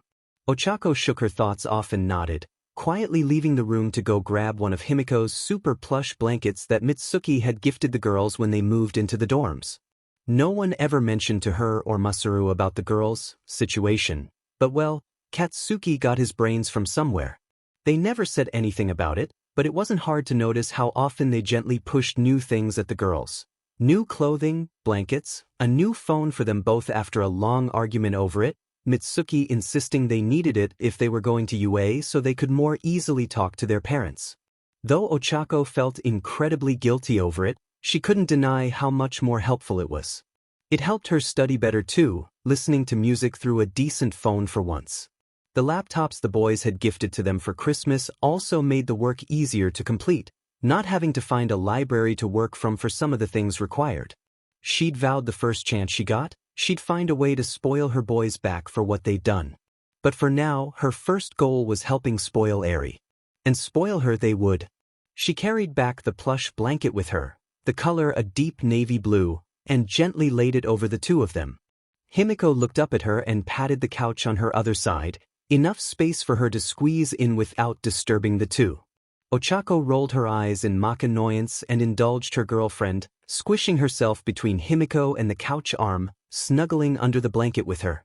While the temperature was pretty nice outside, Izuku ran hot and so they had set the dorm temperature a tiny bit lower to make it more comfortable for him. No, it had nothing to do with it encouraging snuggling, Himiko would argue, while she would sprawl over her partner's laps happily or pounce on them from the shadows to cuddle against them. Nope. Nothing to do with that at all. Ochako reached over and tangled her fingers with Himiko's free hand, sighing softly as she did so. Something about this felt right, ever since she'd fully come clean about how she felt to Himiko and Izuku. It wasn't some mind-blowing change. The three had been fairly cuddly to begin with, especially with Himiko around. The flirting was also pretty normal, especially as Izuku got somewhat more comfortable with them, enough that though he rarely flirted back directly, it was more impactful when he actually did. Honestly, little had changed at all, save the occasional kiss on the cheek or how the underlying worries about how the others felt was gone. Ochako's mind drifted off to other things they could do, and she was suddenly very happy her head was currently buried in Himiko's shoulder so the blonde couldn't see the flush in her cheeks as she considered things. So far they had only cuddled and similar things, but it wasn't like she hadn't thought of other things. She was a healthy young woman with two exceedingly hot partners. She knew she should not be embarrassed by wanting to kiss them until she passed out, but damn it, the idea was, damn it, it was hot and she did not want to be thinking about it right now. She shook her head slightly to clear it of such thoughts. Right now, she just wanted to enjoy the silence. Everything had been so gung-ho and loud and training and then the exam and their relationship and then Eri and moving in and, honest to God, she was exhausted, mentally, physically, and emotionally. She just needed these couple days of calm, of relaxation, of taking care of this little girl who needed them, to just decompress and get back to her equilibrium. She didn't know how long she drifted off in the comfort of her girlfriend's arms and the quiet, breathy snores of Eri, but the door opening and the annoyed grunting of Katsuki and a murmured comment from Izuku had her lifting her head and blinking bleary eyes. As the boys stepped in, carrying God knows how many bags, seriously, why did the boys demand everything take only one trip? They froze as they noticed the tableau before them. Himiko put her finger to her lips with a smirk, pointing down at the napping Eri. Izuku made a show of tiptoeing across the room with a goofy grin on his face, making the girls have to hush their sudden snorts of laughter. Katsuki rolled his eyes fondly and just stepped around the tiptoeing greenette, heading into the kitchen area to begin putting things away. Later, after a lovely dinner together with the four of them showing Eri the wonders of dessert, for all of the sleep she got earlier in the day, she still was exhausted and went to bed early. She asked Izuku to stick around, and he volunteered to read to her, having been handed a bunch of children's books that present Mike and Midnight had fetched for Eri's use. Katsuki was cleaning up, but Himiko and Ochako pushed him out of the way like every time, the same tired argument about how the boys had cooked to let them clean up after. Katsuki was so overly particular about where things went he'd always go back and redo it if they didn't get it perfect though. As the girls finished washing up the dishes, they left the kitchen together, about to head up to check on Izuku when they noticed Katsuki leaning against the wall next to the stairs, arms crossed and brow furrowed. Something wrong? Himiko asked, tilting her head to the side. Katsuki pursed his lips for a moment, sighing deeply as he ran one hand through his hair and tugged on it. So, listen. Like, just hear me out, okay? The girls shared a glance, but looked back at him and nodded. That I'm not good at this sort of shit, but just, let me say this. Like, we're here at you. Classes haven't started yet, but we're here, and we're going to be FING heroes, right? Well, yes, that's the plan, Himiko replied, confused. I know, it's what we wanted. It's what I've always wanted, since I was in FANG diapers. It's what Zu wanted too, even if he didn't admit it for so long. He trailed off for a moment, shaking his head a second later. Whatever. Not the point. Or, well, it kinda is the FING point. Ochako reached out and gently lay her hand on Katsuki's tensed arm, squeezing softly. Take your time. We're listening. That's the problem. Or well, not the problem. I can't get this right, he muttered as he stepped away from the wall and Ochako's touch, pacing back and forth. Look, you two got with Zu, and now we're watching this little kid, and Izuku's here at UA with you. It's just, you know everything now. And you put up with his issues, but you didn't make it a problem. You never cared. And you put up with me, and I'm a offended jackass. You two just, he growled, stopping in place. He turned to face them, his shoulders slumping, his head bowed for a moment. He clenched his fists, taking a deep breath and squaring up to his full height, an almost imperious look on his face as he looked at the two girls with a steely gaze. I just wanted you to know how thankful I am. What you did for Izuku. For me. For our family. Because I didn't know how to push him any further. I didn't know what to FING do. I was at the end of my rope. I was watching my brother just slowly fade away and couldn't do shit to change it. Then you two come around, and Toshi shows up, and we meet Nighteye and just, everyone helped. But you two most of all. So, thank you, Himiko Ochako. I just wanted you to know, his voice trailed off as he looked away uncomfortably. Katsuki, Ochako began, her voice soft. Don't. You know I'm not much for mushy bullshit, he muttered. Well, too FNG bad you blonde bomb, you're getting a hug. Deal with it, she shot back, moving forward to hug his stiff form. He rolled his eyes, his attitude resetting itself as Himiko also stepped forward to hug him as well. You and your dad are more alike than anyone realizes, Himiko says as she releases him. Huh. She gives him a quick smile. Your dad said something really similar about how thankful he was to us, back when we had Chaco's parents over. But I don't think you guys realize how thankful we are. Ochako nodded. You're a pain in the butt, Katsuki, but we wouldn't love you any other way. He rolled his eyes again. Alright. I don't need to do the whole threatening brother thing, right? Cats, if we hurt Aizu, I'll turn into you and blast my own face, Himiko deadpanned. That seems a little extreme, came the voice from the top of the stairs. The three looked up to see Izuku, his arms crossed and eyebrows raised as he looked down on them. How long were you there, fucker?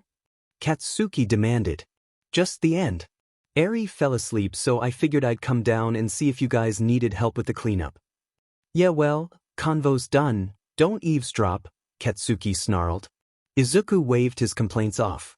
You were speaking in the common room, Kaken. Not my fault I overheard. Whatever. I'm not saying anything about it, but Himiko, please don't blast your own face. I happen to like it as it is. Himiko blinked rapidly for a moment, a slight pink coming up in her cheeks. Ochako giggled at the sight, happy to see the rare occasion where Himiko was on the other end of the flirtation. Izuku walked down the stairs, looking over the three before him. What now? Movie? Himiko offered, shrugging. Katsuki shrugged back, as Ochako headed to the large television to pick something out. Look alive, problem children, you have a visitor. Aizawa's dry voice got the attention of the quartet. Katsuki was in the kitchen, contemplating a new recipe as Izuku and Himiko played a board game with Eri. Himiko was in the background, quietly taking pictures of the cuteness that was her partners and Eri together. The four glanced up as the pro entered the dorm, a mug of coffee in hand. Behind him stepped a familiar figure, the green-yellow hair of Sir Nighteye looking over them with a severe expression. "Sir." Three of them chorused, Katsuki just giving a nod of recognition as he turned back to the stove, staring between three small bottles of spice. Eri shrunk back slightly, but she was very good at picking up context clues from those around her, and how none of them seemed to be worried had her relax just a little. Still, she tugged at Izuku's sleeve, and when he leaned over to her, she whispered quietly, Is he safe?" "Very much so. He helped train us, and he's the one who told us to bring you here. His hero name is Sir Nighteye. Are you up to talking to him?" Izuku replied. Eri bit her lip, before nodding. "If you're there." "Of course I'll be there. We're all going to be here for you, Eri." He gave her a reassuring smile. "So this is Eri?" Nighteye asked, having taken a few steps towards the teenagers. "Yes, sir, this is her," Ochako said, reaching over and gently stroking Eri's hair in a motion she knew calmed the girl. Nighteye looked at the floor, glancing about for a moment before taking a seat, folding his legs beneath himself. He looked over at Eri and spoke softer than the teens were used to. "Hello, Eri, my name is Nighteye. I have been investigating the man known as Kai Chisaki and his organization for quite some time. My goal is to catch him and throw him into jail so he can never hurt anyone ever again. I was hoping you might be able to help me." "Why are you going to stop him?" she asked, her voice querulous. "I'm going to do everything in my power to do so. Anything you can remember could be helpful. I know you told your story to these fine young heroes already, but do you think you could repeat it for me? I may have some questions if that's all right." Eri looked up at Izuku, searching for an answer in his gaze. He smiled down at her and nodded, his hand on her back with a gentle pressure as if to remind her that he was there, ready to help keep her safe. Ochako scooted closer to her, flanking her on the other side, as Himiko hopped over the couch and sat down behind her. In the kitchen, Katsuki left what he'd created to simmer and walked to the fridge, pulling out an apple. It had taken little time to figure out how much Eri adored apples, and brought out one of his favorite knives. With a plate in hand, he strolled into the living room, plopping on the couch next to Himiko. He began to peel and cut the apple, placing each piece carefully on the place and handing them to Eri to snack on as she spoke. Eri looked back at Nighteye and nodded. "Okay, I can do that. You're a very brave young lady."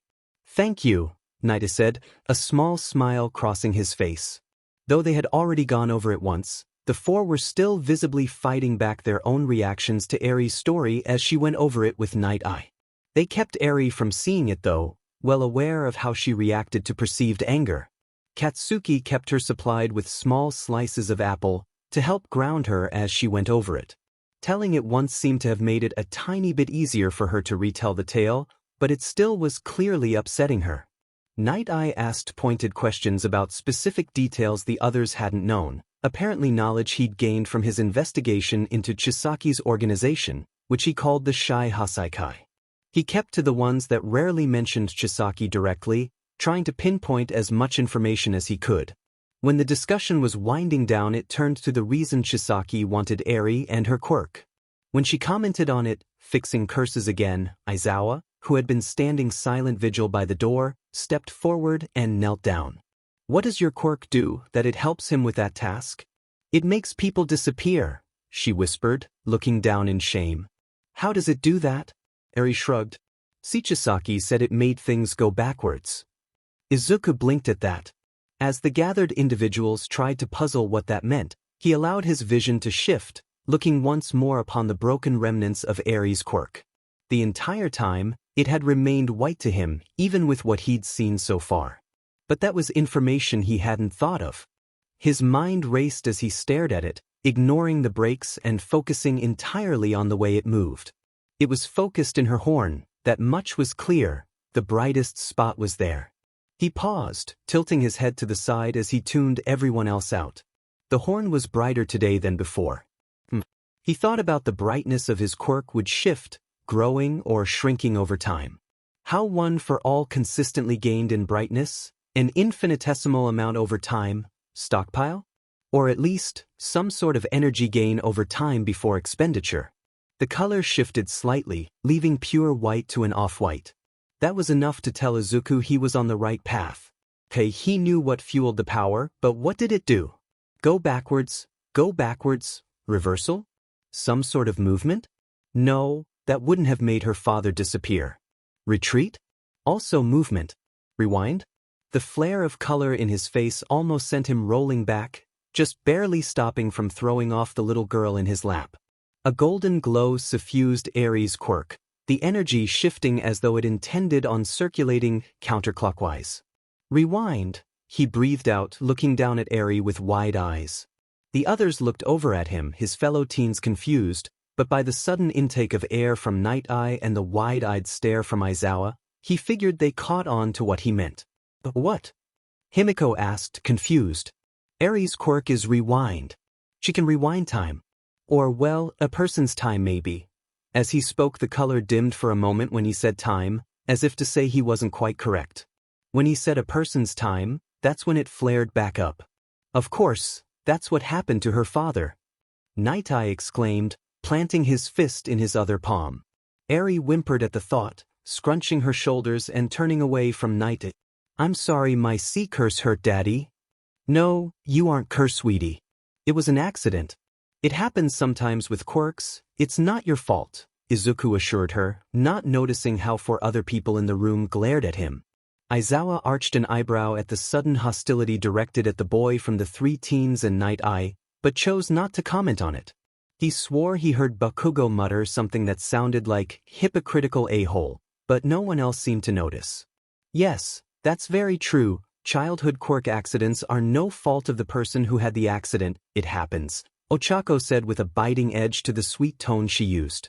Izuku turned slowly to narrow his eyes at her, seeing her far too wide smile and the clear dare in her eyes to try to argue about it in front of Eri. Well, that explains some things. Although I'm not sure how Chisaki wanted to use it to stop quirks, but we should be glad his plans did not come to fruition. That said, he won't give up on Eri, of that I'm sure. But she should be secure here on campus, Nighteye remarked, climbing to his feet. Unfortunately, I have pressing matters to attend to, and I should document these findings as soon as possible. You've done well. I'll be in touch. With a bow, he didn't wait for a farewell, choosing instead to step out of the dorm as the four teens blinked at the abrupt exit. Aizawa sighed. Oh, I'll report to the rat what you figured out, Midoriya. You have a couple more days before the other students arrive. I'd suggest trying to help adjust Eri to the idea. If she needs anything, do be sure to reach out to myself or one of the other teachers. I have more lesson plans to go over. Yup, got it, Katsuki grunted, tossing the apple core over his shoulder into the open bin across the room. Aizawa rolled his eyes and left, knowing he already needed another cup of coffee. The quartet had been getting Eri used to the idea of newcomers as best they could, but they had decided, with Aizawa's help, to introduce Eri once everyone had moved in. For now, during move-in day, she was going to spend the day with Midnight in the teacher's dorm, the heroine quite happy to watch the precious child. They four had decided they'd help out whoever arrived. Between their quirks and just Katsuki and Himiko's physical conditions, they figured they could help others pretty quick. Until they saw their first arrival. When the series of suited individuals with identical sunglasses arrived, all carrying various boxes, trunks, and in the case of four of them struggling with a bunch of pieces of a massive bed frame, Izuku blinked in confusion. He'd been the first down to help, and just watched as they struggled for a moment before sighing and walking forward. Could I help? He asked, the four suited men looking at him in askance. Oh, I'm sorry, are you from UA? The clear tenor from behind him had him turning about and blinking once more. A statuesque teen around his age stood there, long black hair pulled back in a ponytail with dark eyes and a hesitant smile painted on her face. I'm in class 1, Izuku Midoriya, he offered, a bit stunned. Oh, then we're classmates. I'm Momo Yaoyorozu. I thought I'd arrived early enough to be before everyone else. I didn't want to interrupt others' move in time. She seemed a bit upset at the thought, making Izuku hurriedly correct her. Oh no, we've been here for a few days. It's an unusual situation, it'll be explained later. She smiled brightly, clasping her hands before her. Oh good, I'm glad I didn't get in anyone's way. A loud crash and yelp behind them had the two looking over to see that the four men carrying the bed frame pieces had dropped them on the one man's foot. The sound had Ochako and Himiko coming out in a rush, Katsuki standing in the doorway, confused. "Oh no, are you hurt?" Ochako asked, running over to the man and bending down. He tried to wave her off, but Himiko had also approached. "Maybe we should ask Recovery Girl to take a look?" she asked, looking back to Izuku. He shrugged. "Yeah. You know what, let me just take care of this. You guys check on your friend." Without waiting for a reply, Izuku stepped over to the pallet holding the frame and bent down, gripping onto the edges. With a grunt of exertion, he lifted the thing up and began to step towards the doorway, leaving a series of dropped jaws from everyone but Ochako, Katsuki, and Himiko. Izuku turned back to Yaoyorozu. "Which room is yours?" "Oh, it's on the 5th floor room, she managed to stutter out. "Kate, they'll be right back." Izuku stepped towards the doorway, Katsuki holding it open for him silently. As Izuku passed, Katsuki followed to give a hand in directing him. Himiko had stood up and looked at the four men with a glare, hands on her hips. "Now you four need to take your friend to Recovery Girl. I'll show you where it is. Follow me." As she walked away, she managed to get 10 steps before she noticed none of them were moving. She turned back around and gestured at them. "Well, come on then." "Why yes, go with her please," Yaoyorozu said, her body language showing nothing but shock. The four men nodded, following Himiko, two of them helping support the one with the injured foot. "Are these the rest of your boxes?" Ochako asked, looking over the pile of boxes and trunks and various furniture seated on the lawn. Yes. Okay. I'll get them for you then." With a bright grin, Ochako casually tapped each box one by one, all of them floating up a few feet off the ground. With practiced movement, she pulled out a length of string and tied each of them to her wrist, making a bunch of balloons out of the boxes and furniture, and began to happily step her way into the dorm before pausing. "Oh shoot, where's the mattress?" A loud thud came from beside them as Izuku landed, having leapt out of the 5th floor window. "I can get it, where's it at?" "The FNG truck's just over there," Katsuki shouted, pointing out the window in the distance. Izuku nodded. "Okay, I'll be right back." The greenette jogged off, returning a moment later with the mattress on his back. "Kaken's almost got your frame set up, Yaoyorozu, so you'll be all set to unpack in just a few minutes." He grinned at her again as he walked into the dorm, Ochako following with a skip in her step and 24 boxes and furniture floating behind her like some strange balloon bundle. Momo just stood there, shell-shocked, rapidly blinking, until she heard a voice from above break her out of her confused state. "Yo, Ponytail, get up here. Need to know where you want the sheet set up." "Weiss, I'll be right up," she called, walking rapidly into the dorms. The pattern continued throughout the day, a person arriving and being nearly bowled over by the speed and efficiency of the four friends. The only exceptions were the two-toned-haired boy introduced solely as Todoroki, who refused any assistance and glared at them for daring to help, nearly setting Katsuki's temper off, but the efforts of Izuku and Ochako kept him from losing it at his rudeness. And the multi-limbed boy Himiko had met at the exam named Shuji, who had so little he carried it with ease. Izuku set down the last box in Shinso's room, the purple-haired boy hesitant to accept the help but in the end had taken it. He wiped off his forehead with a rag he'd been carrying and grinned at the taller teen. "Well, there you go. I think that's most everyone. Isn't it?" His voice called out into the hallway and across the hall to where Himiko had been helping the purple-haired girl she'd met at the exam, introduced as Jiro, put her things away. "That's 19, we're missing one," she called back. Katsuki yelled up the stairs at them. "Just got word from Aizawa, the last one's on the way, I'll help the slowpoke." "K!" Izuku yelled back, taking a deep breath as he turned back to Shinso. "Well, you're all set. We're supposed to meet downstairs for dinner and some class discussion in a couple hours, but till then you're good." "Sure. Thanks," Shinso muttered. Izuku gave him another grin and left the room, heading downstairs. Katsuki stood by the door, arms crossed, tapping his finger against his bicep in impatience. His temper had been shot since that arrogant half-and-half BE had been so effing rude to them all just for offering to help, and he was just about done with this moving sheet. But if he didn't offer to help, the other three would do it without him, and he could see they were getting tired by now. He wasn't about to slack now, he'd do what he had agreed to do. A loud voice called out to him in recognition, him lifting his gaze and eyes going wide as he saw the red-haired teen, Kirishima, his mind supplied, from the exam approaching, a sleeveless shirt stretched across his chest. "Oh hey bro! Are you in Class 1A2? That's awesome!" the redhead cheered, dragging a series of boxes behind him on a pallet jack the school had provided to help move things in. "Why sure. I see you passed. Good job." Katsuki managed to get out, his eyes tracking the exposed muscles in the other teen's arms as they stretched and flexed. "So, this the way in?" Kirishima asked. Katsuki blinked rapidly and stopped leaning against the doorframe. "Yeah. I'm helping you move your sheet. What room did you get?" Kirishima pulled out a piece of paper, squinting at it. Room 4B looks like." "Okay, let's go," Katsuki ordered, reaching out and grabbing the heaviest thing he could see, what looked like a metal crate of, holy shit, this was heavy. He blinked down at it as he barely managed to lift it up, and he knew he was no slouch when it came to weight. "The FS in this thing? Oh, my personal weight set. I like to work out, keep in shape. Gotta be in the best shape to be my best." Kirishima's smile grew wider, his teeth more prominent as he flexed, the visible musculature swelling as Katsuki found his eyes drawn to it again. Annoyed at himself, he bit his tongue to reset his mental state. "Sure. Let's go, it's getting late," he managed to mutter, dragging the crate into the building as Kirishima followed.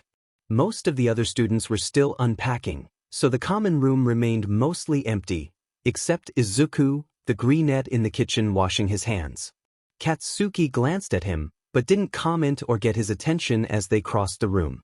Kirishima kept trying to start a conversation with Katsuki, but the blonde was having trouble focusing and responded mostly with grunts and one-word replies, which didn't seem to stop the redhead. "Oh, by the way, I never got your name. I'm Eijiro Kirishima, but you knew that. What's yours?" he asked as they made their way downstairs for a second trip. "Katsuki. Katsuki Bakugo." "Well hey, you helped save me, you can totally call me Eijiro. And that kid. And what you did to that giant robot, that was manly as hell. How'd you do on the exam?" "You can call me Katsuki, and I did FING awesome because I am FING awesome. Come on, let's finish this sheet up." "Sure. This is gonna be awesome, I can't wait." "Well now I'm iffy exhausted," Himiko muttered as she slumped against the kitchen table. "You and me both," Ochako sighed, nursing a glass of juice she'd been sipping at. She'd overdone it with her quirk, using it in rapid succession, and now her habitual nausea had reared its ugly head. Yeah, Katsuki muttered. He was leaning against the counter, looking out the window and not paying attention to the others, having the three other teens looking at him oddly. "You okay, Kaken?" "I'm fine." "What now?" Izuku didn't believe him for a moment, but chose to let it go for now. "Well, everyone is supposed to be down in a couple hours so they can meet Eri. Maybe I can make dinner or something. I'm sure everyone could use a good meal." "We will make dinner, I ain't having you do all the FNG work," Katsuki replied. "That I'd offer to help but I don't trust myself moving right now," Ochako muttered. "And Himiko would just set the dorm on fire." "I've gotten better," the blonde snapped back, sticking her tongue out at Ochako. Ochako rolled her eyes and patted her girlfriend on the head. "Sure you have, sweetie." Himiko pouted, ignoring Ochako and choosing to watch the boys as they got situated. Tying their aprons around them, Himiko caught the sound of footsteps on the stairs and decided maybe they should make an even better impression. "Hey boys." Izuku turned around to look at her as Katsuki dug through a cupboard for a pot, but acknowledged her with a grunt. Himiko grinned. "Why don't you show off a bit for the new people?" Katsuki paused, looking back at Izuku and arching an eyebrow. Izuku shrugged, a shy smile on his face at the excited look on Himiko and Ochako's faces. Katsuki smirked, a dangerous smile stretching across his face. "Alright Fangs, Zu, let's have some fun." "Sure thing Kaken." Momo had already had her moment of shock for the day, and she had assumed that would be the only one. But stepping down the stairs to find half the class clustered around the entrance to the kitchen, silently staring, had her concerned she'd once again find herself in such a state. But curiosity was too strong a force, and so she stepped up to see what the others were looking at. As she neared, a heavenly scent wafted out from the room, the sound of sizzling and hissing carrying past the crowd. The glint of metal flying across the kitchen almost made her shout in alarm, but the cry in her throat was cut off when it was snatched out of the air by a hand which brought it down and began chopping rapidly. She found herself entranced as the two boys she had met earlier, Midoriya and Bakugo, were practically running around the kitchen, tossing pots and pans and utensils at each other without a word, managing multiple cooking stations simultaneously. It was almost like a dance, the way Bakugo would hold out a hand and simply say, "pairing," and watching Midoriya, with his back turned to the other boy, casually fling a knife backwards over his shoulder, which would be caught a moment later by the blonde who had turned his back before it even reached him. Or the moment Midoriya simply tapped twice on the counter and Bakugo ducked, as a fork whizzed past his head and landed in the sink, a small pile of dirty utensils already beginning to take hold of the one side of the sink. She could see dropped jaws and more than one person who looked anxious at the motions. A tall, blue-haired boy seemed almost catatonic, his hand up as if he intended on interrupting to stop them but appearing to hesitate so as to not distract them. And in the midst of it all, seated amongst the chaos were the two young women Momo had seen earlier in the day, Uraraka and Himiko, as she insisted on being called by her first name. Both were unfazed by this, almost as if they expected it, although the somewhat love-struck expression on the blonde's face and the soft smile on the brunette's had Momo wondering exactly how these four knew each other, since they seemed to work together far too perfectly to only have met a few days before.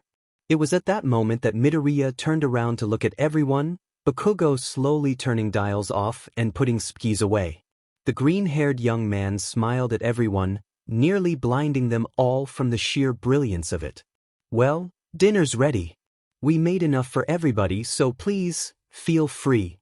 Momo gulped, feeling slightly flushed. She gave a slight bow. "Thank you, Midoriya, Bakugo. I'm sure we all appreciate it. If I may ask though, do you two know each other?" "We're basically brothers." "Long story, but Kaken's parents adopted me," Midoriya replied, still smiling, but the smile no longer reaching his eyes. "And we went to the same middle school as those two, for our last year. We trained together for UA." Uraraka added, looking up at the dark-haired girl. "Oh, and Izuku's our boyfriend too," Himiko added, to the sudden sputtering of the greenette and the brunette letting out a loud groan as she slammed her head into the table. "Wait, what?" the pink-skinned Ishido shouted, darting through the crowd and practically diving into the chair next to Himiko. "Spill the tea. Get your FNG food before we start the whole life story sheet, for FS sake," Bakugo growled, pulling a set of plates out from the cupboards. "We made 3 variants. If you're not a spice fan, use the blue pot, if you like it hot, use the red pot, and if you're not a FING wimp, use the black pot." "Don't listen to him, the black pot is as evil as his soul," Himiko muttered, glaring at the other blonde. "'Cause you're a fingy wimp," he shot back.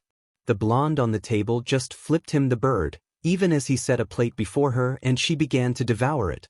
Another one slid over in front of Uraraka, the brunette giving a bright, "thanks," before eating as well. One by one, the class, some confused but grateful, decided to take their own portions. The only ones brave enough to try Bakugo's black pot were Kirishima and Kaminari, the latter of the two instantly regretting it. The room was mostly quiet as people ate, but quiet was not something Ishido was alright with.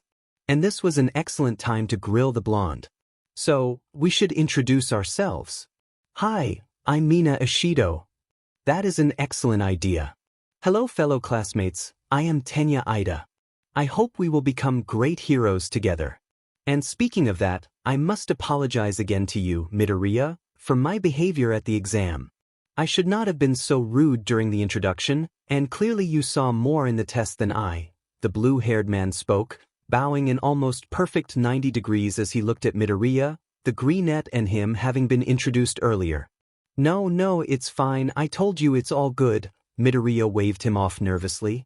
And I didn't see anything different in the exam, I just wanted to help is all. What does he mean? Did he also try to distract the 0-pointer? Ashido asked, tilting her head. No way, he was so much cooler than that, the yellow-haired Kaminari shouted, leaping to his feet. Oh yeah, I'm Denki Kaminari. But forget about that, Midoriya here blew the 0-pointer up. What? Came the faint reply from most of the class, staring at the very uncomfortable greenette. Momo blinked a few times, before raising her hand. I'm terribly sorry, Momo Yayarosa here, but the recommended exams did not have this 0-pointer you speak of. Would someone care to explain for me? Oh hell yeah. Kaminari pumped his fist. He opened his mouth to tell the story, but he felt a slap on his back which interrupted him, making him spin around to see floating clothes? I'll tell it, he saved my life, the floating clothes announced. Oh, you must be Hagakure. Are you alright? I'm so sorry I didn't check after. Midoriya said, standing up and leaning over the table to look at the named Hagakure. Toru, you can call me Toru since you saved me. And yes, I was fine. Were you okay? You kind of collapsed. Kind of nothing, you straight up passed out and that bracelet of yours wouldn't stop beeping, Shinso muttered. As he looked up and saw some of the class staring at him expectantly, he sighed. Hitoshi Shinso. And I was there with Kaminari and Hagakure. Midoriya is a nutcase, that's what he is. A nutcase who beat All Might's record, Uraraka said, smirking proudly. You what? Half the class screeched. Zu beat All Might's record by 3 points. Me, Cheeks, and Fangs here all beat Endeavor's record too, Bakugo said, pointing with his fork at the two as he spoke. Yeah, I can believe that, you blew the 0-pointer's arm clean off, that was so manly. Kirishima shouted, pumping his fist. Himiko there somehow made the 0-pointer punch itself in the face. And she carried me and a kid to safety before she did, the purple-haired girl said, pointing at the blonde. Uraraka made the 0-pointer fall over. It was so cool. Ashido shouted, shaking the brunette back and forth by her shoulders.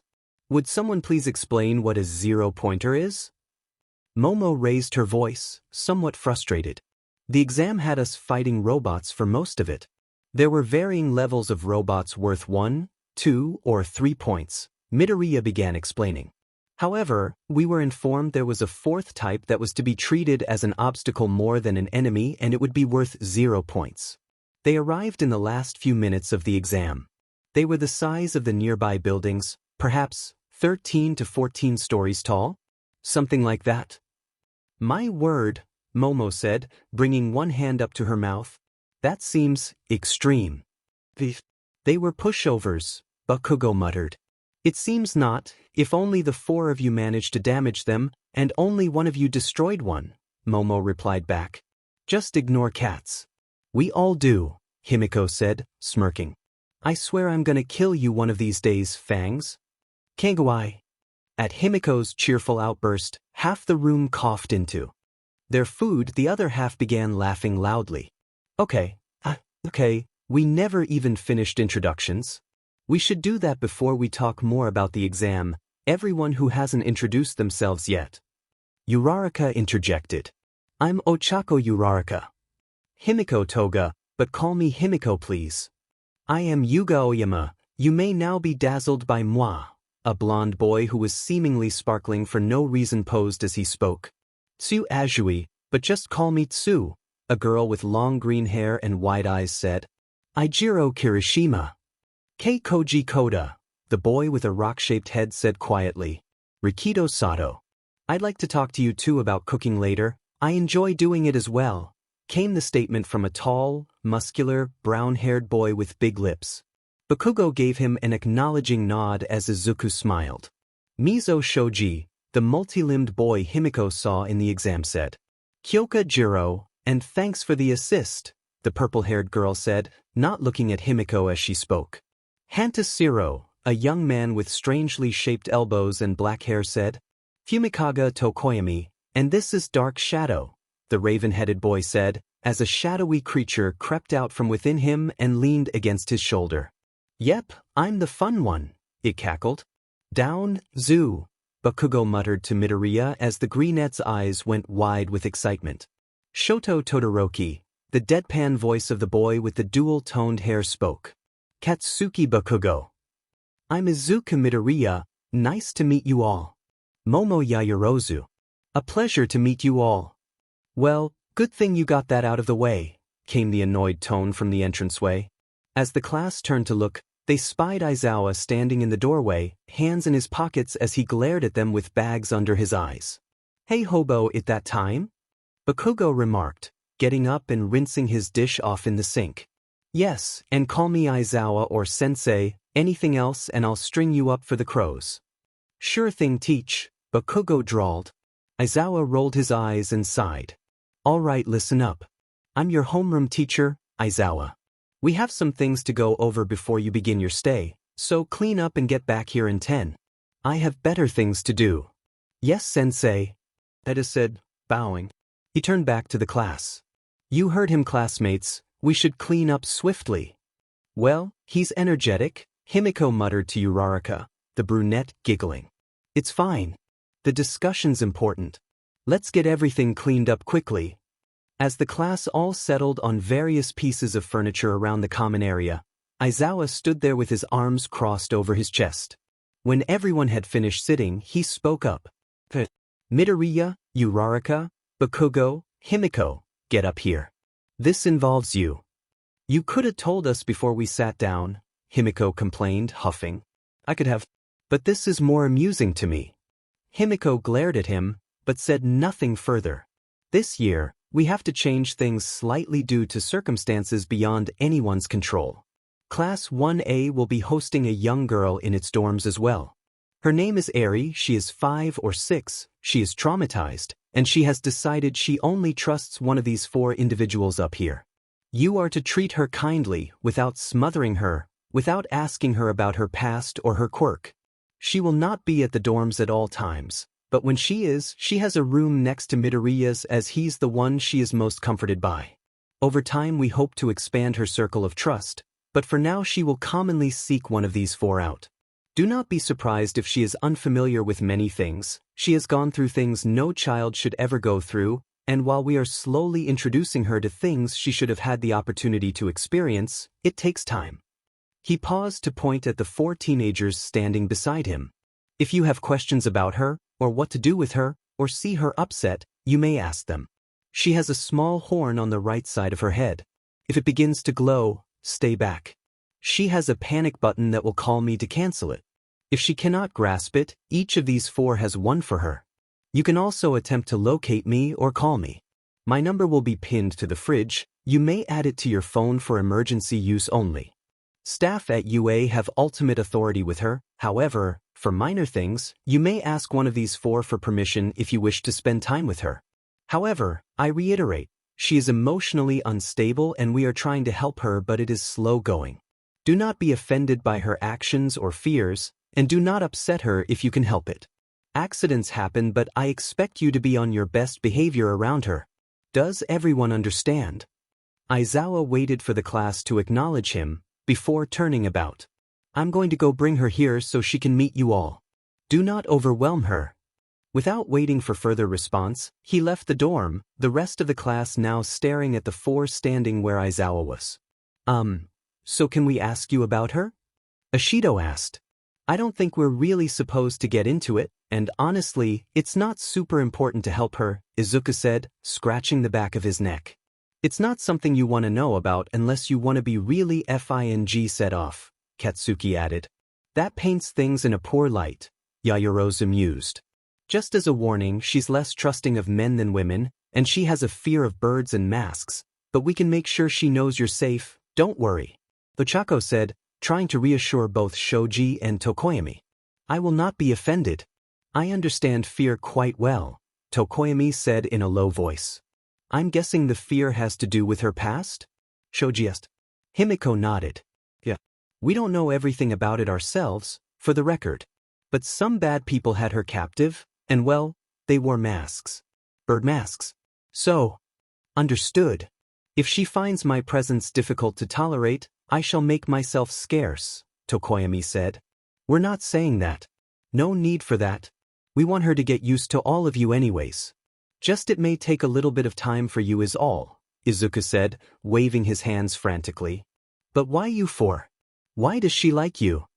Shinso asked, arching an eyebrow. We're the ones who found her.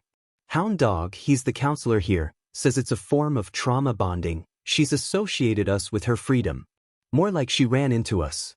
So that's about all we can say, Himiko said, spreading her hands in a what can you do gesture.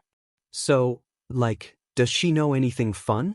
You guys made it sound like she knows nothing, Hagakure asked. Her head sadly. Not really. We've been teaching her some, but we've only known her a couple days. She's very sweet though. The door opening closed off any further conversation, and the gathered class were witness to a small bundle of white hair and red dress came running in and nearly tackled the now crouching Izuku. Aizu. Miss Midnight painted my nails. Look. She held up her hand, showing bright green nail polish on her fingertips. That's wonderful, Eri.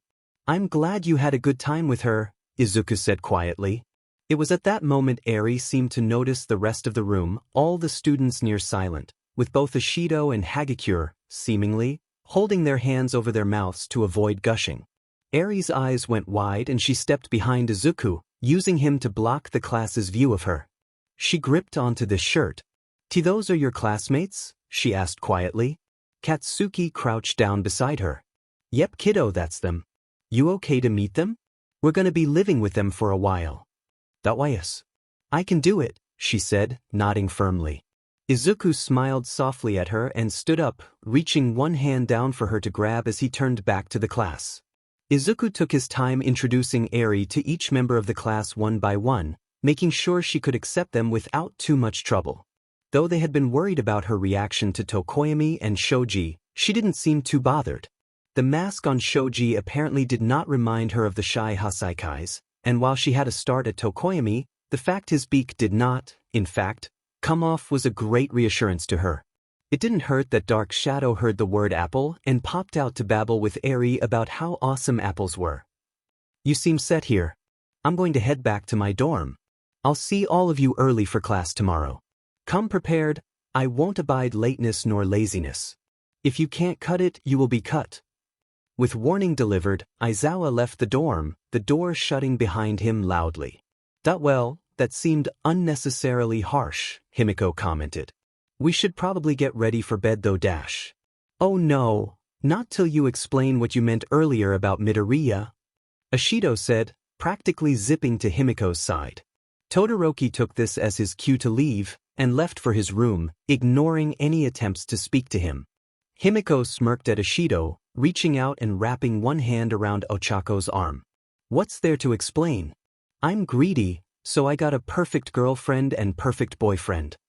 Ochako giggled, slapping Himiko's arm. Shush, you'll get Aizu all flustered while he's trying to get Eri to settle down. I'm just telling it like it is, the blonde replied, winking at Ochako. Oh my, all three of you? Yairozu asked, her gaze flickering between the two girls and the green-haired boy in the kitchen getting Eri a small bedtime snack. Polyamory. That's us. Himiko proclaimed proudly. That seems inappropriate. Ida announced, his hand chopping in the air. Nothing against it in the student handbook, big guy, Himiko replied, still smirking. Just gotta be safe and we're always safe. Okay Himi, no more taunting our classmates, it's time to get Eri settled in. It's your turn to read to her tonight. Ochako began pulling Himiko away from the others, the blonde giving a token resistance but giggling as she went. Okay. Let's get set up. Aizu babe, she all set? Izuku blinked. When did you start calling me that? Just now. Why didn't I expect that answer? You know she's impossible to predict, Ochako offered. Izuku shrugged. Yeah, let's get Eri tucked in. Come on sweetie, it's bedtime. As the trio walked to the stairs, Katsuki finished putting the leftovers away in the fridge and followed behind them, hands in his pockets. That they are really parental, for having only known her a couple days, Jiro remarked as she watched them go. I still can't get over the fact Midoriya beat All Might score. Like how? Siro exclaimed. Oh right, we didn't finish telling the story. Okay, so, here's what happened. Hagakure began, engrossing the remaining class members in the common area. Kakin? He asked, seeing his childhood friend before him.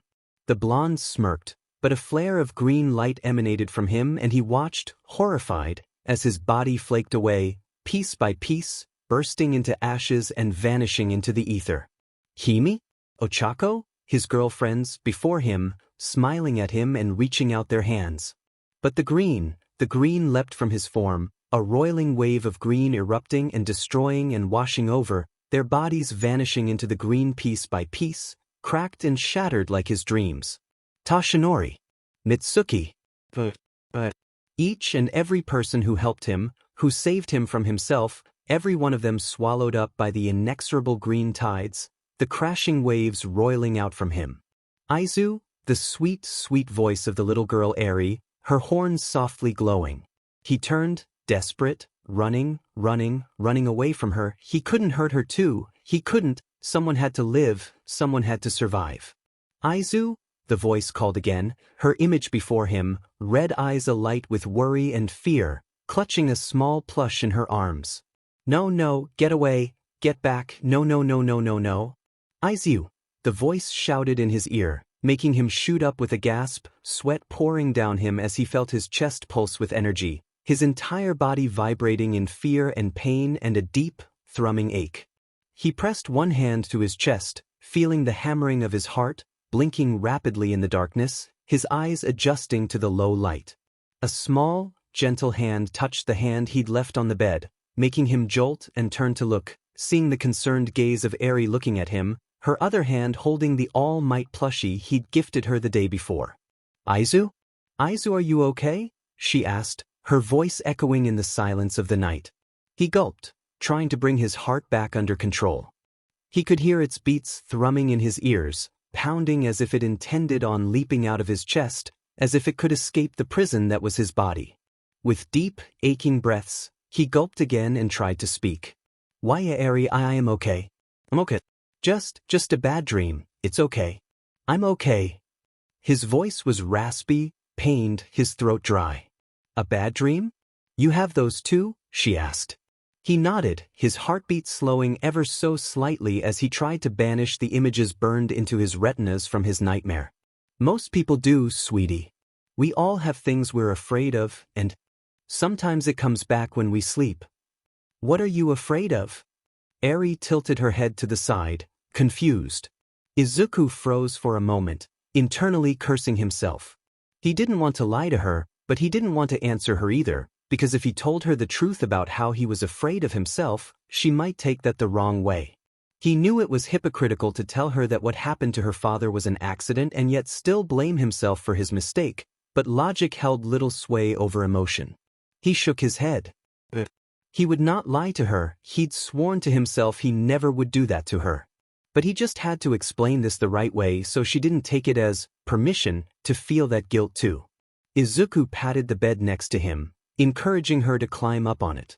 Without hesitation, the young girl managed to clamber onto it, snuggling into his side in her favorite position, her head tucked into the crook of his shoulder, her body flush up against his with his arm wrapped around her. She pulled the plush into her lap and gently squeezed it as she let out a quiet, content hum, closing her eyes and waiting for his answer. His heart was slowly going back to normal, his breathing evening out. Partially from his own efforts, and partly because she did make him feel better too, as he did for her. He took a moment to collect his thoughts before speaking quietly. Well, Eri, you see, I'm a lot like you in some ways. How? My quirk hurt people when I first used it too.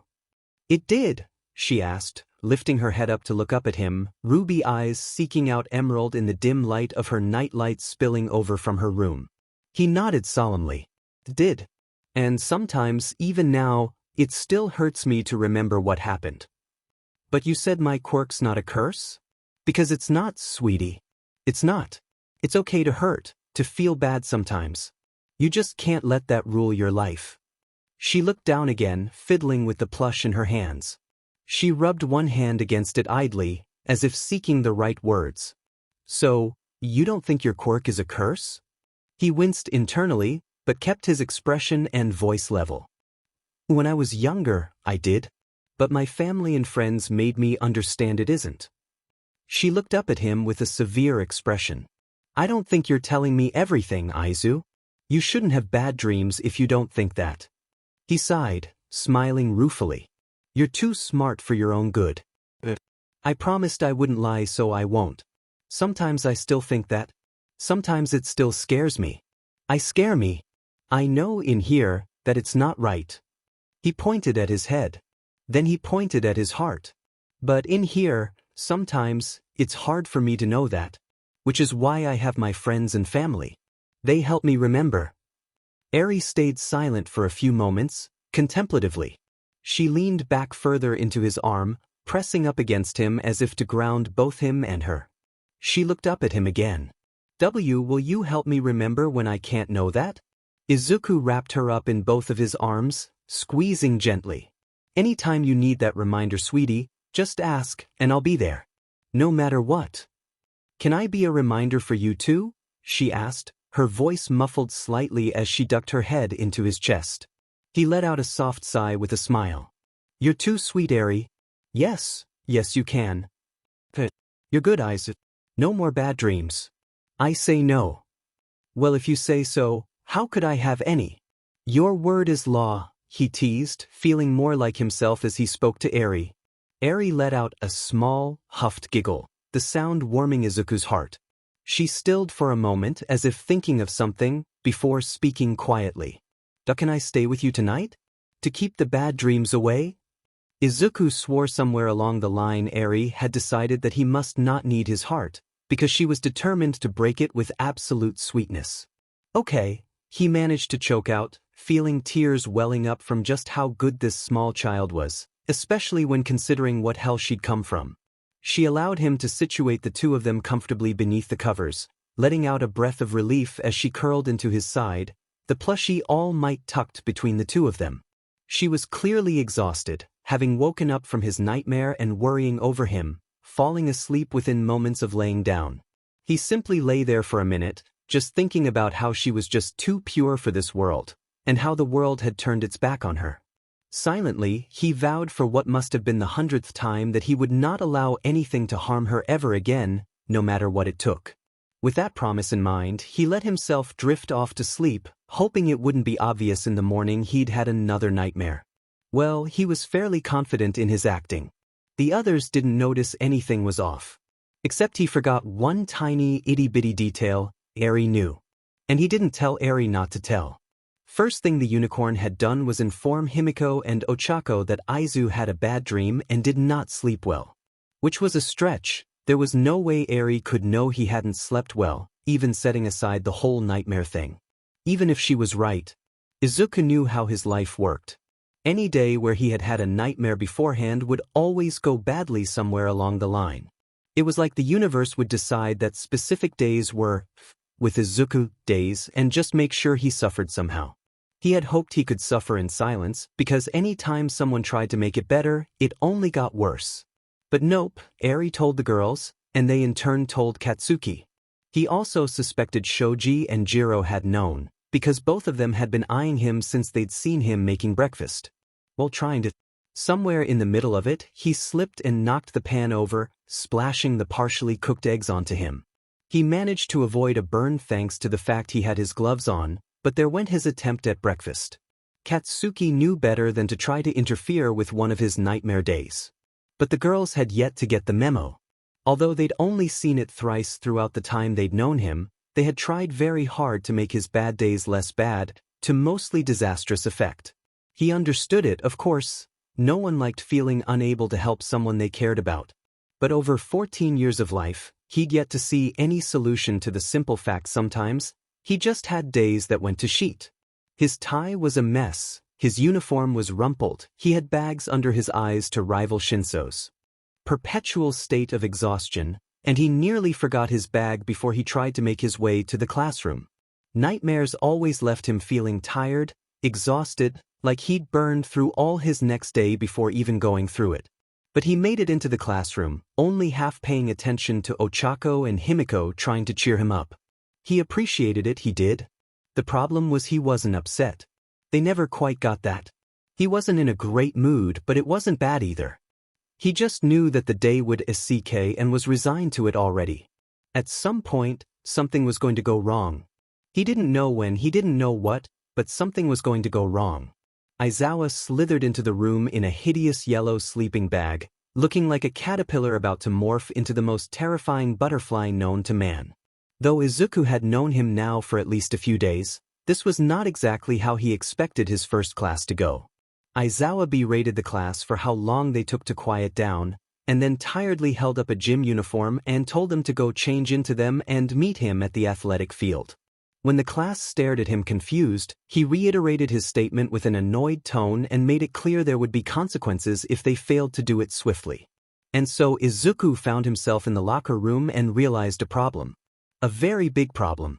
The universe fuckery had caught up to him, it seemed.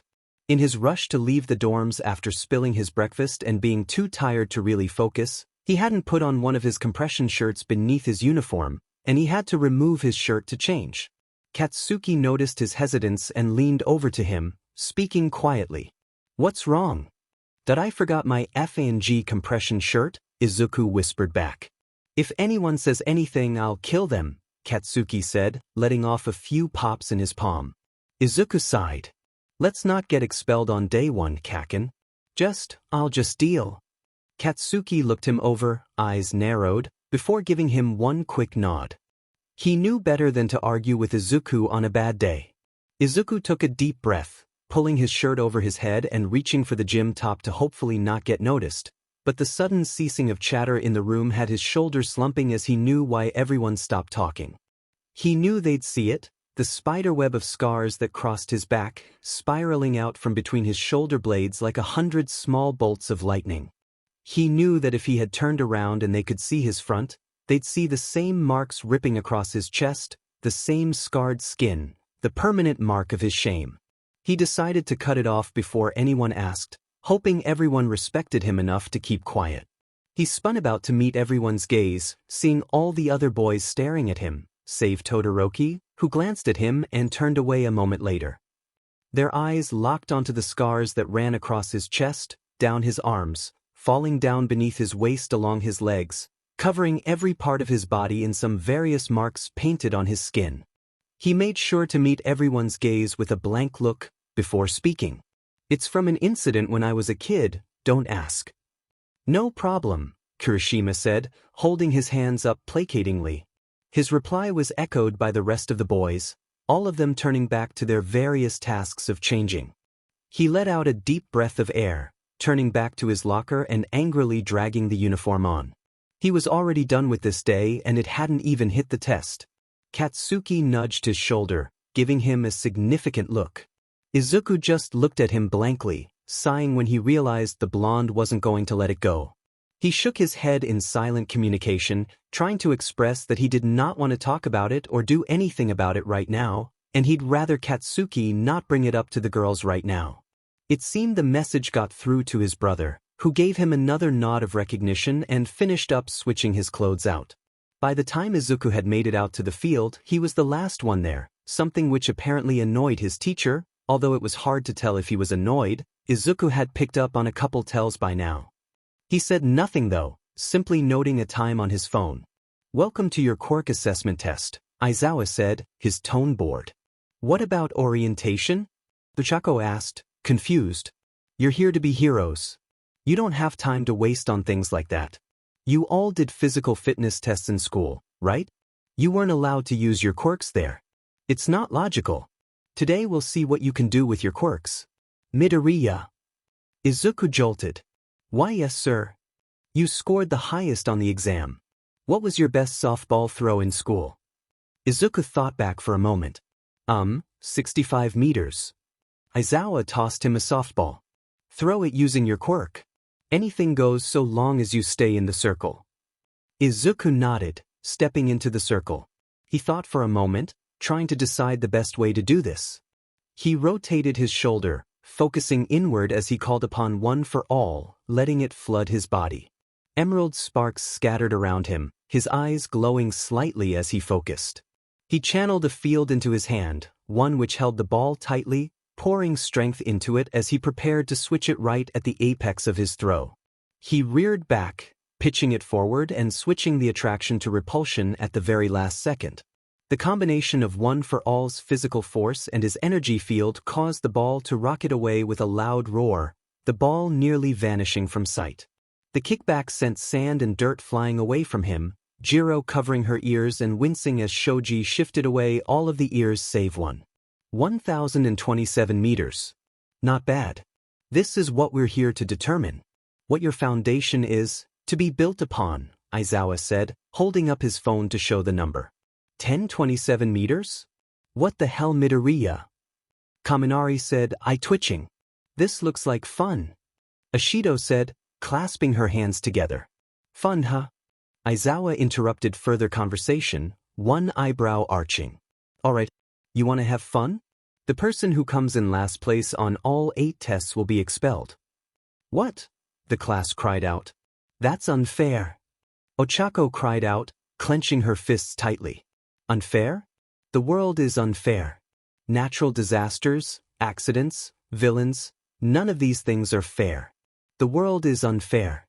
It's a hero's job to combat that unfairness. Here at UA, we get to run our classes as we see fit. I'm training you to be heroes. I'm not training future corpses. If you can't take it seriously here, you won't take it seriously in the real world, and I'd rather not see you in a casket. His words sobered up most of the class, many of them contemplating his statement. Heroes did risk their lives daily, if not hourly, and his statement made it clear he didn't plan on having them die doing it. Still felt a bit unfair to most of them, but at least they understood his point. Aizawa gave them a creepy grin, the first smile they'd seen, and most of them now wished he never smiled again. Welcome to UA's hero course. Let's begin. Most of the tests went by fairly simply for Izuku. He was in good physical condition, and between OFA and his base quirk, he had an answer to most of the tests without too much trouble. On most of them he was within the top 3, if not the first place. The only one that he couldn't really rely on a quirk for was the seated toe touch, but at least being in good shape helped with that. Of course, even it being one of his bad days didn't change his hyper-focus on quirks. He had pulled out a notebook and begun jotting down everything he noticed from the other students' quirks, to the great confusion of everyone who didn't know him. Most of them were fascinating, but he noticed a few students not really using theirs. He still hadn't puzzled out Kaminari or Shinso's yet. Yaoyorozu's had him nearly salivating from how amazing the implications were once he realized what she was doing. Himiko nudged Ochako in the side. Think we should be jealous? Pointing at Izuku, the greenette staring at Yaoyorozu as crafted a cannon for the ball throw, the smirk on Himiko's face making it clear she was kidding. Ochako just giggled, careful to go silent as soon as Aizawa's eyes landed on her. The ball throw had been left for last, Ochako already cinching first place with a casual tap on the ball and toss upwards, the distance counter eventually giving up and just reading infinity. But that didn't lessen the others trying. Katsuki smirked, teeth bared, as he launched it, shouting, "Die!" as he did so. Izuku just face-bombed at how extra his brother could be sometimes. And then smirked internally when he got 1024 meters, 3 shy of Izuku. So far Izuku hadn't seen everyone's quirks, but Kaminari seemed excited as he stepped up, the last one to go. Izuku paid careful attention, curious about what he could do. The blonde smiled. I always wanted to try this. Holding the ball between his 2 palms, he began to separate them, crackles of yellow electricity beginning to spark between his hands. Izuku, whose vision was flipped on, witnessed as the white crackling within Kaminari's body turned a brilliant yellow as his brain put 2 and 2 together, electricity. Izuku collapsed like a puppet with his strings cut, falling to his knees as the world spun around him. Electricity. Electricity, lightning. He could see it, the clouds in the sky, the taste of ozone, the bright flash of light and the pain, the raging torrent of energy, the fear and anguish, the taste of metal and blood and the lack of sound, how the world fell away before it erupted from him, before the screams and cries and broken world shattered. His vision went dim, a roaring in his ears as he felt dizzy, disconnected. Everything was too bright, too loud, yet sounds were muffled and fuzzy. He might have been interested in the dichotomy if he wasn't currently unable to breathe. Somewhere inside, intellectually, he knew this was a panic attack. It wasn't the first he'd had. It wouldn't be the last. But oh God, in front of Aizawa. In front of the class. In front of his girlfriends, who had never seen this side of him. In front of everyone. The thoughts just made it worse, every lesson on managing panic attacks slipping through his fingers like trying to hold water. He couldn't do this, couldn't show this, couldn't be like this.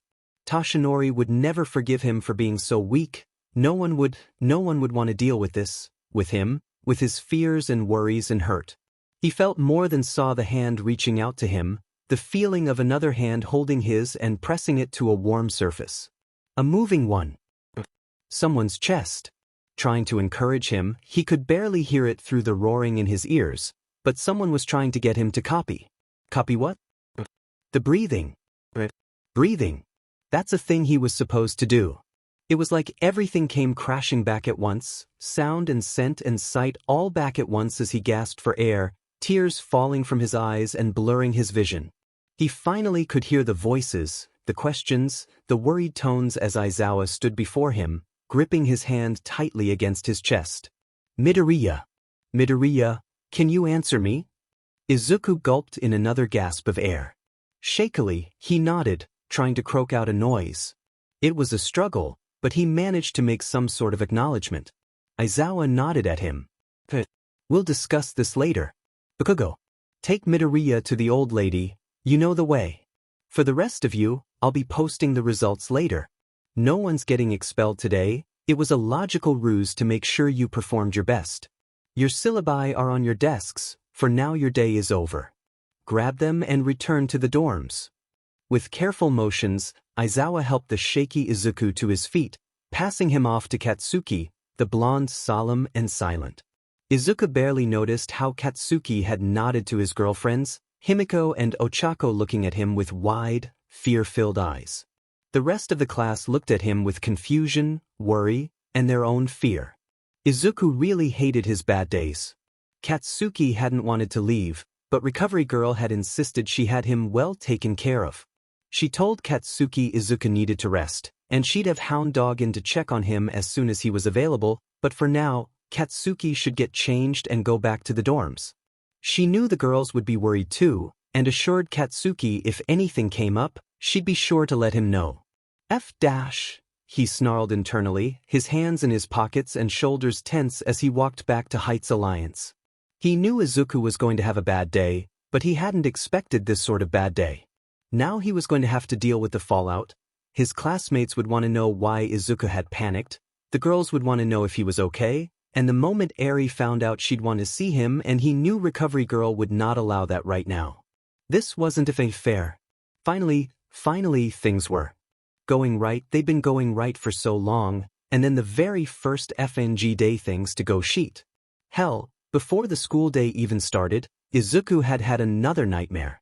And here Katsuki was, left to pick up the pieces and smooth things over, and that was not what he did best.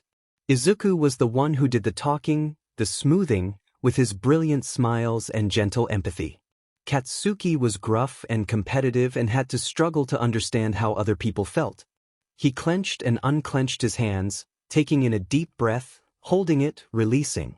Repeated again. And again. He could do this. It was just a bad day, a bad set of circumstances. He'd settle Eri and the girls first, before the class. The girls would be easy, they knew this happened, they just hadn't witnessed it yet. They were smart, they probably already figured out the trigger. They just want to know where he was and when he'd return, which he could at least give the first.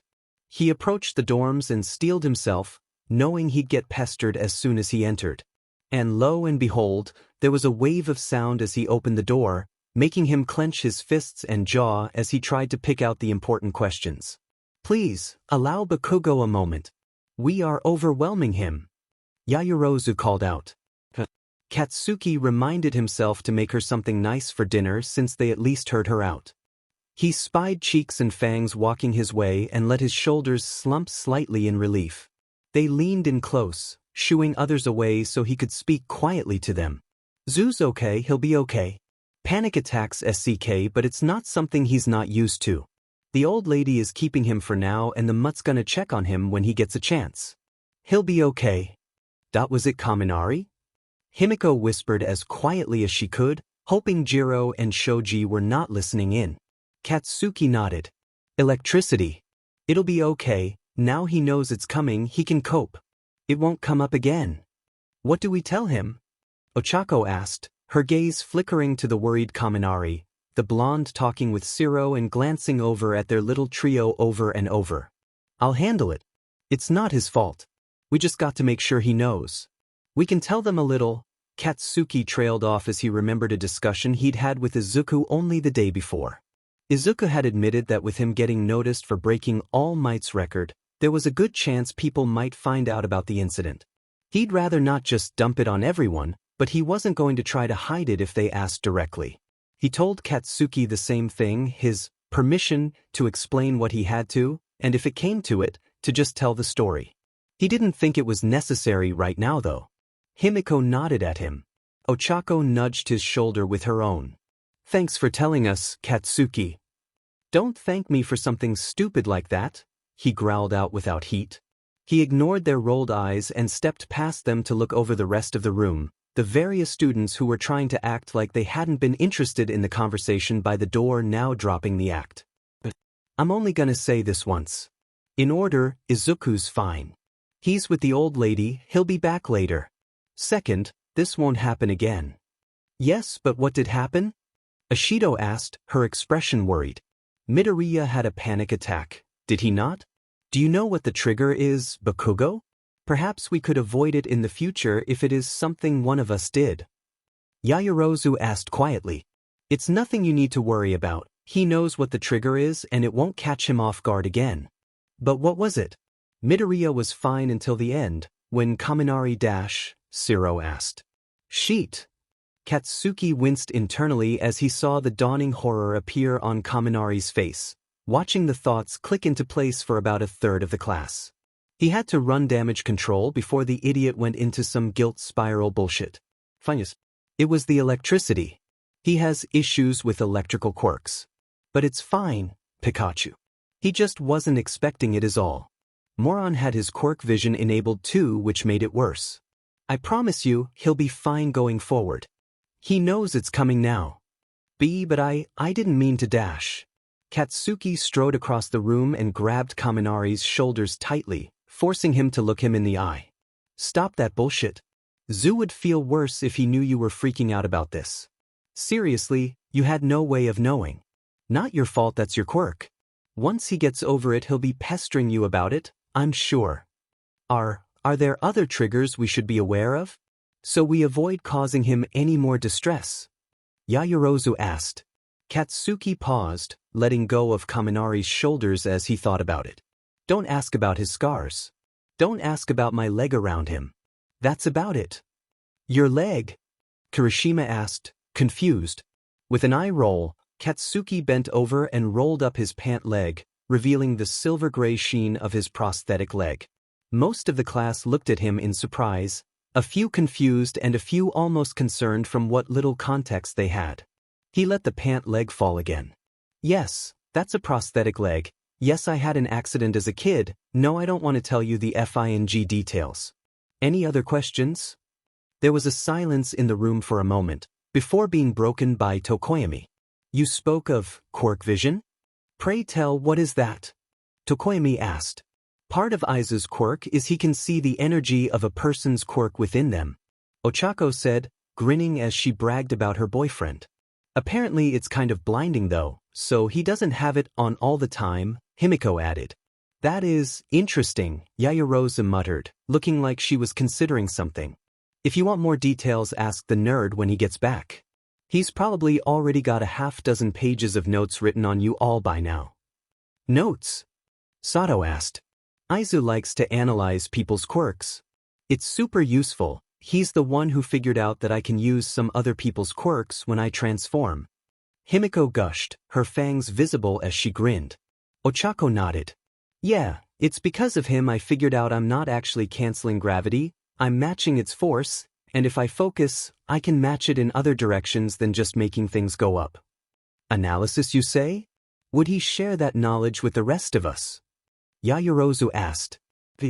You ask him to talk about your quirk and you'll be hard-pressed to get him to shut the F up about it, Katsuki drawled. Kaken? Where's Aizu? The small voice of Eri interrupted everyone else, the young girl coming out of the elevator, rubbing her eyes as if she had just woken up. He'll be here in a little bit, kiddo, he's had a long day, Katsuki replied, his tone shifting so fast the room felt like they had whiplash from how much more gentle his voice had become. Oh, can I have an apple, please? Course. Let me cut one up. Katsuki, happy for the distraction, strode off to the kitchen, the young girl following along behind him as he opened the fridge. Oh, can I have one too? Please? The pleading voice of Dark Shadow rang out, zooming across the room while Tokoyami sighed. Whatever. Sure. Want me to cut it up for you too? Katsuki said sarcastically, but lost his smirk when the shadow creature nodded rapidly, a gleeful grin crossing its face.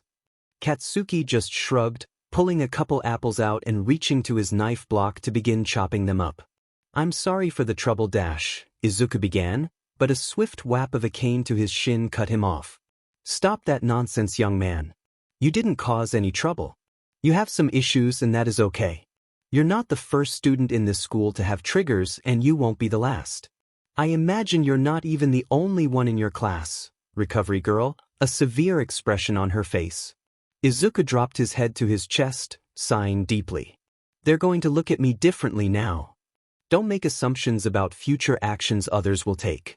That's an exercise in futility, Hound Dog said, although he'd insisted Izuku could call him Inui, or even Ryo if he felt comfortable enough for it.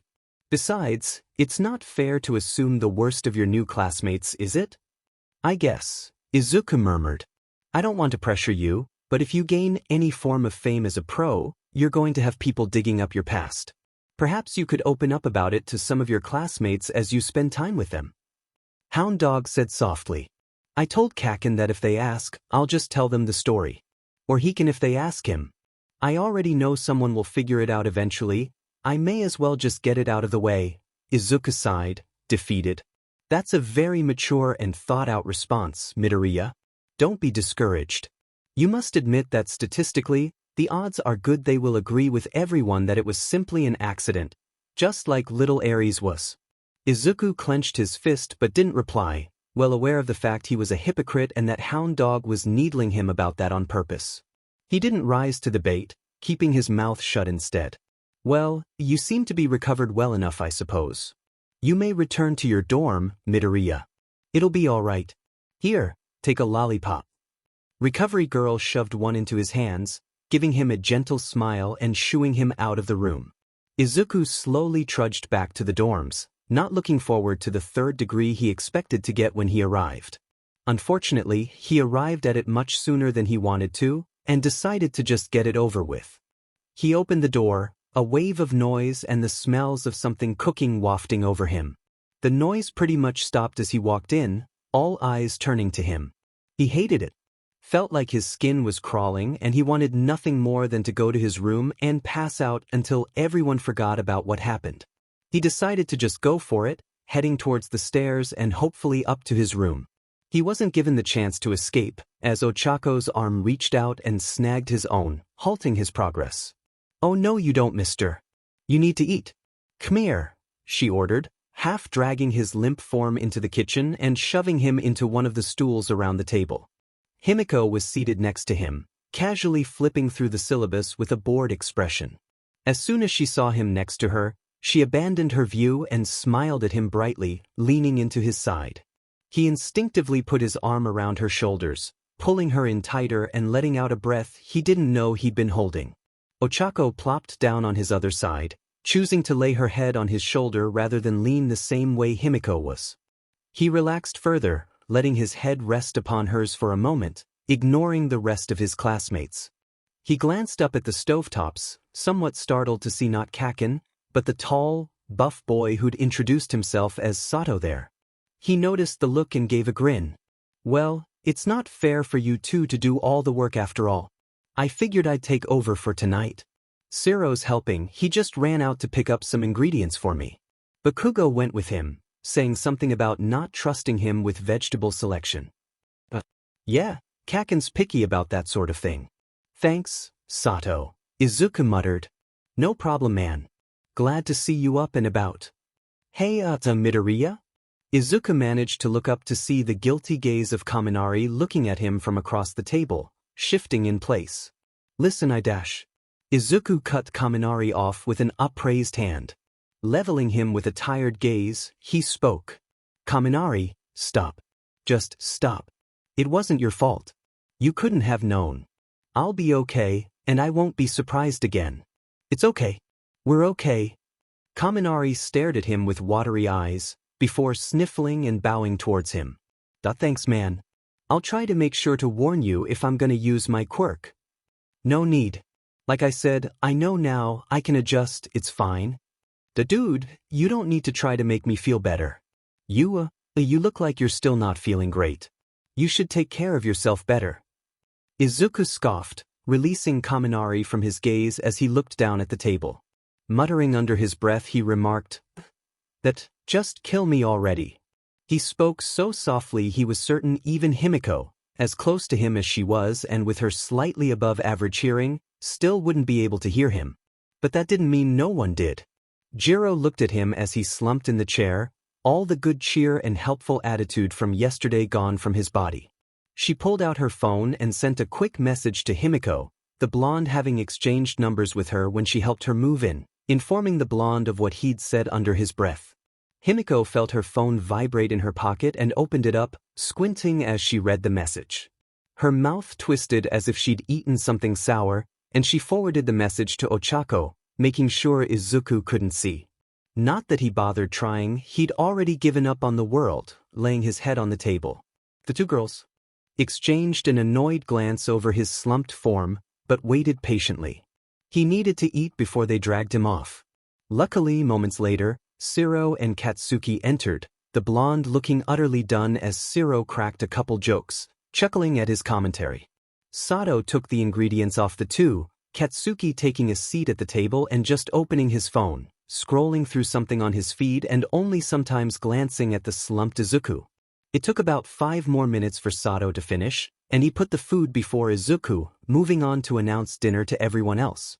Himiko poked Izuku until he glanced up, and once he'd begun eating, went to get up to make her own plate.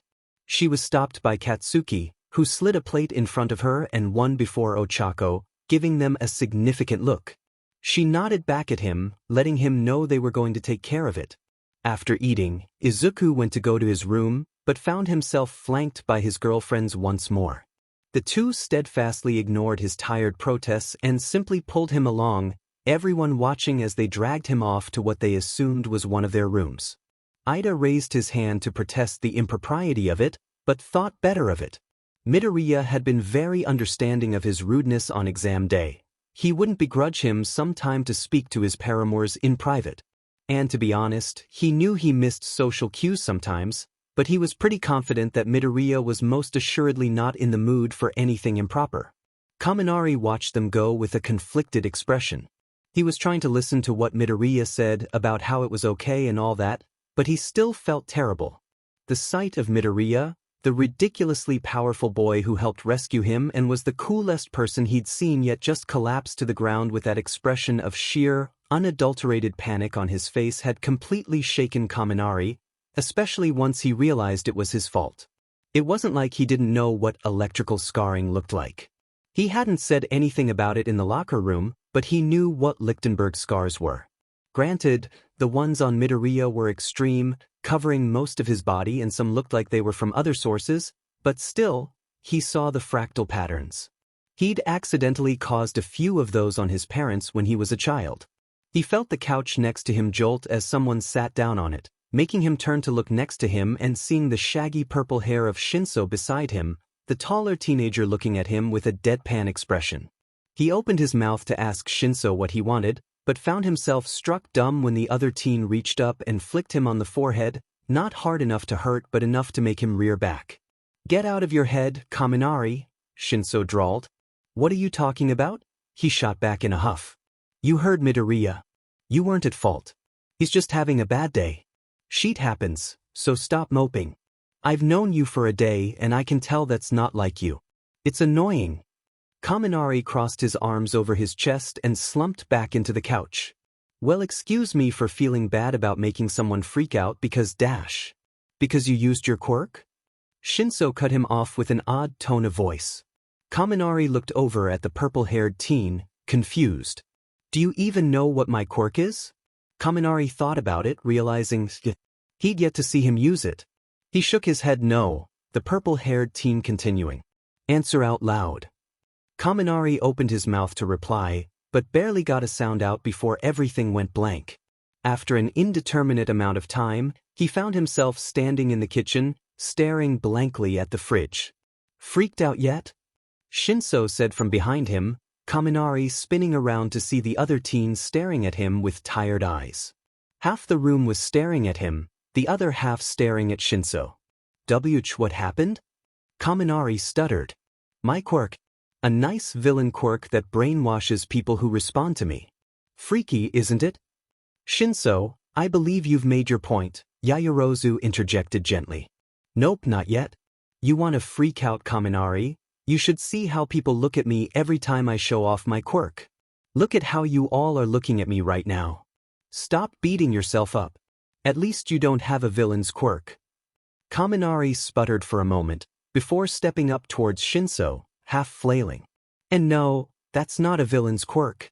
That's pretty cool. You could do a lot with that, like. Don't strain yourself. I got over having a villainous quirk a long time ago. Forgive me, Shinso, but it doesn't sound like you got over it, Yaoyorozu interjected again. Oh, for F's sake. No such thing as a villainous quirk, it's what you FNG do with it that matters. Bakugo added his 2 cents, leaning against the counter as he scrolled through his phone. Easy for you to say, Mr. I'm a walking bomb, Shinso shot back. Bakugo looked up and arched an eyebrow at him. That's right. I am a walking bomb. I could kill everyone in this building in 30 seconds. Bring the whole FING thing down on our heads. Or what about Miss Invisible over there? Bet she could slit our throats in our sleep before we could react. Bakugo straightened up off the counter, striding over to stare at Shinso. Raccoon eyes could melt our limbs off. Who knows what the hell Ponytail over there could whip up? Most of us could kill people if we wanted without too much effort. I'm betting people gave you shit for your quirk growing up, right? You're in Class 1 as hero course, you're gonna be a FING hero and flip all those FS off. And you? Kaminari squeaked as Bakugo turned on him, poking him in the chest. You should FNG listened to me the first time. Zoo's fine, it's all fine, it wasn't your fault, get your head out of your butt and go light up the FING room or some sheet. Eyebags got one thing right, and it's that you moping is annoying. Silence fell over the room for a moment, before Kirishima stepped up with a worried smile. Hey now, we're all classmates, let's back it down a bit. It's fine. The Bomberanian has a point, Shinso said with a straight face, enjoying how Bakugo's expression twisted at the name. Kaminari scratched the back of his neck sheepishly. I guess you guys are right, I just feel bad. Look, Pikachu, I've known Izuku since we were in FANG diapers. Trust me, he doesn't blame you. Oh right, he said your parents adopted him, right? So he's your brother? Ashido asked, half folded over the back of the couch as she watched the conversation in the kitchen. Bakugo shrugged. Basically. What happened to his parents? Hagakure asked, her attention also locked on the group in the kitchen. Those more perceptive towards people watched as Bakugo froze ever so slightly, his expression twisting further as his hands clenched at his sides in internal conflict. Izuku had given him permission to speak if people asked, but he still didn't think now was the time to tell the whole story. He struggled internally, deciding to give the barest bones reply he could. That they died. In the same accident that took my leg, he muttered, looking away from the class. I didn't mean to bring up bad memories. I'm sorry, Hagakure said guiltily. Nothing to apologize for. It's fine. I wouldn't have answered if I had an issue with it. Awkward silence fell over the room after Bakugo's last comment, the blonde getting frustrated with it swiftly and sighing loudly. Alright, listen up, Zoo and I got some shit in our past. I'm sure most of you do too. It'll probably come out at some point, and that's fine. We're stuck together for the next few years and then we're supposed to work together as heroes. Don't let it get you all bent out of shape. We'll be fine, you'll be fine, everything will be fine. It's our first day, let's not angst over every stupid thing just cause Zoo had a bad day. K. Bakugo makes an excellent point. Perhaps not every event today went as swimmingly as we could hope for, but I believe we all still made an excellent showing at the Quirk assessment test, and Sensei was pleased enough with our performance. We should take this as a win. Ida declared, standing straight and looking over the class. Too much angst, that's for sure, Jiro muttered. She stood up and stretched, heading to the stairs. Well, I'm gonna go to bed, catch ya all tomorrow. I believe I will do the same. Good night all, Yayarosa said, smiling as she followed behind Jiro to the stairs. Various murmurs of people heading to bed entered the room, a few sticking around to watch television before heading off themselves. Girls, I'll be fine, Izuku tried to protest, half-heartedly digging his heels in as they continued to drag him towards Ochako's room.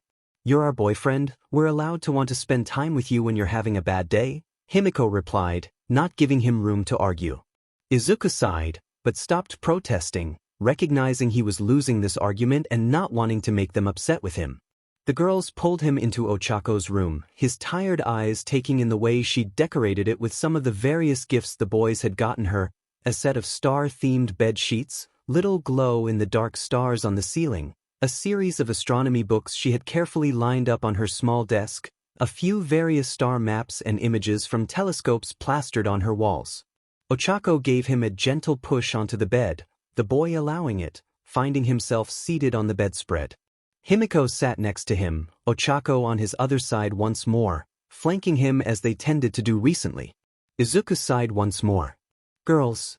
Ochako's finger was placed against his lips, silencing him. He looked up at her. Izuku, please. So, I know you can handle it yourself. That's not the point. Just because you can doesn't mean you should. We're here for you. You would do the same for us, so let us love you, okay? Yeah. You're right. I'm sorry. I've been really rude all day to everyone. Izuku rubbed his face with his hands. You're such a huge part of my life now that sometimes I forget that you don't know all that much about my stupid little hang-ups, like my bad days. It's not stupid, Aizu, Himiko sighed. It was so back and forth with Izuku sometimes that she wanted to just reach back in time and strangle the villain that sent him down this path in the first place. You should know, Kyo told me what you said at the table. Kyo. Izuku blinked in confusion. Kyoka. She said I get to call her that because I helped her at the exam. And this. Himiko shoved her phone in Izuku's face, his eyes going cross-eyed as he tried to read it while it was far too close to his face. After gently pushing her hand back a little, he read over the message and growled under his breath. I forgot about her quirk, didn't realize it was that sensitive. I should ask her how far away she can hear from, and if she can hear frequencies beneath or above the audible human range or dash. Ah, there's our boyfriend, I was wondering where he'd gone off to, Ochako said, smiling softly at him beginning to mutter rapidly. He froze for a moment, before giving her a sheepish smile. She giggled and reached over to grip his hand. And there's the smile I wanted to see. Seriously though, Aizu, it's okay, you know. It's okay to lean on us. It's okay to have bad days. Himiko said quietly. I know you're right, but I'm not great at hearing that on these days. But I mean it when I say I'll be okay tomorrow. I just need some sleep, I'll be more put together tomorrow, he replied in the same quiet tone she used. Okay. That's fine. But we can spend some time together before bed, can't we? Ochako asked. Why, of course. You're right that I needed to get away anyways. Ochako let out a quiet, contemplative hum as she considered something. She tilted her head to the side, deciding to firmly press the it button in her mind. Himi. Yeah. Ochako stood up from the bed, stepping past Izuku and reaching out to grasp Himiko's face in her hands. Carefully holding her pinkies up as she cupped the now confused and flustered blonde's face, she leaned down and pressed a gentle kiss to her lips, holding it there for only a few seconds before letting go. Ochako's breath was escaping her somewhat more rapidly, and her cheeks were flushed, but she didn't wait for a response as she turned to Izuku. Cupping his face the same way she had done Himiko's, she leaned down and allowed their lips to meet in the same way. Enjoying the startled squeak, he let out far more than she'd ever admit. As she released him and took a step back, witnessing the wide-eyed red-cheeked Izuku and rapidly breathing Himiko staring at her, she planted her hands on her hips, ignoring the pounding in her heart. "Well, I think there needs to be one more kiss, don't you?" she said, her tone more husky than normal. Himiko swallowed, turning to look at the greenette next to her. She was not expecting bold Ochako today, and while she certainly did not dislike it, she had been caught very off guard and was a little off balance. He was still staring unblinkingly at Ochako, but a gentle pressure on his side had him turn to look at Himiko's amber eyes. An unspoken conversation was had between them, as their brains slowly rebooted from the brunette's actions. Himiko leaned in, one hand on his shoulder and the other wrapped around his fingers placed upon the bed. Izuku leaned in as well, letting their lips meet with the same gentle pressure Ochako had given to the two of them. They broke apart, breath coming more rapidly from them both. Himiko's smile widened, as Izuku shyly returned it. Himiko pressed her forehead to Izuku's, letting them rest against each other. Izuku gulped, gently squeezing Himiko's hand. He turned away to look at the standing Ochako, a smug grin on her face. "And not that I mind, but what was that for?" Ochako leaned in and gently booped both Izuku and Himiko on their noses. "Because I've been wanting to kiss the two of you for months now. And as your girlfriend, I finally have kissing rights, if that's okay with you. I didn't make either of you uncomfortable, did I?" Her confidence seemed to drain away a little as she spoke, shoulders shrinking as her actions caught up to her and she realized how it could come across. "No!" The almost shouted reply came from the two on the bed, both of them shooting to their feet in unison. Ochako rocked back in surprise. Himiko giggled as Izuku rubbed the back of his neck. It didn't bother me. I just wasn't expecting it. But, it was, good." "Oh my god, Aizu, it's a kiss, not that big a deal," Himiko teased, ignoring her own racing heart. "You're one to talk, you're redder than me or Cheiko," he shot back, a wry grin crossing his face. "Oh, you, shush your stupid handsome face," she pouted, glaring at Izuku. Izuku wasn't entirely sure what made him say it, but without thinking, he just replied with a cocky grin and the words, "Make me." He had a brief moment of satisfaction seeing the shocked look on Himiko and Ochako's faces at his boldness, before Himiko's grin turned sultry, her fangs visible in the dim light of Ochako's desk lamp. He thought to himself, "Oh, I'm in danger," before being shoved back onto the bed as Himiko pounced on him, fusing their lips together. He automatically wrapped his arms around her, pressing her closer as he tried to return her very enthusiastic affection. Ochako arched an eyebrow down at the two entangled forms on her bed. "Wow. You're getting more action on my bed than I am." Her fake annoyance was cleared when Himiko, blindly reaching behind her, managed to, after flailing for a few seconds, grip onto her wrist. Ochako's eyes went wide as the surprising strength of her girlfriend yanked her down onto the bed next to them. She bounced for a moment, not being given a chance to breath before Himiko broke her lip lock with Izuku and practically leapt onto Ochako. Izuku smiled over at the forms of his entangled girlfriends, his breath coming in short gasps as he tried to return to some semblance of sanity after the assault from Himiko. The blonde broke her kiss with Ochako after a moment, nuzzling into her neck softly. The brunette looked over at Izuku with a smirk, her lips slightly swollen from Himiko's actions. Izuku rolled over and threw one arm over the entangled girls, pressing his lips to Ochako's. Izuku hated his bad days, but if this was how they would end, he could get used to it. Himiko left Ochako's room after a little while, headed to the kitchen to get a couple bottles of water for her and her partners. Their activities had led to a slight bit of dry mouth, and she figured she'd grab something to drink for them all. There was no prohibition against spending the night together, considering everyone was adults, and Katsuki had taken Eri for the evening just in case she had a bad dream, so the three felt they were safe deciding to just stay together. As she made her way down the stairs, she noticed Kyoka leaning against her room door, as if waiting for someone. She looked up when Himiko came down the stairs and stood up straight.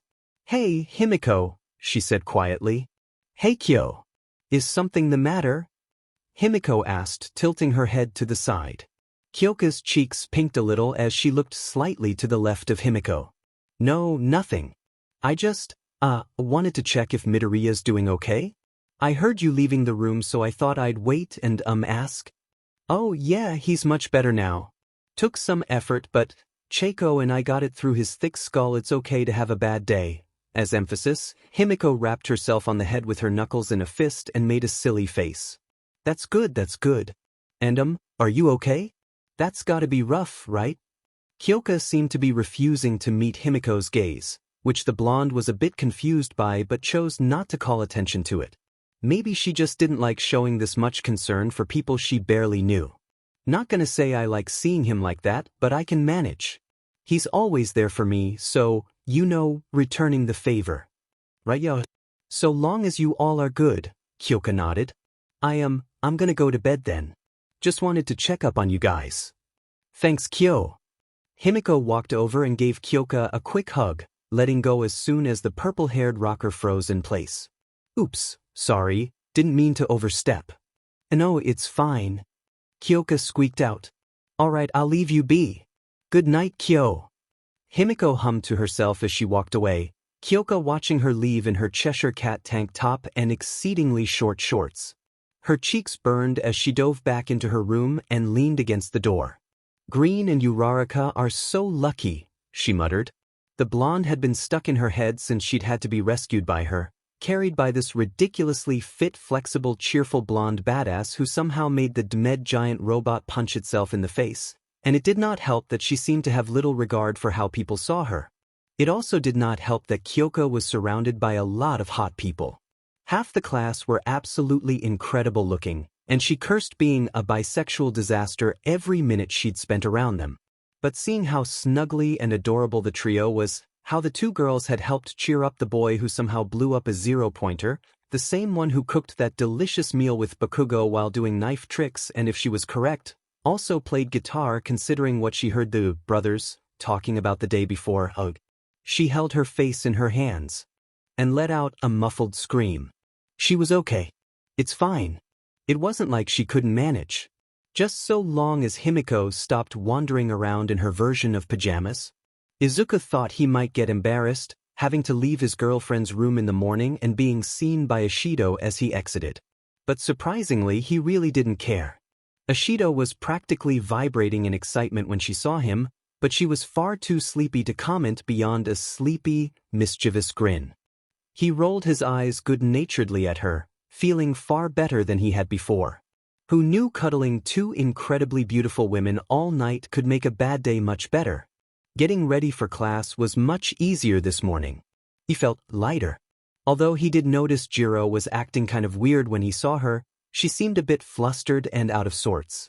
He shrugged mentally, giving Himiko a quick kiss on her forehead when she sleepily leaned into his side as he was throwing together a quick breakfast for the trio, Ochako seated at the table.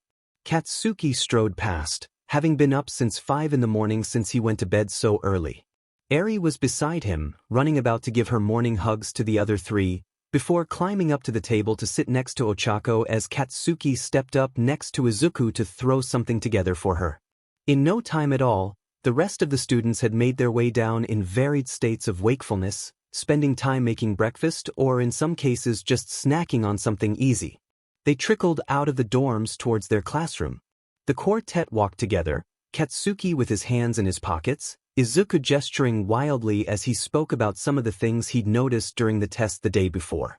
Himiko was only partially listening, looking at her phone as Ochako nodded along with the greenette. "Hey, has anyone heard from Toshi lately?" Himiko asked, frowning as she checked the last message she'd received from him. "Now that you mention it, no. He said he'd be busy all last week, but I really thought he'd say something once we got in," Ochako said, tilting her head to the side as she thought about it. "Must be really busy if he can't talk to us," Izuku mused. "It's a bit concerning." "He's all might. I'm sure he's FNG fine," Katsuki said. "Oh yeah, I'm sure, just wondering what kept him from replying to us." It's not like him to leave us without replying for so long, Izuku said. Katsuki just shrugged, walking over to his desk as they entered the classroom. Morning classes were distressingly normal. No one was expecting UA's hero school to focus so heavily on things like English and math, but there they were.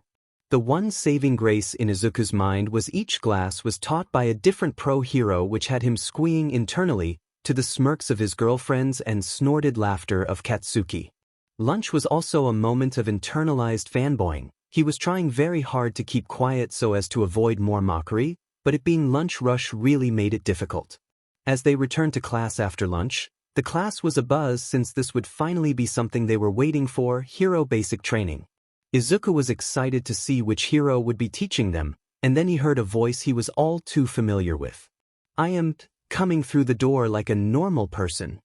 Tosh and All Might stepped in, nearly ripping the door off the hinges as the class nearly leapt out of their seats in excitement, save the quartet who were in shock. Izuku missed half of what his mentor said as he realized the reason why Toshinori had been so cagey the past week. He wasn't sure if he was annoyed or not, if he was being honest. But, wait, what about their costumes? Katsuki grabbed him by his arm and yanked him up out of his chair, half dragging the somewhat shell-shocked Greenette out of the room towards the locker room to change. He gave a half-hearted glare, but the blonde was smiling too widely to care. He'd been smiling since he'd heard the word battle, reminding Izuku that Katsuki hadn't had a good spar in a week, and he got very antsy if he didn't. Izuku nodded as he looked over the costume the designers had finished for him. While he was pretty sure he'd need more later, this seemed to work out well. A dark, almost black-green jumpsuit, with strategic armoring over his shins and along his arms. A pair of sturdy gloves covered his hands and ran further up his arm towards his elbow. He wore a dark red utility belt, holding first aid supplies and odds and ends he thought could come in handy. The bracelets that tracked his energy levels had a slot in the gloves so they were visible, locking into place at an easily accessible location. His boots were covered in extra armor, which fit with his notes about trying to get more into utilizing kicks in his fighting style, based on comments Nighteye had made to him during sparring practice. Finally, a respirator that hung around his neck, one he could flick up to cover his mouth with ease. As he stepped out of the locker room, he noticed Katsuki latching on the gauntlets the two of them had come up with as children. He nodded absently, happy to see that had been approved.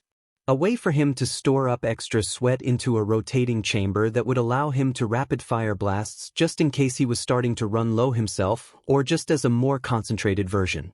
He shook his head out of his contemplation and headed out of the room to meet up with the rest of the class. He swiftly realized two things. 1, his girlfriends were really hot in their costumes. 2, most of the costumes in the class were very impractical. When asked, pretty much everyone said the same thing. They made some requests and let the costume company handle it. Most of the boys were alright, save Kirishima's. What the hell, he may be a walking shield but he was not always in his hardened state.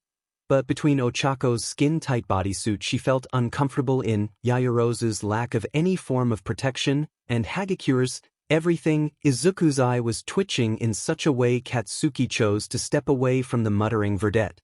"Yeah, I mean you look great, sweetie, but not sure that's entirely safe," Himiko commented, looking at Ochako's heels. Her costume was closer to what she'd asked for. A black Gothic-style dress that was inlaid with armored plates and was DNA encoded so she could transform and not be naked when she dropped it. Her gloves had retractable talons for both gripping and injuring her opponents, and when Izuku asked how many knives she was carrying, she simply looked him dead in the eye and said, "Yes." Izuku whipped out his notebook, to the consternation of most of the students around him who did not see a pocket or pouch large enough to hold it, and began writing rapidly while muttering under his breath angrily. He was interrupted by All Might grabbing everyone's attention, commenting on how they all looked like heroes.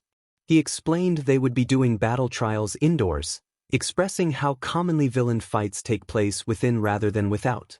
He continued by explaining they'd be doing Mach 2 on 2 battles, one side defending a bomb, as the villains, and the other side as the heroes entering the building to try to take it. Victory conditions were the one of the teams capturing the other in the provided capture tape, or if the heroes successfully got to the bomb and touched it before time ran out. If time ran out, the villains would be victorious. Sir, how will teams be determined? Ida asked, Izuku pleasantly surprised by Ida's costume and how it looked to actually be practical unlike half the others. Random draw. All Might replied with a big grin. Is that to simulate the fact you may never know who your allies are in a battle? Izuku asked. Right, you are, young Midoriya.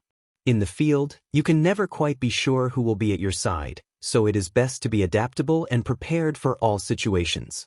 Now, let's draw our lots. After the lot drawing, the teams were laid out as such. Team A, Kaminari, Shoji, as heroes versus Team B, Ashido, Sato, as villains. Team C, Todoroki, Ida, as heroes versus Team F, Aoyama, Tokoyami, as villains. Team D, Shinso, Koda, as heroes versus Team H, Uraraka, Thejui, as villains.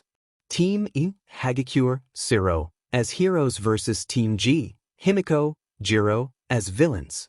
Team J, Kirishima, Bakugo, as heroes versus Team I, Midoriya, Yaoyuzu, as villains. Now, let's begin. Match 1. Team A versus Team B. Normally I'd say the villains have the advantage, but in this particular case, the heroes have a big advantage here, Izuku mused. How so? Ida asked. The villains' biggest advantage in this scenario is that the heroes do not know where they hid the bomb, as well as being able to set traps and funnel in the opponents where they choose. But Shoji's ability completely negates that advantage. Neither Ashido or Sato are particularly stealthy, nor do they have a good way to negate his ability. And they cannot afford to let Kaminari get too close. I'm not so sure about that, Shinso remarked.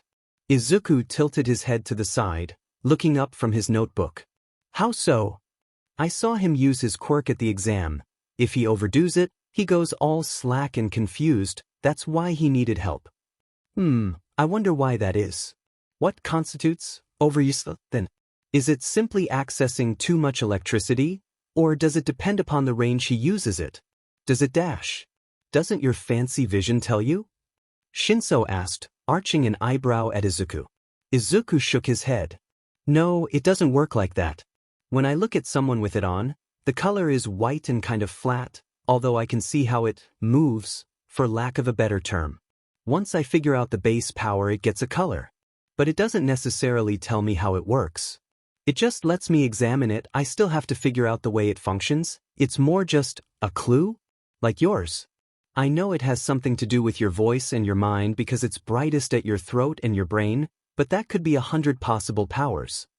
Oh, right, you didn't see him use his power last night. Hagakure commented, smacking her glove into the other one. Izuku's head shot up from his notebook to look eagerly at the purple-haired boy standing beside him. Oh, you showed it last night? What is it? What does it do? How does it work? What dash? Aizu, breathe. Himiko cut in, rolling her eyes fondly at him. Oh, right, sorry. May I ask what it does? Shinso narrowed his eyes at the verdette. Why do you want to see it? Well, dash, and whoosh, Izuku was frozen, eyes wide and blank. Everything was muffled, fuzzy, the world partially faded in the background.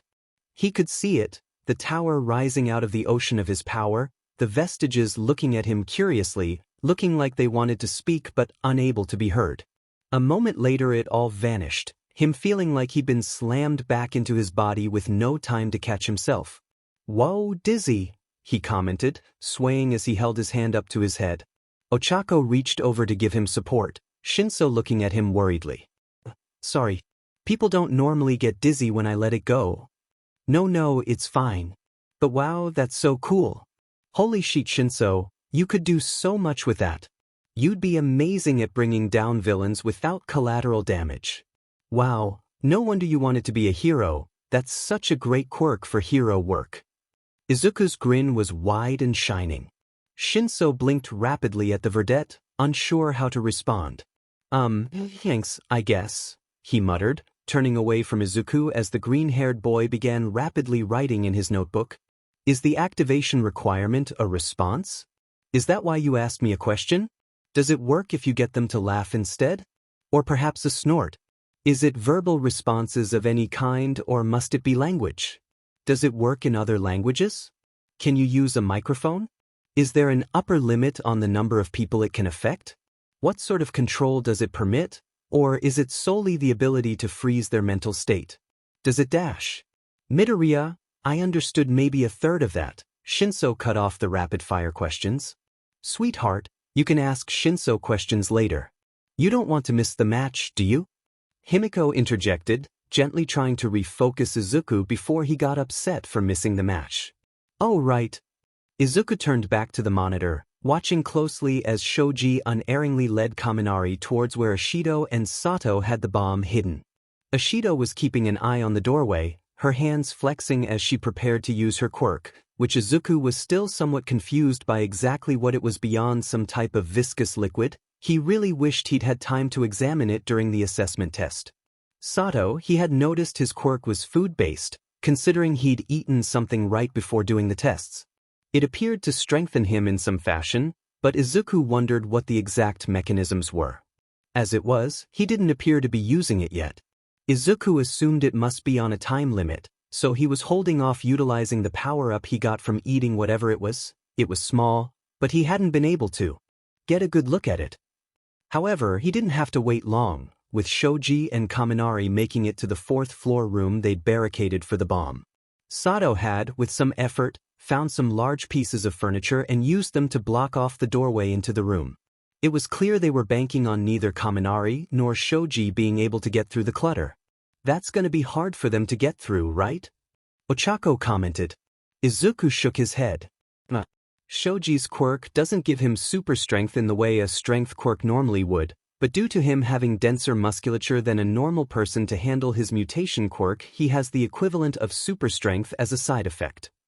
What? Shiro asked, now interested in Izuku's commentary. Izuku gestured to the screen as Shoji's arms split into a multitude and began to rip into the doorframe, slamming into it repeatedly and shifting the furniture back. You see, he's growing and removing extra limbs at will, right? Well, he's not creating that from nothing. The skin, ligaments, muscles, nerves, etc., all are coming from him. But while he's tall and fit, he's not some hulking behemoth. This implies that he has more compact, extra, various body parts, if you will, within him. Like he stores the extra within himself. For that to work and for him to be the size he is, he must have a much denser muscular structure, which leads to more strength and speed than someone of comparable size. The rest of the students were half listening to Izuku, half watching as he finally broke through the doorway, both Sato and Ishido squaring up to face off against them.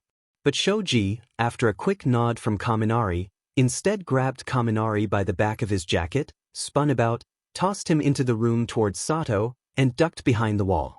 The blonde boy shouted something as his body crackled with electricity, Izuku wincing a little but otherwise not reacting, and the room erupted into a storm of electrical discharge, shorting out the cameras and making the display of the room go blank. Oh wow, that's gotta be the win for the heroes then, Hagakure said. Izuku nodded his head slowly. Likely, but the villains do have one chance. It depends on how conductive the liquid Ishido produces and if she can produce enough to cover herself in time. I'm not sure yet how it functions, but if it's not conductive and she can cover herself with it, she could be safe from that discharge. Sato, though, is likely out. All Might was quietly muttering as he directed a drone up to the closest window to the room that just went out, as all they could see was Shoji diving into the room after the discharge faded. A moment later, the screens flickered back on, showing Shoji with a tired hand on the bomb, Kaminari giving a thumbs up with a blank grin on his face and the other two out cold on the ground. Hero team wins. All Might shouted.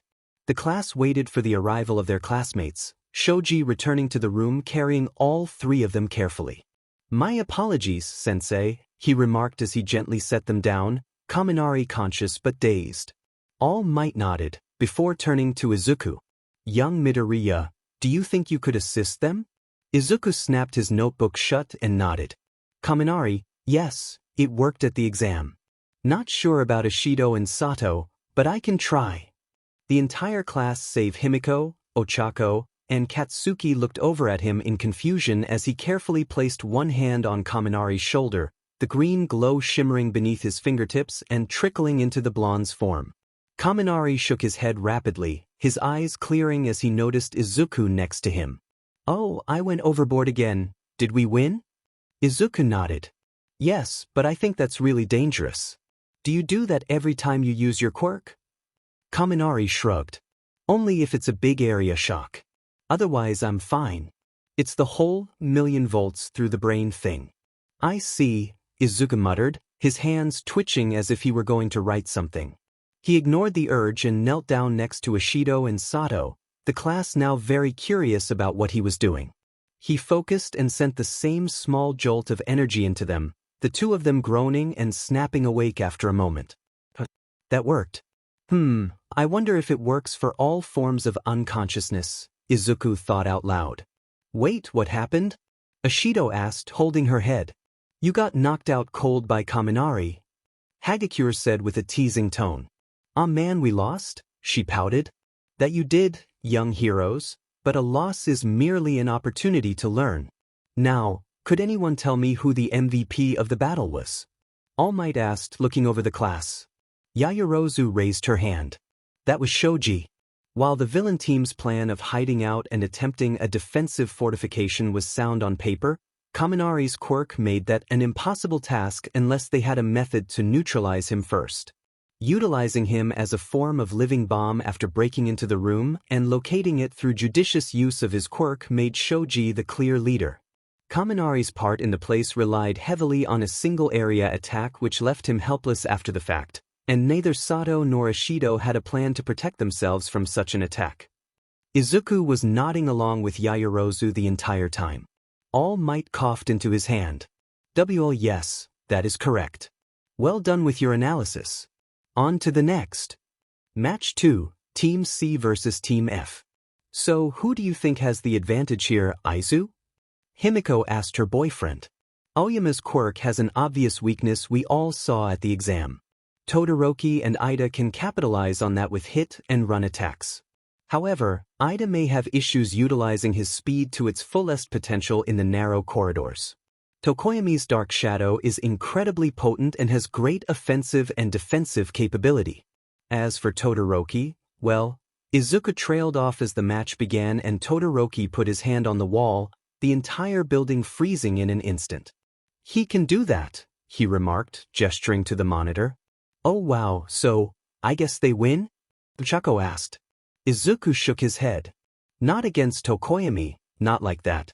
Dark Shadow can break them out with ease." As he spoke, the monitors showed the shadow creatures smashing the ice around their feet with massive talons, Aoyama shivering in the cold and wrapping his cape tight around his shoulders.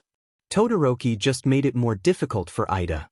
Now he's in danger of losing his footing when they enter. And it's going to take longer to reach the bomb. Yep, there they go. Tokoyami is taking advantage of how far away from him Dark Shadow can go. They can continue to harass the hero team with impunity. "I guess even that much ice power can't get past Tokoyami," Siro muttered, as the monitors showed the truth of Izuku's words, the shadow creature breaking through walls while cackling to swipe at the two hero team members before ducking back into the dark. Todoroki could probably do something about it if he used the second half of his quirk. Dark Shadow seems to dislike light from what I've seen. But for some reason he's not using it. Izuku trailed off as he tilted his head to the side in confusion, frowning at the frustrated Todoroki. "Second half of his quirk?" Kaminari asked, having come to watch over Izuku's shoulder as he scribbled in his notebook. "He has some type of fire or heat-related part to his quirk. He's used it to warm up after various parts of the exam, and I can see the swirling flames in his quirk signature.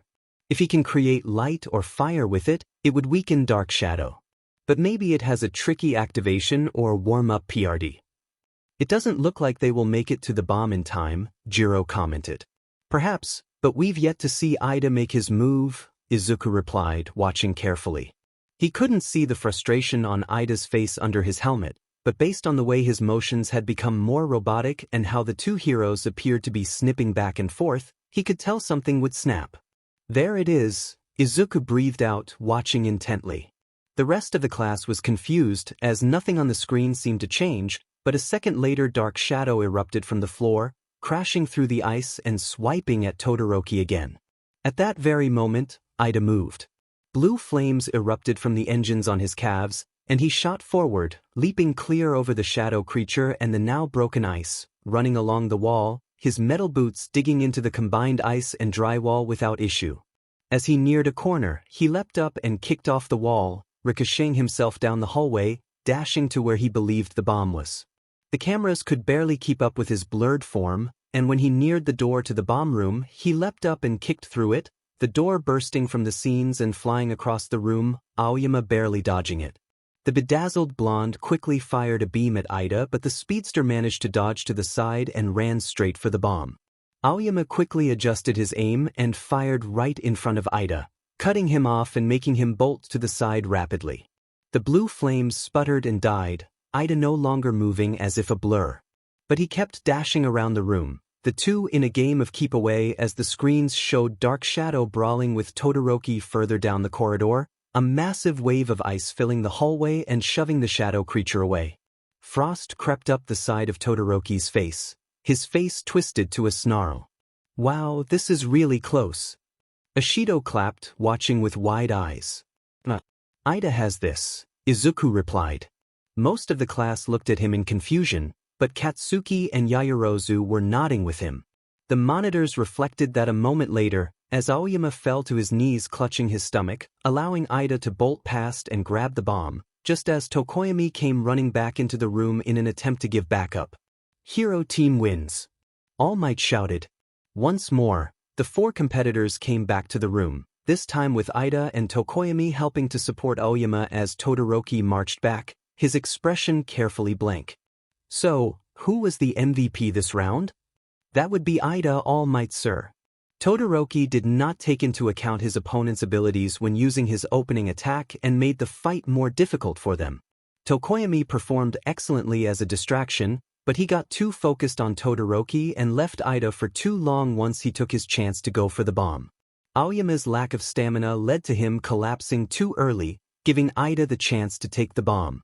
Ida for his part showed patience and strategy by waiting for the appropriate moment to make his move, Yaoyorozu dutifully recited. Excellent analysis once again, young Yaoyorozu. Let's move on to the next match. Match 3, Team D versus Team H. Alright Midori, you're our predictor person, who's the winner here? Ashido asked, sitting beside Izuku. Midori? Never mind. Well, I think it depends heavily on what Koda has access to around here. Cheiko's amazing and her quirk is super useful, and though I didn't see much of what Azui can do, if I am correct, she's likely very agile and has powerful kicks. So the truth is, I think this is going to come down less to what they do and more to do with what Shinso and Koda do. How do you figure? Well, we know how Shinso's quirk works, but not replying to someone taunting you can be difficult, and Cheiko has a temper if you press the right buttons. Izuku chuckled nervously, Himiko nodding rapidly in agreement. But if they can keep their mouths shut, Azui and Ochako have the advantage in a straight fight, which is why this comes down to Koda. It depends on what animals are around and what he can convince them to do. Do we know what's around? Ashido asked, looking around the room as if it held the answers. Izuku chuckled. Nah, if there are any animals they are probably hiding somewhere. We'll have to see what Koda can call. But what's your prediction? She insisted. Izuku paused for a moment as the 5-minute timer for preparation began to wind down. Well, and I say this as unbiased as possible, with how up to chance Shinso and Koda's abilities are, I'd put the bet on Ochako and Azui. Especially as unlike the past two teams, I don't believe they'll be as defensive. A simple surprise attack will take the heroes out, and Ochako knows how to be quiet. Quirk tag taught us a lot. Quirk tag? Yaoyorozu asked, unable to keep quiet. Yeah, to tag but with quirks? So it ends up being partially hide and seek too, since you don't want to be caught and sometimes it's better to hide than to just run around. Especially when everyone but you can freaking fly, Himiko grumbled, crossing her arms over her chest and pouting. Kaken's the only one who can fly by definition, Himi. I just use force fields to throw myself around and Ochako is using force projection to alter her relationship with gravity. It's not flight by the standard definition. Aizu babe? It's super hot when you get all rules lawyery, but it is also super annoying when you're doing it while telling me I'm wrong. Izuku smirked, patting Himiko on the head. Maybe be wrong less. She glared at him. Oh, just you wait, mister, I'm so gonna kick your butt next spar. Don't threaten me with a good time, he shot back. Ahem. Young Midoriya, young Himiko, perhaps save the flirting for outside of class. All Might interjected weakly. Oh, the timer's counted down. Time to see what they do. Izuku said loudly, trying to draw the attention away as he realized how bold he'd been in front of the class. His cheeks flushed. With his attention thus turned away from the class, he did not notice Jiro's flushed expression at the blatant flirting between the two of them, nor did he notice how Ishido had a wide, almost manic grin on her face. Izuku's prediction about the villain team not resting on their laurels was correct.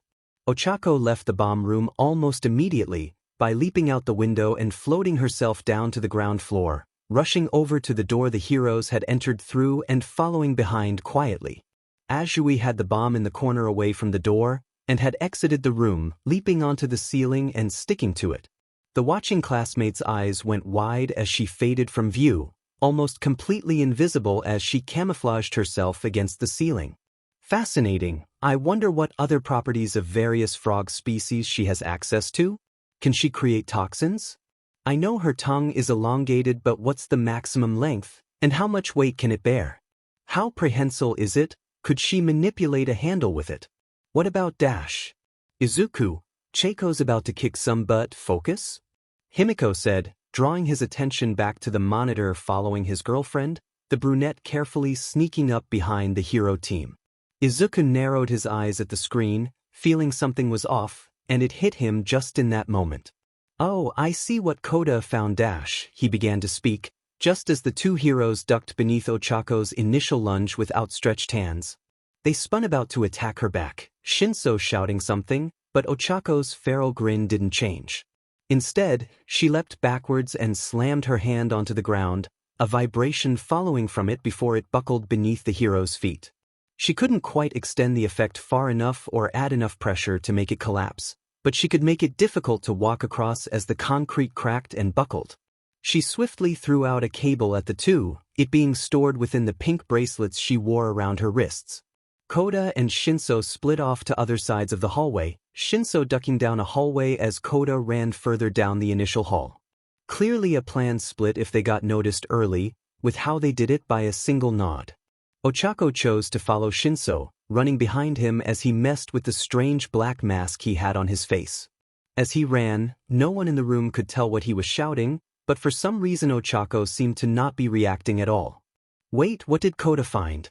I didn't see anything. Ishido remarked, staring at the screen as if it would show her the mysteries of the universe. Izuku pointed along the walls. I saw a flash of fur in one of the cracks. Looks like mice. He had them following them and moving ahead to scout and watch their backs, very clever use of them. Covered both their moving forward and kept their back safe too. I'm kinda surprised at Ochako though, she'd not rising to any of his bait. You'd think she'd at least look annoyed, Himiko remarked. Izuku tapped his pencil against his mouth for a moment, contemplating as Ochako continued chasing Shinso, the purple-haired boy trying to throw a quick kick back at her that she ducked under with a forward roll. I think she plugged her ears.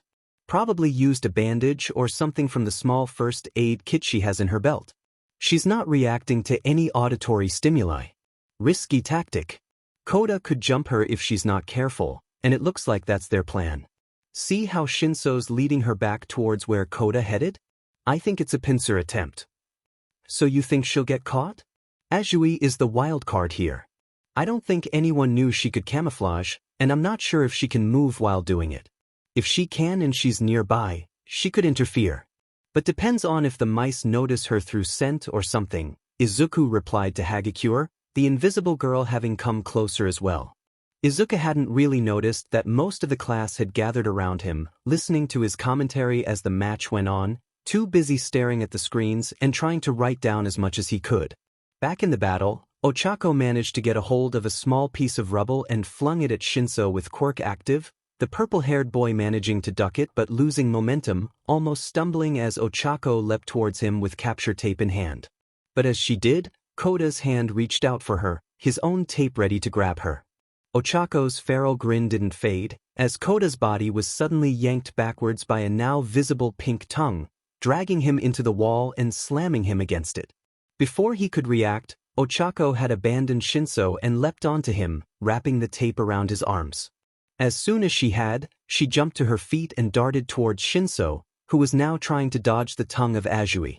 Ochako pulled the same trick as previously, increasing gravity on the floor and making it crack beneath his feet, throwing him just far enough off balance for Azui's tongue to wrap around him, pinning his arms and allowing her to throw the tape around him.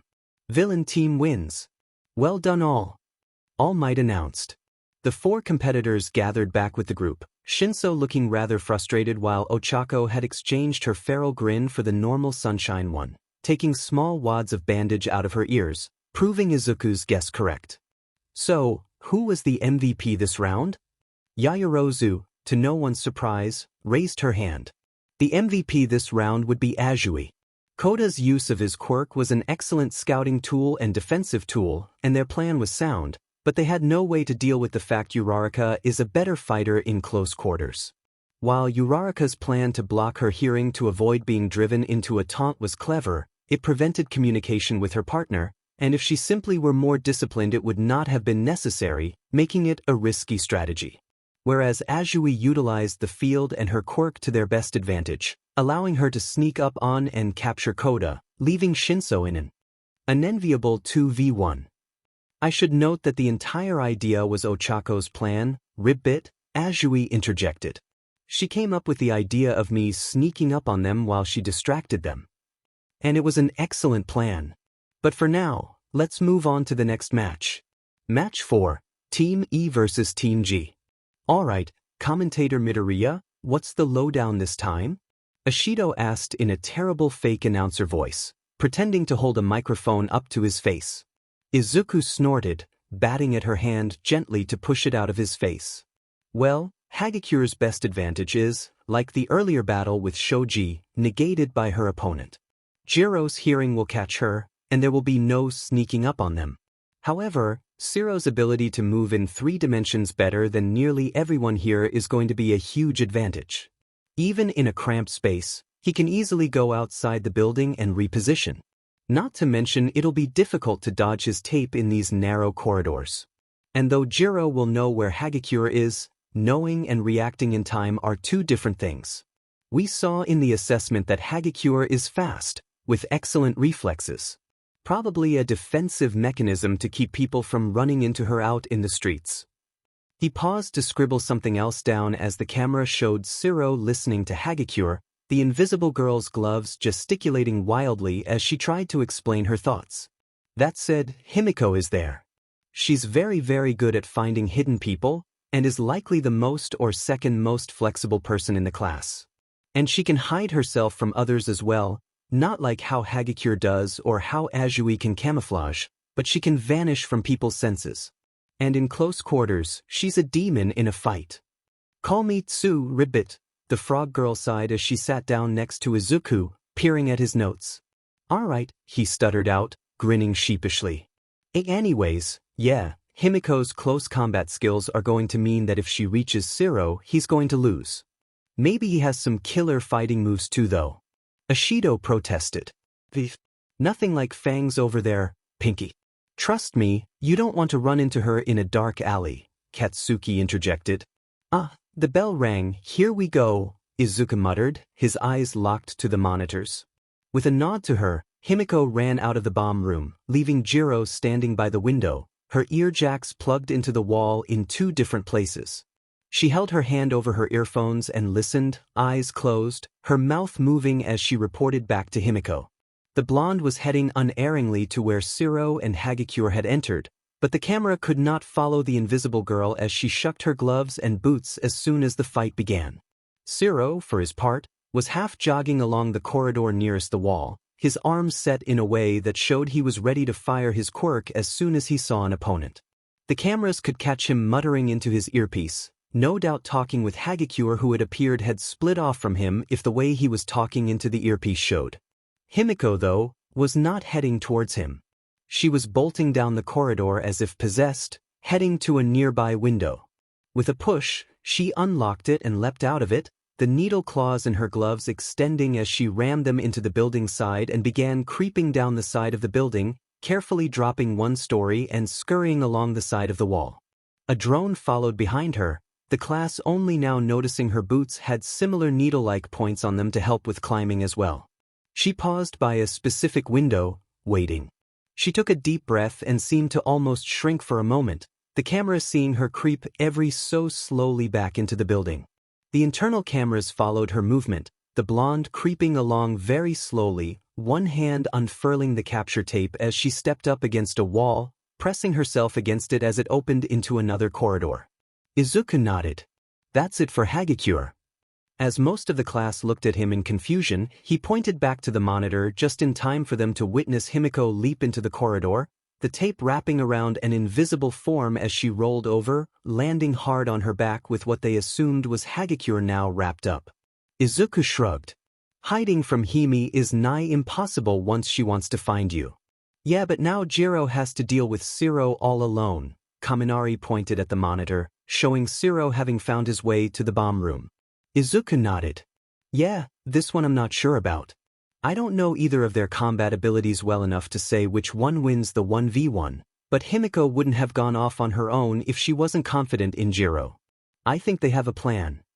True to his statement, as soon as Shiro opened the door and shot his tape into the room, it was stopped by a wave of sound from the speakers on Jiro's ankles, her jacks having plugged into them and amplifying a noise that created powerful sound waves. He grimaced against it, but ducked to the side and tried to get an angle on her, throwing his tape up onto the ceiling and swinging over the sound waves, bringing his feet down to kick at Jiro. The purple-haired girl rolled to the side, barely dodging his kick as he sent out another flurry of tape towards her. Her jacks flickered in the air towards him, forcing him back as well as she ducked under the tape. Shiro has the advantage in a long-range bout like this. If his tape gets onto her jacks, he can pull her off balance easily, but she can't repeat the same since he can cut it off at any time. That said, Himiko's nearly there. Izuku muttered, writing down another section on Jiro's ability to create sound waves, his mind wondering where the originating sound was coming from. Jiro slipped on a piece of rubble, giving Shiro just enough time to lunge forward and get his tape around her midsection, pinning her arms. He bolted for the bomb, wanting the quick victory, but was blindsided by a sudden tackle to his side as Himiko finally made it back just in time. The two rolled over the floor, Himiko springing to her feet as Shiro used his tape to yank himself backwards for safety. He launched another strand at her, the blonde girl diving over it and flinging a knife towards him, Shiro's eyes wide as it came spinning at him. He dodged to the left, then continued the dodge as she threw another one, and then a third, all forcing him further and further away from the bomb. She grinned at him, her fangs visible, winking at him. He held up his arm to send another shot of tape at her, but she just snapped her fingers and giggled as the buzzer rang, signaling the timer run out. Villain team wins, All Might announced. The four came back in, Hagakure oddly subdued. So, who was the MVP this round? Himiko, sir. Not only did she successfully capture Hagakure, who even with Jiro pinpointing her location would be difficult to pin down, but she also managed to delay Shiro long enough for the timer to run out. Hagakure relied too heavily on the idea of her quirk protecting her from detection. Jiro did well, but she did not keep an eye on her surroundings and this caused her to slip and nearly cost them the match. Shiro did well in capturing Jiro and fighting against Himiko, but he let her distract him for too long instead of ignoring her and going for the bomb, as his mobility in the larger room should have given him enough advantage to take hold of the prize. Yaoyorozu once again said, to the consternation of the competitors and All Might's mental reminder that she could be a little bit long-winded. Excellent rundown. Now to the final match. Match 5, Team J versus Team I. Best be ready, Zu. I'm winning this, Katsuki declared, his grin wide. Oh, we'll see about that, Kaken, Izuku shot back, his own grin mirroring his brother's. Yaoyorozu tapped Izuku on the shoulder. Shall we go plan Midoriya? She said calmly.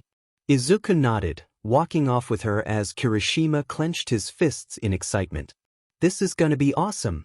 I can't wait to see how badass you are close up, Kirishima said excitedly. Katsuki's face twisted for a moment as he clenched his fists. He hated how much he enjoyed hearing that. He shook his head to clear it. Yeah, well, let's FING do this. What's your quirk do anyways? Kirishima held up his arm, the skin crackling and sharpening, looking almost rock-like. It's nothing flashy, but it gets the job done. I'm a lot tougher when it's active. I can do my whole body like this, but it's pretty hard to keep it up for long. Katsuki nodded absently. Well, here's the thing, Zoo's a FANG genius, and as far as I've seen from Ponytail's observations, she's pretty med smart too. I'm a genius too, but that's still 2v1 in the brains department, unless you're also smart as F-. He said the last part as a question. Kirishima flushed a little as he looked away, grinning sheepishly. Not really. I'm not like a complete idiot I got into UA, but I can't do that sort of crazy analysis and stuff that Midobro was doing. Katsuki waved it off. Yeah, sure. We're not going to be able to outthink them if we play on the same level as they will. I know Zoo will set up a shitton of traps to slow us down, and he knows how my quirk works pretty med well. The thing is, he doesn't know yours yet, and that's what we can take advantage of. But what about Yaoyorozu? I'm not really sure what all her quirk does, except she can make all sorts of crazy shit. So if Zoo and her are doing what I think they are, they'll trap the sheet out of every possible attack avenue. So, we go through a way they aren't expecting? Kirishima said, tilting his head to the side. Katsuki nodded. Yeah, but not just unexpected. A stupid route. Zoo will expect me to go for the windows or some sheet, so I imagine they stuck the bomb in a centralized room. And probably have some decoy rooms or something set up. That's why once we find the room, we're not going in from the sides, we're going in from above. Kirishima seemed confused for a moment, before his eyes brightened and he smiled excitedly. Are you sure about this plan, Midoriya? Yaoyorozu asked, panting slightly as she'd apparently overdone it with her quirk. Yeah, Kaken's not dumb, he already will be expecting the traps if not the specific kind we set up. He's pretty smart, but he's also straightforward and prefers to go straight for the goal. He's adaptable though, that's why I said we needed a bunch of different traps to force him to keep switching it up. I'm not entirely sure on how Kirishima's quirk works yet, but he seems to be a melee fighter, which I can manage. Well, if you're sure, she remarked. She couldn't help but smile a bit though. Midoriya had happily listened to her ideas, adding his own input when he felt necessary, but not once did she feel like he was condescending to her or pandering to her, like nearly everyone she'd dealt with her entire life.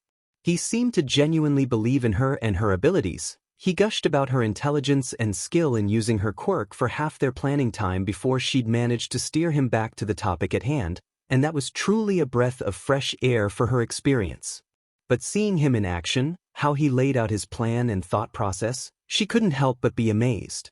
It was so intricate but not difficult to follow, a plan that he could have made even without his knowledge of Bakugo.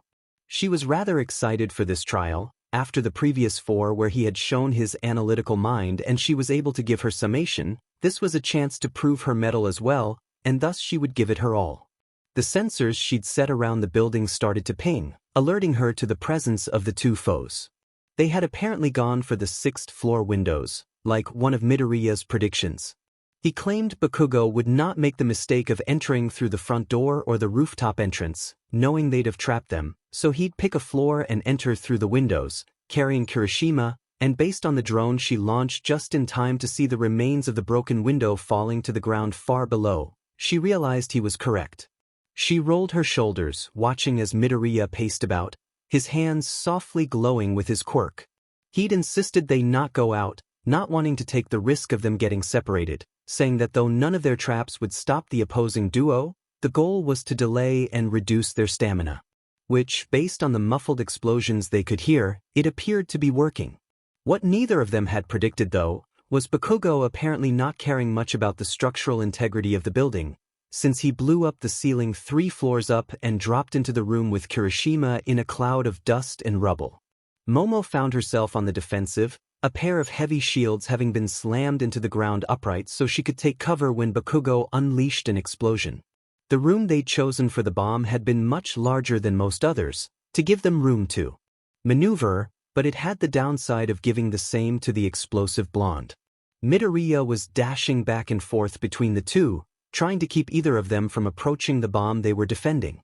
Momo had been supporting Midoriya from behind as much as possible, throwing various grenade-like bombs with a specialized foam design to expand and restrict movement, in an attempt to capture either of the heroes. However, Bakugo was just as quick to try to throw them away through the force of an explosion, leading to an uneasy standoff between the two as she was creating and throwing as quickly as he could get a good angle on her to fire from. Midoriya was managing to push Kirishima back, but the way he could harden his body prevented the other boy from damaging him enough to get around him to reach Bakugo.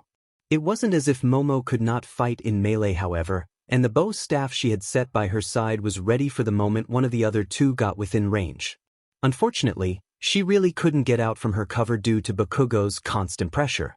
It was at that moment a loud beeping noise sounded from Bakugo's gauntlets, his grin turning feral as he reached up to pull the pin above the massive gauntlets. Midoriya had warned her about these. They could rapid-fire his explosions and likely break through her shields, so she decided now was time to abandon the position and began strafing to the side, preparing another counter-explosive to try to blot out his vision. What she did not notice was how Midoriya froze for an ever so brief moment, his eyes going wide in terror as he shouted at Bakugo. "Kaken, stop!" It was like a bolt of lightning shot through his body, giving him an instant headache and time feeling like it slowed down ever so slightly. "Well, I wasn't expecting this to occur right now." The quiet voice of the vestige of Hikage Shinomori sounded in Izuku's mind, the first time he'd heard one of their voices since the day he received one for all. But he had no time to dwell on it, his eyes taking into account the thing that had been bugging him all day since he'd seen Katsuki's gauntlets. When they designed the gauntlets as kids, the initial idea had been a single tank for a singular massive explosion. But as they grew older, both realized that for all of Katsuki's blustering and shouts of "die," that he didn't intend on actually killing anyone unless given no choice. And the gauntlets could certainly do exactly that. So instead they'd created the rotating chamber idea, which would still give him extra firepower without the risk of death, extreme injury, or massive collateral damage. Izuku knew they'd submitted the correct design, because they'd scrapped the old one a decade ago. But as he looked at the gauntlets, as he contemplated how long it took for the indicator sound to trigger, as he felt the pain in his head intensify, he realized that somehow, someway, those gauntlets were designed in the old fashion, and were aimed at Yaoyorozu. Izuku's shout got through to Katsuki, the sheer terror in it making him try to stop. But the pin had already been pulled, and Katsuki felt himself rocketing backwards as the explosion erupted forth, a twisting whirlwind of flame and force. Izuku moved. One for all snapping to the highest percent he'd used yet, emerald lightning burning off him as he leapt into the way and wrapped his arms around his teammate, turning his back to the explosion to shield her. An energy field erupted from his arms and wrapped around her, moving to wrap about his back as best he could, but it was too late. The explosion hit him square in the back and the two of them were thrown backwards, over the bomb and through the window, flying out into the sky as he felt his skin bubble and burn, his costume wiped away by the force of the blast. The pain in his back made him unable to really react, feeling nothing but pure white-hot agony as they fell, a muffled white noise taking his hearing. It wasn't until moments later he realized someone was calling his name, and that the two of them were no longer falling. He blinked open-pained eyes, seeing the panicked and worried gaze of Yaoyorozu before him, one of her arms extended up above her head, a steel cable partially melded out of her arm and leading upwards to the hole in the building. He managed to crane his neck up enough to see Kirishima, his feet hardened and dug into the floor, trying to pull the two of them up as he gripped onto the grappling hook Yaoyorozu must have made swiftly as they fell. Moments later, Katsuki, with his gauntlets no longer visible, was there as well, pulling along with Kirishima. By the time they had gotten close enough to be pulled up, Izuku could barely move. Every scrape felt like agony, especially when the two boys had to grip him by the shoulder to pull him up since he could not let go of Yaoyorozu since she had the cable. Sheet. Izuku, F dash. I'm sorry, sheet. That's not how those are supposed to work. Sheet dash. Katsuki was babbling apologies as Yaoyorozu tiredly started trying to create something to help deal with the burns. Shut up, Kaken. You didn't know, he managed to hiss out, deciding that yes, laying face down on the concrete was the correct solution right now. Was that not supposed to happen? Kirishima asked, scratching the back of his neck. No. We designed those for a bunch of smaller explosions, not that. Katsuki retorted, sending a glare back at his own gauntlets. Well, I'm glad to know you don't hate me that much, Bakugo, Yaoyorozu said quietly, smiling nervously as she tried to add some levity to break the tension. At that moment, All Might zoomed into the room, kneeling down beside Izuku to check on him. What? That could have gone better, he murmured. How are you feeling, young Midoriya? Like a million effing yen, he replied with gritted teeth, internally cursing every god who decided that pain nerves were a thing. That right? Kirishima, Bakugo, would you please help Midoriya back to the control room? The exercise is over. You all performed well, for the record. It was just an accident, those happen. We'll go over how you did when you get back, but for now, let's make sure he gets healed up all right. Kirishima nodded. Katsuki, unusually subdued, reached down to help Izuku up, but flinched when Izuku felt a whine of pain escape his lips. With effort, the two boys managed to lift up and start to walk the barely mobile Greenette away, All Might and Yaoyorozu following behind. As they entered the control room, Ochako and Himiko rushed over but were stopped by the gentle insistence of All Might. A quarter of robots entered the room, grumbling quietly, dragging a stretcher behind them and making the boys lay the partly unconscious Izuku on it. The class was subdued after witnessing the event, none more than Katsuki, the blonde stomping off to the corner, arms crossed, looking down as he ignored anyone's attempts to speak to him. Well, not the best ending to our day, but with the information young Yaoyorozu provided, I believe we can chalk that up to an issue with the support company not following instructions correctly. It is unfortunate Midoriya was hurt, but I promise all of you Recovery Girl is excellent at what she does and he will be fine in just a little while. I need to grade and evaluate your performances, so we'll be ending class here. Feel free to change and head back to your dorms. Without waiting for further conversation, All Might dashed off, only the trio who knew his time limit knowing why. But we're gonna go change and check on Aizu, Himiko said quietly, gripping Ochako's sleeve as she started walking out. She stopped by Katsuki and leaned over into his space, whispering, "It's not your fault, Kats, stop sulking and come with us." "That I'll come by later," he muttered back. Pushing off the wall, he stomped out of the room, ignoring Ochako's attempt to grab his arm. Kirishima stepped up beside them and smiled nervously. "I'll keep an eye on him, girls, don't worry." Thanks, Kirishima, Ochako replied with a soft smile. She left the room with Himiko to change as quickly as possible and check on their boyfriend. The rest of the class slowly followed suit, Yaoyorozu bringing up the rear as she nervously grasped her hands, her mind spiraling at the events of the past few minutes.